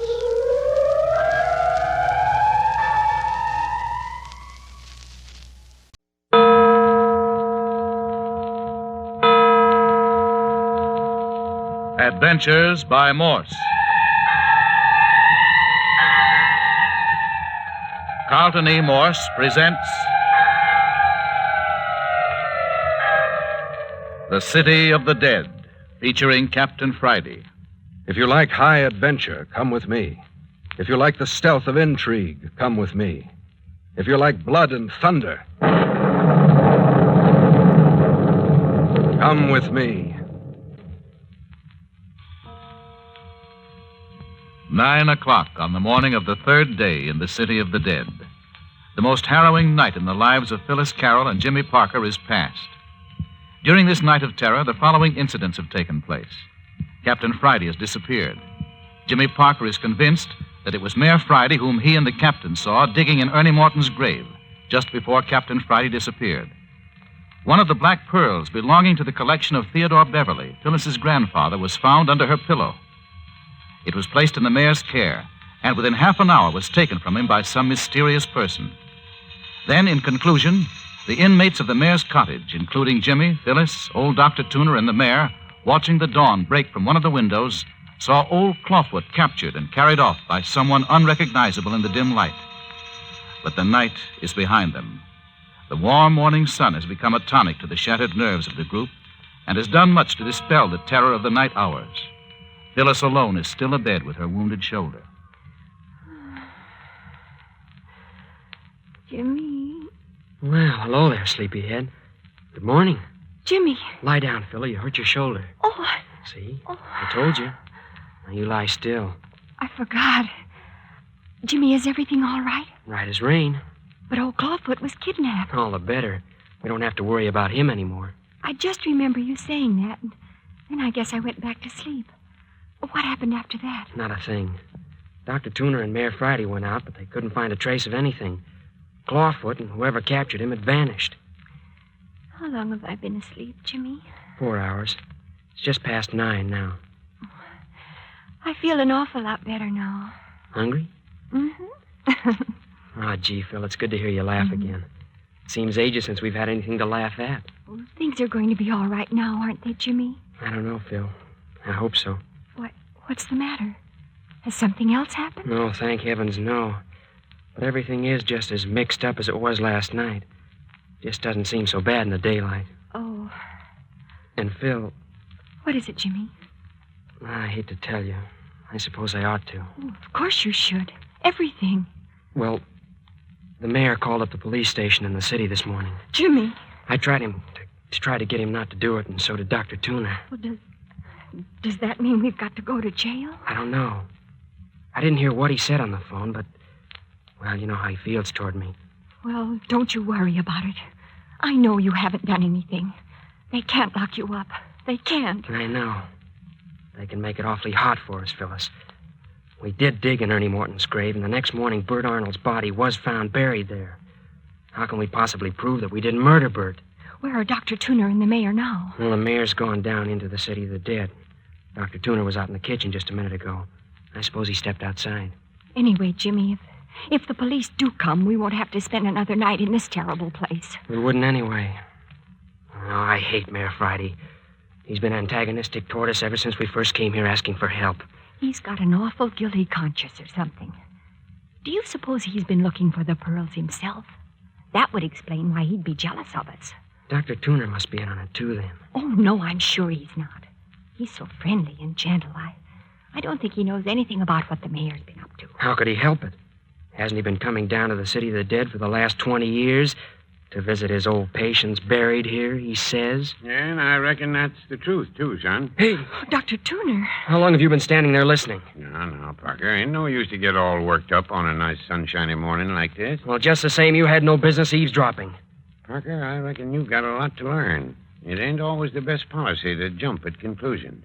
You're young yet. Someday you'll find out diplomacy is a mighty fine trait to cultivate. Well, facts are facts. Yeah, I reckon they are, my boy. Just the same, I venture to say that 3/4 of your trouble here has been of your own making. What do you mean? I mean, you should have done your best to make the mayor like you instead of irritating and badgering him. You ain't had any considerations from his feelings right along, so why should he bother to think anything but the worst about you? But I've never accused Mayor Friday of anything that wasn't perfectly apparent on the surface. No, of course you haven't. Neither has he suspected you of anything that didn't look almighty queer. Yeah, but I told the truth. Yeah, I reckon you did. That ain't the point. You've made the mayor dislike you all along. Now, when there comes a time when you want him to trust and believe in you, he naturally turns against you. What time will the police be here? Oh, I don't reckon there'll be anyone down before afternoon. Is he going to turn Phyllis and me over to him? Yeah, the mayor don't do much talking, not even to me. But you don't think we've done anything wrong, do you, Dr. Tuner? Well, I calculate I'd rather not say what I believe, Miss Carroll. But say now, I've been standing here lecturing you two when I come in to see about breakfast. Hot cake batter's all mixed up and the skillet's piping hot. Hot cakes. Are they the sour milk kind? I reckon sour milk hot cakes are the only real hot cake there is. Oh, I adore them. Oh, come on, Jimmy. You are hungry, aren't you? No, I suppose so. Miss Carroll, you're lucky to have a young fellow like Jimmy Parker. He sat by your bed all the time you were asleep. He just wouldn't move from your side. Oh, Jimmy, you shouldn't have done that. Haven't you had any sleep all night? No, forget it, Phil. I feel fine.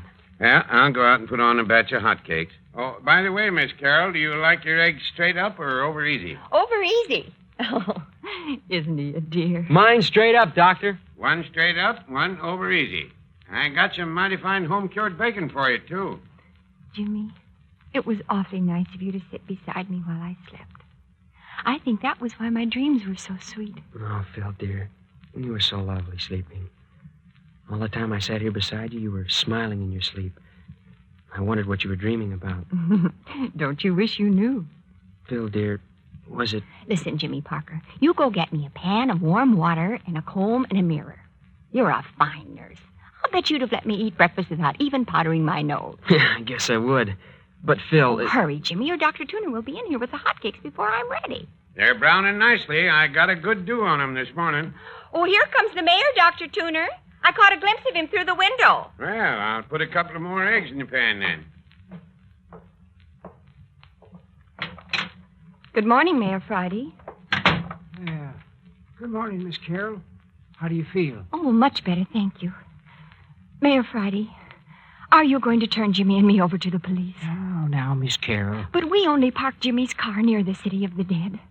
I think if you understood about us... Miss Carroll, I think you and I ought to have a good, long talk together. Why, what about? Shh.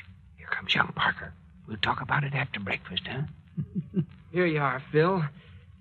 Oh, Mayor Friday. Yes, it's me. Here, Phil's a basin of water, soap, and wash rag. Thank you, Jimmy. Now, if you'll get me a comb and a hand mirror... Sure thing. Comb and a mirror. All right. Here you are. Thanks. And now if you two men will go out in the kitchen with Dr. Tuner so a girl can have a little privacy... Sure, okay. Come on, Mayor Friday. We'll get together after breakfast, miss. Yeah, pretty good cook, if I do say so myself. Smells good. Yeah, there's a stack of cakes about ready. Oh, hello, Mayor. Ready to eat? You ready as soon as I wash up? I put the table in beside Miss Carroll's bed so we could be sort of sociable. Hey, Doc Tuner, why don't you let me fry the hotcakes? I can jump up from the table and trot out here to the kitchen easier than you. No, I reckon I'm the hot cake expert. Say, Doctor, do you feel a difference this morning? I can't explain it. I feel as though a great weight had been lifted. Well, I reckon I know what you mean, Parker. I feel chipper this morning myself. It's as though we had passed through a nightmare and now the danger's over. You don't suppose it's because old Clawfoot isn't hanging around any longer, do you? Well, I don't know as I can say that... Oh, Jimmy! Jimmy! Oh, coming, Phil. Well, didn't take you very long. It was hard to get the powder on straight when I had to hold the mirror propped up against my knees. Hi, Doctor. Phil's ready. Bring on the bacon and eggs. And oodles of hot cake. Breakfast coming up. Everyone sit down. Miss Carroll gets her plate in her lap. Right side up, though, please. I'll sit here by the bed so I can hand things to Phil. No hot cakes for me, Doc. I think too much of my insides. Why, Mayor, they're lovely. Really, they are, Dr. Tuner. Now, don't you feel bad. Oh, Mayor can't hurt my feelings that way, Miss Carroll. I ain't been able to make him eat a hot cake in all the 20 years I've known him. He simply ain't got the taste for them. Oh, they're great, Doctor. I was up to Lammy Fink's cabin this morning. That is, what's left of it since it burned down. Lammy Fink? Mayor Friday, just who was Lammy Fink? An old feller I had working for me in the City of the Dead. Kind of addlepated, but he was a good worker. Loved flowers.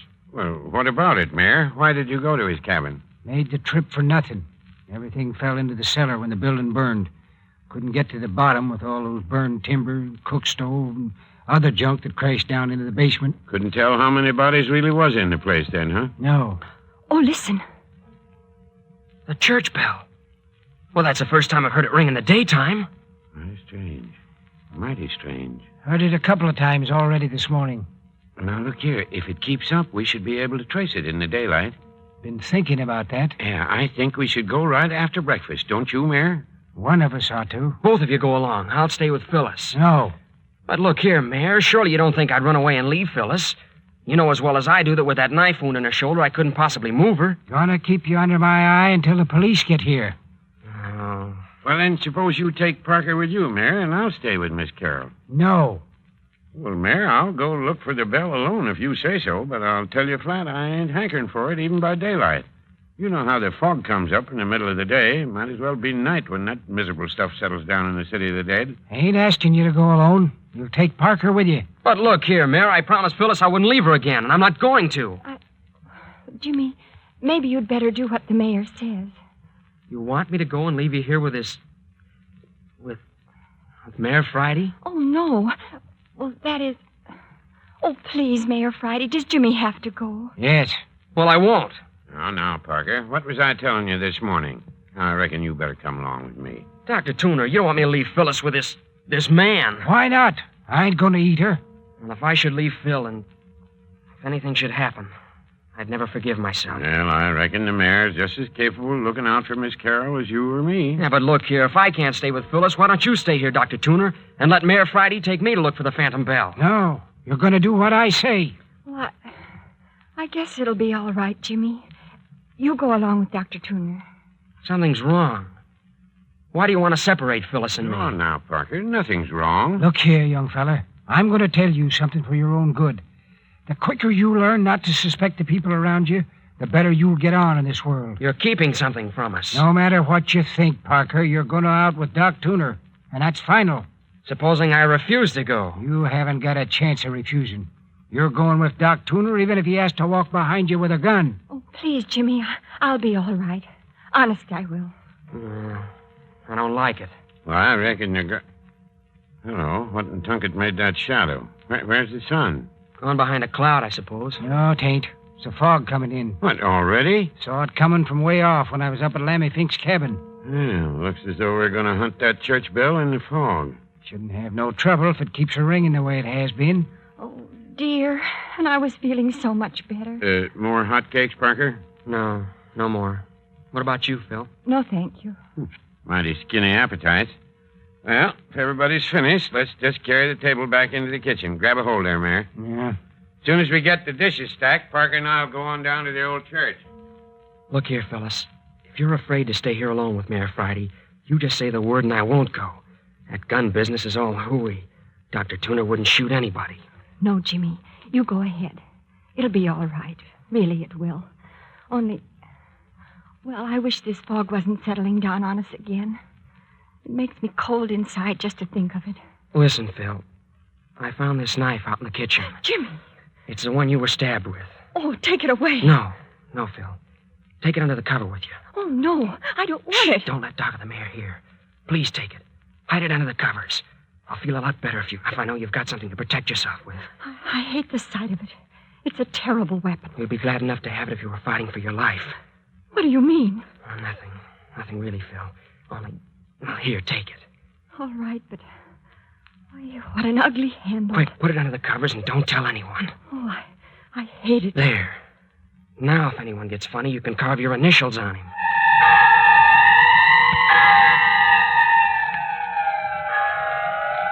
Why is old Mayor Friday so intent on having Phyllis to himself?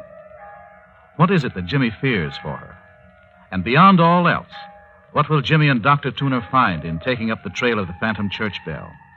And the missing Captain Friday? But more of all that in just a moment.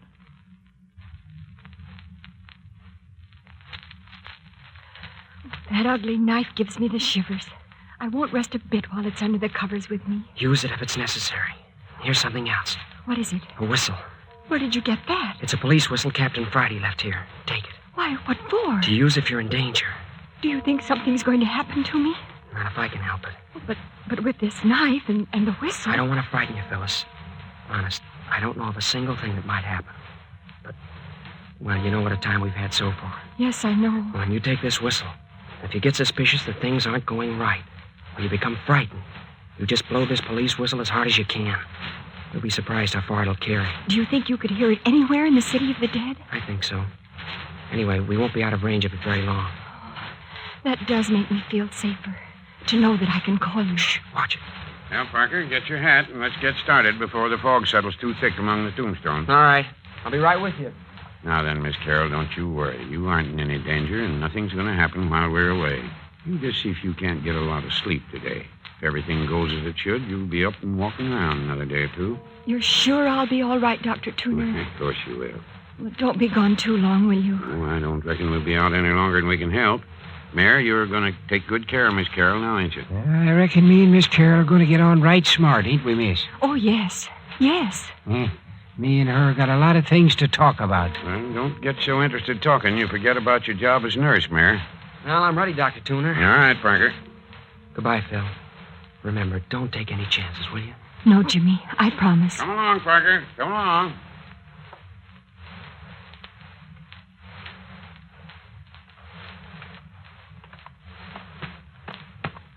Look there, Dr. Tuner. There's Ernie Morton's grave just ahead. Let's look at it a minute. It's getting pretty foggy, Parker. We ought to keep moving. It won't take but a minute. Look here, Doctor. See, this is where Captain Friday and I were lying just before he sneaked over to the grave. You can still see the impression of my body in the grass. Looks so, all right, son. Of course it's so. If that bell keeps ringing like this, we shouldn't have any trouble following it. Look here at the grave, Doc. Oh, come along, boy. Come along. But I want to prove to you that the grave was opened last night. Yeah, how'll you do that, Parker? Here. Look at this piece of sod turned upside down. Yeah, what's that prove? Look. The grass is still fresh and green when I turn it over. If that sod had been lying bottom side up since Captain Friday opened the grave 3 nights ago, the grass would have wilted, wouldn't it? I reckon you're right, son. Of course the grave was opened last night. You know what I think? Well, come along. You can talk as we're moving along. I think that it was Mayor Friday himself digging in that grave. Well, that ain't nothing new. You've been intimating that that's what you thought right along. Well, I never came right out and said it before. Yeah, there's the old church looming up down there through the fog. We must be getting near the bell. Doesn't sound much closer, though. What sort of woods are those behind the church? Oh, hardwood, mostly. Oak and beech, I reckon. Shall we go on down to the church and make that our starting point? All right. Hey, what do you keep cocking your ears back toward the house for, Parker? You can't hear anything down here. Don't know. Thought I might. That's a queer thing to say. What do you expect to hear this far off? Oh, never mind. Well, where are we going to look for this bell? Well, I reckon the best thing we can do is sneak down there alongside of the church and just sit and wait till we hear it. That'll give us a clue to work from. Yeah, but we might sit all day. Hey, there you are now. Listen. Gosh, can't tell anything about it, can you? Don't seem to come from any direction at all. That's a fact. Listen. Seems to be coming from the church, don't you think? Well, it ain't possible. The mayor and I gave the place a good going over, and so did Captain Friday. And the bell ain't in the ruins. Listen. Stopped again. Look, Parker, I've sort of had an idea that bell might be out there in the woods in back of the church. What do you think? Well, maybe. Sounded in the church to me. Well, now, just supposing it was hanging out on a limb of a tree in the woods and was swinging free. The wind could blow it or rock the tree, and it'd ring soft-like off and on just like it has been. But what would a bell be doing up in a tree? Ain't any explaining a good many things down here in the city of the dead these days. Well, why these long waits between the ringing? Sometimes it's been hours. Well, perhaps there hasn't been enough wind to ring it. Well, there's as much breeze now as there was a moment ago when the bell was ringing, and that isn't any. Well, there she goes again. Now, listen careful and try to place the direction the sound's coming from. Just the same as before. I'd say the church. Does sound so. But it can't be, I tell you. Still, if it was out in the open, we ought to be able to walk right straight toward where it's ringing. Well, are we going to stand here all day, or are we going to scout around and see what we can find? Yeah, this damn burn fog would have to come down just now. Danged if I know which way to turn. Look here, Dr. Tuner. Let's go inside the church and listen. Maybe we'll get some clues that way. Might as well, I guess. Ain't no good standing around out here getting fog in your ears and throat and down your neck, the pesky stuff. Up in San Francisco, I rather like the fog. This is miserable stuff down here, all right. I've hated it ever since I can remember. Decayed atmosphere, that's what fog is to me. A nice day that's begun to rot. That's a pleasant thought. Can't help it. I always get the grumps and the creeps and the sniffles in the fog. Worst nightmare I ever had was about fog. Well, here we are. We might as well go in.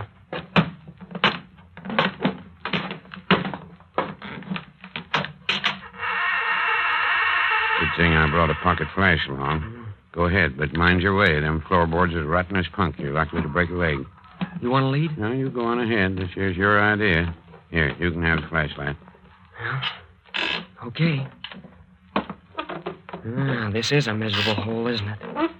Everything wet and mildewed. Shh. Why, the bell's fainter in here than it was outside. I reckon I was right after all. Quick, let's get outside. Now we're getting somewhere. Hey, look out where you're going, fella. You'll go through the floor. Come on, Doc. Come on. Parker, are you hurt? Parker, are you hurt? Answer me. Parker, you got the flashlight. Turn it on. Parker, answer me. Answer me. Doctor! Dr. Tuner, don't carry on so. I'm all right. All right. Well, then why in Tunket was you making them ghastly groans? That wasn't me, Doc. Wasn't you? No, there's someone else down here. I'm looking for my flash. I dropped it when I went through the floor. You say there's somebody else down there? Hey, Doc, stop asking questions and come and help me. I'm down in the basement. There must be a door to the outside someplace. Basement?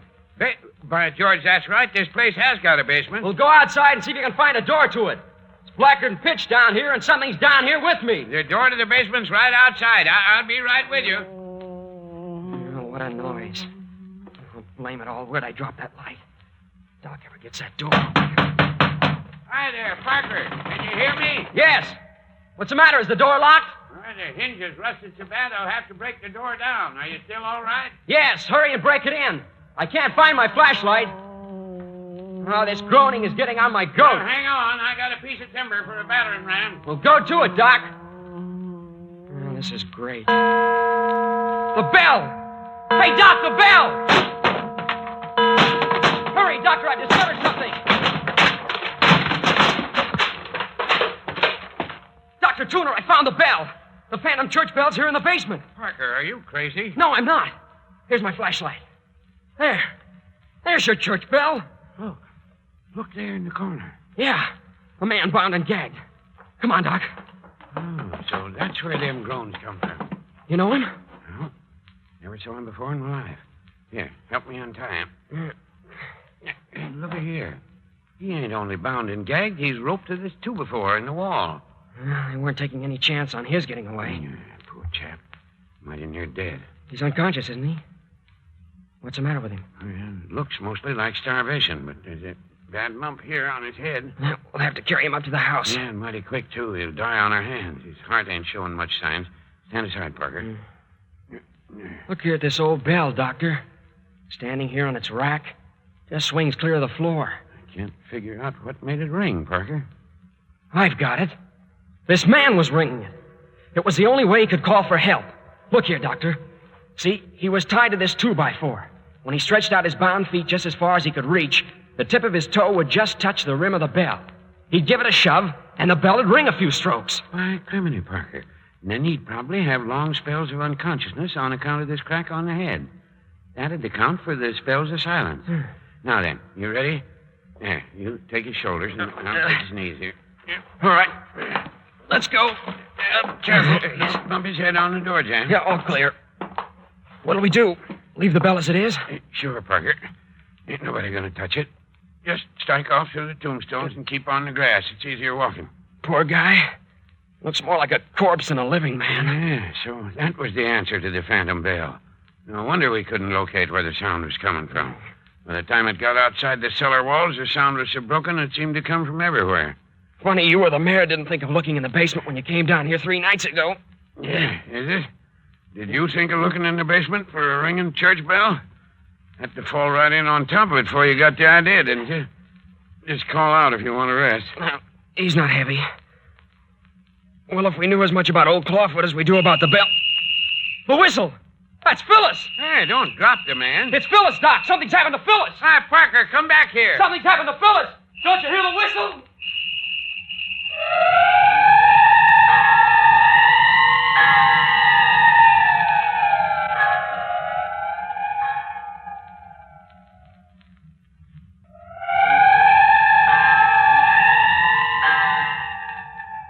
You have just heard the 9th episode of The City of the Dead, written for radio by Carlton E. Morse.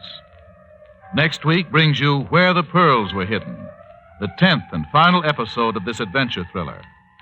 Next week, you will know the identity of old Clawfoot, the name of the man who rang the bell, what really became of Grandfather Theodore Beverly, who the murderers were, who the grave looters were, and what became of the famous collection of black pearls.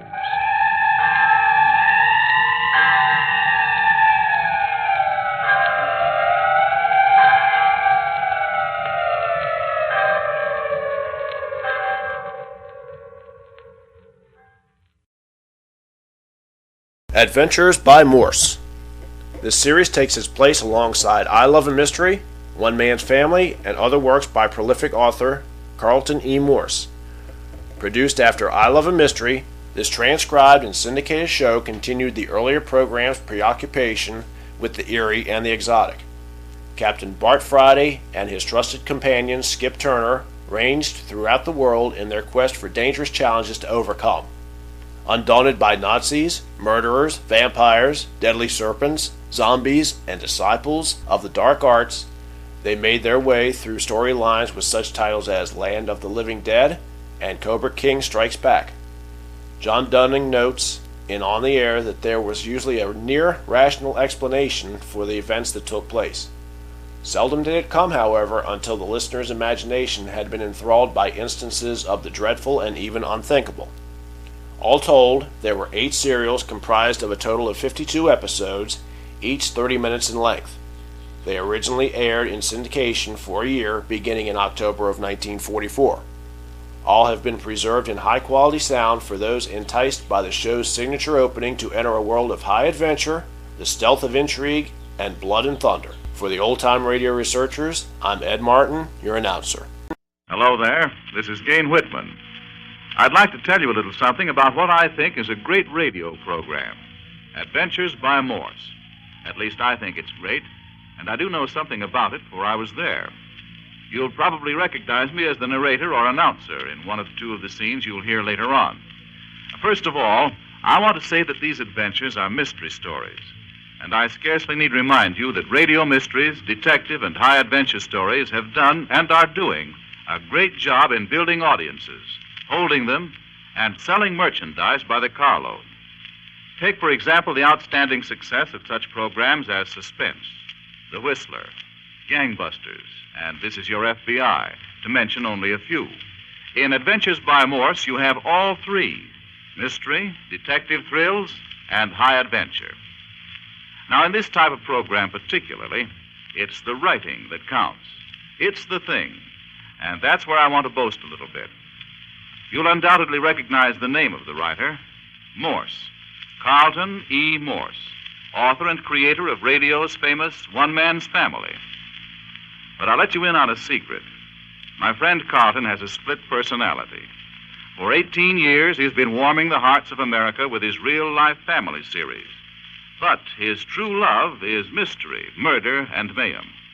His I Love a Mystery serial, sponsored for years on what was then a minor Pacific Coast network, zoomed Hooper ratings of unpopular time slots from a 3.0 to over 12. He's an acknowledged master of suspense, excitement, and faultless plotting, believe me. And now here's a surprise for you. In addition to all I've told you about adventures, Carlton has added a special gimmick, a hook, to bring back your listeners week after week.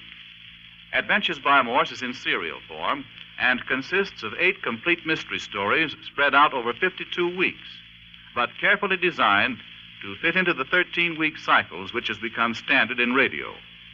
Why do you suppose the Saturday Evening Post, for example, always carries at least 2 fiction serials at the same time? Of course, you know why. To keep readers buying the magazine week after week, year in and year out.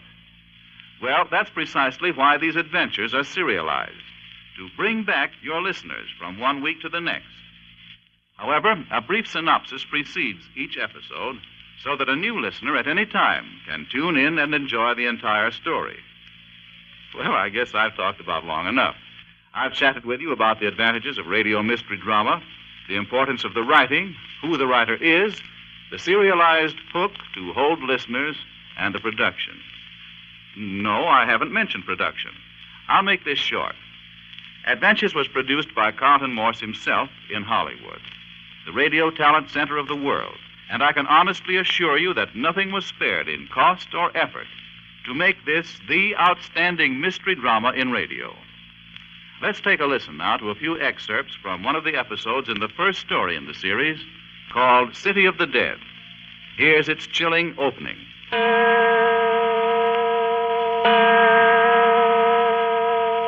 Adventures by Morse.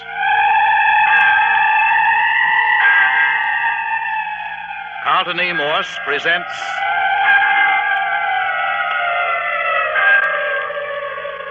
The City of the Dead, featuring Captain Friday. If you like high adventure, come with me. If you like the stealth of intrigue, come with me. If you like blood and thunder,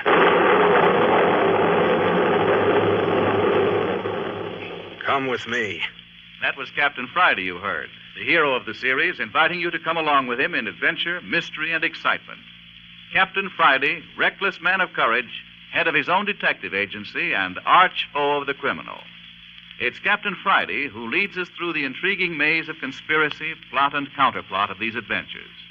It's Captain Friday who eventually solves the mysteries, traps the criminals, and sees to it that justice is done. Now, in this type of show, you don't have time to hear an entire story, but we'd like for you to hear just how good and exciting it can be. So we're going to give you the opening summary of Episode 5 of City of the Dead and a bit of the dialogue. Here's how it goes. 8 o'clock on the third night in the City of the Dead. In the afternoon of the second day in the old abandoned cemetery, Captain Friday had locked Jimmy Parker and Phyllis Carroll together and had taken his father, the mayor, and old Dr. Tuner to Lammy Think's cabin on the edge of the cemetery. They had found 3 bodies in the cellar. One was the strangled body found in old Ernie Morton's grave. The second was the body of the man whom the claw-footed phantom had killed at the back of the mayor's cottage. The third was Lammy Think. According to Captain Friday, he'd been scared to death. That's right. And while we were in the cellar examining the bodies, the cabin mysteriously burst into flames and we barely escaped with our lives. The bodies were completely consumed. After this experience, the old mayor, my father, complained of being tired and returned to his cottage inside the gates of the City of the Dead. Dr. Tuner and I went down to the deserted ruins of a church to look for the phantom church bell. In the musty rectory where the bell ringer had hanged himself 10 years before, we found old Clawfoot amusing himself with a human skeleton. But the queer creature with flowing beard and flowing robes got away from us. Returning to the caretaker's cottage, we found my dad upset and Phyllis Carroll with a stab wound in her back just under the shoulder blade. Jimmy Parker had been locked in the room with the girl at the time, but he denied the deed. Then Phyllis regained consciousness and sobbed out, "Oh, Jimmy, why did you stab me?" That was at 2 in the afternoon. Now, at 8 in the evening, Dr. Tuner is with his patient. Dr. Tuner, am I going to die? I reckon you aren't even going to be very sick, Miss Carroll. Just lost a mite of blood, and the wound won't even leave a scar. Feel much better after a little sleep, don't you? Oh, I've been asleep. Well, sure you have. Here, let me fix that pillow. Lie on your left side just a little. That'll ease that sick shoulder of yours. Look mighty pretty in that outfit, Miss Carroll, with the firelight playing on you. Oh, I must look terrible. I've been crying so much, but... Not a bit of it. You look like a young girl should look. Oh, Dr. Tuner, what would make Jimmy do a thing like that? Now, you'd better let Captain Friday figure that out. That's his business. By the way, he wants to bring Parker in here as soon as you feel like it. Oh, no, please. I can't face Jimmy after he... I reckon that'll be necessary, Miss Carroll. Do I have to see him? Can't be helped, I'm afraid. Well, all right then. Good. We'll have him in now and get it over with. Captain Friday and his father have Parker in his room giving him a going over. I'll just call him.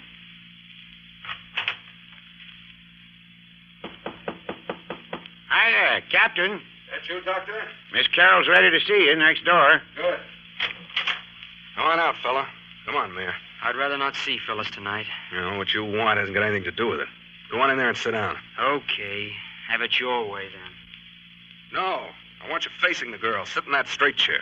Yeah, if I'd have known he's going to be all this rumpus, I'd have said take him to the city and lock him up from the first. Never mind, Mayor. We'll get things straightened out for you in the city of the dead. I know the reason why. Aren't you ashamed of yourself, Parker? No, I'm not. I suppose you only regret that you didn't kill Miss Carroll outright, huh? Oh, Jimmy. You look here. I didn't stab Phyllis. How many times do I have to tell you? From then on, the mystery grows by leaps and bounds as the girl, Phyllis Carroll, accuses her fiancé, Jim Parker, of stabbing her in the back. A reconciliation follows when Captain Friday determines that the knife was hurled at her through an open window by an unidentified person. He is also pretty sure there is a mysterious evil force at work in this city of the dead and thinks that it may be a phantom-like monster they have nicknamed Clawfoot, some inhuman sort of a thing which wails like a banshee and has claws on its feet. In this episode also, Phyllis reveals the reason for that is, her and Jim's visit to the cemetery. Her grandfather, believed dead, had instructed his agents to present to her on her 20th birthday, which was just a few days ago, a $500,000 fortune in black pearls. The only catch was they were buried in one of the graves. It becomes quite obvious that some other folks have stumbled onto this secret, too, and they aren't at all shy about murder and other little gems of crime. Let's pick up the end of this tingling episode where Captain Friday and his friend Doc Tuner and Phyllis are alone in the caretaker's house, and the two men hear a cry that stiffens them with horror. Miss Carroll, what is it? What's the matter? Oh, look! Look there by the door! Well, I'll be a son of a gun. Look, Doc, a visitor. A skeleton. Captain, what's that thing doing here? Where did it come from, Miss Carroll? Take it away! Take it away! Now, Miss Carroll, I don't reckon a skeleton can hurt you much. Supposing you tell us how it got there so we can do something about it. Well, the door just suddenly opened and the skeleton walked in and collapsed on the floor. And then the door was full closed. Dang elaborate skeleton to do that, if you ask me. Hey, Doc, come here and look at this. Now, what in the name of Sam Hill are you doing to it, Captain? Now, look. The bones are joined together with pieces of wire. Now, what sort of monkey business is this? Here, look. A message tied about its neck. Message? What does it say? It says, I have come to you out of the grave marked Theodore Beverly, but I do not belong in his grave. I am not his skeleton. Theodore Beverly? Why, that's Miss Carroll's grandfather. My grandfather. Grab her, Doc. She's fainted.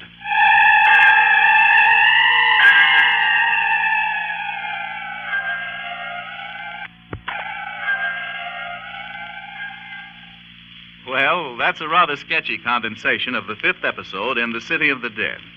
But it certainly does give you an idea of the hard-hitting impact, the punch that is written into Adventures by Morse. Believe me, this is a radio technique that will grab off and hold a king-size listening audience. And after all, that's what you want, isn't it? You know, when I get to talking about Carlton Morse as a writer, well, I can't help but get enthusiastic.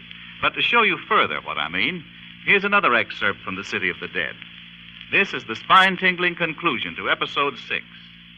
Phyllis Carroll and Doc Tuner are alone in the cemetery cottage at night when they hear the hideous wail of the claw-footed thing right on their front porch. Listen. If that thing outside the door would only go away, I wouldn't feel this way, but... Dr. Tuner. Dr. Tuner, look. Look at the front door. It's opening. Gosh sakes, I forgot to lock it. Oh, hurry. Hurry. Lean against it. Oh, hold it shut. Don't let him get it open. I've got it. And if I can push it shut, Who's out there? Oh, can't you hold it? Can't you hold it? I'm trying my dangest. Whoever's on the other side of that door is as strong as an ox. Oh, it's the claw-footed phantom. You mustn't let him get in. You mustn't. You mustn't. I can't get any hold with my feet. He's gaining on me. I'm slipping. Dr. Tuner, the fireplace poker's on the rack. Can you reach it? Good. It'll give me something to fight with. Oh, can you reach it? Yeah, I got it. I'm going to let go of the door and crack him over the head with the poker when he comes in. Oh, be careful. Oh, you missed him. Look out, Dr. Tuner. Look out. He's got a knife. Well, if he comes within range of this poker, Oh, no. No! You killed Dr. Tuner. You killed Dr. Tuner. Oh, don't. Don't. Go away. at me like that. Go away. Go away. Oh, don't come near me. Don't come near me. Oh, please. Please go away. Don't touch me. Don't touch me. Jimmy! Jimmy! Oh, no.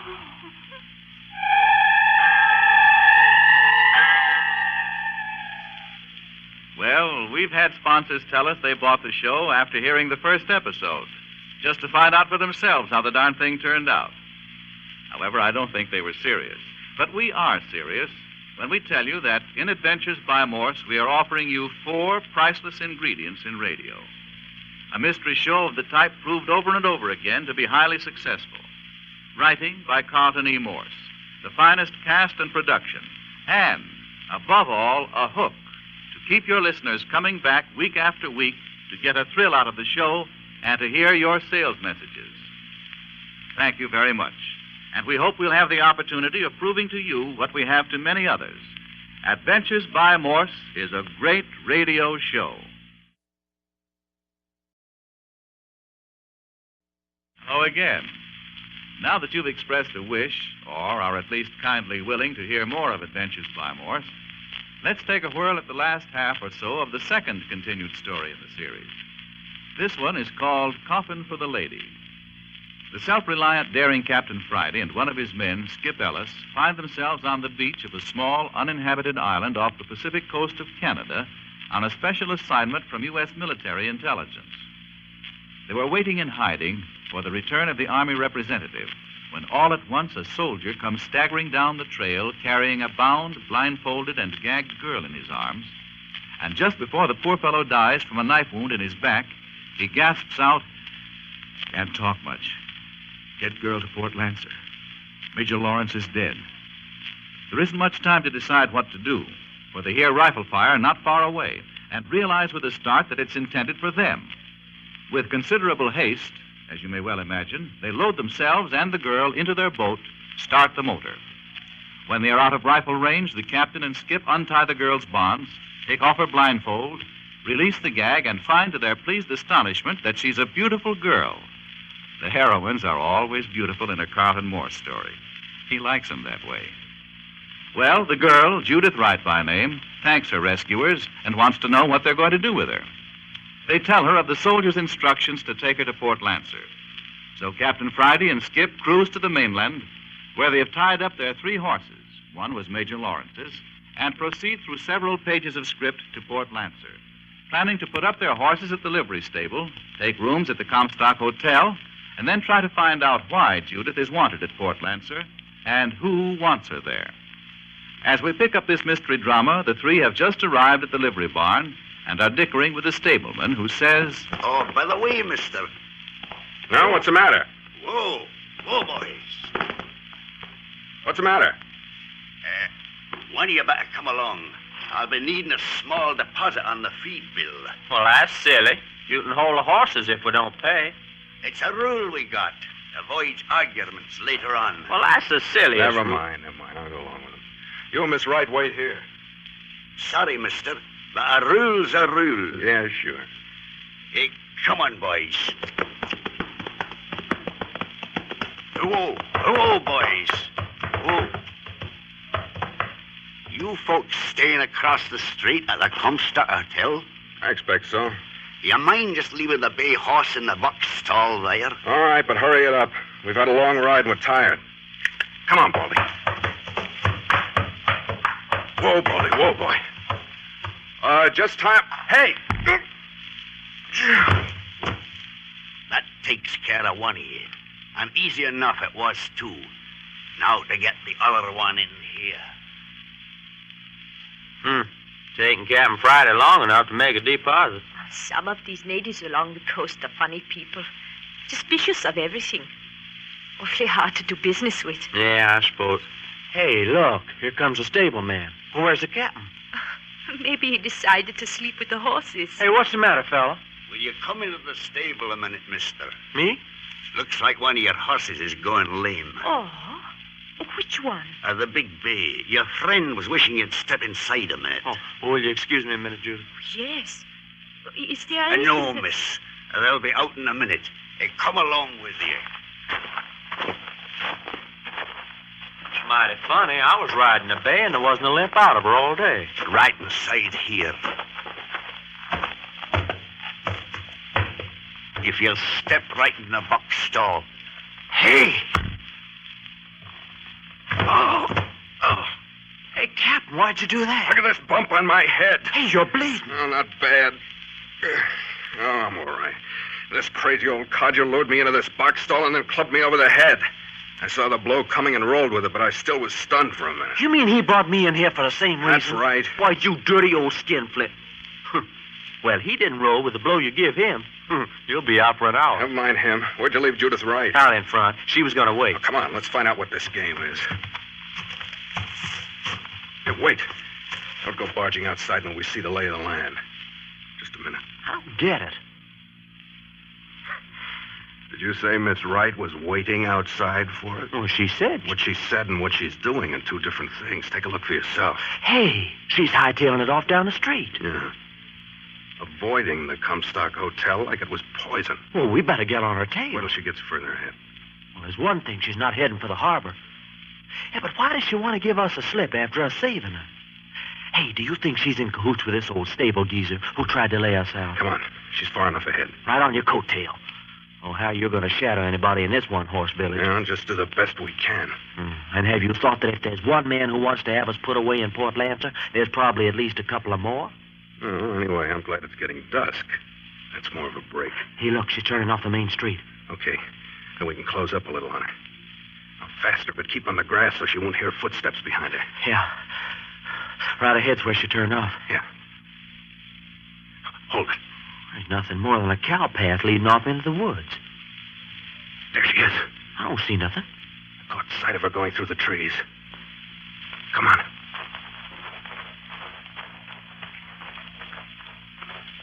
Easy on those footsteps. Walk along the edge of the grass. Yeah. It's getting darker under the trees, so we can close in some more. What the heck's going on, Cappy? We rescued Judith Wright at the cost of the lives of 2 Army intelligence men. We get her safely to the mainland, only to have one of her friends try to crack our skulls. We don't know he was her friend. Well, then why didn't she stick around? Looks to me like the stable man was getting rid of her so she could be on her way. Smells rotten, all right. Look ahead. Uh-oh, cabin. With a light in the window. And there's friend Judith knocking on the door. Yeah. Well, it looks like we come to a place where we might get information about a lot of things. Door's opening for her. See who let her in? No. Come on. Let's creep up outside the window. See what goes on inside. Think they might have a guard outside? Why didn't he challenge Miss Wright then? Sounds logical. Come on. Not too fast. Let's look the situation over as we go. Let's try for that group of trees near the cabin first. Okay, go ahead. I'm right behind you. Come on. Hey, there. See anything? Not a move out of nobody. Okay. The next stash will be at the shadow of the house. Yeah. Oh, night comes down on you like a blackout out here in these woods. All right. Here we go. Make it quiet. Yeah. Made it. And still no sign of man or beast. Now then, we'll ease along the house up to the window. Uh-huh. Oh, Captain, did you see that? They pulled a curtain over the window. Yeah. It's too bad. So what do we do now? Let's have a look anyway. Oh, don't brush against the logs. They can hear you inside. I'm watching. Hold it. Hey, there's a crack. You can see under the curtain. Keep quiet, you idiot. Yeah.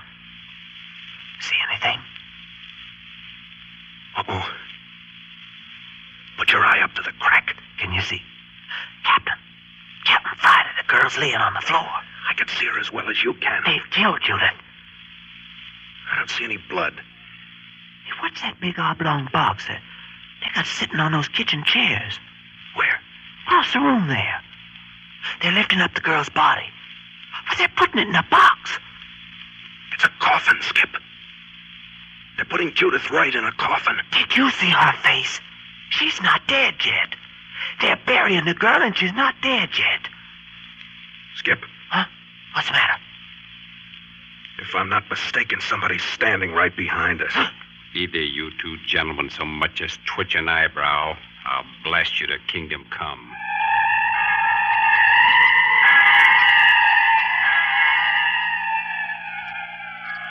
Why did Judith Wright elude her rescuers to rush to her own destruction? Why was the coffin in the cabin? Were these men just waiting for her to deliver her body in the satin-lined burial box? But Skip Turner said she wasn't dead yet. No one wants to be buried alive. And what of Captain Friday and Skip Turner, each with a gun in his back? Chapter 2 of A Coffin for the Lady is entitled The Conversation in the Casket, and will bring you further developments in this newest Carlton E. Morse production. Be with us next week at this same hour.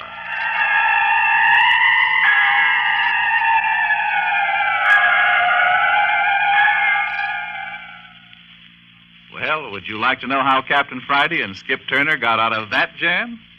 I know, but I'm not telling. But there is one way, however, to find out, and that is to buy... No, I'll let somebody else give the pitch. My little visit with you is over. Goodbye, and thanks again.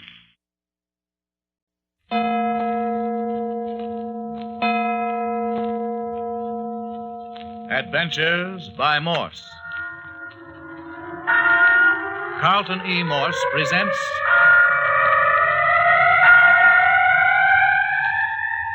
The City of the Dead, featuring Captain Friday. If you like high adventure, come with me. If you like the stealth of intrigue, come with me.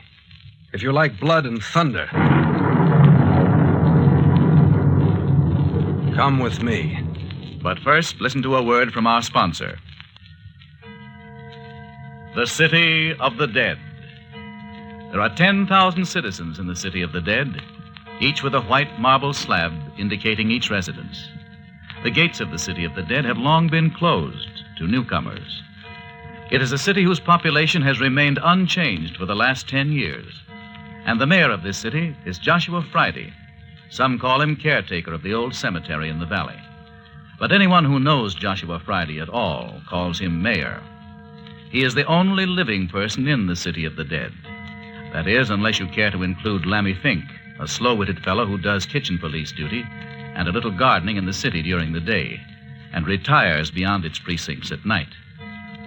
The City of the Dead lies in a tiny valley 25 miles from the suburb of a great city. It is off the main highway and completely isolated from the world. But now it's 9 o'clock on a moonlit, windy night in October. Come on, get out of that car. You heard me. What do you want? You want me to plug you? Oh, Jimmy, do what he says. You too, girl. Get out. You let go of me. You let that girl alone. And get out of the car. Both of you. Yeah. Now start walking. No, the other way. But that's toward the graveyard. You heard me. And don't look back or they'll pick up your bodies in the morgue wagon in the morning. Now get moving. Jimmy, what's happening to us? Keep walking. Don't look around. They've stolen your machine. I know it, Phyllis. I couldn't tackle two armed men. Well, of course you couldn't. Shouldn't have parked way out here in the country. But it was nice. It was so still in the moonlight. Who do you suppose they were? Probably car thieves. They didn't touch us. Jimmy, listen. Church bell. Oh, but there aren't any churches around here. Oh, sure there is. That little old church down at the other end of the valley. Oh, but that's all falling to pieces. It hasn't been used for years. That's right. Funny, isn't it? Jimmy, I'm scared. Do we have to go on? Oh, look, Phyllis. There's a light ahead of us. You know what it is? No. Oh, Jimmy, what's that? Quick, get off the road. Behind those bushes. Get down.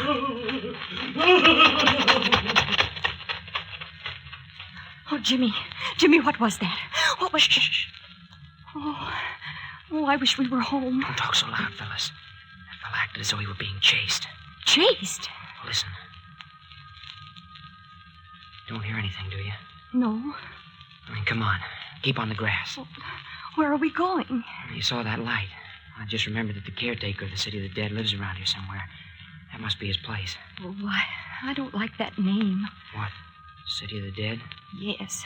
Graveyard's bad enough. Well, anyway, we'll get him to let us use his phone and call the police and have a car sent out for us. Oh, there, you can see the outline of the house among the trees. See it? Uh-huh. Looks awfully lonesome, doesn't it? Look. What are those? We're inside the City of the Dead. Those are the tombstones glistening in the moonlight. I don't like it, Jimmy. Oh, here's the door. Oh, Jimmy, don't leave me. I'm right here in the shadow. He doesn't answer. It's funny. What do you want? Oh, Hey! no. Hey, where did you come from? What do you want? Are you the caretaker? Supposing I am. Oh, what made you sneak up on us from behind? That you making that crazy noise? What noise? Oh, you mean the man crying? Oh, so 'twas you. Oh, no, it wasn't. He passed us down the road. He was scared. What are you doing here? Why, our car was stolen from us. Oh, stolen? Hi, Doc. Open the door. Yes, 2 men held us up. We want to phone to the city for help. Do you hear, Doc? They're coming, Mayor. Oh, here you are. Well, what have you there, Mayor? Go on in, you two. Yes, sir. Lock up again, will you, Doc? Sure. Were they the ones picking up the rumpus? Yeah, tell a queer story. Here, you two, sit down. Said the car was stolen, Doc. Who stole it? Well, I don't know. Just 2 gunmen. Yeah. Here, Mayor, you better let me do the questioning. We'll get further. Go ahead. What's your name, son? James Parker, sir, and this is Miss Phyllis Carroll. How do you do, Miss Carroll? Now, Mr. Parker, as I understand, you and Miss Carroll were out riding this evening. Uh-huh. We were parked down the road near your house. Parked? What for? No, Mayor. It looks suspicious to me, Doc. With all these other goings-on. No, you just don't understand the modern young folk, Mayor. You'd better let me do the talking. Now then, you were parked on the edge of the road, I take it? Yes, sir. And then what happened? Well, 2 men suddenly appeared, one on each side of the car, and told us to put up our hands and get out of the car. They were armed, you say? Yeah, both of them. When we got out, they told us to keep walking in the direction of the graveyard. What's that? Oh, son, don't ever say that word again in front of Mayor Friday. This is the City of the Dead. Oh, yes, sir. Sorry. Now, go on. Well, just as we saw the light in the caretaker's... It's Mayor, son. Mayor. Yes, sir. Just as we saw the light in the mayor's house, we heard someone coming down the road as hard as he could run. He was scared. Hysterical, huh? Yes, sir, he was. Crying and sobbing. Oh, Jimmy, you forgot about the bell. Bell? Yes, the church bell. It seemed to come from down at the other end of the City of the Dead. I guess it was from the old church down there. You hear that, Mayor? There ain't been no bell in them ruins for 10 years, Doc. No bell?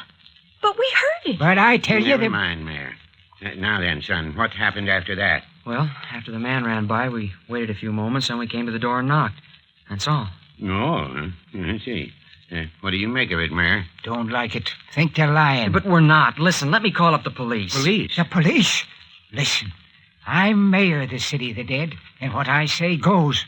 Yes, sir. And I ain't never had any police in this city, and I ain't never gonna have. And besides, there isn't any telephone here. But I saw a telephone wire. Son, you heard me say there was no telephone here. Well, but I've got to let my mother know. I'm sorry, Miss Carroll. It seems to be fate. But what are we going to do? No one ever comes by this way. Well, Mayor Friday will put you up for the night, I think. He has a couple of extra rooms, eh, Mayor? Huh?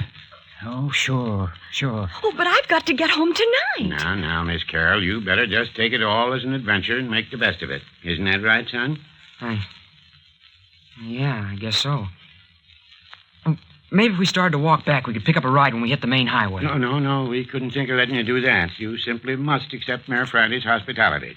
Now, I'll tell you what. While the mayor is fixing up your rooms, I'll brew us a cup of coffee. But I don't want any coffee. Oh, tut. Of course you do. Yeah, there's still a fire in the kitchen stove. And the kettle's almost to a boil. We'll have coffee in a jiffy. But I want to go home. Don't say any more, Phyllis. Jimmy, what does it mean? I don't know. Something's up. I don't get it, but we better play up to him. Pretend like you thought nothing was the matter. Well, are we prisoners? Looks like it. Now, don't worry, though. I can take on these 2 old duffers if I have to. Well, but who is this doc person? Oh, shh. Here he comes. Now then, coffee's all ready. There you are, Miss Carroll. Thank you. Yeah, and there you are, Mr. Parker. Oh, thank you, sir. And here's some buns. They're better if they're hot, but they'll do for this sort of a snack. Oh, no, thank you. I'll just have coffee. Sir, I thought that Mr. Mayor Friday lived here alone. You wonder who I am, eh? Well, I'm what your city doctors would call an old codger, I'm afraid. Just an old country doctor. Doc Tuner is what they call me. But I wouldn't think they'd need a physician in the city of the dead. Oh, no. The city of the dead isn't my seat of practice. That is, I should say it wasn't my seat of practice. You see, son, I'm retired now. All my patients are dead. Dead? All of them? Well, it's this way, young folks. I was a family doctor and had my little practice and was like a member of each family that I doctored. I knew all the little troubles and every pain of each of my patients. Never seemed to hanker to add new patients to my clientele, especially as I grew older. More coffee, Miss Carroll? It does taste good. Well, as time went on, I found myself laying more and more of my patients to rest in the city of the dead. But there hasn't been anyone buried in the city of the dead for the last 10 years. Well, this was years ago, son. Well, finally, about 10 years ago, I discovered that all the families I'd doctored were either dead or had moved away. As that I hadn't added any new patients, I was a doctor without a practice. But couldn't you have got more? Oh, suppose I could, but I never made a practice of it, so I didn't hanker to begin trying at my age. I was getting well along, and besides, I had enough to live on. Oh, I see. Which means that you don't see it all. Well, son, as I said, I lost the last of my patients about the time they closed the City of the Dead as a burying place and opened up a newfangled cemetery over on the other side of the city. My last patient just slipped in under the bars, you might say. Last person to be buried here. All your patients are buried in this great, the City of the Dead? Every one of them. So you can see the City of the Dead has a very soft place in my heart. I often come down here and stay a spell with the mayor. It's kind of like being with old friends. Going down there among those little white headstones brings back all the old days to me. And you just happen to be here on a visit tonight? Huh? Oh, yeah. Oh, here comes the mayor. Well, your room's just ready. Yeah, that's good. I suppose, Miss Carroll, you'd better take the first room. Mr. Parker, you take the one right next to it. That right, Mayor? Don't make no difference. Well, good night. I hope you both sleep well. I'll call you for breakfast. Good night, Dr. Tuner, and you too, Mr. Mayor Friday. Good night, son. And you, Miss Carroll. Yes. Good night. Night, Phil. Remember, I'm right next door. Night, Jim. And now you, son. Yeah. Hi. Hi out there. Hey, what do you mean by locking the door? Oh, Phyllis! Phyllis! Jimmy, is that you? Yes, Phyllis, they've locked me in and the window's barred.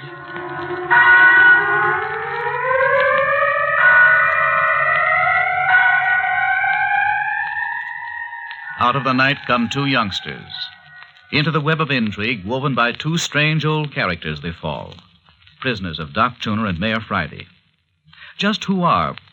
But before we go into that, a word from our sponsor.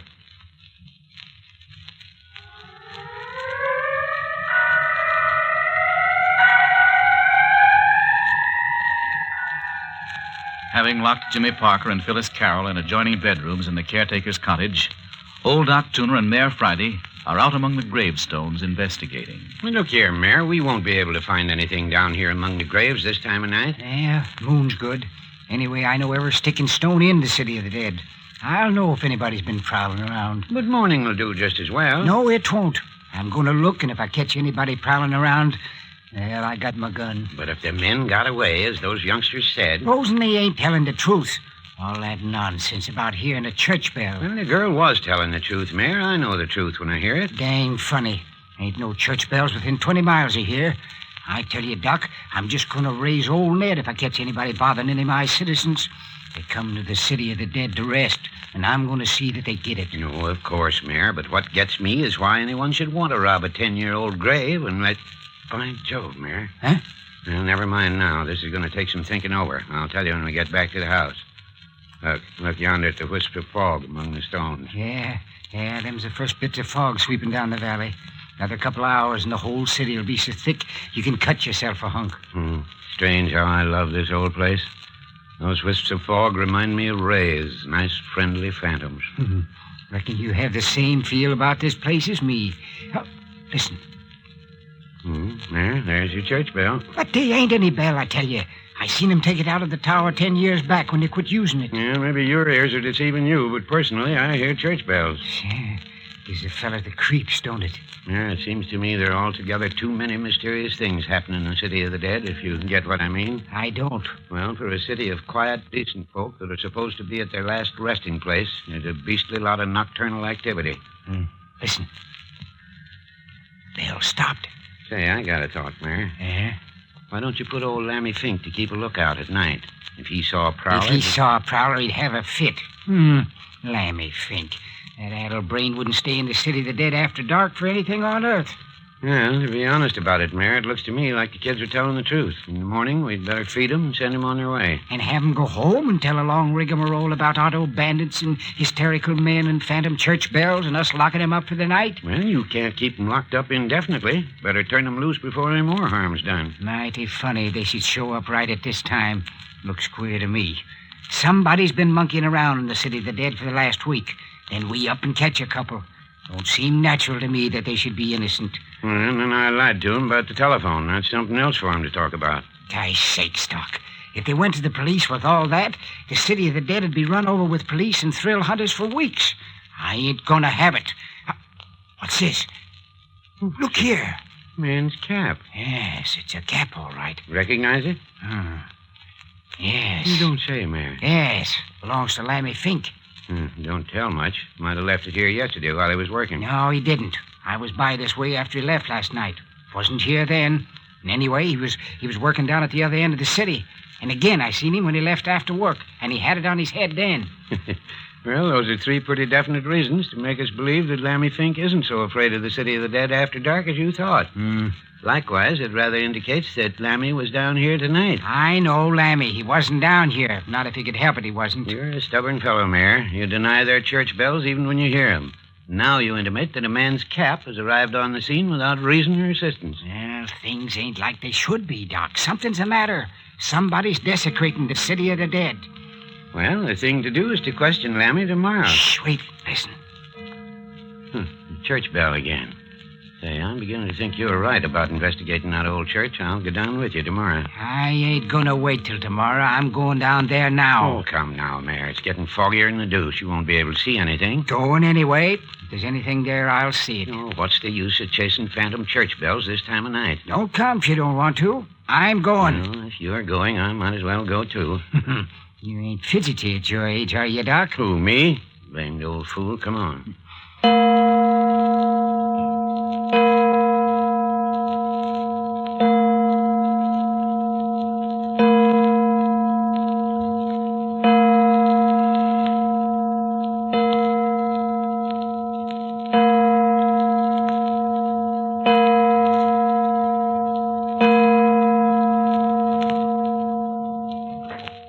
Now that we're here, what are you going to do about it? Can't see a blame thing. Got a flashlight, Doc. Always carry one. Dilapidated old ruin. Should have been torn down long ago. Come on. I'll lead. And look out where you step. Every board's full of rottenness. Floor's liable to collapse and let you through. I ought to know that. Been in here often enough.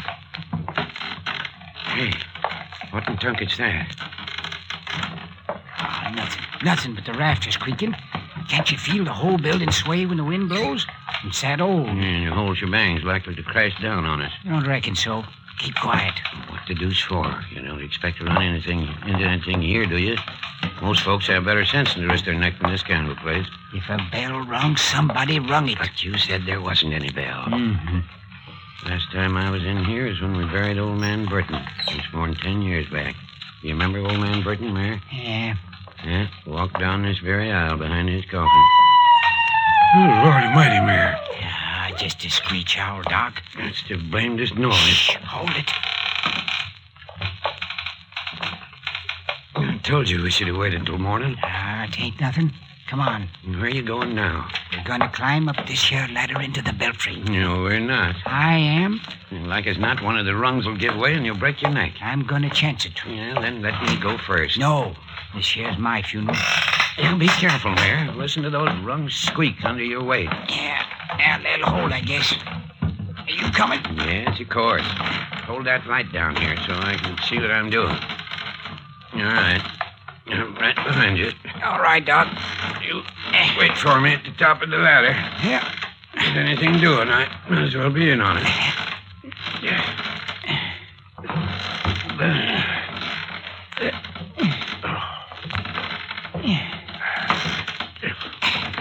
all right, Doc? Yeah, except for a bad case of goose pimples. Now, I'm going to turn on the flashlight. Better crouch down in case there should be anything. I'm crouched. Mm-hmm. Look out! Look out! Huh? What's the matter? Didn't you see it? See what? Whatever made that noise. Them was pigeons. Scared the pie out of them. But I saw a shape, shadows. Yeah, just the pigeons flying around. I don't believe it. I saw something big. Oh, yeah, where is it then? Couldn't have gone down the ladder. Couldn't have jumped out of the belfry without busting its neck. Yeah, have your own way. Anyway, there isn't any bell up here. Exactly like I told you. So, you see, we had all this monkey business for nothing. You satisfied now? I heard a bell tonight. Of course you did. So did I. Well, where did it come from? Ain't no other buildings around for 20 miles. Yeah, looks to me like you deepened your mystery rather than solved it. Yeah. Look. Cobwebs all over the place. Ain't nobody else been up here for years. Anybody could tell that. Hey, Mayor, let's go back to the house to do our cogitating. I'm not what you'd call comfortable perched up here in this old belfry. Yeah, reckon we might as well go down.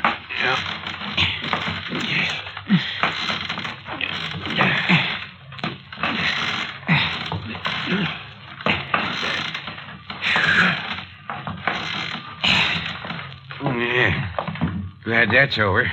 I'd make a blame poor monkey at my age. Come along. Now, where do you think you're going? Well, as long as I'm here, might as well look over the whole place. You sure anxious to break a leg? You feel how springy these floorboards are? Liable to give away any minute. We'll take a look behind the altar. What's back there? Well, it used to be the preacher's study. It was never used, though, after the old bell ringer committed suicide in there. By Jove, Mayor, I'd forgotten about that. Old Sammy Martin. Hanged himself, didn't he? Yeah. Yeah, locked the study off and never used it after that. Of course I remember now. 15 years ago, if it was a day. It ain't locked no more, I don't reckon. Look here, Mayor, I'm not so certain I like this. Like what? Well, we've got a dead bell ringer. Yeah? Now we've got a phantom bell. You think there's any connection? No. You? I hope not. Who ever heard of a doctor being scared of ghosts? I don't recollect saying anything about being frightened. I'm just putting two and two together. Mayor! Mayor! Where are you? Where's the light? Are you hurt? No, I'm all right. It just broke through the floor and... Hurt? Have you got the light? No, just in my shin blast this rotten place. But the light... Yes, here it is. I hung on to it. My soul, what was that? Come from the study, didn't it? Yes, sounded so.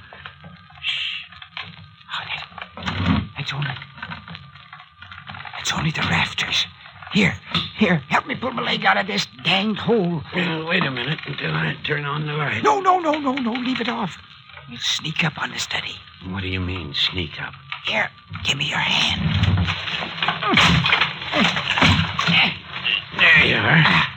Now, look here, Mayor. I've had enough for one night. I'm gonna see what made that noise. No fat chance of sneaking up on anything after the crash you made when you fell. We'll sneak up to the door and throw it open. Yeah, and get shot for our trouble. No, we won't. Be lying flat on the floor. Yeah. Yes. Then we'll wriggle into the room. Now, listen, I'm no snake. Then we'll wait until we hear a noise. You're crazy, Mayor. Yes, maybe so. Anyway, as soon as we hear a noise, we'll flash on the light and nab whoever's there. Just as easy as that. Come on now. Don't make a sound.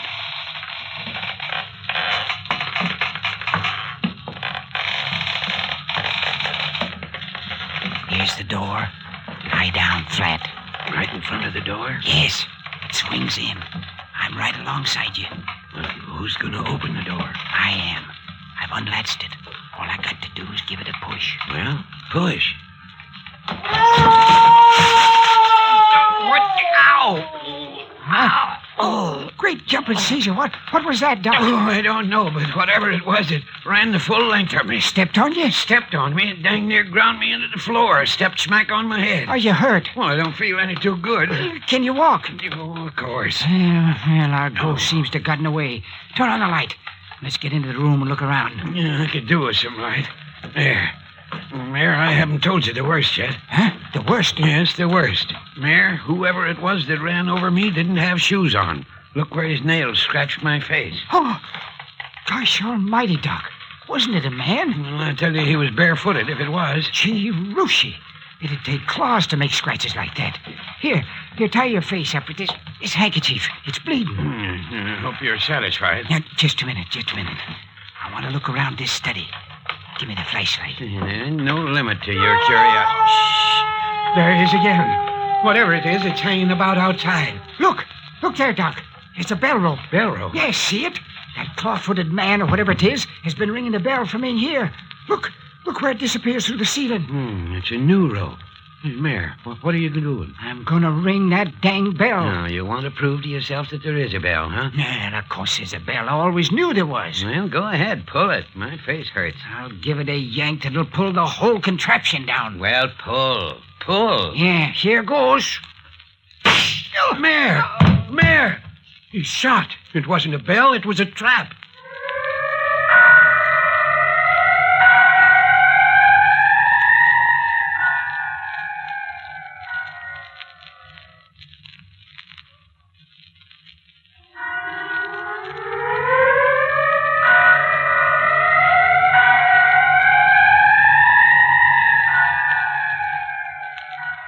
You have just heard the opening episode of The City of the Dead, especially written and produced for your sponsor by Carlton E. Morse. What is this Clawfoot thing? What is the meaning of the phantom church bell? Why are Jimmy and Phyllis held prisoners? And finally, who shot Mayor Friday? And how and why? The mystery grows deeper and creepier next week with Chapter 2 entitled, I've Dug Up Something Ghastly.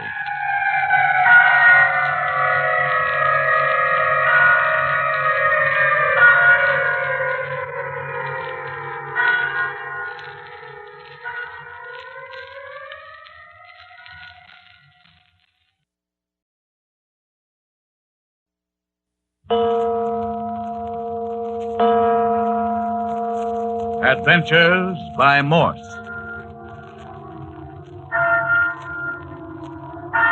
Carlton E. Morse presents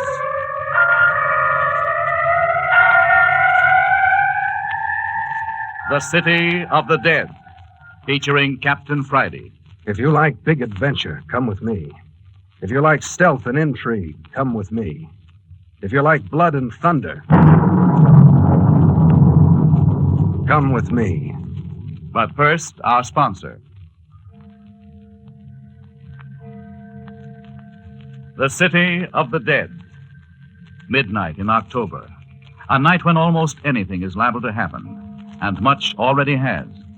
Old Joshua Friday, mayor of the City of the Dead, otherwise known as the caretaker of the old cemetery no longer in use, had just been mysteriously shot. The shooting took place when Mayor Friday pulled a bell rope in the little church ruins at the lower end of the City of the Dead.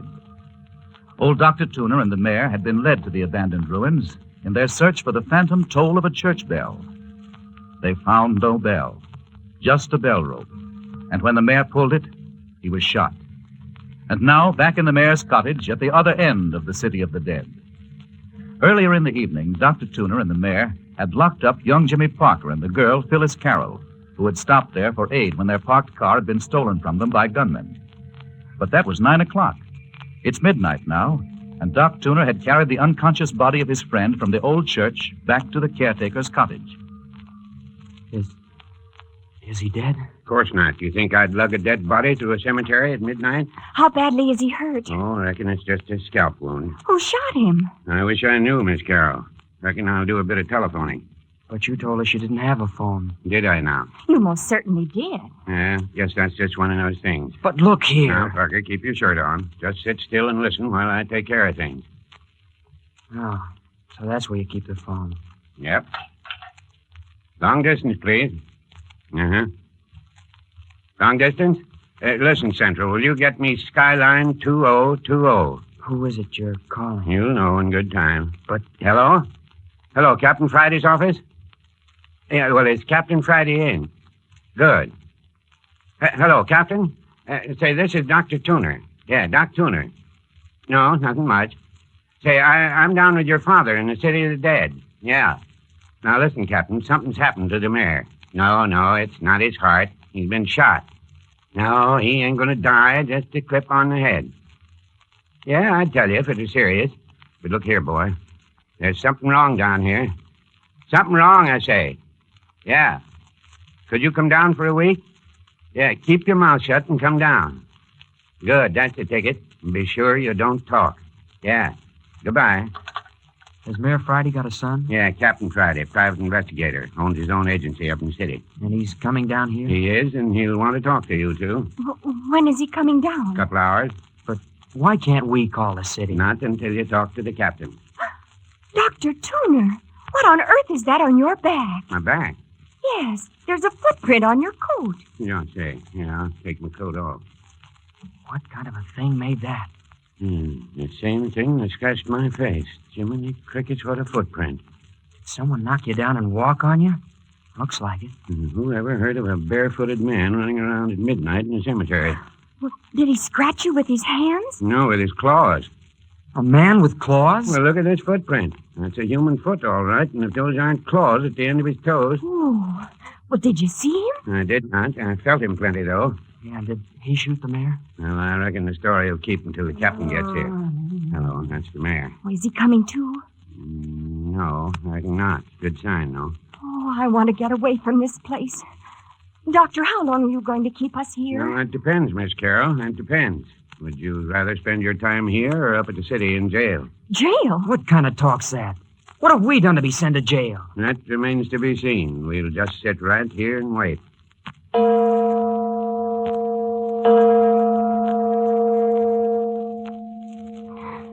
2 o'clock. Oh, dear.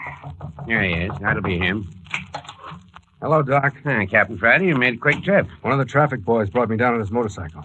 How's Dad? Just as I told you, not in the slightest danger. Still unconscious, though. This is Miss Phyllis Carroll and James Parker. How do you do? Company, eh? Well, in a way, maybe. Not company?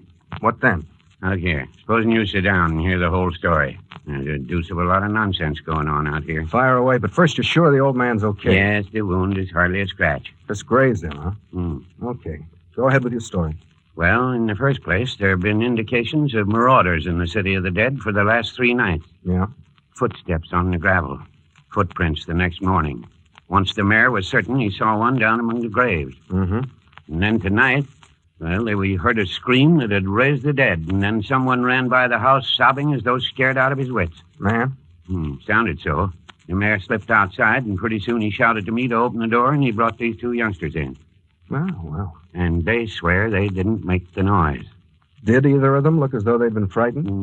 No, they're just nervous. They said they'd just been held up by 2 gunmen and their car taken away from them. Better and better. What next? Well, after they were held up and were walking toward the cottage here, they say this frightened man that the mayor and I heard ran past them. Did you get a good look at him? No, we got off the road when we heard him coming. No.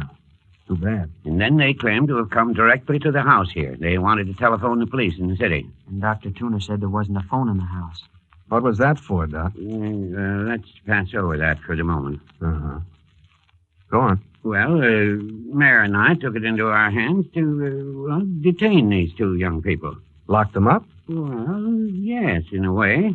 High-handed business. Well, how do we know but what they're grave robbers? Ever rob a grave, Miss Carroll? No, sir. You, Parker? Do I look like a grave robber? There you are, Doc. Looks like you and Dad pulled a boner.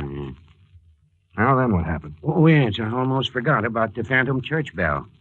Don't tell me you got a ghost mixed up in this. Well, these youngsters came in with the story of hearing a bell ringing down at the other end of the city of the dead. Down in the old church? Yes, but the mayor said there wasn't any bell there. This is beginning to have possibilities. Well, after we locked up these 2, we went out to look around, and I'll be a son of a gun if we didn't hear a bell. Well, Captain, your dad's sort of impetuous at times. Thinks after his son. I bet your money he dragged you down to the old church. He did. First up in the balcony, and then back to the old study behind the altar. Isn't that where that old fellow, what's his name, hanged himself? Yes, it is. Well, as we were creeping up on the room, the most ghastly moan you ever laid ear to came out of the study. The ghost. I was ready to come home by then, but the mayor insisted that we'd had something cornered and we'd ought to capture it. So we laid down on our stomachs and wiggled up to the study door. It was darker than the inside of a pirate's heart. And we were lying directly in front of the door, and the mayor shoved it open. And out popped the ghost. I wish it had been a ghost. Look how it ripped my face with his claws. Oh, that's how you got scratched up. It ran the full length of me, wailing fit to curl your hair. You don't say. It ran out of the building, and the mayor and I jumped to our feet, and your dad switched on his flashlight, and the study was empty. Naturally. But there was a new bell rope hanging through the ceiling. The bell? That's just what your dad thought. He gave the rope a yank, and someone shot him. Yeah? But did the bell ring? Blamed if I know. I was so rattled I didn't hear anything. I didn't wait. I grabbed the mare up on my shoulder and didn't look back till I got home. Amazing. Offhand, how do you think Dad was shot? There are no windows in the study, as I remember. No, there ain't. And I'll swear there wasn't anyone in that room but us. Could anyone have shot from the door? No, it had swung shut. And besides, the mayor had his back to the door, and he was shot from the front. Curiouser and curiouser. Tell me more about this animal that gave you the trouncing. Now, here, look at that footprint on my coat. Does that look like animal to you? No. Barefoot man, what do you know? And look at those claws. I don't believe it, Doc. That footprint and these scratches are all the proof I want. Then I'm supposed to find a barefoot man with claws, a phantom church bell, a hysterical man, not to mention 2 auto thieves. More than that, I'm supposed to find out why 2 law-abiding citizens, one of them my own father, have practically kidnapped a perfectly respectable boy and girl. I reckon you'll be just as well off not to look into that bangle very close. Oh, yeah, and there was something else. You know the mayor's got a sort of a half-wit gardener working for him. Old Lammy Fink? Is he figuring on this, too? Well, we found his cap down among the tombstones as we were going down to the church. Here it is. The mayor said he saw Lammy wear it home from work last evening, and it looks to me like Lammy was back in the city of the dead last night. No, not Lammy. He's scared to death of this cemetery after dark. That's what your dad said, Captain. Now, that's the truth. I know Lammy. He wouldn't come near the place after sunset. Well, then explain the hat. Give me time, Doc. Give me time. I've been here a half hour yet. Look here, you two talk and talk. Aren't you going to let us call the city? Now, what about it, Doc? Going to let our young friends depart in peace now? No, look here, Captain Friday. We can't do that. I want to talk to you alone for a spell. All right, Doc, if you're ready to talk. You don't mind if Dr. Tuner and I adjourn to the kitchen for a little chat, do you? Come on, Doc.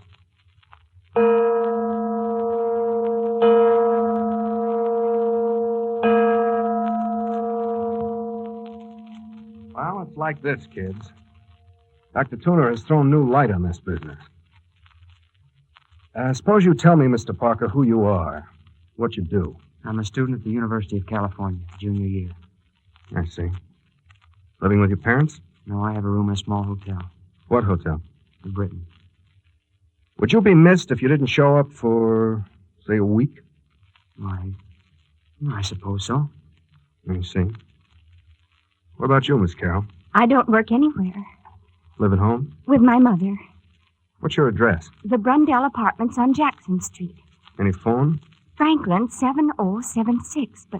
But you aren't going to keep us here, are you? Tell me this, Mr. Parker. How did you happen to come down to the City of the Dead tonight? Just driving. No ulterior motive. I mean, besides the moon and the girl. No. Well, look here, you two. You seem to have gotten yourselves into a mess. But no. Yes, wittingly or unwittingly. Now then, you have a choice. Either you remain here for a week and submit to being locked up nights and having a guard at all other times, or else I'll have to take you back to the city and have you locked up. We haven't done anything. Well, that's to be proven. I can have the police hold you for investigation. I don't understand it. I don't know what it's all about. You can't do this to us. Nevertheless, it's happening. Now then, which shall it be? I don't know what to say. I want to go home. Well, that's impossible at the moment, Miss Carroll. If you chose to stay here, I'll make it right with your mother. Likewise with your hotel party. Oh, Jimmy. We could get out on bail. Not on a held for investigation charge, you couldn't. Believe me, I'd advise you to stay. Jail's a rotten place to spend time. Oh, yes. Oh, please, let's stay here, Jimmy. Well, all right. We'll stay. Good. I'll run up to the city in the morning. Probably get back tomorrow afternoon about 5. You're going to the city to check up on Jimmy and me? Is there any harm in that? No. No, I guess not. That's fine. You two wait here a minute. I want a word with Doc Tuner. Oh, Jimmy, darling, what have we got ourselves into? Bill, get hold of yourself. I knew we shouldn't have come. I knew it all the time.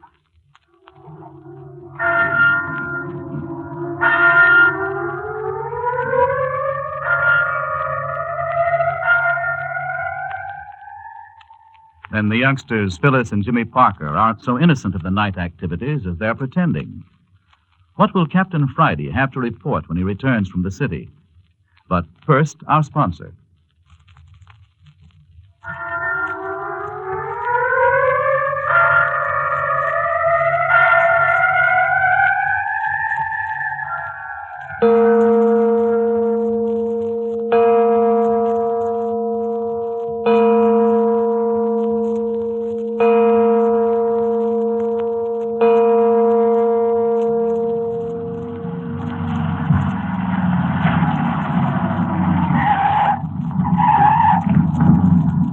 Hello, Dr. Tuner. Back again. Well, back from the city already? Quick trip, Captain Friday. Yep, sitting pretty.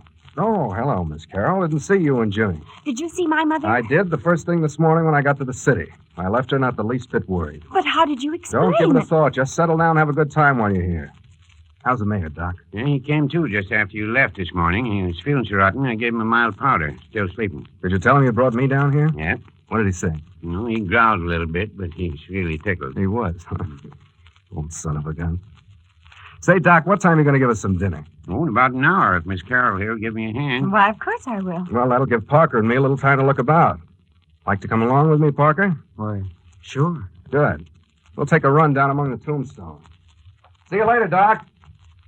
It's been a long time since I had a good look at the city of the dead. Oh, that's all? Mm-hmm. Here, let's cut across this way. Where are we going? I want to look over the ground where the mayor and Dr. Tuner picked up Lammy Fink's cap last night. Did Lammy show up for work this morning? I guess not. I heard the mayor and Dr. Tuner talking about it when the mayor came too. Doc promised to go over to Lammy's cabin and see what was the matter. Did he go? I suppose that's where he went. Anyway, he locked Phyllis and me up about noon and was away for a couple of hours. Yeah. Be careful where you walk and let me know if you find any footprints. Not that you're likely to find any on this grass.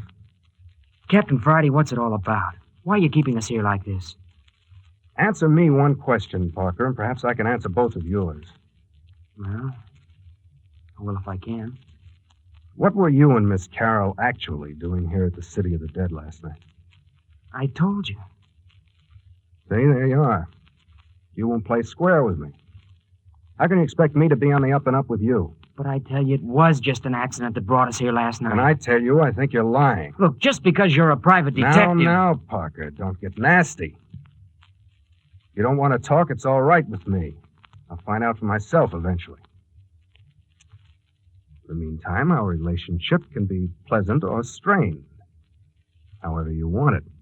You won't find anything out about me. You took the trouble to look me up while you were in town. I did take the trouble. Well? I found you just what you purported yourself to be. A junior at the University of California. Likewise, Miss Carroll told the truth. Well, doesn't that satisfy you? Under ordinary conditions, I'd be willing to give you the benefit of the doubt. These are extraordinary circumstances. In what way? That remains to be seen. Oh, just a minute. Here we are. Dr. Tuner said they found the cap just a little to the left of old Lady Gregory's grave. If I remember, that would be right over there. You mean you know every one of these 10,000 graves by heart? Well, not all of them. I got a pretty good idea of the lay of the land here. You see, when I was a kid, this was my playground. What a curious childhood. Yeah, that's the grave, all right. Now then, supposing we do a little looking around. Exactly what do you expect to find? I don't know. Look here. If Lammy Fink was here among the graves after dark last night for some diabolical reason, and believe me, it would take the devil and a legion of his assistants to get him here, there must have been a reason for him leaving his cap behind. And you expect to find out what took him away in such a hurry that he didn't have time to stop for his cap? No, it would help. Say, don't you suppose the fellow that ran by us sobbing was Lammy, do you? I've been wondering if it couldn't have been, since I heard about this cap business. Sounds like something Lammy would do. Found anything? No, sir. You? Yep. Rather what I expected to find. What? Well, what was it? I don't see anything. You don't, huh? Come on, I've come to see. Let's get back to the cottage. Doc will be having supper for us by the time we get in and cleaned up. But what was it you saw, Captain Friday? You'll find out soon enough, Parker. Don't push me. I'm not much for going off before I'm primed and loaded. I promise you this much, however. This is going to be the biggest night this cemetery's had in a lot of years.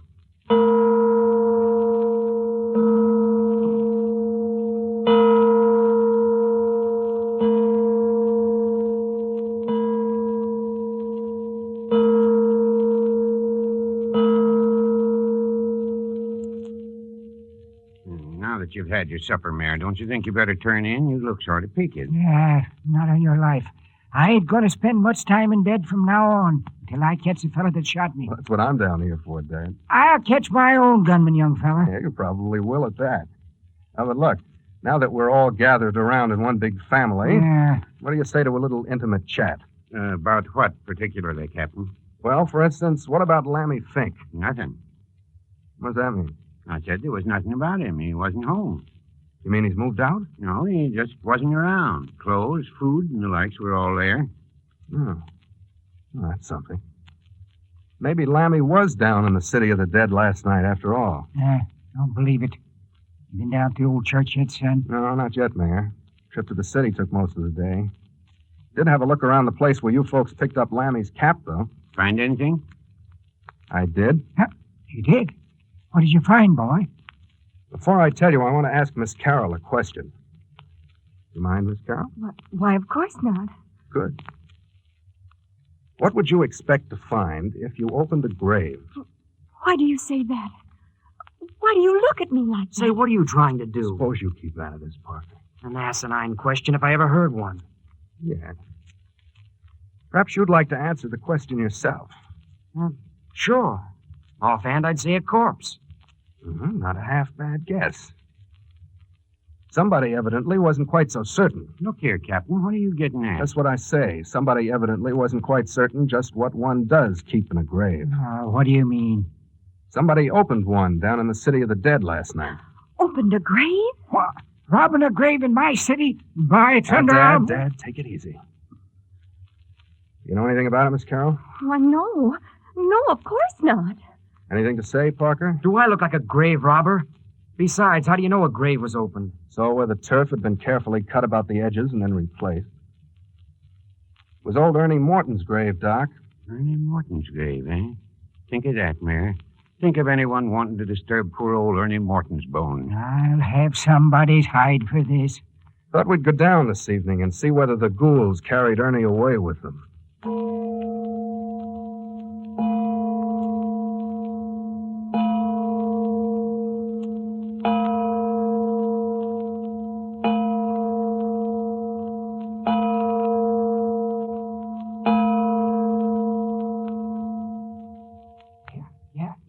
Here she is.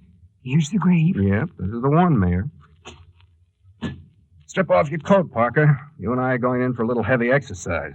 I'm to help dig? That's the idea. Hey, see here? The sod's all loose. We'll lift it off first, and then it can be replaced. The ghouls who did this knew their business. That's a neat job, huh, Dad? Oh, excuse me, Doc. Now, keep out of your way. Here's a neat job at that, eh, Mayor? Yeah, too neat. It'd take an expert to cut up the sod as perfectly as this and replace it in this manner. Know anyone who could do it besides yourself, Dad? Any landscape gardener could do it. Here, Parker, pile the sod like this so we can fit it back together when we get through. Could Lammy Fink do it? Lammy? Why, of course he could. Yeah. So I thought. But look here, son. You can't make me believe Lammy'd come down here and open a grave himself. Hey, listen to that, Captain. Church bell, all right. Yeah, coming from down toward the old church, too. Looks like I'm going to have to take a run through the ruins tomorrow. Well, go through in the daytime. No godly man would ever go in there at night. The Mayor and I know, don't you, Mayor? Yeah. Well, now for the heavy work, Parker. Here's a shovel. You work at this end, and I'll work at the head for a while. When we get down a foot or two, we'll have to work in relays. There won't be room for us both. I'm not used to this sort of thing. You're not, huh? What about those blisters on your fingers and the palms of your hands?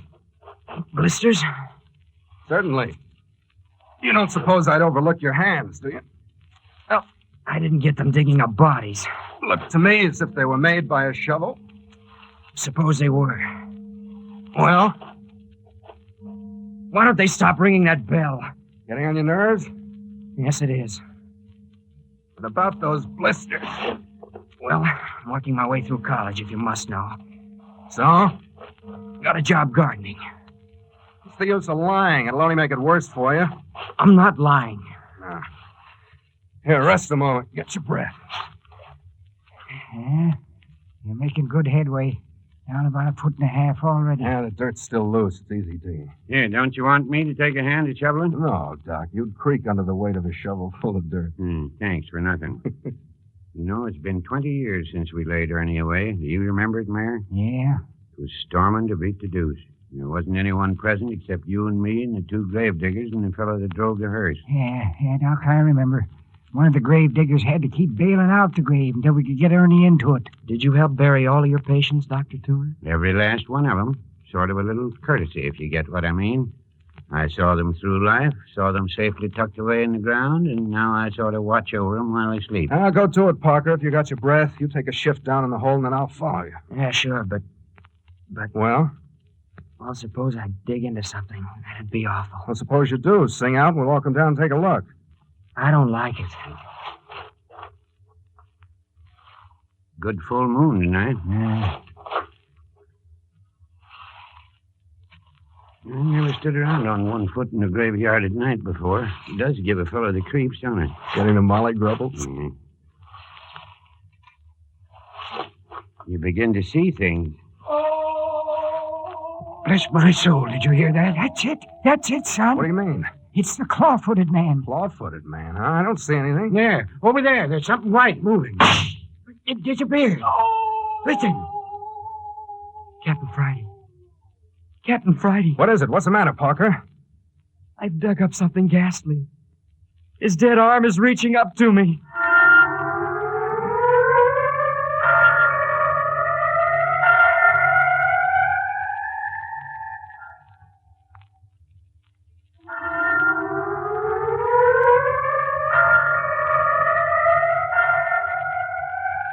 You have just heard the second episode of The City of the Dead, written and produced by Carlton E. Morse.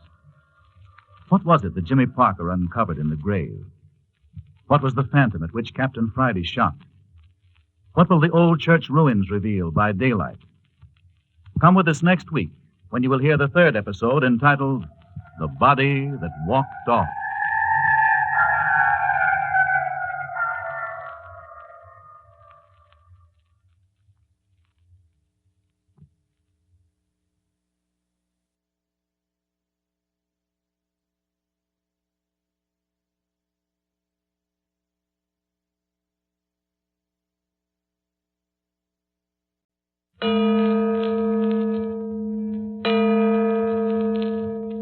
Adventures by Morse.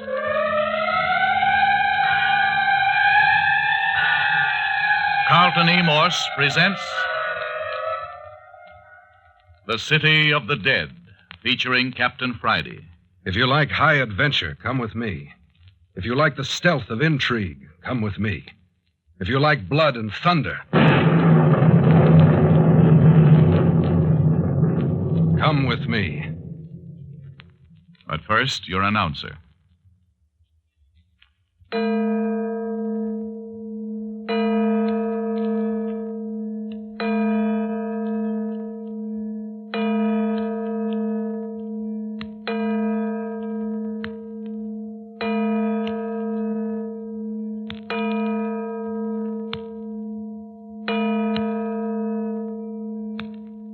Eight o'clock at night in October. The second night in the City of the Dead. 3 men stand on the edge of a partly opened grave. A fourth stands in the grave itself, whispering, "I've struck something. Something awful." That was Jimmy Parker. The 3 men above him on the brink of the grave are Joshua Friday, mayor of the City of the Dead, otherwise known as the caretaker of the old cemetery. Dr. Tuner, now retired from practice, since he has buried his last patient here in the city. And third, Captain Friday, son of the mayor, a private investigator. A grave had been tampered with, and tonight it is being reopened officially to discover why. First, Captain Friday would dig, and then Jimmy Parker would dig, and it was Jimmy who uncovered the dead arm reaching up. There's something else you should know about Jimmy. He and his girlfriend, Phyllis Carroll, are virtual prisoners of the mayor, Doc Tuner, and Captain Friday. In fact, at the moment, Phyllis is locked in the bedroom assigned to her up at the mayor's bungalow just inside the cemetery gates. Jimmy and Phyllis themselves are under slight suspicion of grave robbing. But just now, Phyllis is locked up, and Jimmy is down in the grave with something horrible. Just as Parker whispered his discovery, there was a hair-raising wail from among the gravestones. It disappeared, Captain Friday. You must have hit it. I didn't hit anything. I fired into the air. Dr. Tuner, Mayor Friday, everybody. I tell you, I dug up something. What's that? You're crazy, Parker. You won't hit the coffin under 4 or 5 feet. I have struck something. It's an arm. Jumping Jehoshaphat. Are you lying, Parker? Let me turn my flash down in the hole. I tell you. Hey! Didn't you ever see a dead man before? Let me out of here! Let me out of here! Grab him, Doc. No! Now behave yourself. Let me go! Let me get away from here! You shouldn't have hit him so hard, Captain. And when he comes to, we won't have any more hysteria than your grandmother. Yeah, you're a tough customer, I'm afraid, my boy. Sure, why not, Mayor? That's part of the game. Yeah. Lay him out here on the grass. He'll be around presently. He wasn't far off. He struck something pretty ghastly, all right. But, son, that ain't Ernie Martin's body. Sure it isn't, Dad. Ernie died a natural death 20 years ago. This man was murdered last night. Do you mean that, Captain? You're a doctor. You should know. Here, take a look at his face. Strangled. Strangled? Not long ago, either, was it? Not more than 24 hours. Here, hand me the shovel. I'll finish uncovering the body and we'll take it up to the shed behind the cottage. Did you recognize him, Doc? No, I didn't, Mayor. It isn't anyone I ever saw before. Wasn't Lammy Fink, then? By jiggers, I never thought about him. Let's have another squint at that face, Captain. I looked especially, Doctor. It isn't Lammy. Lammy has a deep scar at the roots of the hair on his forehead. There's none on this fella. No wonder somebody ran by the cottage and out of the city of the dead in hysterics last night. You think maybe it was the murderer we heard, Captain? No, not likely. Why not? Anyone with the courage to commit murder in a graveyard isn't likely to have a case of hysteria. Besides, anyone as frightened as that wouldn't have stopped to bury his victim and replant the turf on the grave. Then where does the hysterical man fit in? I don't know, but I can give a guess. Let's have it, son. Maybe some passerby who saw something he wasn't meant to see. Perhaps the murder. Ran out of the city of the dead, scared out of his wits. Yeah, we don't have passerbys way off down here, son. Oh, we'll have to see. Yeah. Now, I think we can lift the body out. Here, Doctor, can you reach the arms? Yeah. Good. Up we go. There it is. Unhappy business. You're not nervous, Dr. Tuner. Yes, I am, Dad. Blame you. What of it? No, it's perfectly okay with me, Doc. Dad, you got a stretcher around someplace, haven't you? In the shed behind the house where you got the shovel. I'll run up and get it. No fun carrying a body around in your arms. Keep an eye on young Parker. Shall I fill in the grave while you're gone? Don't touch anything. I want to examine that grave by daylight. You just wait around. I won't be long. Hey, Mayor, do you know what I think about this whole business? No. How should I know what you think when I don't know what to think myself? Why in tarnation should anybody dig up one man's grave to shove another one in it? Well, I'll tell you what I think. I've got an idea that someone else has got onto the trail of what we've been after for years. You think that's what's at the bottom of all this? Yes, I do. Mayor, I told the captain all about this. Then you broke your word, Doc Tuner. We promised to never say a word. Well, it was necessary, Mayor. It was the only way I could make him keep Parker here and that Phyllis Carroll prisoners. Besides, he's your own flesh and blood. He's that, all right. Is he going to help us? Well, he wouldn't promise.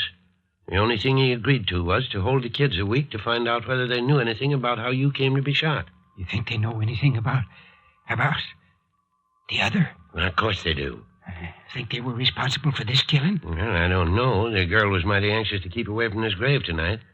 The boy held out better, but you saw how hysterical he got.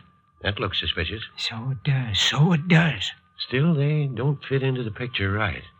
There's something more to it. They couldn't have rung that phantom church bell we've been hearing.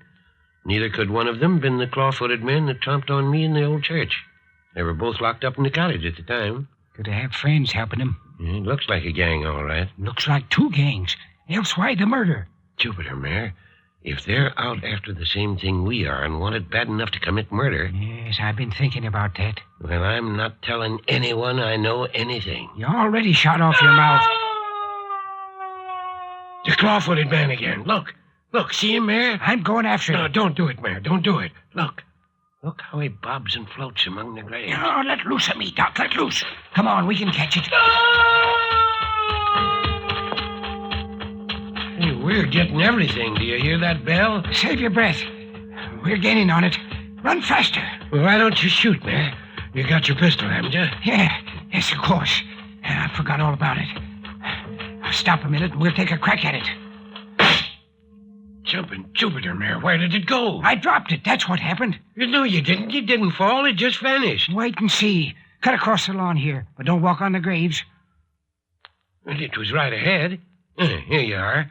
Now, where's your claw-footed man? Probably just wounded him. Maybe he dragged himself off. Why, we'd have seen him, I tell you. He just plain vanished. I tell you, I dropped him. All right. Hi, But Dad, where... Doc, what's happened? Listen. Where are you? Hi, Doc Tuner. There's the captain. Hiya, Captain. Here we are. Coming. Dad, all right? Yep, he's all right. Hey, where have you two been? Where's the body? Body? What body, Captain? The body we just dug up. Look here, son. You ain't fooling us, are you? Of course I'm not. You mean to tell me you don't know where it is? Now, look here, Captain Friday. Let's get this straight. Ain't the body lying beside the grave where we left it? It is not. You're sure it's gone? It's gone, all right. What have you two been up to? We was chasing that Clawfoot fella. Well, he came right down here close by and let off a whole series of wails, so we took after him. Got away, huh? Yep, vanished when the mayor took a shot at him. I hit him. The mayor thinks he hit him, or it, or whatever it is, but it was gone when we got to the spot where it vanished. And while you were out chasing ghosts, the strangled body got up and walked off. I thought I told you fellas to watch young Parker. And what's happened to him? He got up and walked off, too. Well, come on, let's go back to the grave. Yeah? Did he take the body? How should I know? Then Parker got away? He did not. As I came out of the shed with the stretcher, I heard a noise in the house. I peeked in the window and saw young Parker releasing Phyllis Carroll. Left the key in the door, didn't you? Well, thought it'd be safe enough. What was the boy's idea? Well, it looked as though they were trying to make a getaway. Trying to run away. That looks bad for him, eh, Captain? Ah, here's the grave. Still got the hole left, anyway. Empty, all right. I wish we'd have caught that wailing critter. Might have solved everything. Who ever heard of catching a decoy? Decoy? Sure, Dad. Looks like your wailing ghost wanted you to chase him. Wanted to get you out of the way. But why? Likely we weren't supposed to examine the corpse. Probably its identification would have solved the whole business. Sure, I hadn't thought of that. Well, what's to be done? We're going back to the house and see what Parker and Miss Carroll know. I've got him locked up in his room.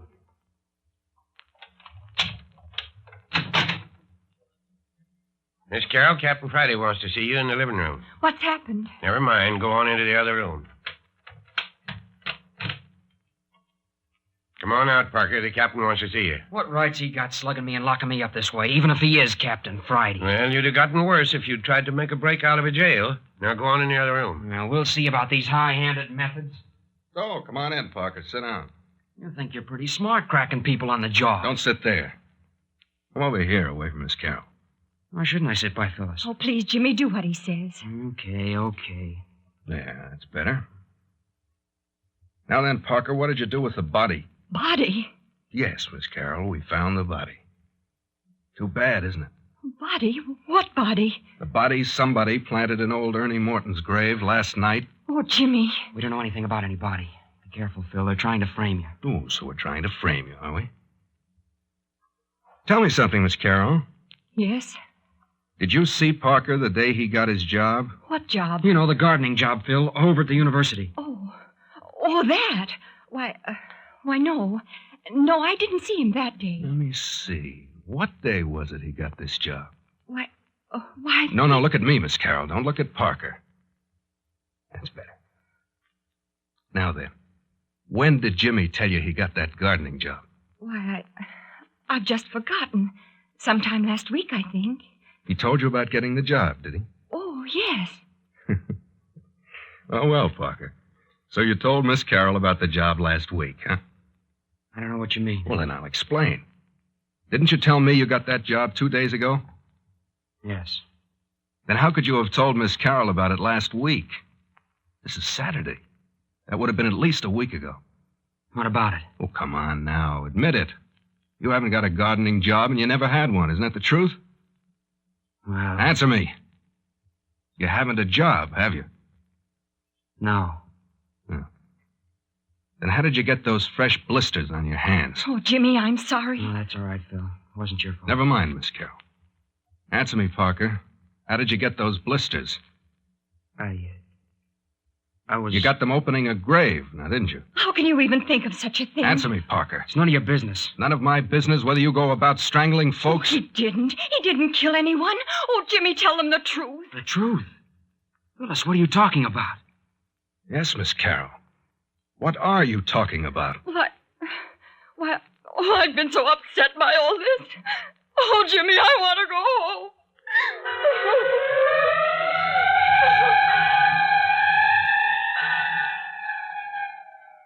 Oh, so Jimmy Parker and Phyllis Carroll are up to their chins in this after all. But what are a good-looking young woman and a college boy doing mixed up with grave robbing and murder? But more in just a moment.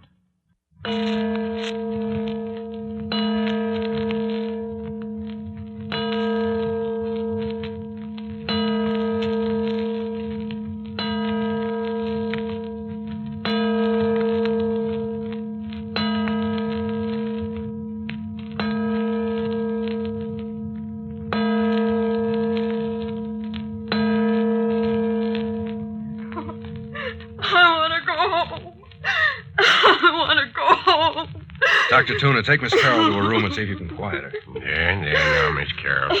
You'll feel better after a good night's rest. Now then, Parker, let's have the truth. I haven't anything to say.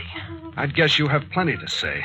You lied about the blisters. You tried to escape after we discovered a murder victim in Ernie Morton's grave.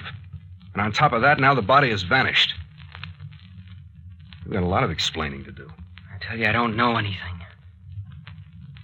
Phyllis urged you to tell the truth. What was she talking about? She was scared. She didn't know what she was saying. She did know what she was saying. What did she mean? I don't know. Yeah. Why did you try to escape after you saw the body? I wasn't going to stay here and be beaten up by you. That wasn't the reason. Something about that body terrified you. Now, what was it? It was just a dead body. Never saw a murdered man before. That wasn't it. Something about that body got under your skin. Did you murder that man? No, I swear I didn't. I swear it. Did you recognize the body? No, of course I didn't recognize it. Oh, yes, you did, Parker. The moment you saw that face, you let out a yell. Oh, please, Captain Friday, please let us go. Don't you understand? Can't you see? Can't I see what? The same thing will happen to all of us if you keep us here. We'll all be murdered. How do you figure that out? I know it. Wouldn't you be in just as much danger if I let you go? Oh, no, really, the danger's here, Captain. The danger's in the city of the dead. What do you mean by that? What danger? A murderer. What murderer?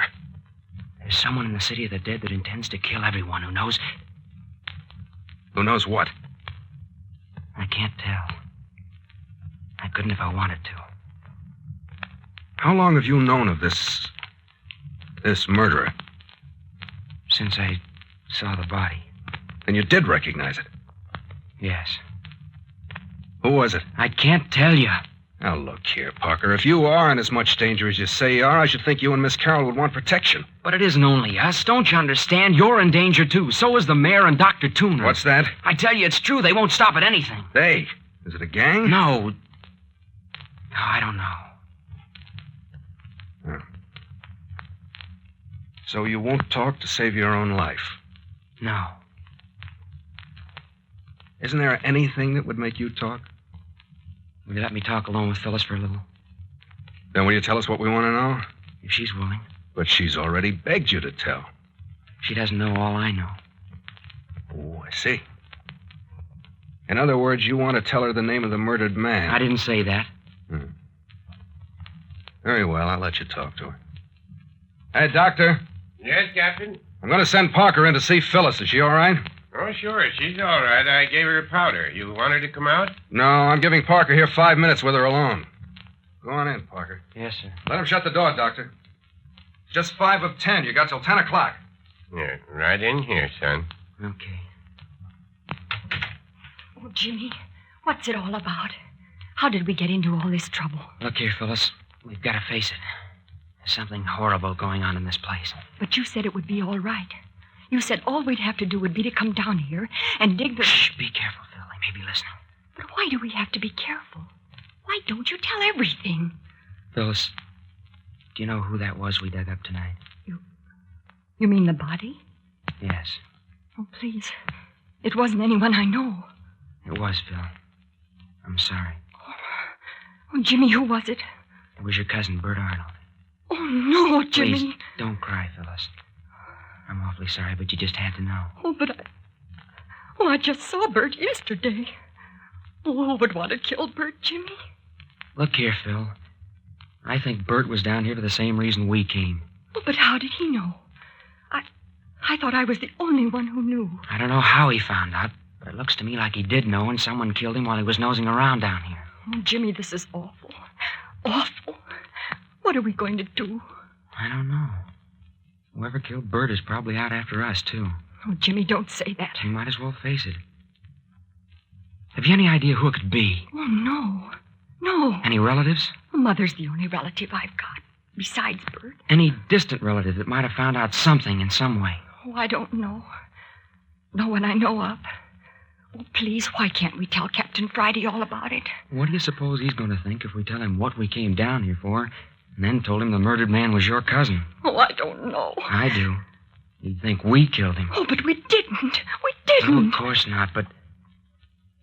Well, if you want me to tell. Not if they'll think we killed him. Well, they will. You can count on that. Well, then we mustn't tell. We mustn't.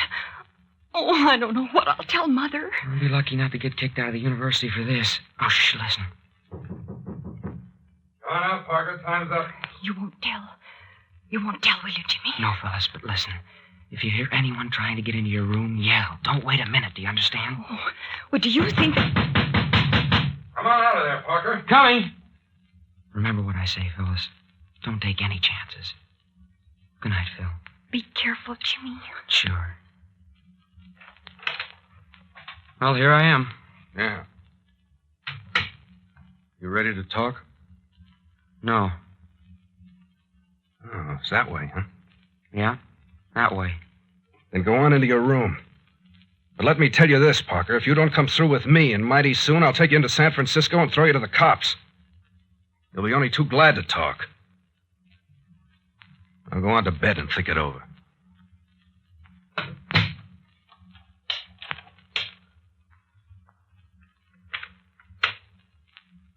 Did you lock both doors, Captain? Right. And I'm keeping the keys to both Parker's and Miss Carroll's rooms with me. Are there any more keys to those 2 bedrooms, Mayor? No, those are all, son. Well, it's 10:15. I'm turning in. It's going to be heavy work from now on. But, Captain, do you think we might be in any danger? After all, a man has been murdered here. Who can tell where danger is? Doc, you and the mayor double up in the big bed in the front room. I'm going to make myself comfortable here on the lounge beside the fire. Now look here, son. You won't be comfortable there. Do what I say, Dad. I'm going to boss things around here for a while. Yeah, young jackanapes turn you across my knee. Good night.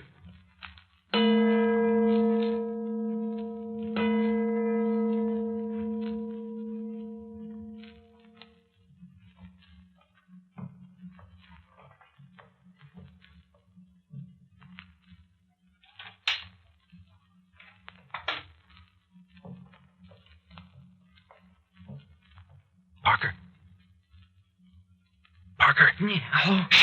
It's me, Captain Friday. Don't make a sound. What do you want? Get dressed as fast as you can. There's something hanging around outside the house. Hey, are you sure? Yeah, of course. Hurry. Is Phyllis all right? Yeah, I made sure of it. Everyone's asleep. What are we going to do? Find out who it is. Isn't it a man? Well, if it is, he's certainly got himself rigged out. You've seen it? Yeah. What does it look like? Well, by moonlight, it looks like a cross between the Headless Horseman and one of Shakespeare's witches. Come on, fella. Aren't you almost ready? Just a minute. One more shoe. Oh, here it is. Get into it. Thanks. Why are you ringing me in on this detective business? I thought I was a prisoner. If this fellow's hanging around for a chance to murder you, as you seem to believe, I just thought I'd give him a chance at you. You don't really mean that. How do you know what I mean? All right. Hang right on my coattail, and you won't be in any danger even if this fella is after you. Come on. All right.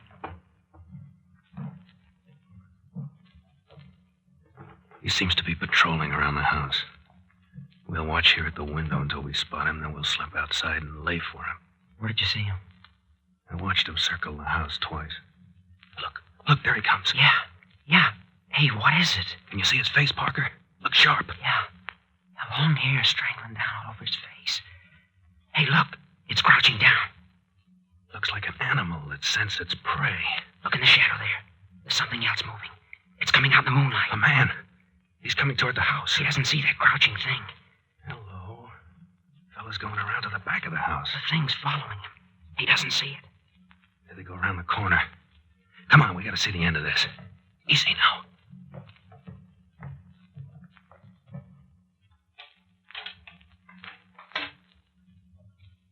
There.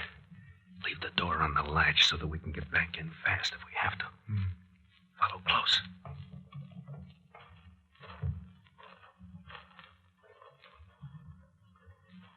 Just a minute.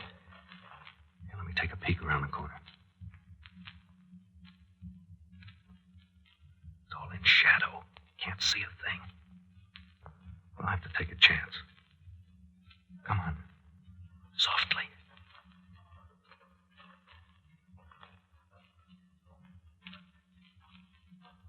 Hold it.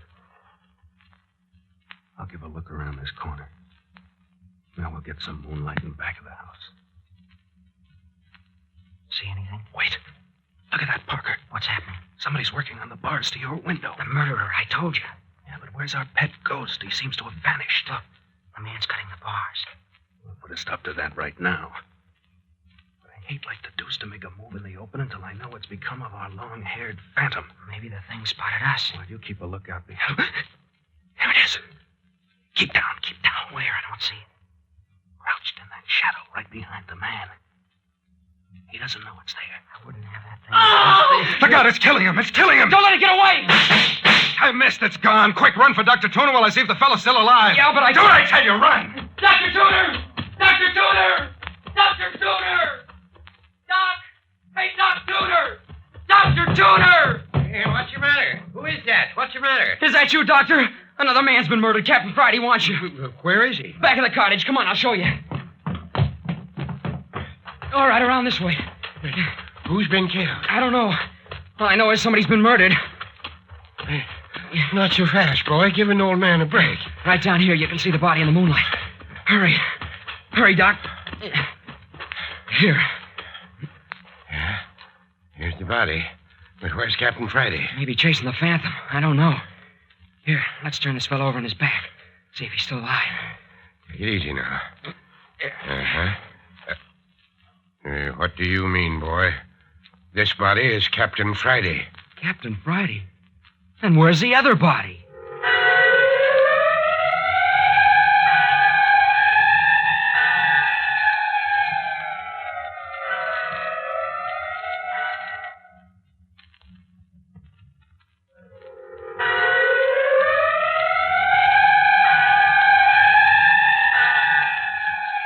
You have just heard Chapter 3 of City of the Dead. Why is it a corpse in the City of the Dead vanishes almost as quickly as it is made? Why is this phantom creature haunting the vicinity of the caretaker's cottage? And what's happened to Captain Friday? All this will unfold next week in the 4th episode of City of the Dead, entitled Old Clawfoot Again.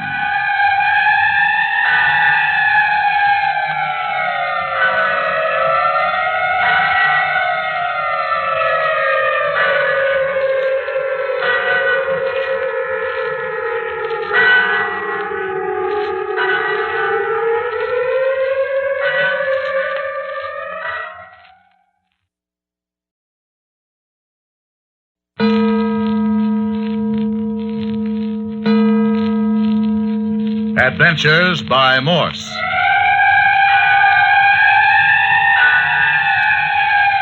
Carlton E. Morse presents The City of the Dead, featuring Captain Friday. If you like high adventure, come with me. If you like the stealth of intrigue, come with me. If you like blood and thunder, come with me. First, a message from our sponsor.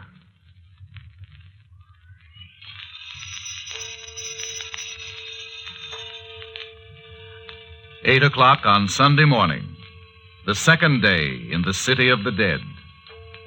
8 o'clock in the morning after a night of unearthly events and sudden death. And it all seems to be centered about the caretaker's cottage at the gate of the old abandoned cemetery. Those present include the caretaker himself, better known as Mayor Joshua Friday, Dr. Tuner, retired, all his patients are laid away in the City of the Dead, Captain Friday, son of the mayor, and private investigator from San Francisco, who has come down to the City of the Dead to help his father fight grave robbers. The only persons caught in the net so far are Jimmy Parker, a nice-looking college boy, and his girlfriend, Phyllis Carroll. At 2 o'clock this fog-choked winter morning, Captain Friday was roused from sleep to find a phantom-like white-robed figure, its face covered with long, white flowing hair, patrolling about the caretaker's cottage. Yes, I awakened Jimmy Parker, and the two of us slipped out of the house and around the corner just in time to see the phantom creature leap on the figure of a man, who at the moment was attempting to break into the cottage. The man died instantly under the gleaming knife in the creature's clawed hand. Before Parker or I could stop it, the thing had gone. Yeah, Captain Friday and I rushed to the scene, but the housebreaker was dead. Captain Friday sent me back into the house for Dr. Tuner. I wasn't gone more than a couple of minutes, but when we got back, not only was the murdered man gone, but Captain Friday was lying on the ground, unconscious. And a peculiar thing, all the time this was happening, Mayor Friday's been missing from the cottage. But now it's 8 o'clock the next morning, and Phyllis is telling what she saw. I tell you, I saw it all from my window. You were awake, Miss Carroll? The scream of that man outside my window awakened me. You mean the man that was murdered? Yes. Who was he, Captain Friday? I don't know. He was trying to break into Parker's room when the family ghost jumped him. It sprang on his back like an animal and was gone quicker than a flash. Stabbed him in the back. He was dead when I reached him. That's what I heard. I jumped out of bed and I looked out through the bars of my window. You were just bending over the body, Captain Friday. Well? I didn't know what had happened. It was too dark to tell who you were. Then all at once I saw two shadows creeping up on you from behind. Two? Yes, there were two. Suddenly I heard myself scream. I heard you. That's what brought me to my feet just in time to get that crack on the side of the head. That's funny. Dr. Tuner and I didn't hear a scream, did we, Doctor? But where did Dr. Tuner go? Said he was going to walk around while he smoked his after-breakfast cigar. Well, anyway, we didn't hear Phyllis scream. Well, I did. I must have frightened the men. They didn't wait to examine Captain Friday. They just grabbed the body of the murdered man and ran. Did you see the face of either of my attackers, Miss Carroll? No, I was too frightened to notice. Captain Friday, did you find out where the mayor was all this time last night? What difference does it make, Parker? What? Nothing, only Dr. Tuner thought it rather peculiar. Did, huh? Well, there seem to be a lot of peculiar things going on around here. Do you think that ghoulish killer we saw last night was a man in disguise? At least it was human. You didn't really think anything could actually look like that, do you? Oh, Jimmy, let's not keep still any longer. I'd rather go to jail right now than spend another night here. Phyllis, keep still. If you're part of this gang of cutthroats... Oh, we're not. We're not. Look here, Captain Friday. If we tell you everything, will you let us go? I can't promise that. Well, will you take us away from the City of the Dead? You indicated last night that the presence of you and Miss Carroll was aggravating the situation. That it was due to your being in the City of the Dead that all these murders are taking place. No. Oh, we're only part of the cause. I see. Well, you see how it is. If I let you two slip through my fingers, my only tangible clue to the whole business would be gone. No, you've got to stay here. You can't keep us here. We'll be killed. You saw what happened last night. That fella cut through the bars of my window. They'll try again, and next time they'll get me. I know they will. You needn't worry about that. I'll fix the windows so they'll be murder-proof. Now, you're going to tell me what it's all about? Oh, Jimmy, let's tell him. Please, Jimmy. We can't be any worse off than we are now. Well, then I'll tell you. I'm going with Dr. Tuner and the mayor over to Lammy Fink's cabin this morning. After that, we're going down to the old church. I'll lock you two up together and you can thrash the thing out. But mind you, I expect an explanation tonight. Oh, yes, but put us together. I couldn't bear to be alone in this horrible place again. You understand, don't you, Parker? I'm not promising anything. So much the worse for you if you don't come through. Oh, Captain Friday. Oh, now what's up? Hey, Captain Friday. Now, what in Tucket do you suppose has happened? Find another corpse, Dr. Tuner? No, I didn't. But that grave we opened last night has all been filled up and the sod put back on it. Don't look as though it had ever been touched. Filled up, huh? Now, there's an idea. Graves automatically opened and closed while you wait. I tell you, Captain, this is no laughing matter. Something bigger than the mayor and I ever figured on has broken loose. Hey, where is the mayor, anyhow? Catching up on the sleep he lost last night. Where was the mayor last night, Captain? Don't you know? I swear I don't. Oh. You were supposed to be sleeping with him. If you don't know, how should I? I didn't even know he'd left the bed until Parker came in and woke me up. I swear I didn't. You don't think old Doc Tuner and your own dad would hold out on you, do you, boy? Something's funny somewhere. Now I want you and Dad to go over to Lammy Fink's place with me. I don't see what good that'll do. After that, we'll run down to the old church ruins and see if we can find out who took a shot at Dad night before last. Yeah, I've told you all I know. Maybe. Well, you don't suppose we'd have brought you down here in the first place if we'd had anything to hold back, do you? I'm not supposing anything. I'm putting facts together. Doc, go right out the mayor and we'll be starting.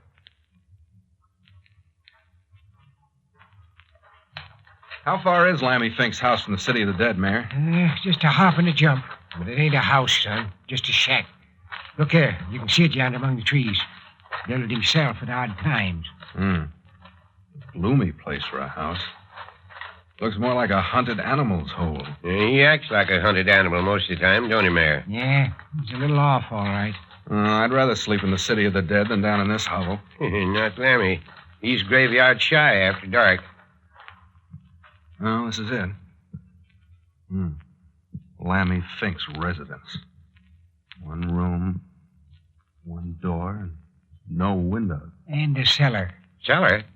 I didn't know about that. Never even thought of a cellar when I was over the other day. Well, then that's the first place we'll look. Go ahead, Dad. You know the way. Lean on. Well, there's no need to lead. The sheer path leads around the house to the cellar steps. All right, keep going.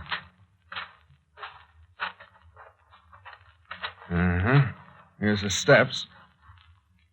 Seem to get down under the house.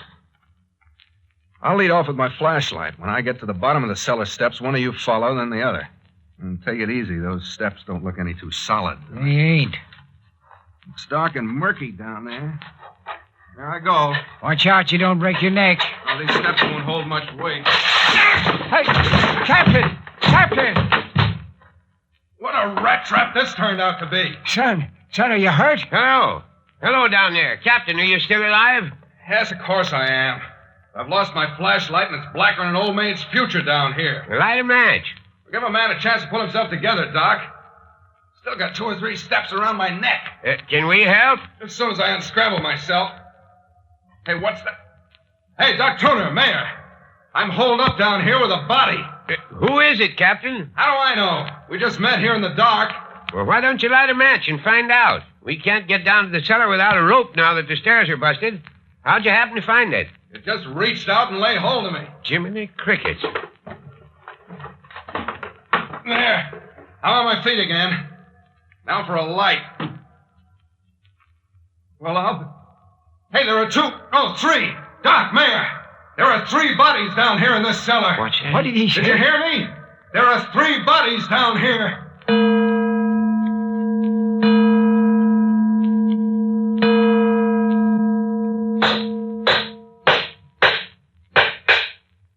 There. That ladder will hold any of us. Now, Dr. Tuner, I want you and Dad to come on down into the cellar with me and examine those bodies. One of them is Lammy Fink, all right enough. One of them is the strangled fellow we dug up, and the other is the man who was stabbed to death last night. Yeah, if you know so much about him, why should we go down and look at him? I want to see if you know either of the unidentified bodies. I'd bet money I don't, but come along, son. What makes you think you don't, Mayor? Trying to get something on your father, boy? Never mind, come along. Careful on the ladder. There you are. Now, over this way. Look out for those boxes. All right, I'll hold the torch for you. There they are. 3 bodies laid out side by side. Yes. It says Lammy. Poor old fella. How do you suppose he died, son? I can't find a mark on him anywhere, Dad. Look at that look of terror on his face. You mean he was scared to death? Take a look for yourself. How long's Lammy been dead, Doctor? Well, at least 36 hours. You certain of that? Well, that's fairly accurate. Then Lammy Fink couldn't possibly have filled up the grave we opened last night. He could not. Then who did do it? Dad, you said that you and Lammy were the only ones capable of doing an expert job of replacing turf on a grave. Yeah, I said it all right. Well, Dad? Must have been wrong. You mean there's someone else around the city of the dead who's capable of such work? Looks like it, don't it? Well, never mind. Mayor, did you or Dr. Tuner ever see either of these other two bodies before? I mean, while they were alive? Not me, Captain. I don't know nothing about him, boy. That's darn funny. I've been through their clothes. Not a thing to identify them. Listen. Footsteps. There's someone in the shack overhead. Shh, just a moment. Who's that, you suppose? There's somebody up there, all right. Come on. We'll go up after him. Take it easy. We don't want to frighten him off. Up you go, Doc. You next, Dad. Yeah.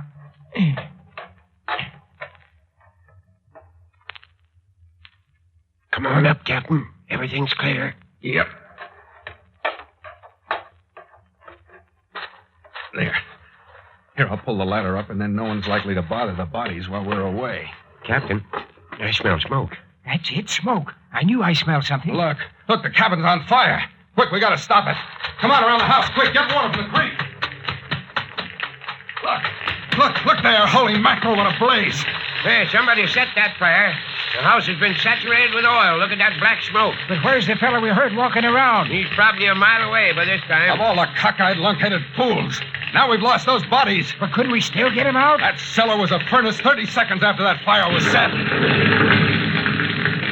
There goes that can of kerosene I saw in the cellar. That ends that. But why in tarnation did anyone want to burn down Lammy's shack? Ask me a hard one, Doc. Somebody doesn't want us to know who's being murdered.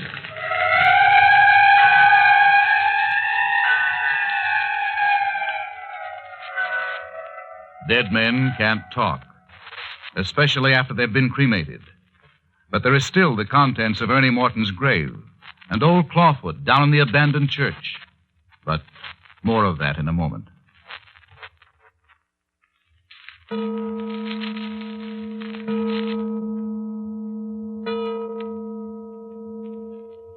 We've been dawdling, Captain Friday. It's almost 1 o'clock already, and we promised the mayor we'd meet him at the cottage at 2. Well, there's the old church just ahead. Yeah, gloomy as ever. You know, Doctor, this place has always given me the creeps. Even when I was a kid. The mayor never brought me here unless it was to arrange for a funeral. Well, that's about all it was ever used for, as far as back as I can remember. Funerals and now and again a country wedding. This is the first time I've been near the place since it was abandoned. But I remember the day they found the old bell ringer hanging by the neck in the study. Well, I always did think the place was infested with... With what? With something ghoulish. That's a nice thought. And our visit night before last only went to confirm my opinion. You mean the claw-footed man? Oh, he was only the climax to the whole business. I tell you, the place absolutely reeks of something unhealthy. Oh, that's probably the bats. There are plenty of them here. Well, shall we go in? From the slant of that roof, I'd say the whole place would be tumbling in another year. Careful. The mayor went through the floor the other night. Gloomy as the inside of a grave in here. There. Don't you feel it? Feel what, Doc? The moment I stepped in here out of the sunshine, I felt something come over me like a slimy, wet cloak. Don't you get it, Captain? You give yourself the creeps if you keep that up. All I get is an unpleasant smell of mustiness and decay. The place is rotten to the foundation. Yeah, there's something more than a physical rottenness here, Captain. I smell something else. Yeah? I tell you, I do. Well, shall we go back and have a look at the old study? That's where the mayor was shot, wasn't it? That's right. That's where we ran into the claw-footed man or beast or whatever he is. Did you leave the doors shut when you carried the mayor out the other night? I did not. I was too scared. I just picked up the mayor and dashed through. The door was still open. Well, it's shut now. By jingo, that's right. Do you suppose that thing's in there now? I got my gun handy to pot him if he is. You better not stand in front of the door. You know what happened to me last night. You stand at the side of the door. I'm going to block the way. Don't be a fool, son. You're liable to get hurt. Not while I've got this little plaything in my hand. Yeah, I warned you. You ready? Go on, open the door and get it over with.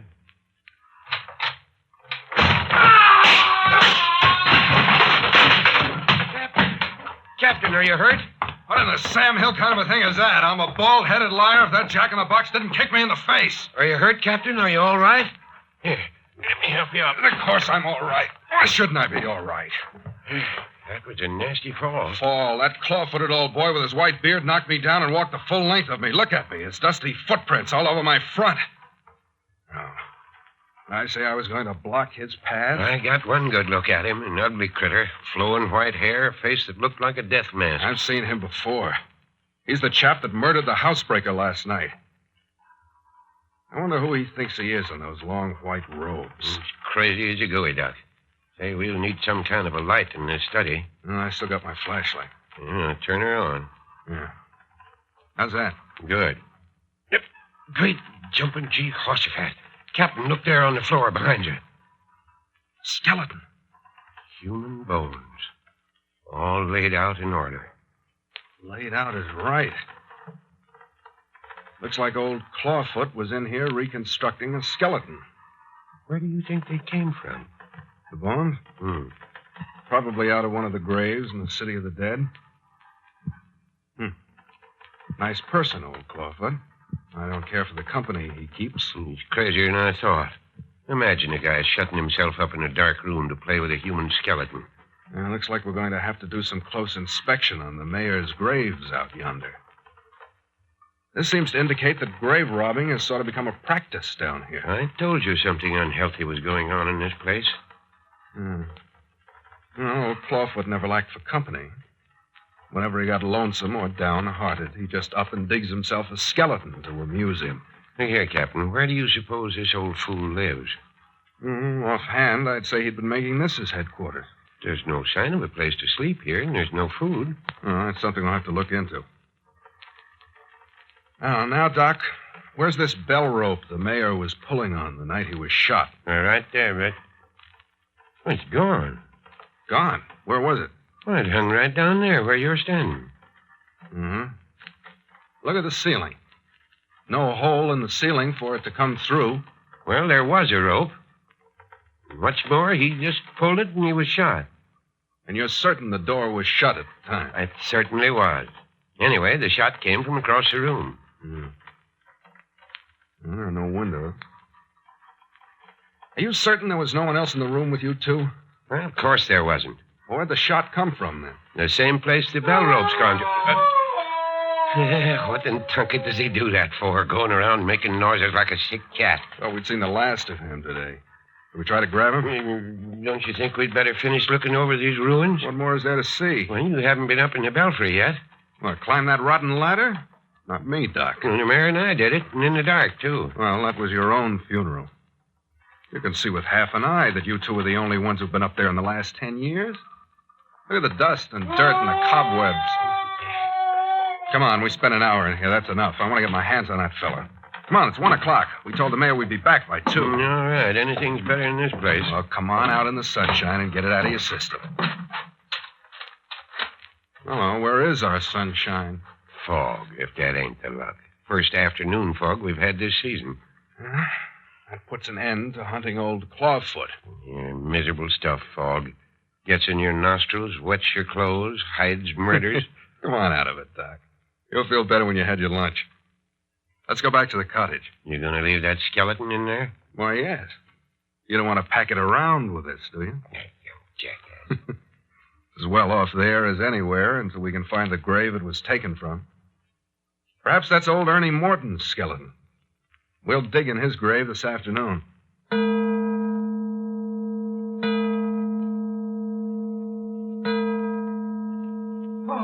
Oh, there you are. There you are.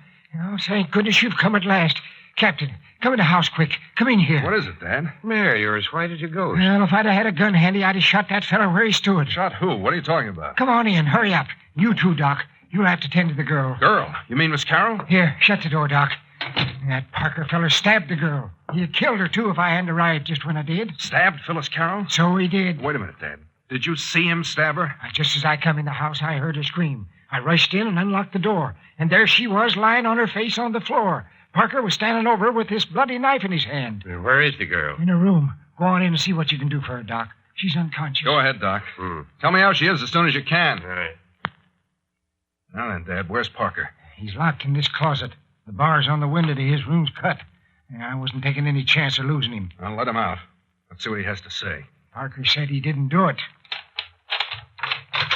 Catch him! What in blazes? Is he dead? Dad, you've smothered him in that closet.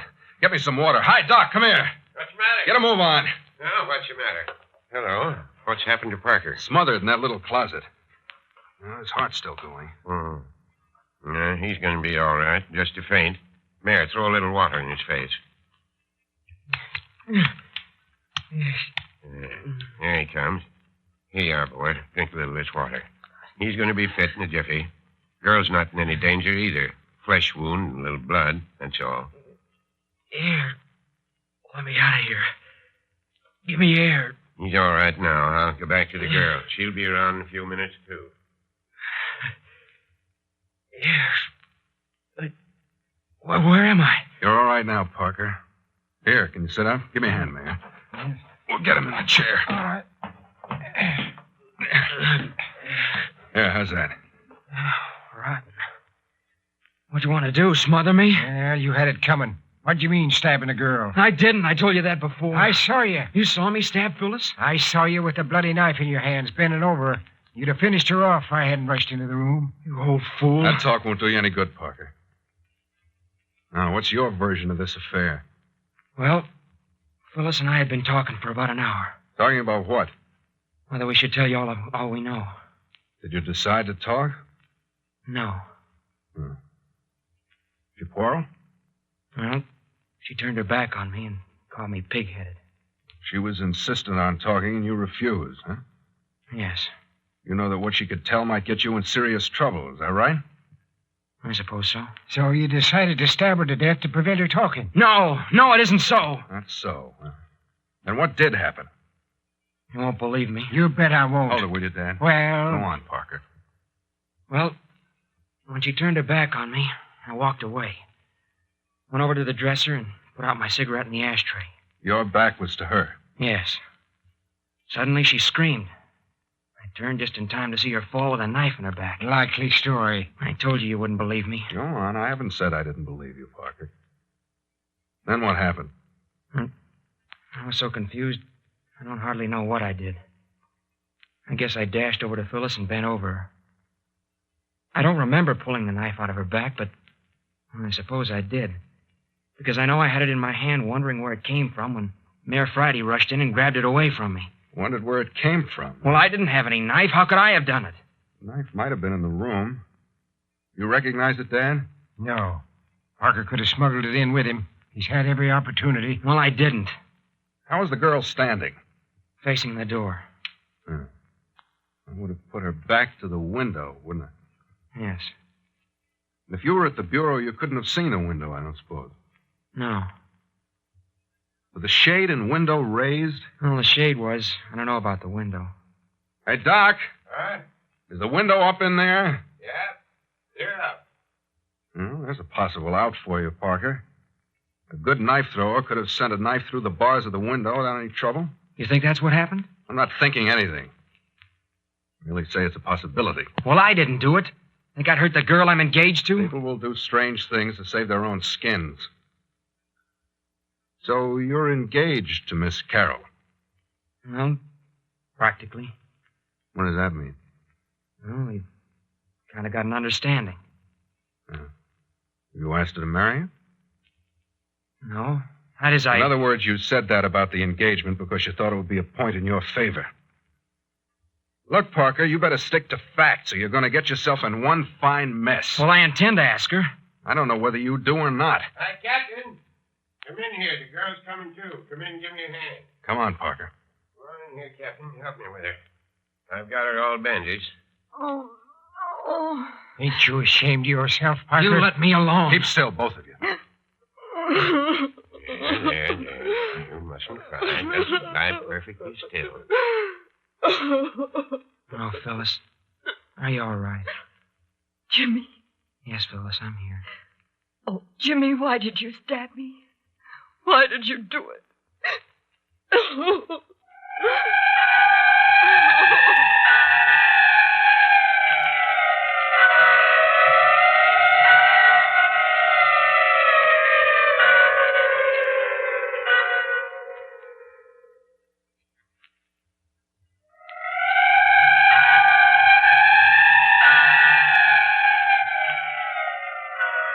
In the midst of the desperate happenings in the city of the dead, has Jimmy Parker turned on his own companion, Phyllis Carroll? And what about the phantom claw-footed killer and the desecrated graves? Who is disturbing the dead?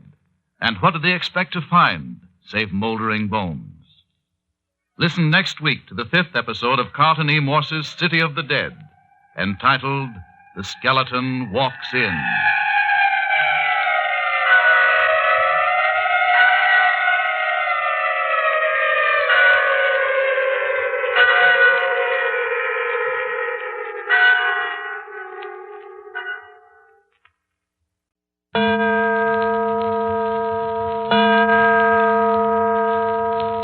Adventures by Morse.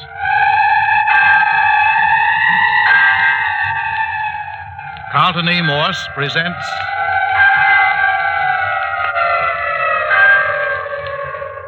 The City of the Dead, featuring Captain Friday.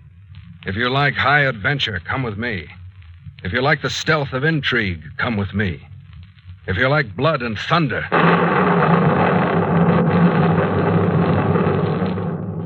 come with me. 8 o'clock on the 3rd night in the City of the Dead. In the afternoon of the 2nd day in the old abandoned cemetery, Captain Friday had locked Jimmy Parker and Phyllis Carroll together and had taken his father, the mayor, and old Dr. Tuner to Lammy Fink's cabin on the edge of the cemetery. They had found 3 bodies in the cellar. One was the strangled body found in old Ernie Morton's grave. The second was the body of the man whom the claw-footed phantom had killed at the back of the mayor's cottage. The third was Lammy Fink. According to Captain Friday, he'd been scared to death. That's right. And while we were in the cellar examining the bodies, the cabin mysteriously burst into flames and we barely escaped with our lives. The bodies were completely consumed. After this experience, the old mayor, my father, complained of being tired and returned to his cottage inside the gates of the City of the Dead. Dr. Tuner and I went down to the deserted ruins of a church to look for the phantom church bell. In the musty rectory where the bell ringer had hanged himself 10 years before, we found old Clawfoot amusing himself with a human skeleton. But the queer creature with flowing beard and flowing robes got away from us. Returning to the caretaker's cottage, we found my dad upset and Phyllis Carroll with a stab wound in her back just under the shoulder blade. Jimmy Parker had been locked in the room with the girl at the time, but he denied the deed. Then Phyllis regained consciousness and sobbed out, "Oh, Jimmy, why did you stab me?"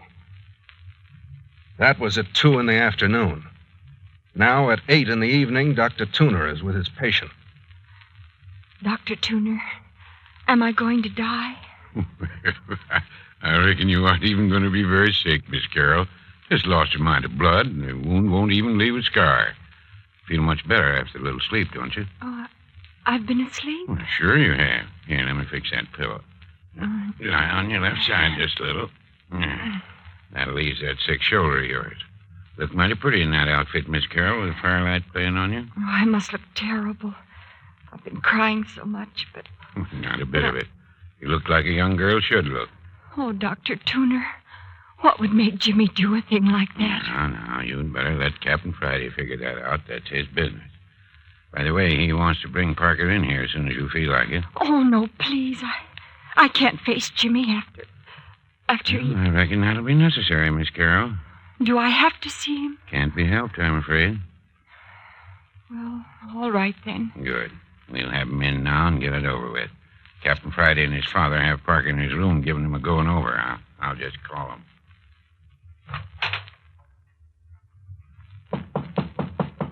Hi there, Captain. That you, Doctor? Miss Carroll's ready to see you next door. Good. Come on out, fella. Come on, Mayor. I'd rather not see Phyllis tonight. You know, what you want hasn't got anything to do with it. Go on in there and sit down. Okay. Have it your way, then. No. I want you facing the girl. Sit in that straight chair. Yeah, if I'd have known he's going to be all this rumpus, I'd have said take him to the city and lock him up from the first. Never mind, Mayor. We'll get things straightened out for you in the city of the dead. I know the reason why. Aren't you ashamed of yourself, Parker? No, I'm not. I suppose you only regret that you didn't kill Miss Carroll outright, huh? Oh, Jimmy. You look here. I didn't stab Phyllis. How many times do I have to tell you? Miss Carroll says you did. Well, I didn't. You said he did, didn't you, Miss Carroll? Yes. You see, Parker? I'd like to hear her tell how I did it. I haven't any objection to that. Miss Carroll, do you mind? How could you, Jimmy? And all the time I thought it was you and me against everyone. Phyllis, how can you even think? Never mind, Parker. Tell your story, Miss Carroll. Well, we were talking. Tell us what you were talking about. I wanted to tell you everything we know about all this. I wanted to take a chance that you would help us out of a bad situation. Jimmy said no. He said that we... Go on. He said the circumstantial evidence was too strong against us. That we might... You might well, what? We might be found guilty of murder by our own words. Oh, I see. And you wanted to take a chance and tell anyway. Yes. I thought if we told everything now, we'd have a better chance than if we waited for you to find out for yourself. Good deduction, Miss Carroll. Well, then what happened? Well, we talked and talked, and then I got angry. I turned my back and walked toward the door. Then, Miss Carroll? And then Jimmy stabbed me, and I fainted. No, Phyllis, no, I didn't. But it must have been you, Jimmy. We were locked in the room alone. It had Just to a minute. Miss Carroll, is that your only reason for believing Parker stabbed you? Why, yes. Did you see a knife in the room previous to the attack? No. Did you see Parker walk toward you or know that he was approaching you before the blow was struck? No. Did he say anything just before you fainted? Why, no. Of course not. Then all you know is that you were stabbed while locked in the room with Parker, and for that reason you suppose it was he that had done it. Well, but how could it have been anyone else? Didn't you ever hear of a knife thrower, Miss Carroll? You mean somebody threw a knife at me from the window? Why not? It wouldn't have been the first knife tossed through a window. Well, then it wasn't, Jimmy. Then you didn't. Oh, Jimmy, I'm so ashamed. Phil, I didn't do it. Honestly, I didn't. Why, of course not. I know you didn't. Oh, Jimmy, can you ever forgive me? Of course, Phil. It's all right. Here, take my handkerchief. I've been such a fool. Forget it. But I've been so miserable. Oh, Jimmy, I felt so bad I could die. It made me sick, Phil, when I found out you thought I'd done it.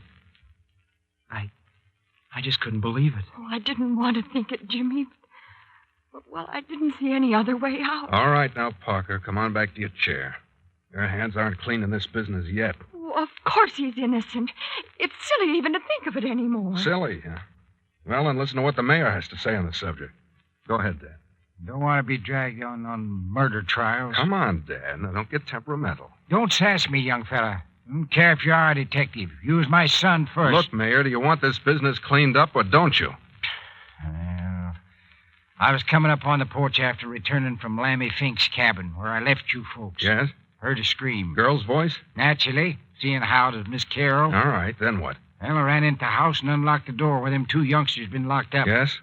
And there was this fella, Parker, standing over the girl with both his hands bloody, and he was holding a knife. Well, what of it? Naturally, my hands would be bloody from pulling the knife out of Phyllis's shoulder, wouldn't they? That sounds pretty thin. Why wasn't you doing something for the girl instead of just standing over her with the knife in your hand? Well, I was so stunned by what had happened, I didn't know what I was doing. Looks mighty funny to me. Well, I can tell you some other things that look mighty funny, too. Why did you lock Phyllis and me up the first night? Where were you last night when old Clawfoot was roaming around?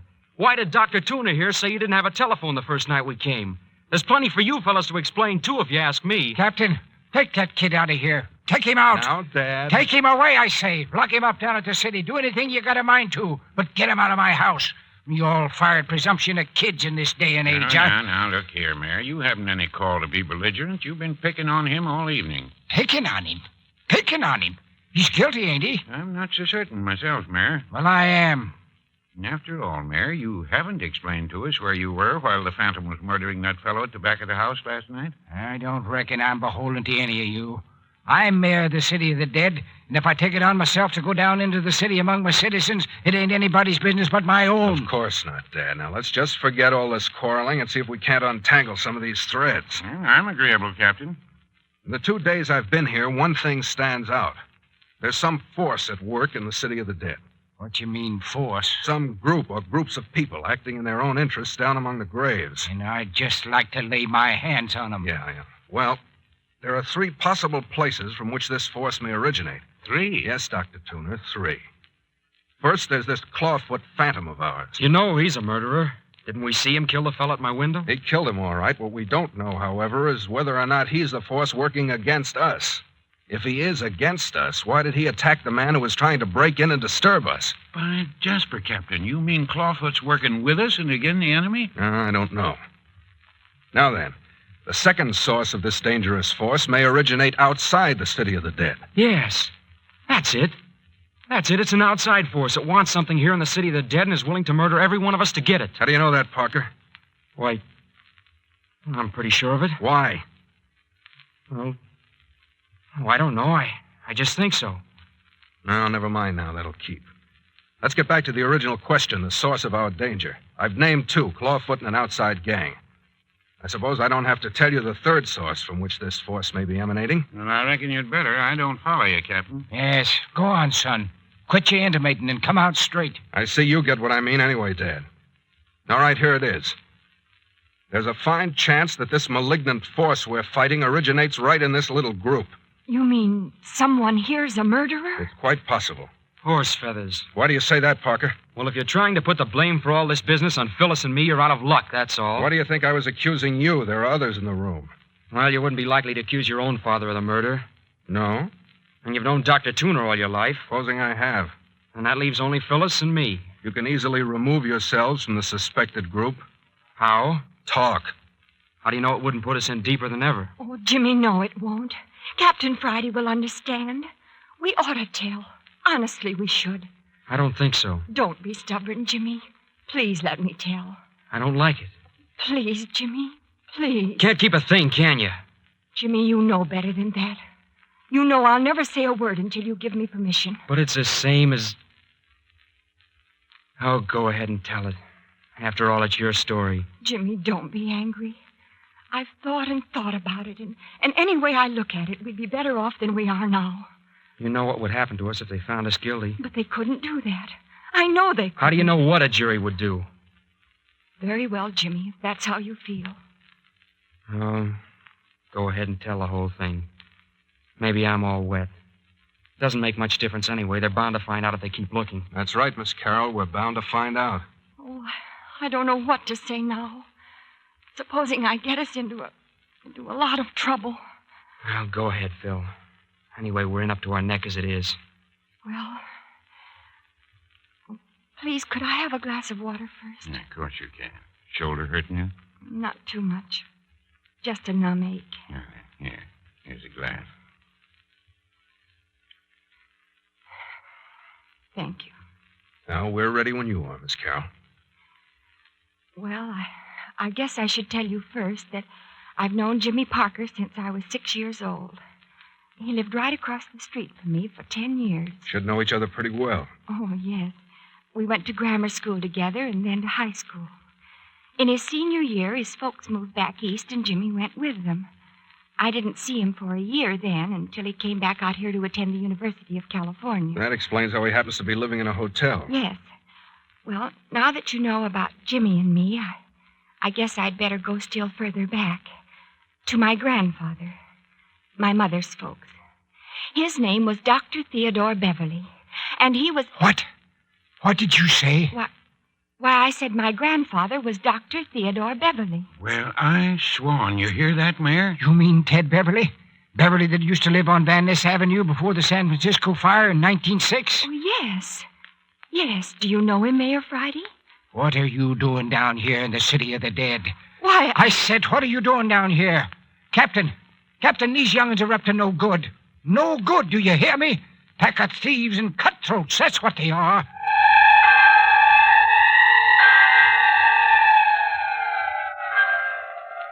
If you just told your horses, Mayor, you'd hear the reason why Phyllis and Jimmy are down here. Or would you? Are they, after all, the thieves and cutthroats the old caretaker wants us to believe? Personally, I have my doubts, but we'll know better in just a minute.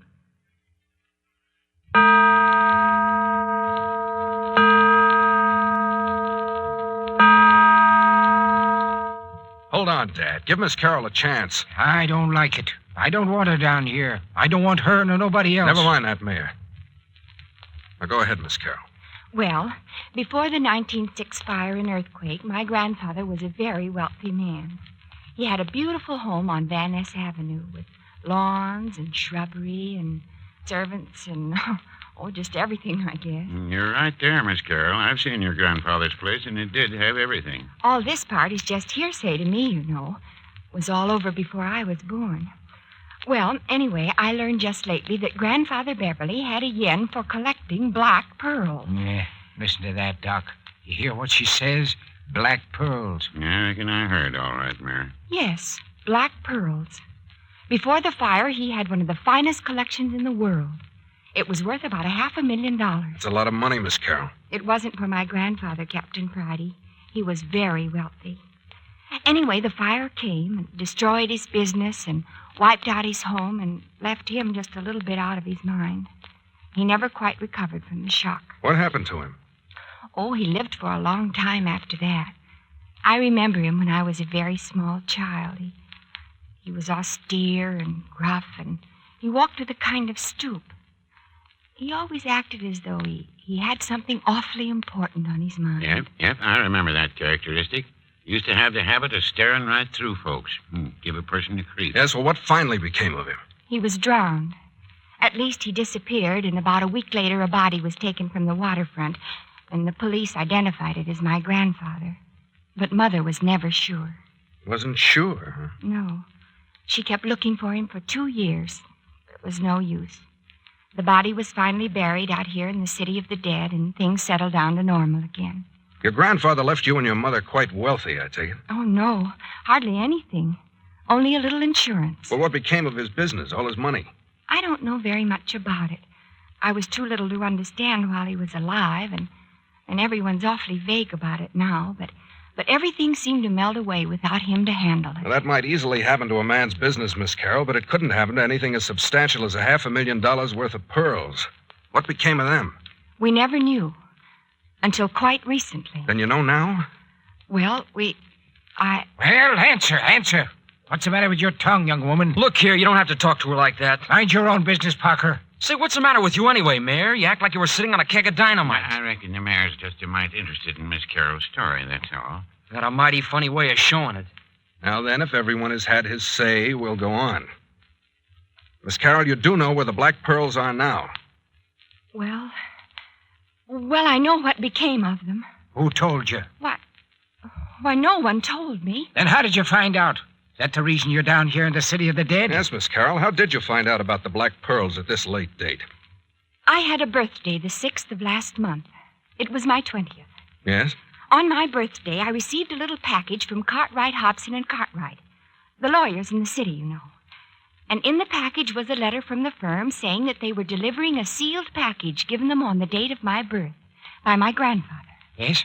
Were the pearls in the package, Miss Carroll? Why, no, Mayor Friday. It was much too small for that. It was just a big letter of instructions. Instructions for what? Telling where the black pearls actually were. Oh, I see. Oh, I was awfully excited. I called Jimmy at his hotel over in Berkeley and had him come over right away. Just how many persons did you let in on your secret? I didn't tell anyone but Jimmy. What about your mother? No, not even her. I wanted to keep it from her until I could be sure it was true. So Parker here was the only one you confided in? Yes. Well, what did your grandfather's letter say? It said that this letter was written to protect my future in case of my grandfather's death before I reached the age of 20. It said that my mother was his favorite relative and that he'd always intended that the collection of black pearls should go to her first child. That's you? Yes. I was the only child born to my mother. How many children were there in your grandfather's family? 3. 2 boys and my mother. Are they living? Uncle Robert may be alive. He disappeared after Grandfather's death, and we haven't heard from him since. Uncle Franklin and his wife are both dead. Did they leave any children? Yes. One son. What's his name?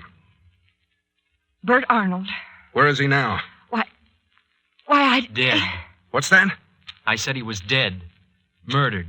It was his body you found strangled in old Morton's grave. Gosh, all hemlock, Mayor. And I can guess who did it. I'll do the talking, Dad. You mean the murdered man was this girl's cousin? The only known living relative that might dispute her ownership of the Black Pearls? That's what I said. No wonder you didn't want to tell. The three of you down here in the city of the dead alone at night. One of the three found strangled in an old grave. Another of you with fresh blisters on your hands. And the motive. $500,000 worth of black pearls. You see, Phyllis, it's just as I said. Try to make a detective see light with all that evidence against us. Oh, but Captain Friday, we didn't do it. We didn't. What could your cousin have wanted in the city of the dead? Well, I suppose he came for the same reason we did. And what was that? To find the black pearl. In the city of the dead? Yes. Where? Phil, don't tell him. That isn't necessary. I'll let that go for now. But look here, son. I think you ought to make him tell where those pearls are hidden. I thought so. I'll bet you've known about them all along. That's why you're so anxious to keep everyone out of the city of the dead. So you could hunt for them by yourselves, you and the doc. No, don't you go bringing me into your ruckus. I'm sitting on the sideline. Captain, if you don't make that young'un stop accusing me of things, I'm going to lambaste him. Leave the mayor alone, Parker. Yeah, he started. Never mind. Now, Miss Carroll, did you bring Bert Arnold down here with you the night he was murdered? Well, I don't know what night he was murdered. Didn't catch her, did you, mister? No. Well, I'll put it this way. Did you bring him down to the city of the dead with you the night Parker's car was stolen? No. Did you know he was down here or that he was coming down? No. Honestly, we didn't. Now then, you say the black pearls are buried here in the city of the dead. Yes. Oh, no. That was a rotten thing to do. Let the pearls alone. They belong to Miss Carroll. Well. So the pearls are buried in one of the graves in the city of the dead. She didn't say that. She didn't need to. No wonder the city of the dead has come alive by night. I wonder how many people in the world know about this. Oh, probably a very few, Captain. The whole city of the dead would have been dug up and redug by now. $500,000 ain't to be sneezed at. Those pearls belong to Miss Carroll no matter who finds them. Reckon they belong to the one who has them. Well, Mayor Friday, if you aren't the lowest old codger... Quiet, Parker. Miss Carroll, that letter of instructions from the law firm, where is it? What? We burned it. That's a lie, Parker. Prove it. You'll be glad enough to bring it out when you go before a jury for murder. You don't think I killed Bert Arnold. You know you don't. And what's more, you don't think I stabbed Phyllis. You'd be surprised what I think. Do you know of anyone else who might have reason to stab her? There's somebody else mighty anxious not to have her tell what she knows about those pearls. Who? If I knew, there wouldn't be any mystery. By the way, Mayor Friday couldn't throw a knife, could he? He had the opportunity. Why, you young whippersnapper, Hold it, Dad. That's enough out of you, Parker. Go on into your room. But what about Phyllis? Never mind about her. You get into your room before you get yourself in more trouble. Afraid to look into your own father's actions too closely? Is that it, Captain? Get into your room, Parker, now. Okay. Never mind the strong arm stuff. Dad, I want to talk to you and Doc Tuner out in the kitchen. Miss Carroll, you'll be all right here for a few minutes. Oh, yes, I'll be all right, I guess. Well, if you feel uneasy or need anything, you just sing out. Come on, Dad, in the kitchen. Yeah? What for? What's this all about? I think you know. Close the door, Doc. You and Doc Tuner have got to face it. Let's get it over with. You'd think I was your prisoner instead of your father. Now then, Dad, what's it all about? Huh? What's what all about? Come on. Why all this mystery with me? Don't know what you're talking about. Oh, yes, you do. You know plenty. And if it's on the level, why can't you trust me? Ain't nothing to trust you with. You and Dr. Tuner here have known about those black pearls all along. I knew Doc was making a mistake when he confided in you. Oh, you did you?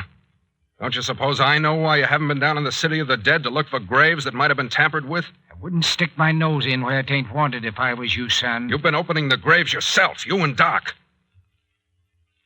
Fine pair you are. You with your talk about being mayor of the city of the dead and aiming to see that none of your sleeping citizens shall be disturbed. No, Captain. And you, Doc, with your pretty talk about coming down here to visit your old friends and patients.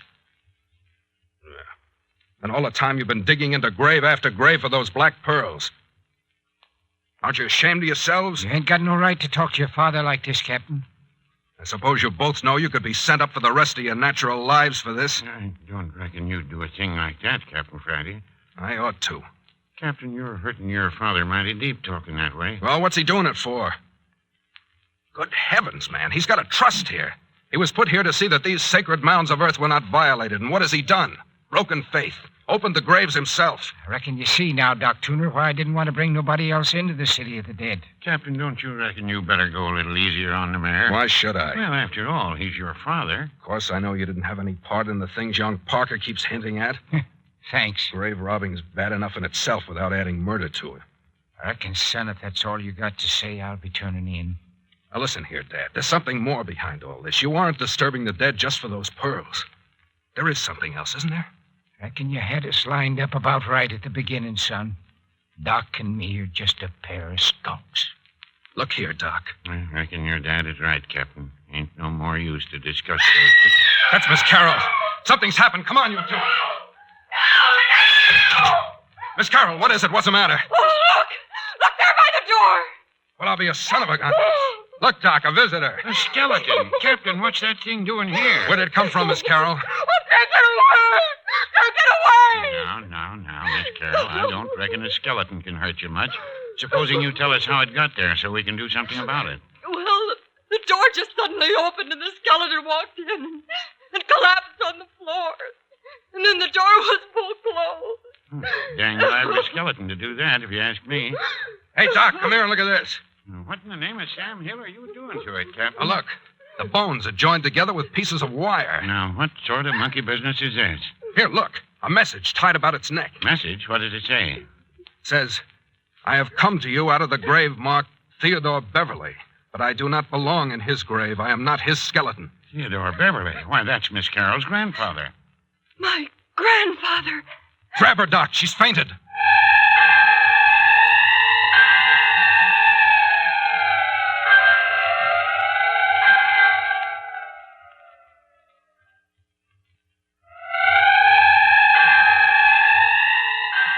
And now the very skeletons in the city of the dead are coming up out of their graves to identify themselves. But what does the message mean? I am out of the grave marked Theodore Beverly, but I am not his skeleton. And what has all this to do with the phantom church bell and old Clawfoot? Many of these things will be revealed to you next week when you hear episode 6 of Carlton E. Morse's City of the Dead, entitled The Ghoul in the Grave.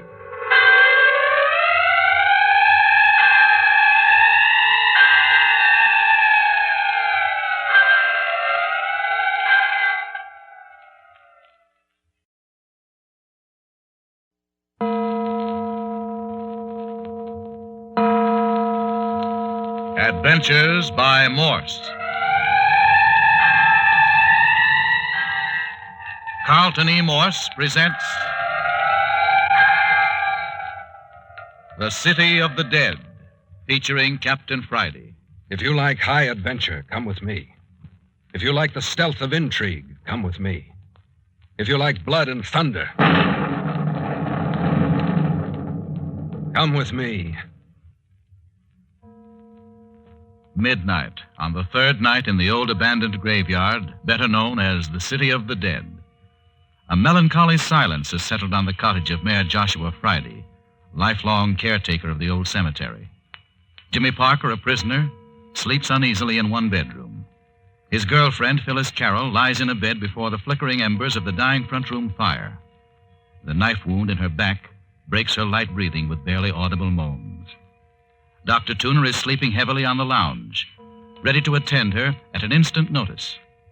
The mayor and his son, Captain Friday, private investigator, occupy the double bed in the bedroom assigned to Miss Carroll before she was stabbed.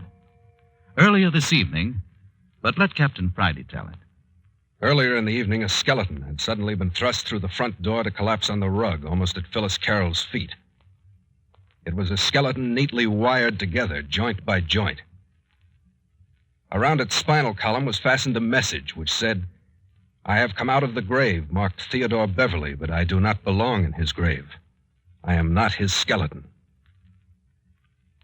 Theodore Beverly was Miss Carroll's grandfather and was supposedly buried in the City of the Dead 14 years ago. He likewise had buried $500,000 worth of black pearls in the city of the dead before he died, and left instructions where to find them in papers received by his granddaughter on her 20th birthday. Yes, that's why Jimmy Parker and I came down to the old cemetery here. And now this skeleton has come up out of my grandfather's grave to tell me that he is not my grandfather and should not have been buried in my grandfather Beverly's tomb. Yes, well, Miss Carroll went all to pieces over the presence of the skeleton, and it had taken several hours to get the household settled down for the night and to lay the skeleton out decently in the shed at the rear of the house. Finally, a semblance of quiet had descended upon the house, and its occupants had retired to their rest. And so came midnight. Oh. Shoulder hurting you, Miss Carroll? Oh, I'm sorry, Dr. Tuner. I didn't mean to awaken you. You didn't. It was that caterwauling outside. I was just dropping off to sleep when it began. Why do you suppose it does that? Makes that awful noise. Captain Friday swears it's human. Don't worry about old Clawfoot. You feel feverish? No, just uncomfortable. Let's see. Open your mouth. And put the thermometer under your tongue. There. Have you slept at all? Mm-mm. Why, Tunkett, didn't you say so? I'd have given you something. How was I to know you were awake when you lay there as still as a log? Mm-hmm. Here, now, hold your tongue still. I'll do the talking. You haven't been worrying, have you? Mm-hmm. Didn't I tell you not to talk? Here, let me have that thermometer. Yeah, just a mite of fever. Not enough to keep you awake. I'm going to give you a sleeping powder and tuck you in. I want you to go to sleep. I'll try. Now, what in Tunkett's that? Oh, that came from Jimmy's room. Hi! Hi out there! What's the matter? Is Phyllis all right? What's the matter with you, Parker? I can't sleep. I heard someone talking. Is Phyllis worse? No, Phyllis is not worse. She's trying to get some sleep. Look here, Doctor. Let me out of this room. Let me sit beside her the rest of the night. I won't run off.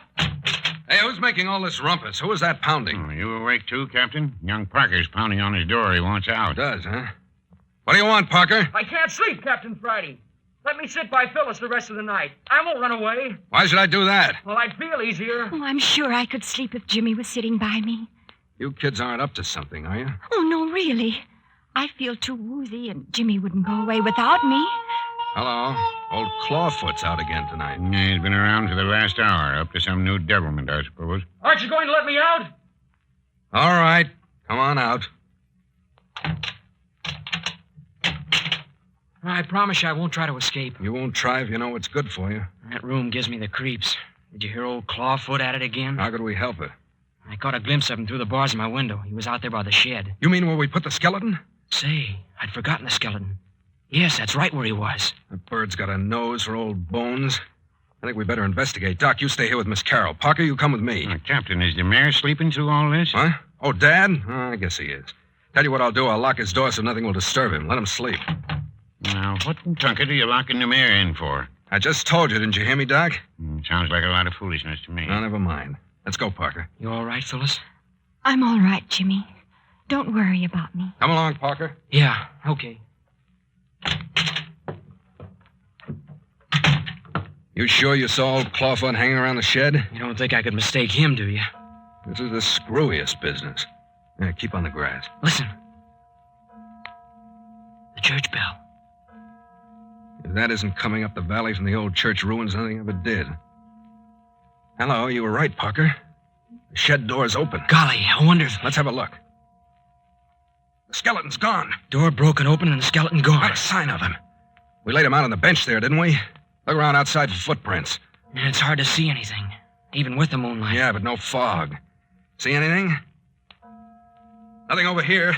I don't think so. Hey! Captain Friday, come here. What have you found? Some kind of a bone. Bone? Well, look what you found. You know what this is, Parker? No. One of the bones off the foot of our skeleton. Off the skeleton? Looks like he dropped something in his escape. Yeah, but Captain... Look over there. There's another. Yeah, who says a skeleton can't leave a trail? Come along, maybe we'll find another one. But it's taking us down into the city of the dead. What of it? Graveyard's a natural place for a skeleton, isn't it? I suppose so, but... I was right. Here's another bone. Looks like an ankle bone, doesn't it? I don't know. I never studied anatomy. Do you think old Clawfoot has done this? Strung that skeleton's bones out over the country this way? Looks like it, doesn't it? But why? I wish I knew. That's the reason we're following this trail of bones. If there's a purpose, we'll find it out soon enough. Oh, there's another bone. Where? There ahead, glistening in the moonlight. Ah, so there is. It's a bone from the skeleton's lower leg. Looks like old bag of bones is going to pieces fast. Well, so am I. I don't like trailing skeletons in a cemetery. Not with that claw-footed thing slinking around. I think I see another bone ahead. The trail's leading us down toward the old church. Who knows? Maybe we'll find another message. Messages tied around the neck of a skeleton. That's about the limit. It was a weird bit, wasn't it? Let's see. What was it now? I have come to you out of the grave marked Theodore Beverly, but I do not belong in his grave. I am not his skeleton.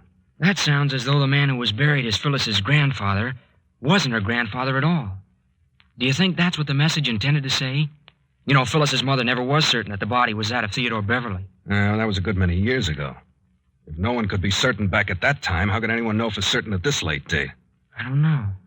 After all, who wrote the note? Hello. Here's a bone from the upper leg. What do you suppose we'll find next? Look here, Captain Friday. Let's not carry this thing out any further. Let's go back to the house and wait till morning. I should say not. But you don't know what kind of a trap you're running us into. Trap? Yes, trap. Listen. Just the phantom church bell again. Look. Look over there. Didn't you see something move? I did not. Well, I did. I doubt it. You're just plain scared. I tell you, I'm not. I saw something. Something creeping. Something in the shadows of the tombstones. Rot. It isn't rot. It isn't. It's something alive. There are creeping things all around us. I tell you, I can see them everywhere. And I wish to heaven you'd point some of them out to me. I can't see a thing. Except up ahead, I see another bone. I tell you, I'm going back. You're going ahead with me. I'm not. Parker, are you going to come along? No. Well, you are, and quick. I have a gun here, Parker, and it's loaded. Pretty brave with a gun in your hand, aren't you? I'll give you until I count to 3 to start walking toward that next bone. I won't move. 1. 2. Go ahead and shoot. I'm not going to shoot you, Parker. I just wanted to see if you were really as yellow as you were trying to make out. Yellow? Sure. Trying to kid me into believing you're deathly afraid of a cemetery at night. What about it? You haven't seen anything to make you scared, and you know it. And you wouldn't be as scared as you pretended, even if you did see all those creeping horrors you were babbling about. Creeping horrors. Pretty smart, aren't you? Any man who'll stand up against a gun, as you've just done, isn't very much afraid of anything. Thanks for nothing. So, as I've got it figured out, there's some very definite reason why you don't want us to go any further. Go ahead and figure all you like. I'm all through figuring tonight, fella. I know now why you balked on me. How do you know? Because I have the same suspicion as you where this trail of bones is leading us. I don't know what you're talking about. Oh, yes, you do. You think, and so do I, that someone is guiding us to the place where the Beverly pearls are buried.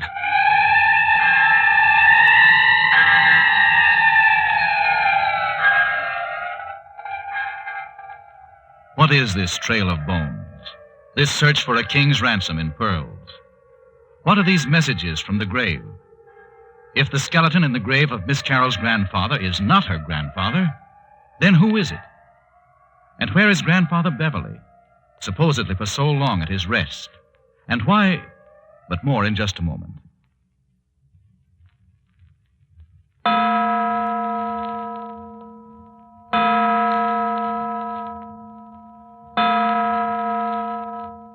Captain Friday, I tell you, I don't know what you're talking about. Oh, yes, you do, Parker. You think, and so do I, that someone is guiding us to the place where the Beverly pearls are buried. No, nothing of that kind. It's not true. Oh, yes, it is.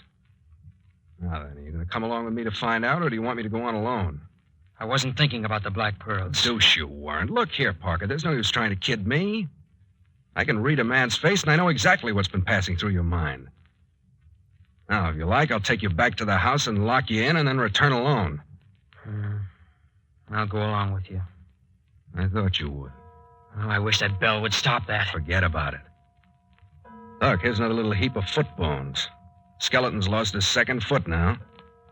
And right up there ahead is... No, it's his ankle bone. Well, I'll certainly know bone structure of the human body by the time I get out of this place. It's too bad you're not studying medicine over at the University of California. Look at the starch you'd have on most of the fellas. No, thank you.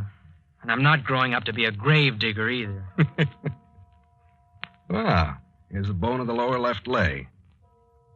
We're getting well down into the city of the dead, do you realize that? We must have come a mile. If it was just a little lighter, we'd be able to see the outline of the old church. I wish I knew who threw that knife that stabbed Phyllis. A number of things I'd like to know. For instance, I'd give a half share in the Rockefeller Foundation to know how come Lammy Fink was scared to death. And who burned down Lammy's shack. And who it was that tried to get into your room and was murdered by old Clawfoot. And who Clawfoot is. And who filled up Ernie Morton's grave. And who tried to shoot Dad down in the old church. And who... And what your father does every night when he slips out of the house after everyone else is asleep. There's another bone. That makes both feet and legs of our skeleton. We ought to gain on him fast now that he's left his lower extremities behind. Look, there's a little pile of bones over to the left. Oh, so there is. If I'm not mistaken, those are the bones of his fingers and right hand. And I'd still like to know what the mayor does when he slips out. You'll be just as well off, Parker, if you don't wonder too much. Come on. Well, we'd probably find out a lot about this mystery if we did know. I'll tend to that end of the matter. Well, there's the bones of the left hand in a nice little pile. I wonder what's become of old Clawfoot himself. Certainly made himself absent since we come out of the house. He's a little like the pink flea. Here one moment and where the next. Well, anyway, your father won't be out tonight, seeing you locked him in before we Let the left. mayor alone. Oh, we must be getting near the end of the trail. There's the two forearms of our skeleton together. Look here, Captain Friday. What do you really expect to find at the end of this trail? I don't know. But I wouldn't be surprised if it were the pearls. Though why in the deuce anyone would want to give the secret away, I don't know. No one knows where the pearls are hidden but Phyllis and myself. Well, if you knew, why didn't you dig them up the first night, the night you were taken prisoners by the mayor and Doc Tuner? Well... You certainly did some digging. The blisters on your hand show that. Oh, I dug all right. Well, did you find anything? I guess I miscalculated in the dark. Did you dig in just one grave? I didn't say I opened a grave. Well, then, did you dig in just one spot? Yeah. Why did you give up so easily? Well, we thought we heard someone moving around in the city of the dead, and Phyllis got scared. She wouldn't let me try a second time. Heard someone, huh? Did you see anyone? Just shadows. We couldn't be sure it was anyone. Phyllis was nervous about being down here anyway, and you can't blame her. No, I suppose not. Then what happened? Well, there's some more bones, Captain. Oh, good. The two upper arms. We must be getting close. There isn't a heck of a lot left to this skeleton. Now, go on. What happened after Miss Carroll insisted that you leave the city of the dead? We went back to the car, which we left on the road outside the city of the dead above the mayor's cottage. Didn't you fill up the grave? You mean the hole, don't you? Yes. Didn't you fill up the hole you dug? No. We left in kind of a hurry. Then my cue is to look for the excavation. A lot of good it'll do you. Why do you say that? Because I've seen the spot since, and it's been filled up. It has? You certain? Yeah, I know it has. When did you have the opportunity of investigating? You've been locked up since that night. I saw the place the day you took me down into the city of the dead and discovered that Ernie Morton's grave had been opened. Oh, so that's it. Look there. Well, ain't that something? Our skeleton has had the audacity to leave his pelvis bone lying right out in the open. I suppose we'll find a trail of ribs and vertebrae scattered along ahead of us next. I suppose so. By George, Parker, why didn't I think of it before? I know where we're headed for. Yeah? Where? I'll bet you money this trail is going to lead us directly to Ernie Morton's grave. Oh, you don't say. I most certainly do say. I'll be a mighty disappointed man if I don't find the grinning skull of our friend the skeleton perched on Ernie Morton's headstone. Well, there's a couple of ribs. 2 more of them down there about 20 yards. Good enough. We'll be in sight of Ernie's grave in a few minutes now. Well, what will you do if the trail does end there? We'll sit down and keep guard until morning, and then first thing after breakfast, we'll reopen that grave. There must be something buried there. All the activity seems to center around the place. Well, if you're going to do it by daylight... Shut up, Parker. I hear something. What is it? Shh, listen. Someone's digging over there. Not a word now. Follow me. We'll sneak up on the grave robber. Keep down in the shadows of the headstone. I can see his outline. Be careful, he'll hear you. Look there on the headstone. The skull. The skull of our skeleton. The end of the trail. And it is Ernie Morton's grave. Oh, if that fellow would turn around, I'd be able to see his face in the moonlight. Look. Look. Now you can see who it is.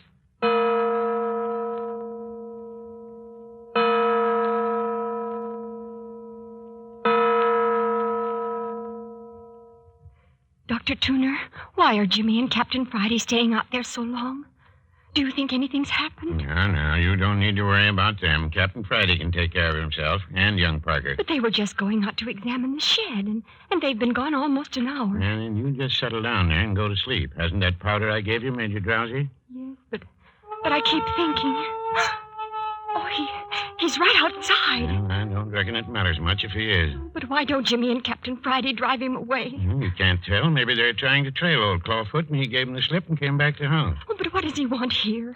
Why does he keep hanging around the house? Well, you're not afraid with me here, are you, Miss Carroll? No, but I wish Jimmy was back in the house. Yeah, I reckon you're safe enough. And then there's the mayor sleeping right in the next room. Well, goodness knows how he can sleep with all this ruckus. But his door's locked. He wouldn't be any good to us if anything should happen. We could break the lock easy enough. It's tolerably old. But there isn't any need, young lady. Oh, I am afraid, Dr. Tuner. Maybe Jimmy and Captain Friday were lured away from the house on purpose. Crickety, I never thought of that. Say, maybe I'd better wake up the mayor. Then if he says so, I'll bust the lock. Captain had no business locking the door in the first place. Oh, I wish you would. Oh, listen to him. Look! What in Look at the window. Look at the window. Where? I don't see it. He was there. He was there at the window staring in at me. Who, old Clawfoot? Yes. Oh, it was horrible. Getting mighty brave. I'm going to arouse the mayor. Mayor! Hi, Mayor! Mayor Friday! Oh, hurry. I can hear that thing prowling around outside the house. He's sleeping dang heavy, even for the mayor. Try again. Hi there, Mayor! Mayor Friday! Hi in there, Mayor! Well, what do you suppose is the matter with him? Dang funny, I can't get a sound out of him. Listen a moment, see if I can hear him breathing. Oh, what do you suppose makes him do that? I can't hear the mayor at all. That's funny, too, because he always snores like a foghorn when he's sleeping heavily. You don't suppose something has happened to him, too, do you? What could happen to a man in there? The windows are barred and the door's been locked ever since Captain Friday left. But the windows were barred and the door was locked when someone stabbed me. Josephat, I wonder if the mayor's been stabbed. I'm going to open that door. Oh, yes, please. I think you ought to. Oh, Dr. Tuner, I'm so frightened. You got me going now. He's at the window again. He's at the window.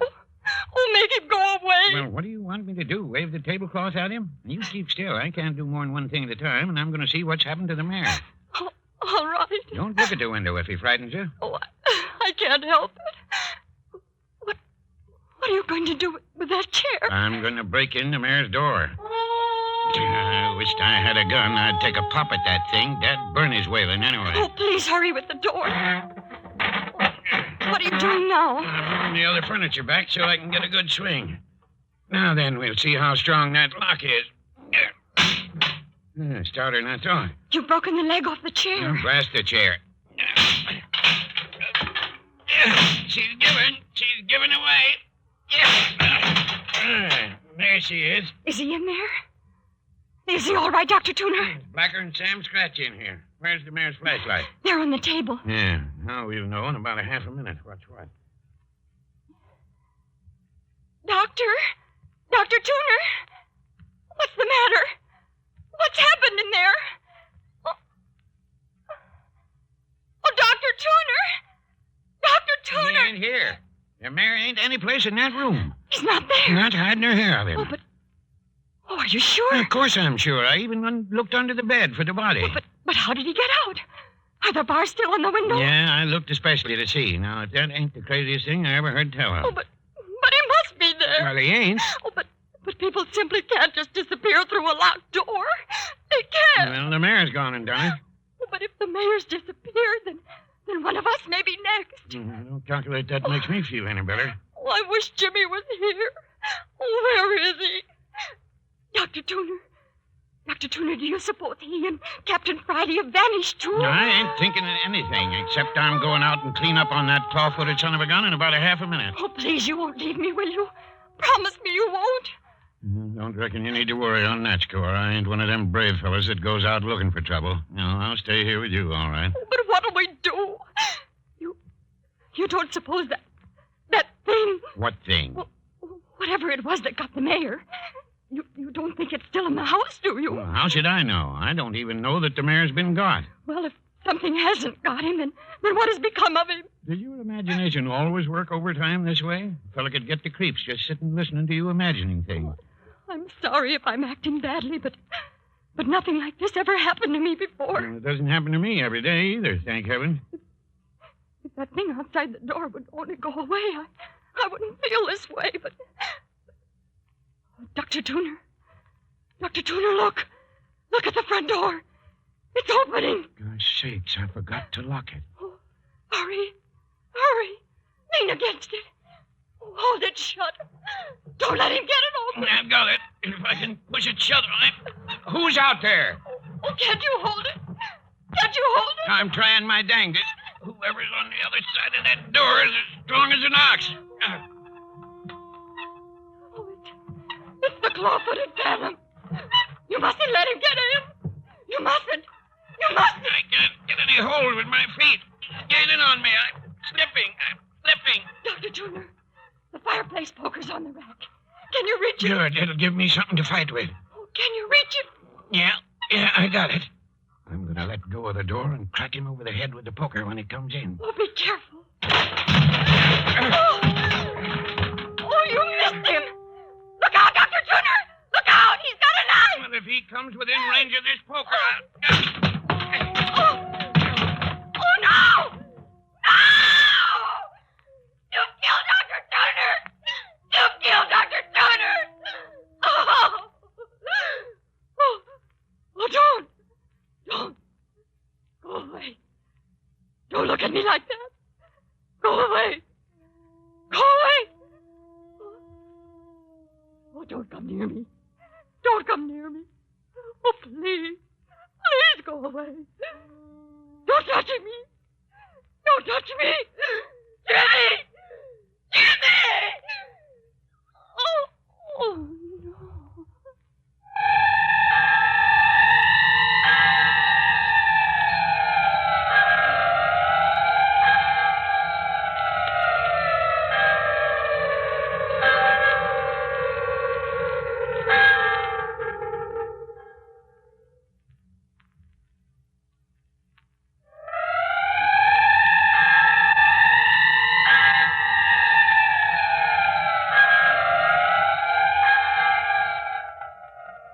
The terror of old Clawfoot has descended on the old caretaker's cottage.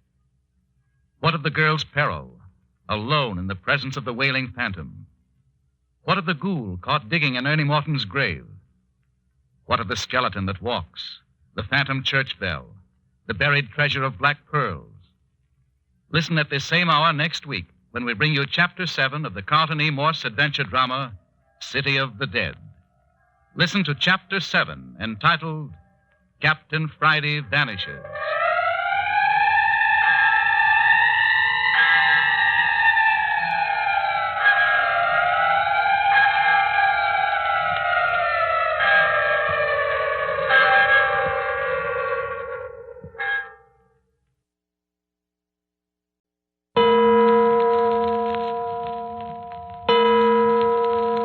Adventures by Morse.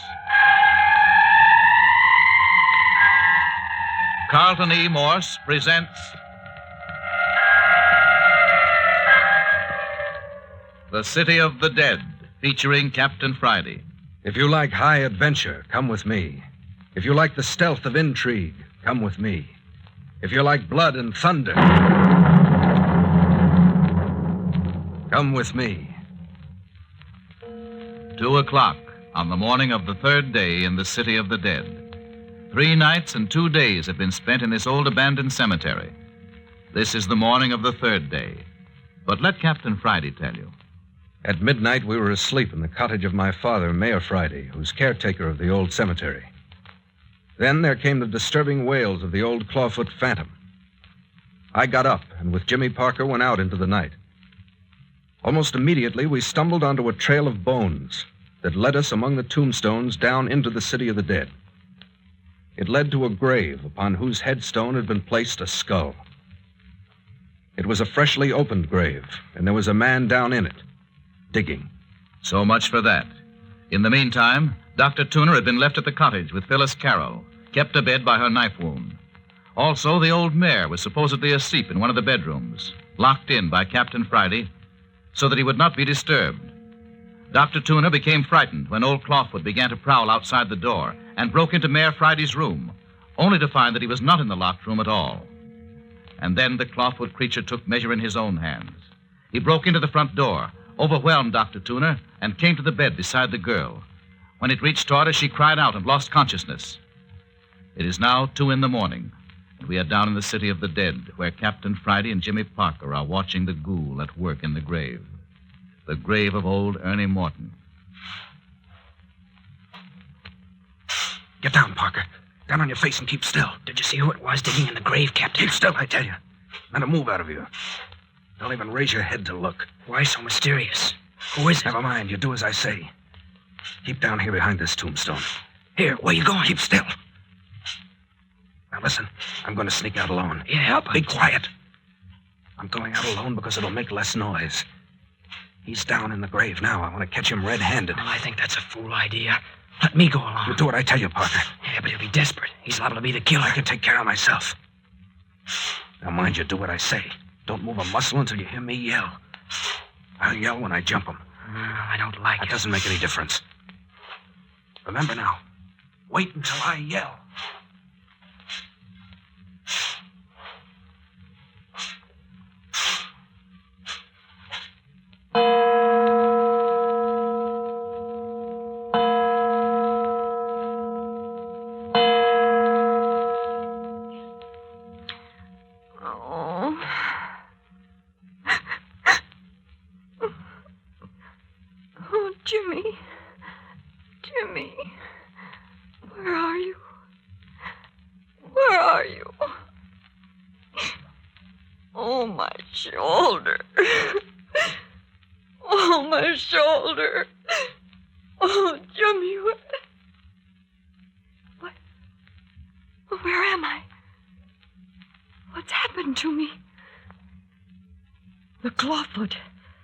The Clawfoot was here. Oh, Jimmy, what's happened to you? Oh, Jimmy. Oh, Jimmy. Phyllis. Why, Phyllis, what's happened? What's been going on here? Where have you been? Why have you been gone so long? Why are you so white? What's happened? Nothing. Nothing that matters now. Tell me, what's been going on here? Where's Doc Tuner? He's over there behind those overturned chairs. Jimmy, he's dead. Dead? Jimmy, the Clawfoot phantom's been here. Phyllis. Dr. Tuner tried to drive him out, and the thing killed him. Phyllis, are you sure Dr. Tuner's dead? Oh, please don't leave me. I'm not going to leave you. I want to see if there's anything I can do for the doctor. I know he's dead, Jimmy. I saw him fall. No. No, he's not, Phil. No, he's not dead. He's still breathing. Oh, I'm glad. I'm glad. Oh, wait, I'll get him on the lounge. I don't think he's very badly hurt. There. Looks to me like he's just been knocked out. Oh, that's wonderful. What a fight there must have been. This place is a wreck. Everything upside down. Yes, it was pretty bad. And what happened after old Clawfoot knocked the doctor out? It turned on me. It made a little mewing wail. I never felt so awful in my life. Mewing wail? Phyllis, what are you saying? It was just like that, Jimmy. Just as though it was an animal that was glad to see me. Oh, for goodness sake. It crept toward me, wailing a little soft wail. Oh, Jimmy, I can't tell you how terrible it was. It just kept coming closer and closer. And you couldn't move. I screamed at it to go away. I begged it not to come near me, but it kept coming on and on. And then suddenly it was over me. It stretched out a lean claw hand. Oh, Phil, dear. And then I fainted. Ah, you poor kid. I thought you'd be safe here. I'd never let you. I just came to. Just a moment before you came in. The thing was gone. I wish I knew what to do about Doc Tuna there. You're certain he isn't dying? No, he's not dying. Just a bump on the head. He'll be around presently. Hey, where's Mayor Friday? Who broke open his door? I forgot all about him. We don't know. What do you mean you don't know? We don't know what's become of him.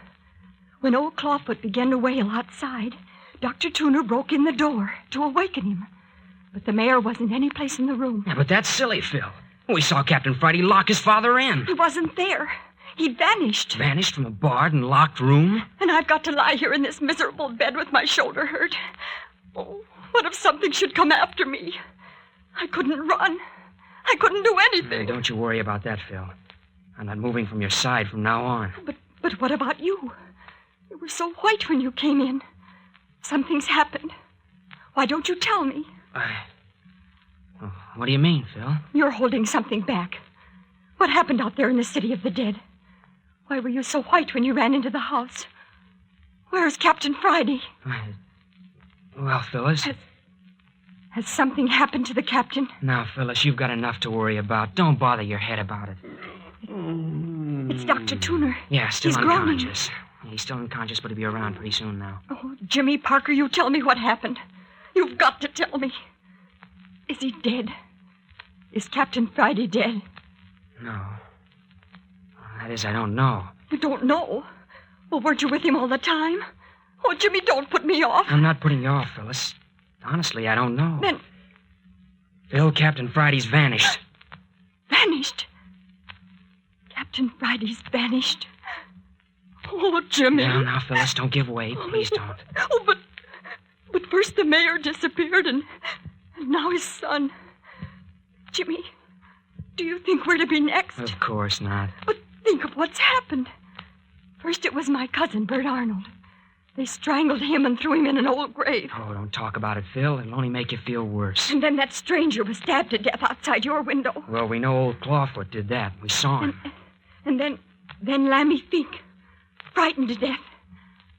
What is there in the world that could frighten a person to death? Well, that old caretaker was always scared of a cemetery at night, you know that. But what a horrible way to die. I've heard that a person's heart sometimes bursts wide open with fear.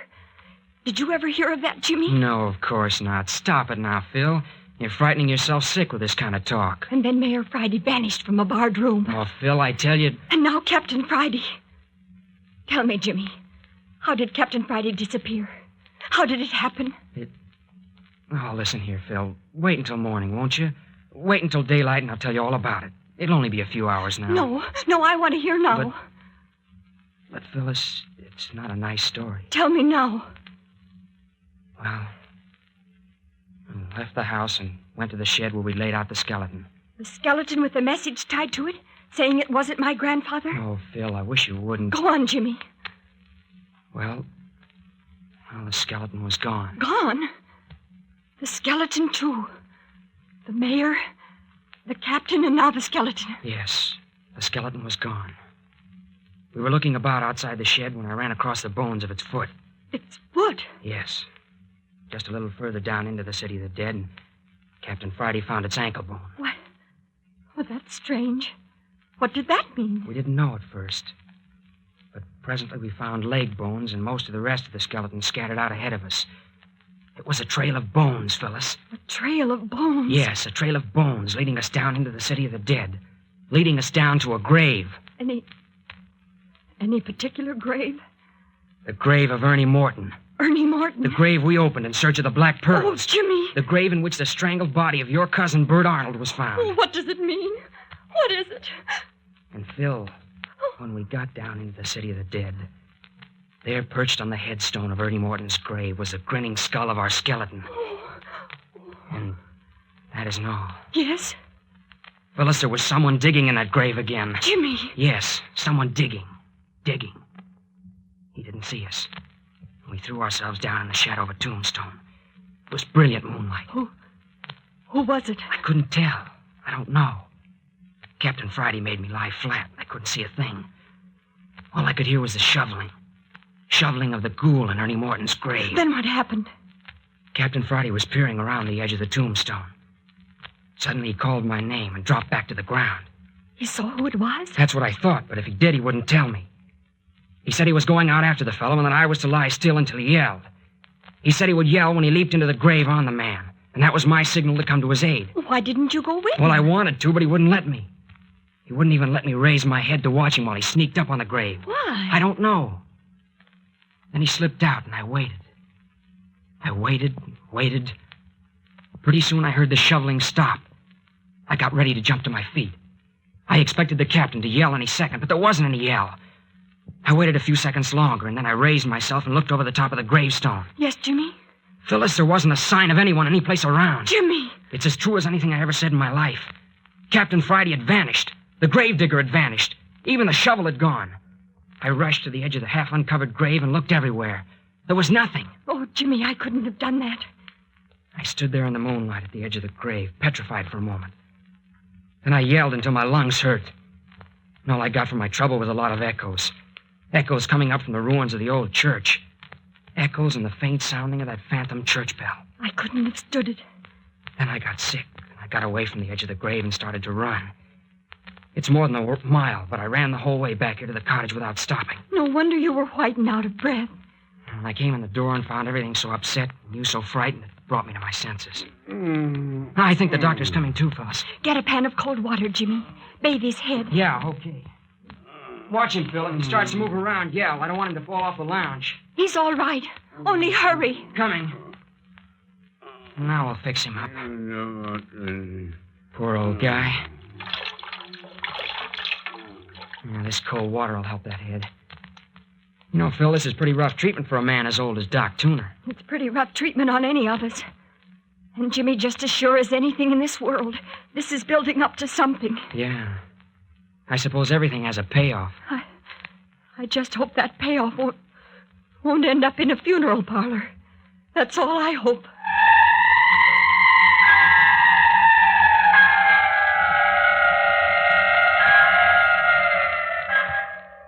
The old mare missing, Captain Friday missing. The prowling of old Clawfoot is building up to something more surely than Phyllis Carroll can know. And on the next appearance of one of these three, who is even now making his way between the moonlit headstones toward the cottage. But more of that in just a moment. Oh, my head. He's coming to all right, Phil. I'm awfully sorry about him. He's been so kind to me. The mayor keeps some stimulant around here somewhere. I think a little something would do him good. I saw it on the lower left-hand shelf in the kitchen cupboard, Jimmy. Oh, good. I'll get it. Did you find it, Jimmy? Yeah, I got it. Yeah, this'll snap him out of it. Here now, Doc. Try and drink this.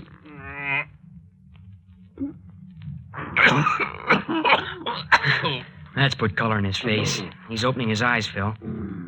Hello, Doc. Feeling pretty bad? What is it? What's the matter? Just a little bump on the head, Doctor. You'll be all right in a minute. Bump on the head? How did I get a bump on the head? Oh, don't remember, huh? Old Clawfoot slugged you. Clawfoot?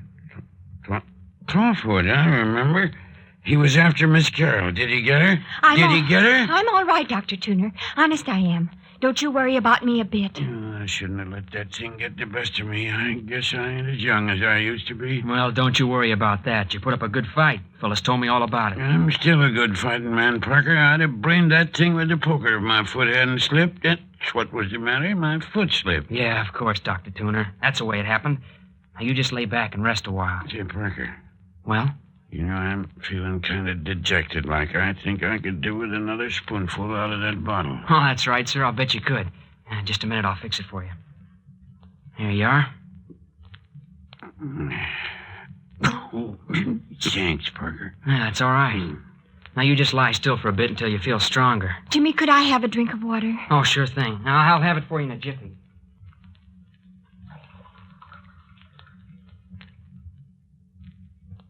Here you are, Phil.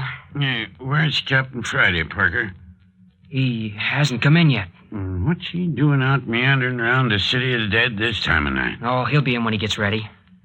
What gets me is what that old Clawfoot critter wanted in here. I reckon he didn't come for Miss Carroll after all, seeing as he went away without hurting her none. Did you see what he did after I was knocked out, Miss Carroll? No, Dr. Tuner. He came toward me and I fainted. Fainted, huh? Yes, and he was gone when I came to. And you ain't noticed anything different since you waked up? Anything about the room or anything in the room? Why, no. Funny. What do you suppose he wanted, Parker? I don't suppose he wanted anything.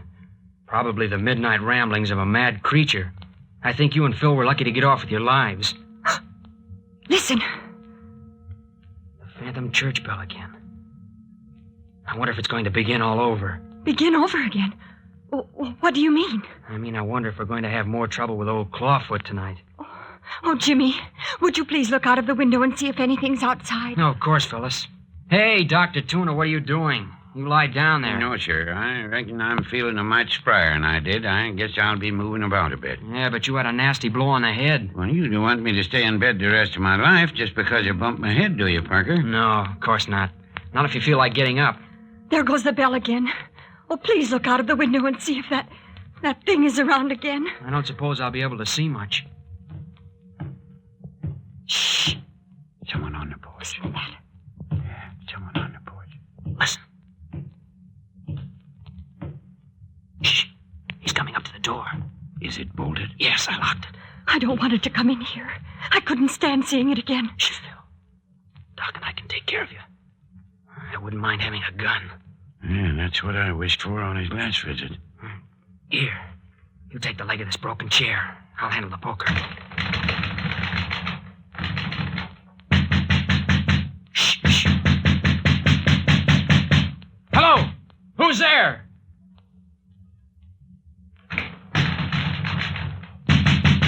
Mean disposition, whoever he is. Oh, Jimmy, I'm so afraid. Hi, you out there!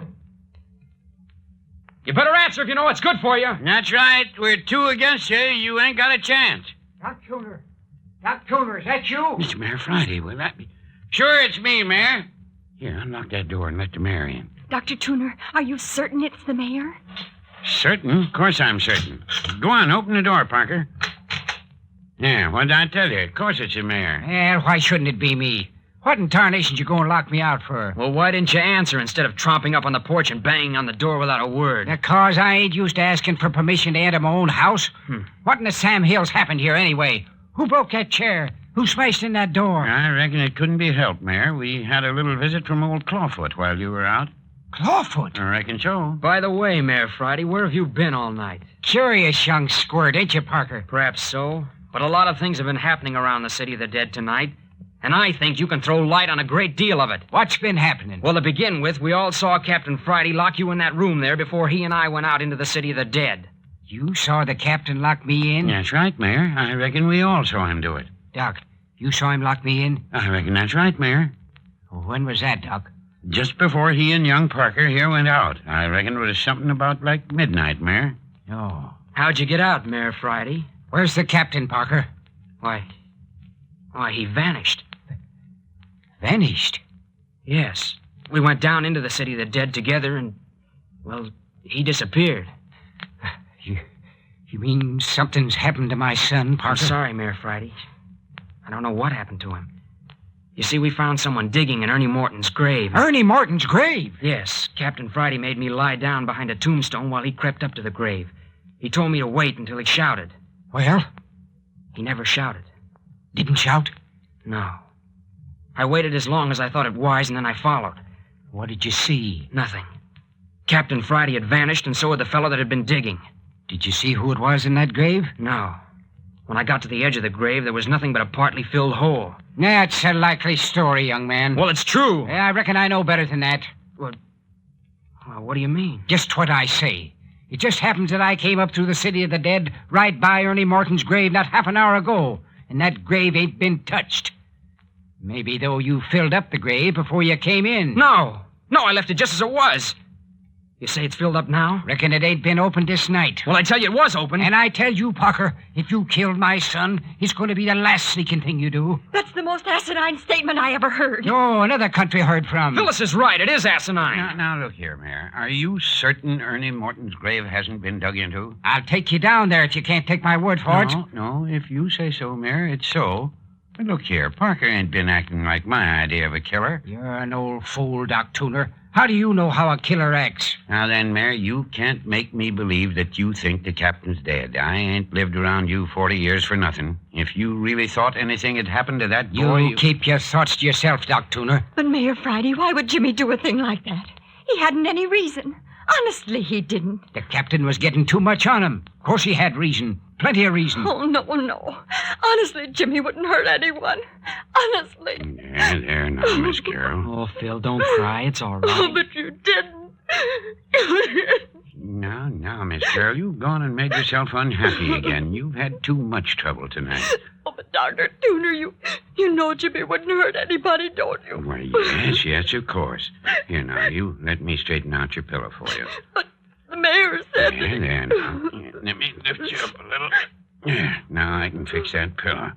I'll give you a powder that'll put... Hello. What's this under your pillow? Why, I don't know.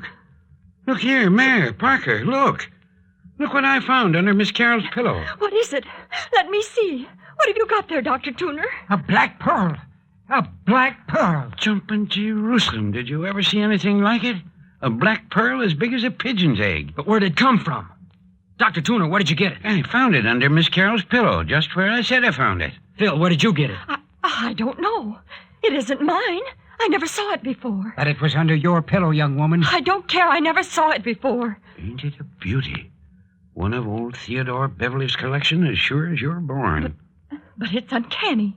How did it get under my pillow? Well, one thing's certain now anyway. What's that, son? That somebody has found the pearls. Their whereabouts is no longer a secret to somebody. And to someone in this group. How do you figure that out, Mayor? Because we're the only ones who've had an opportunity of placing the pearl under the girl's pillow. Old Clawfoot. It was old Clawfoot. By jiggers, I wonder. Of course it was old Clawfoot. We were wondering why he broke into the place. He didn't take anything, didn't hurt anyone more than was necessary to carry out his mission. Sounds reasonable. Well, of course. If Phyllis hadn't fainted, I'll bet he'd have put the pearl right in her hand. Jimmy, do you really think so? I'll bet money on it. But why? Why? I don't know. Just the same, I'll bet it was he. I know it was. You seem awful anxious to convince us, Parker. What do you mean, Mayor? I mean, I don't think Clawfoot had anything to do with that pearl. Oh? Well, what's your theory? I think you put that pearl there. What? Me? Yes. I think that pearl explains why the captain didn't come back to the cottage with you, James Parker. But I don't understand. Oh, yes, you do. In some manner, you and my son hit on the hiding place of them black pearls tonight. And it didn't suit your purpose to have anybody but yourself know about them. You're crazy. Well, maybe I am and maybe I ain't. But just the same, young fella, I ain't taking any chances. You're going in that there bedroom of yours, and you're going to stay there until we can turn you over to the police. But you can't do that. You mustn't. Look here, Mayor, that's absurd. Why on earth would I give myself away by bringing one of the pearls here to the cottage? You couldn't resist the temptation of bringing one along to show to the girl. Likely you and her was looking at it when Doc Tuner came to. You didn't have time to hide it, so you stuck it under her pillow. No.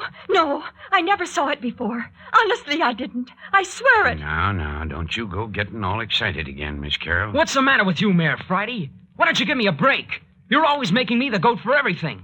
What have you got against me? I've never done anything to you. That won't do you no good, Parker. Well, you know what I think of you. With as much circumstantial evidence against you... Circumstantial evidence? I'd like to know if there's anyone in the world that's got more against them than you. You went out of this house with my son, and you came back alone. That's enough for me. Look! What? Are you pointing at me? Yes, I'm pointing at you. Look there in his vest pocket. Jimmy, what is it? I don't see anything. Must be losing his mind. What's the matter with you? Look at that gold pencil in his vest pocket. That's Captain Friday's pencil. You mean... Captain Friday had that pencil in his pocket when we left the house tonight. What? What's that? And look at the fresh dirt on the knee of the mayor's trousers. Oh, Jimmy. Mayor Friday, supposing you tell us what's become of your son, Captain Friday.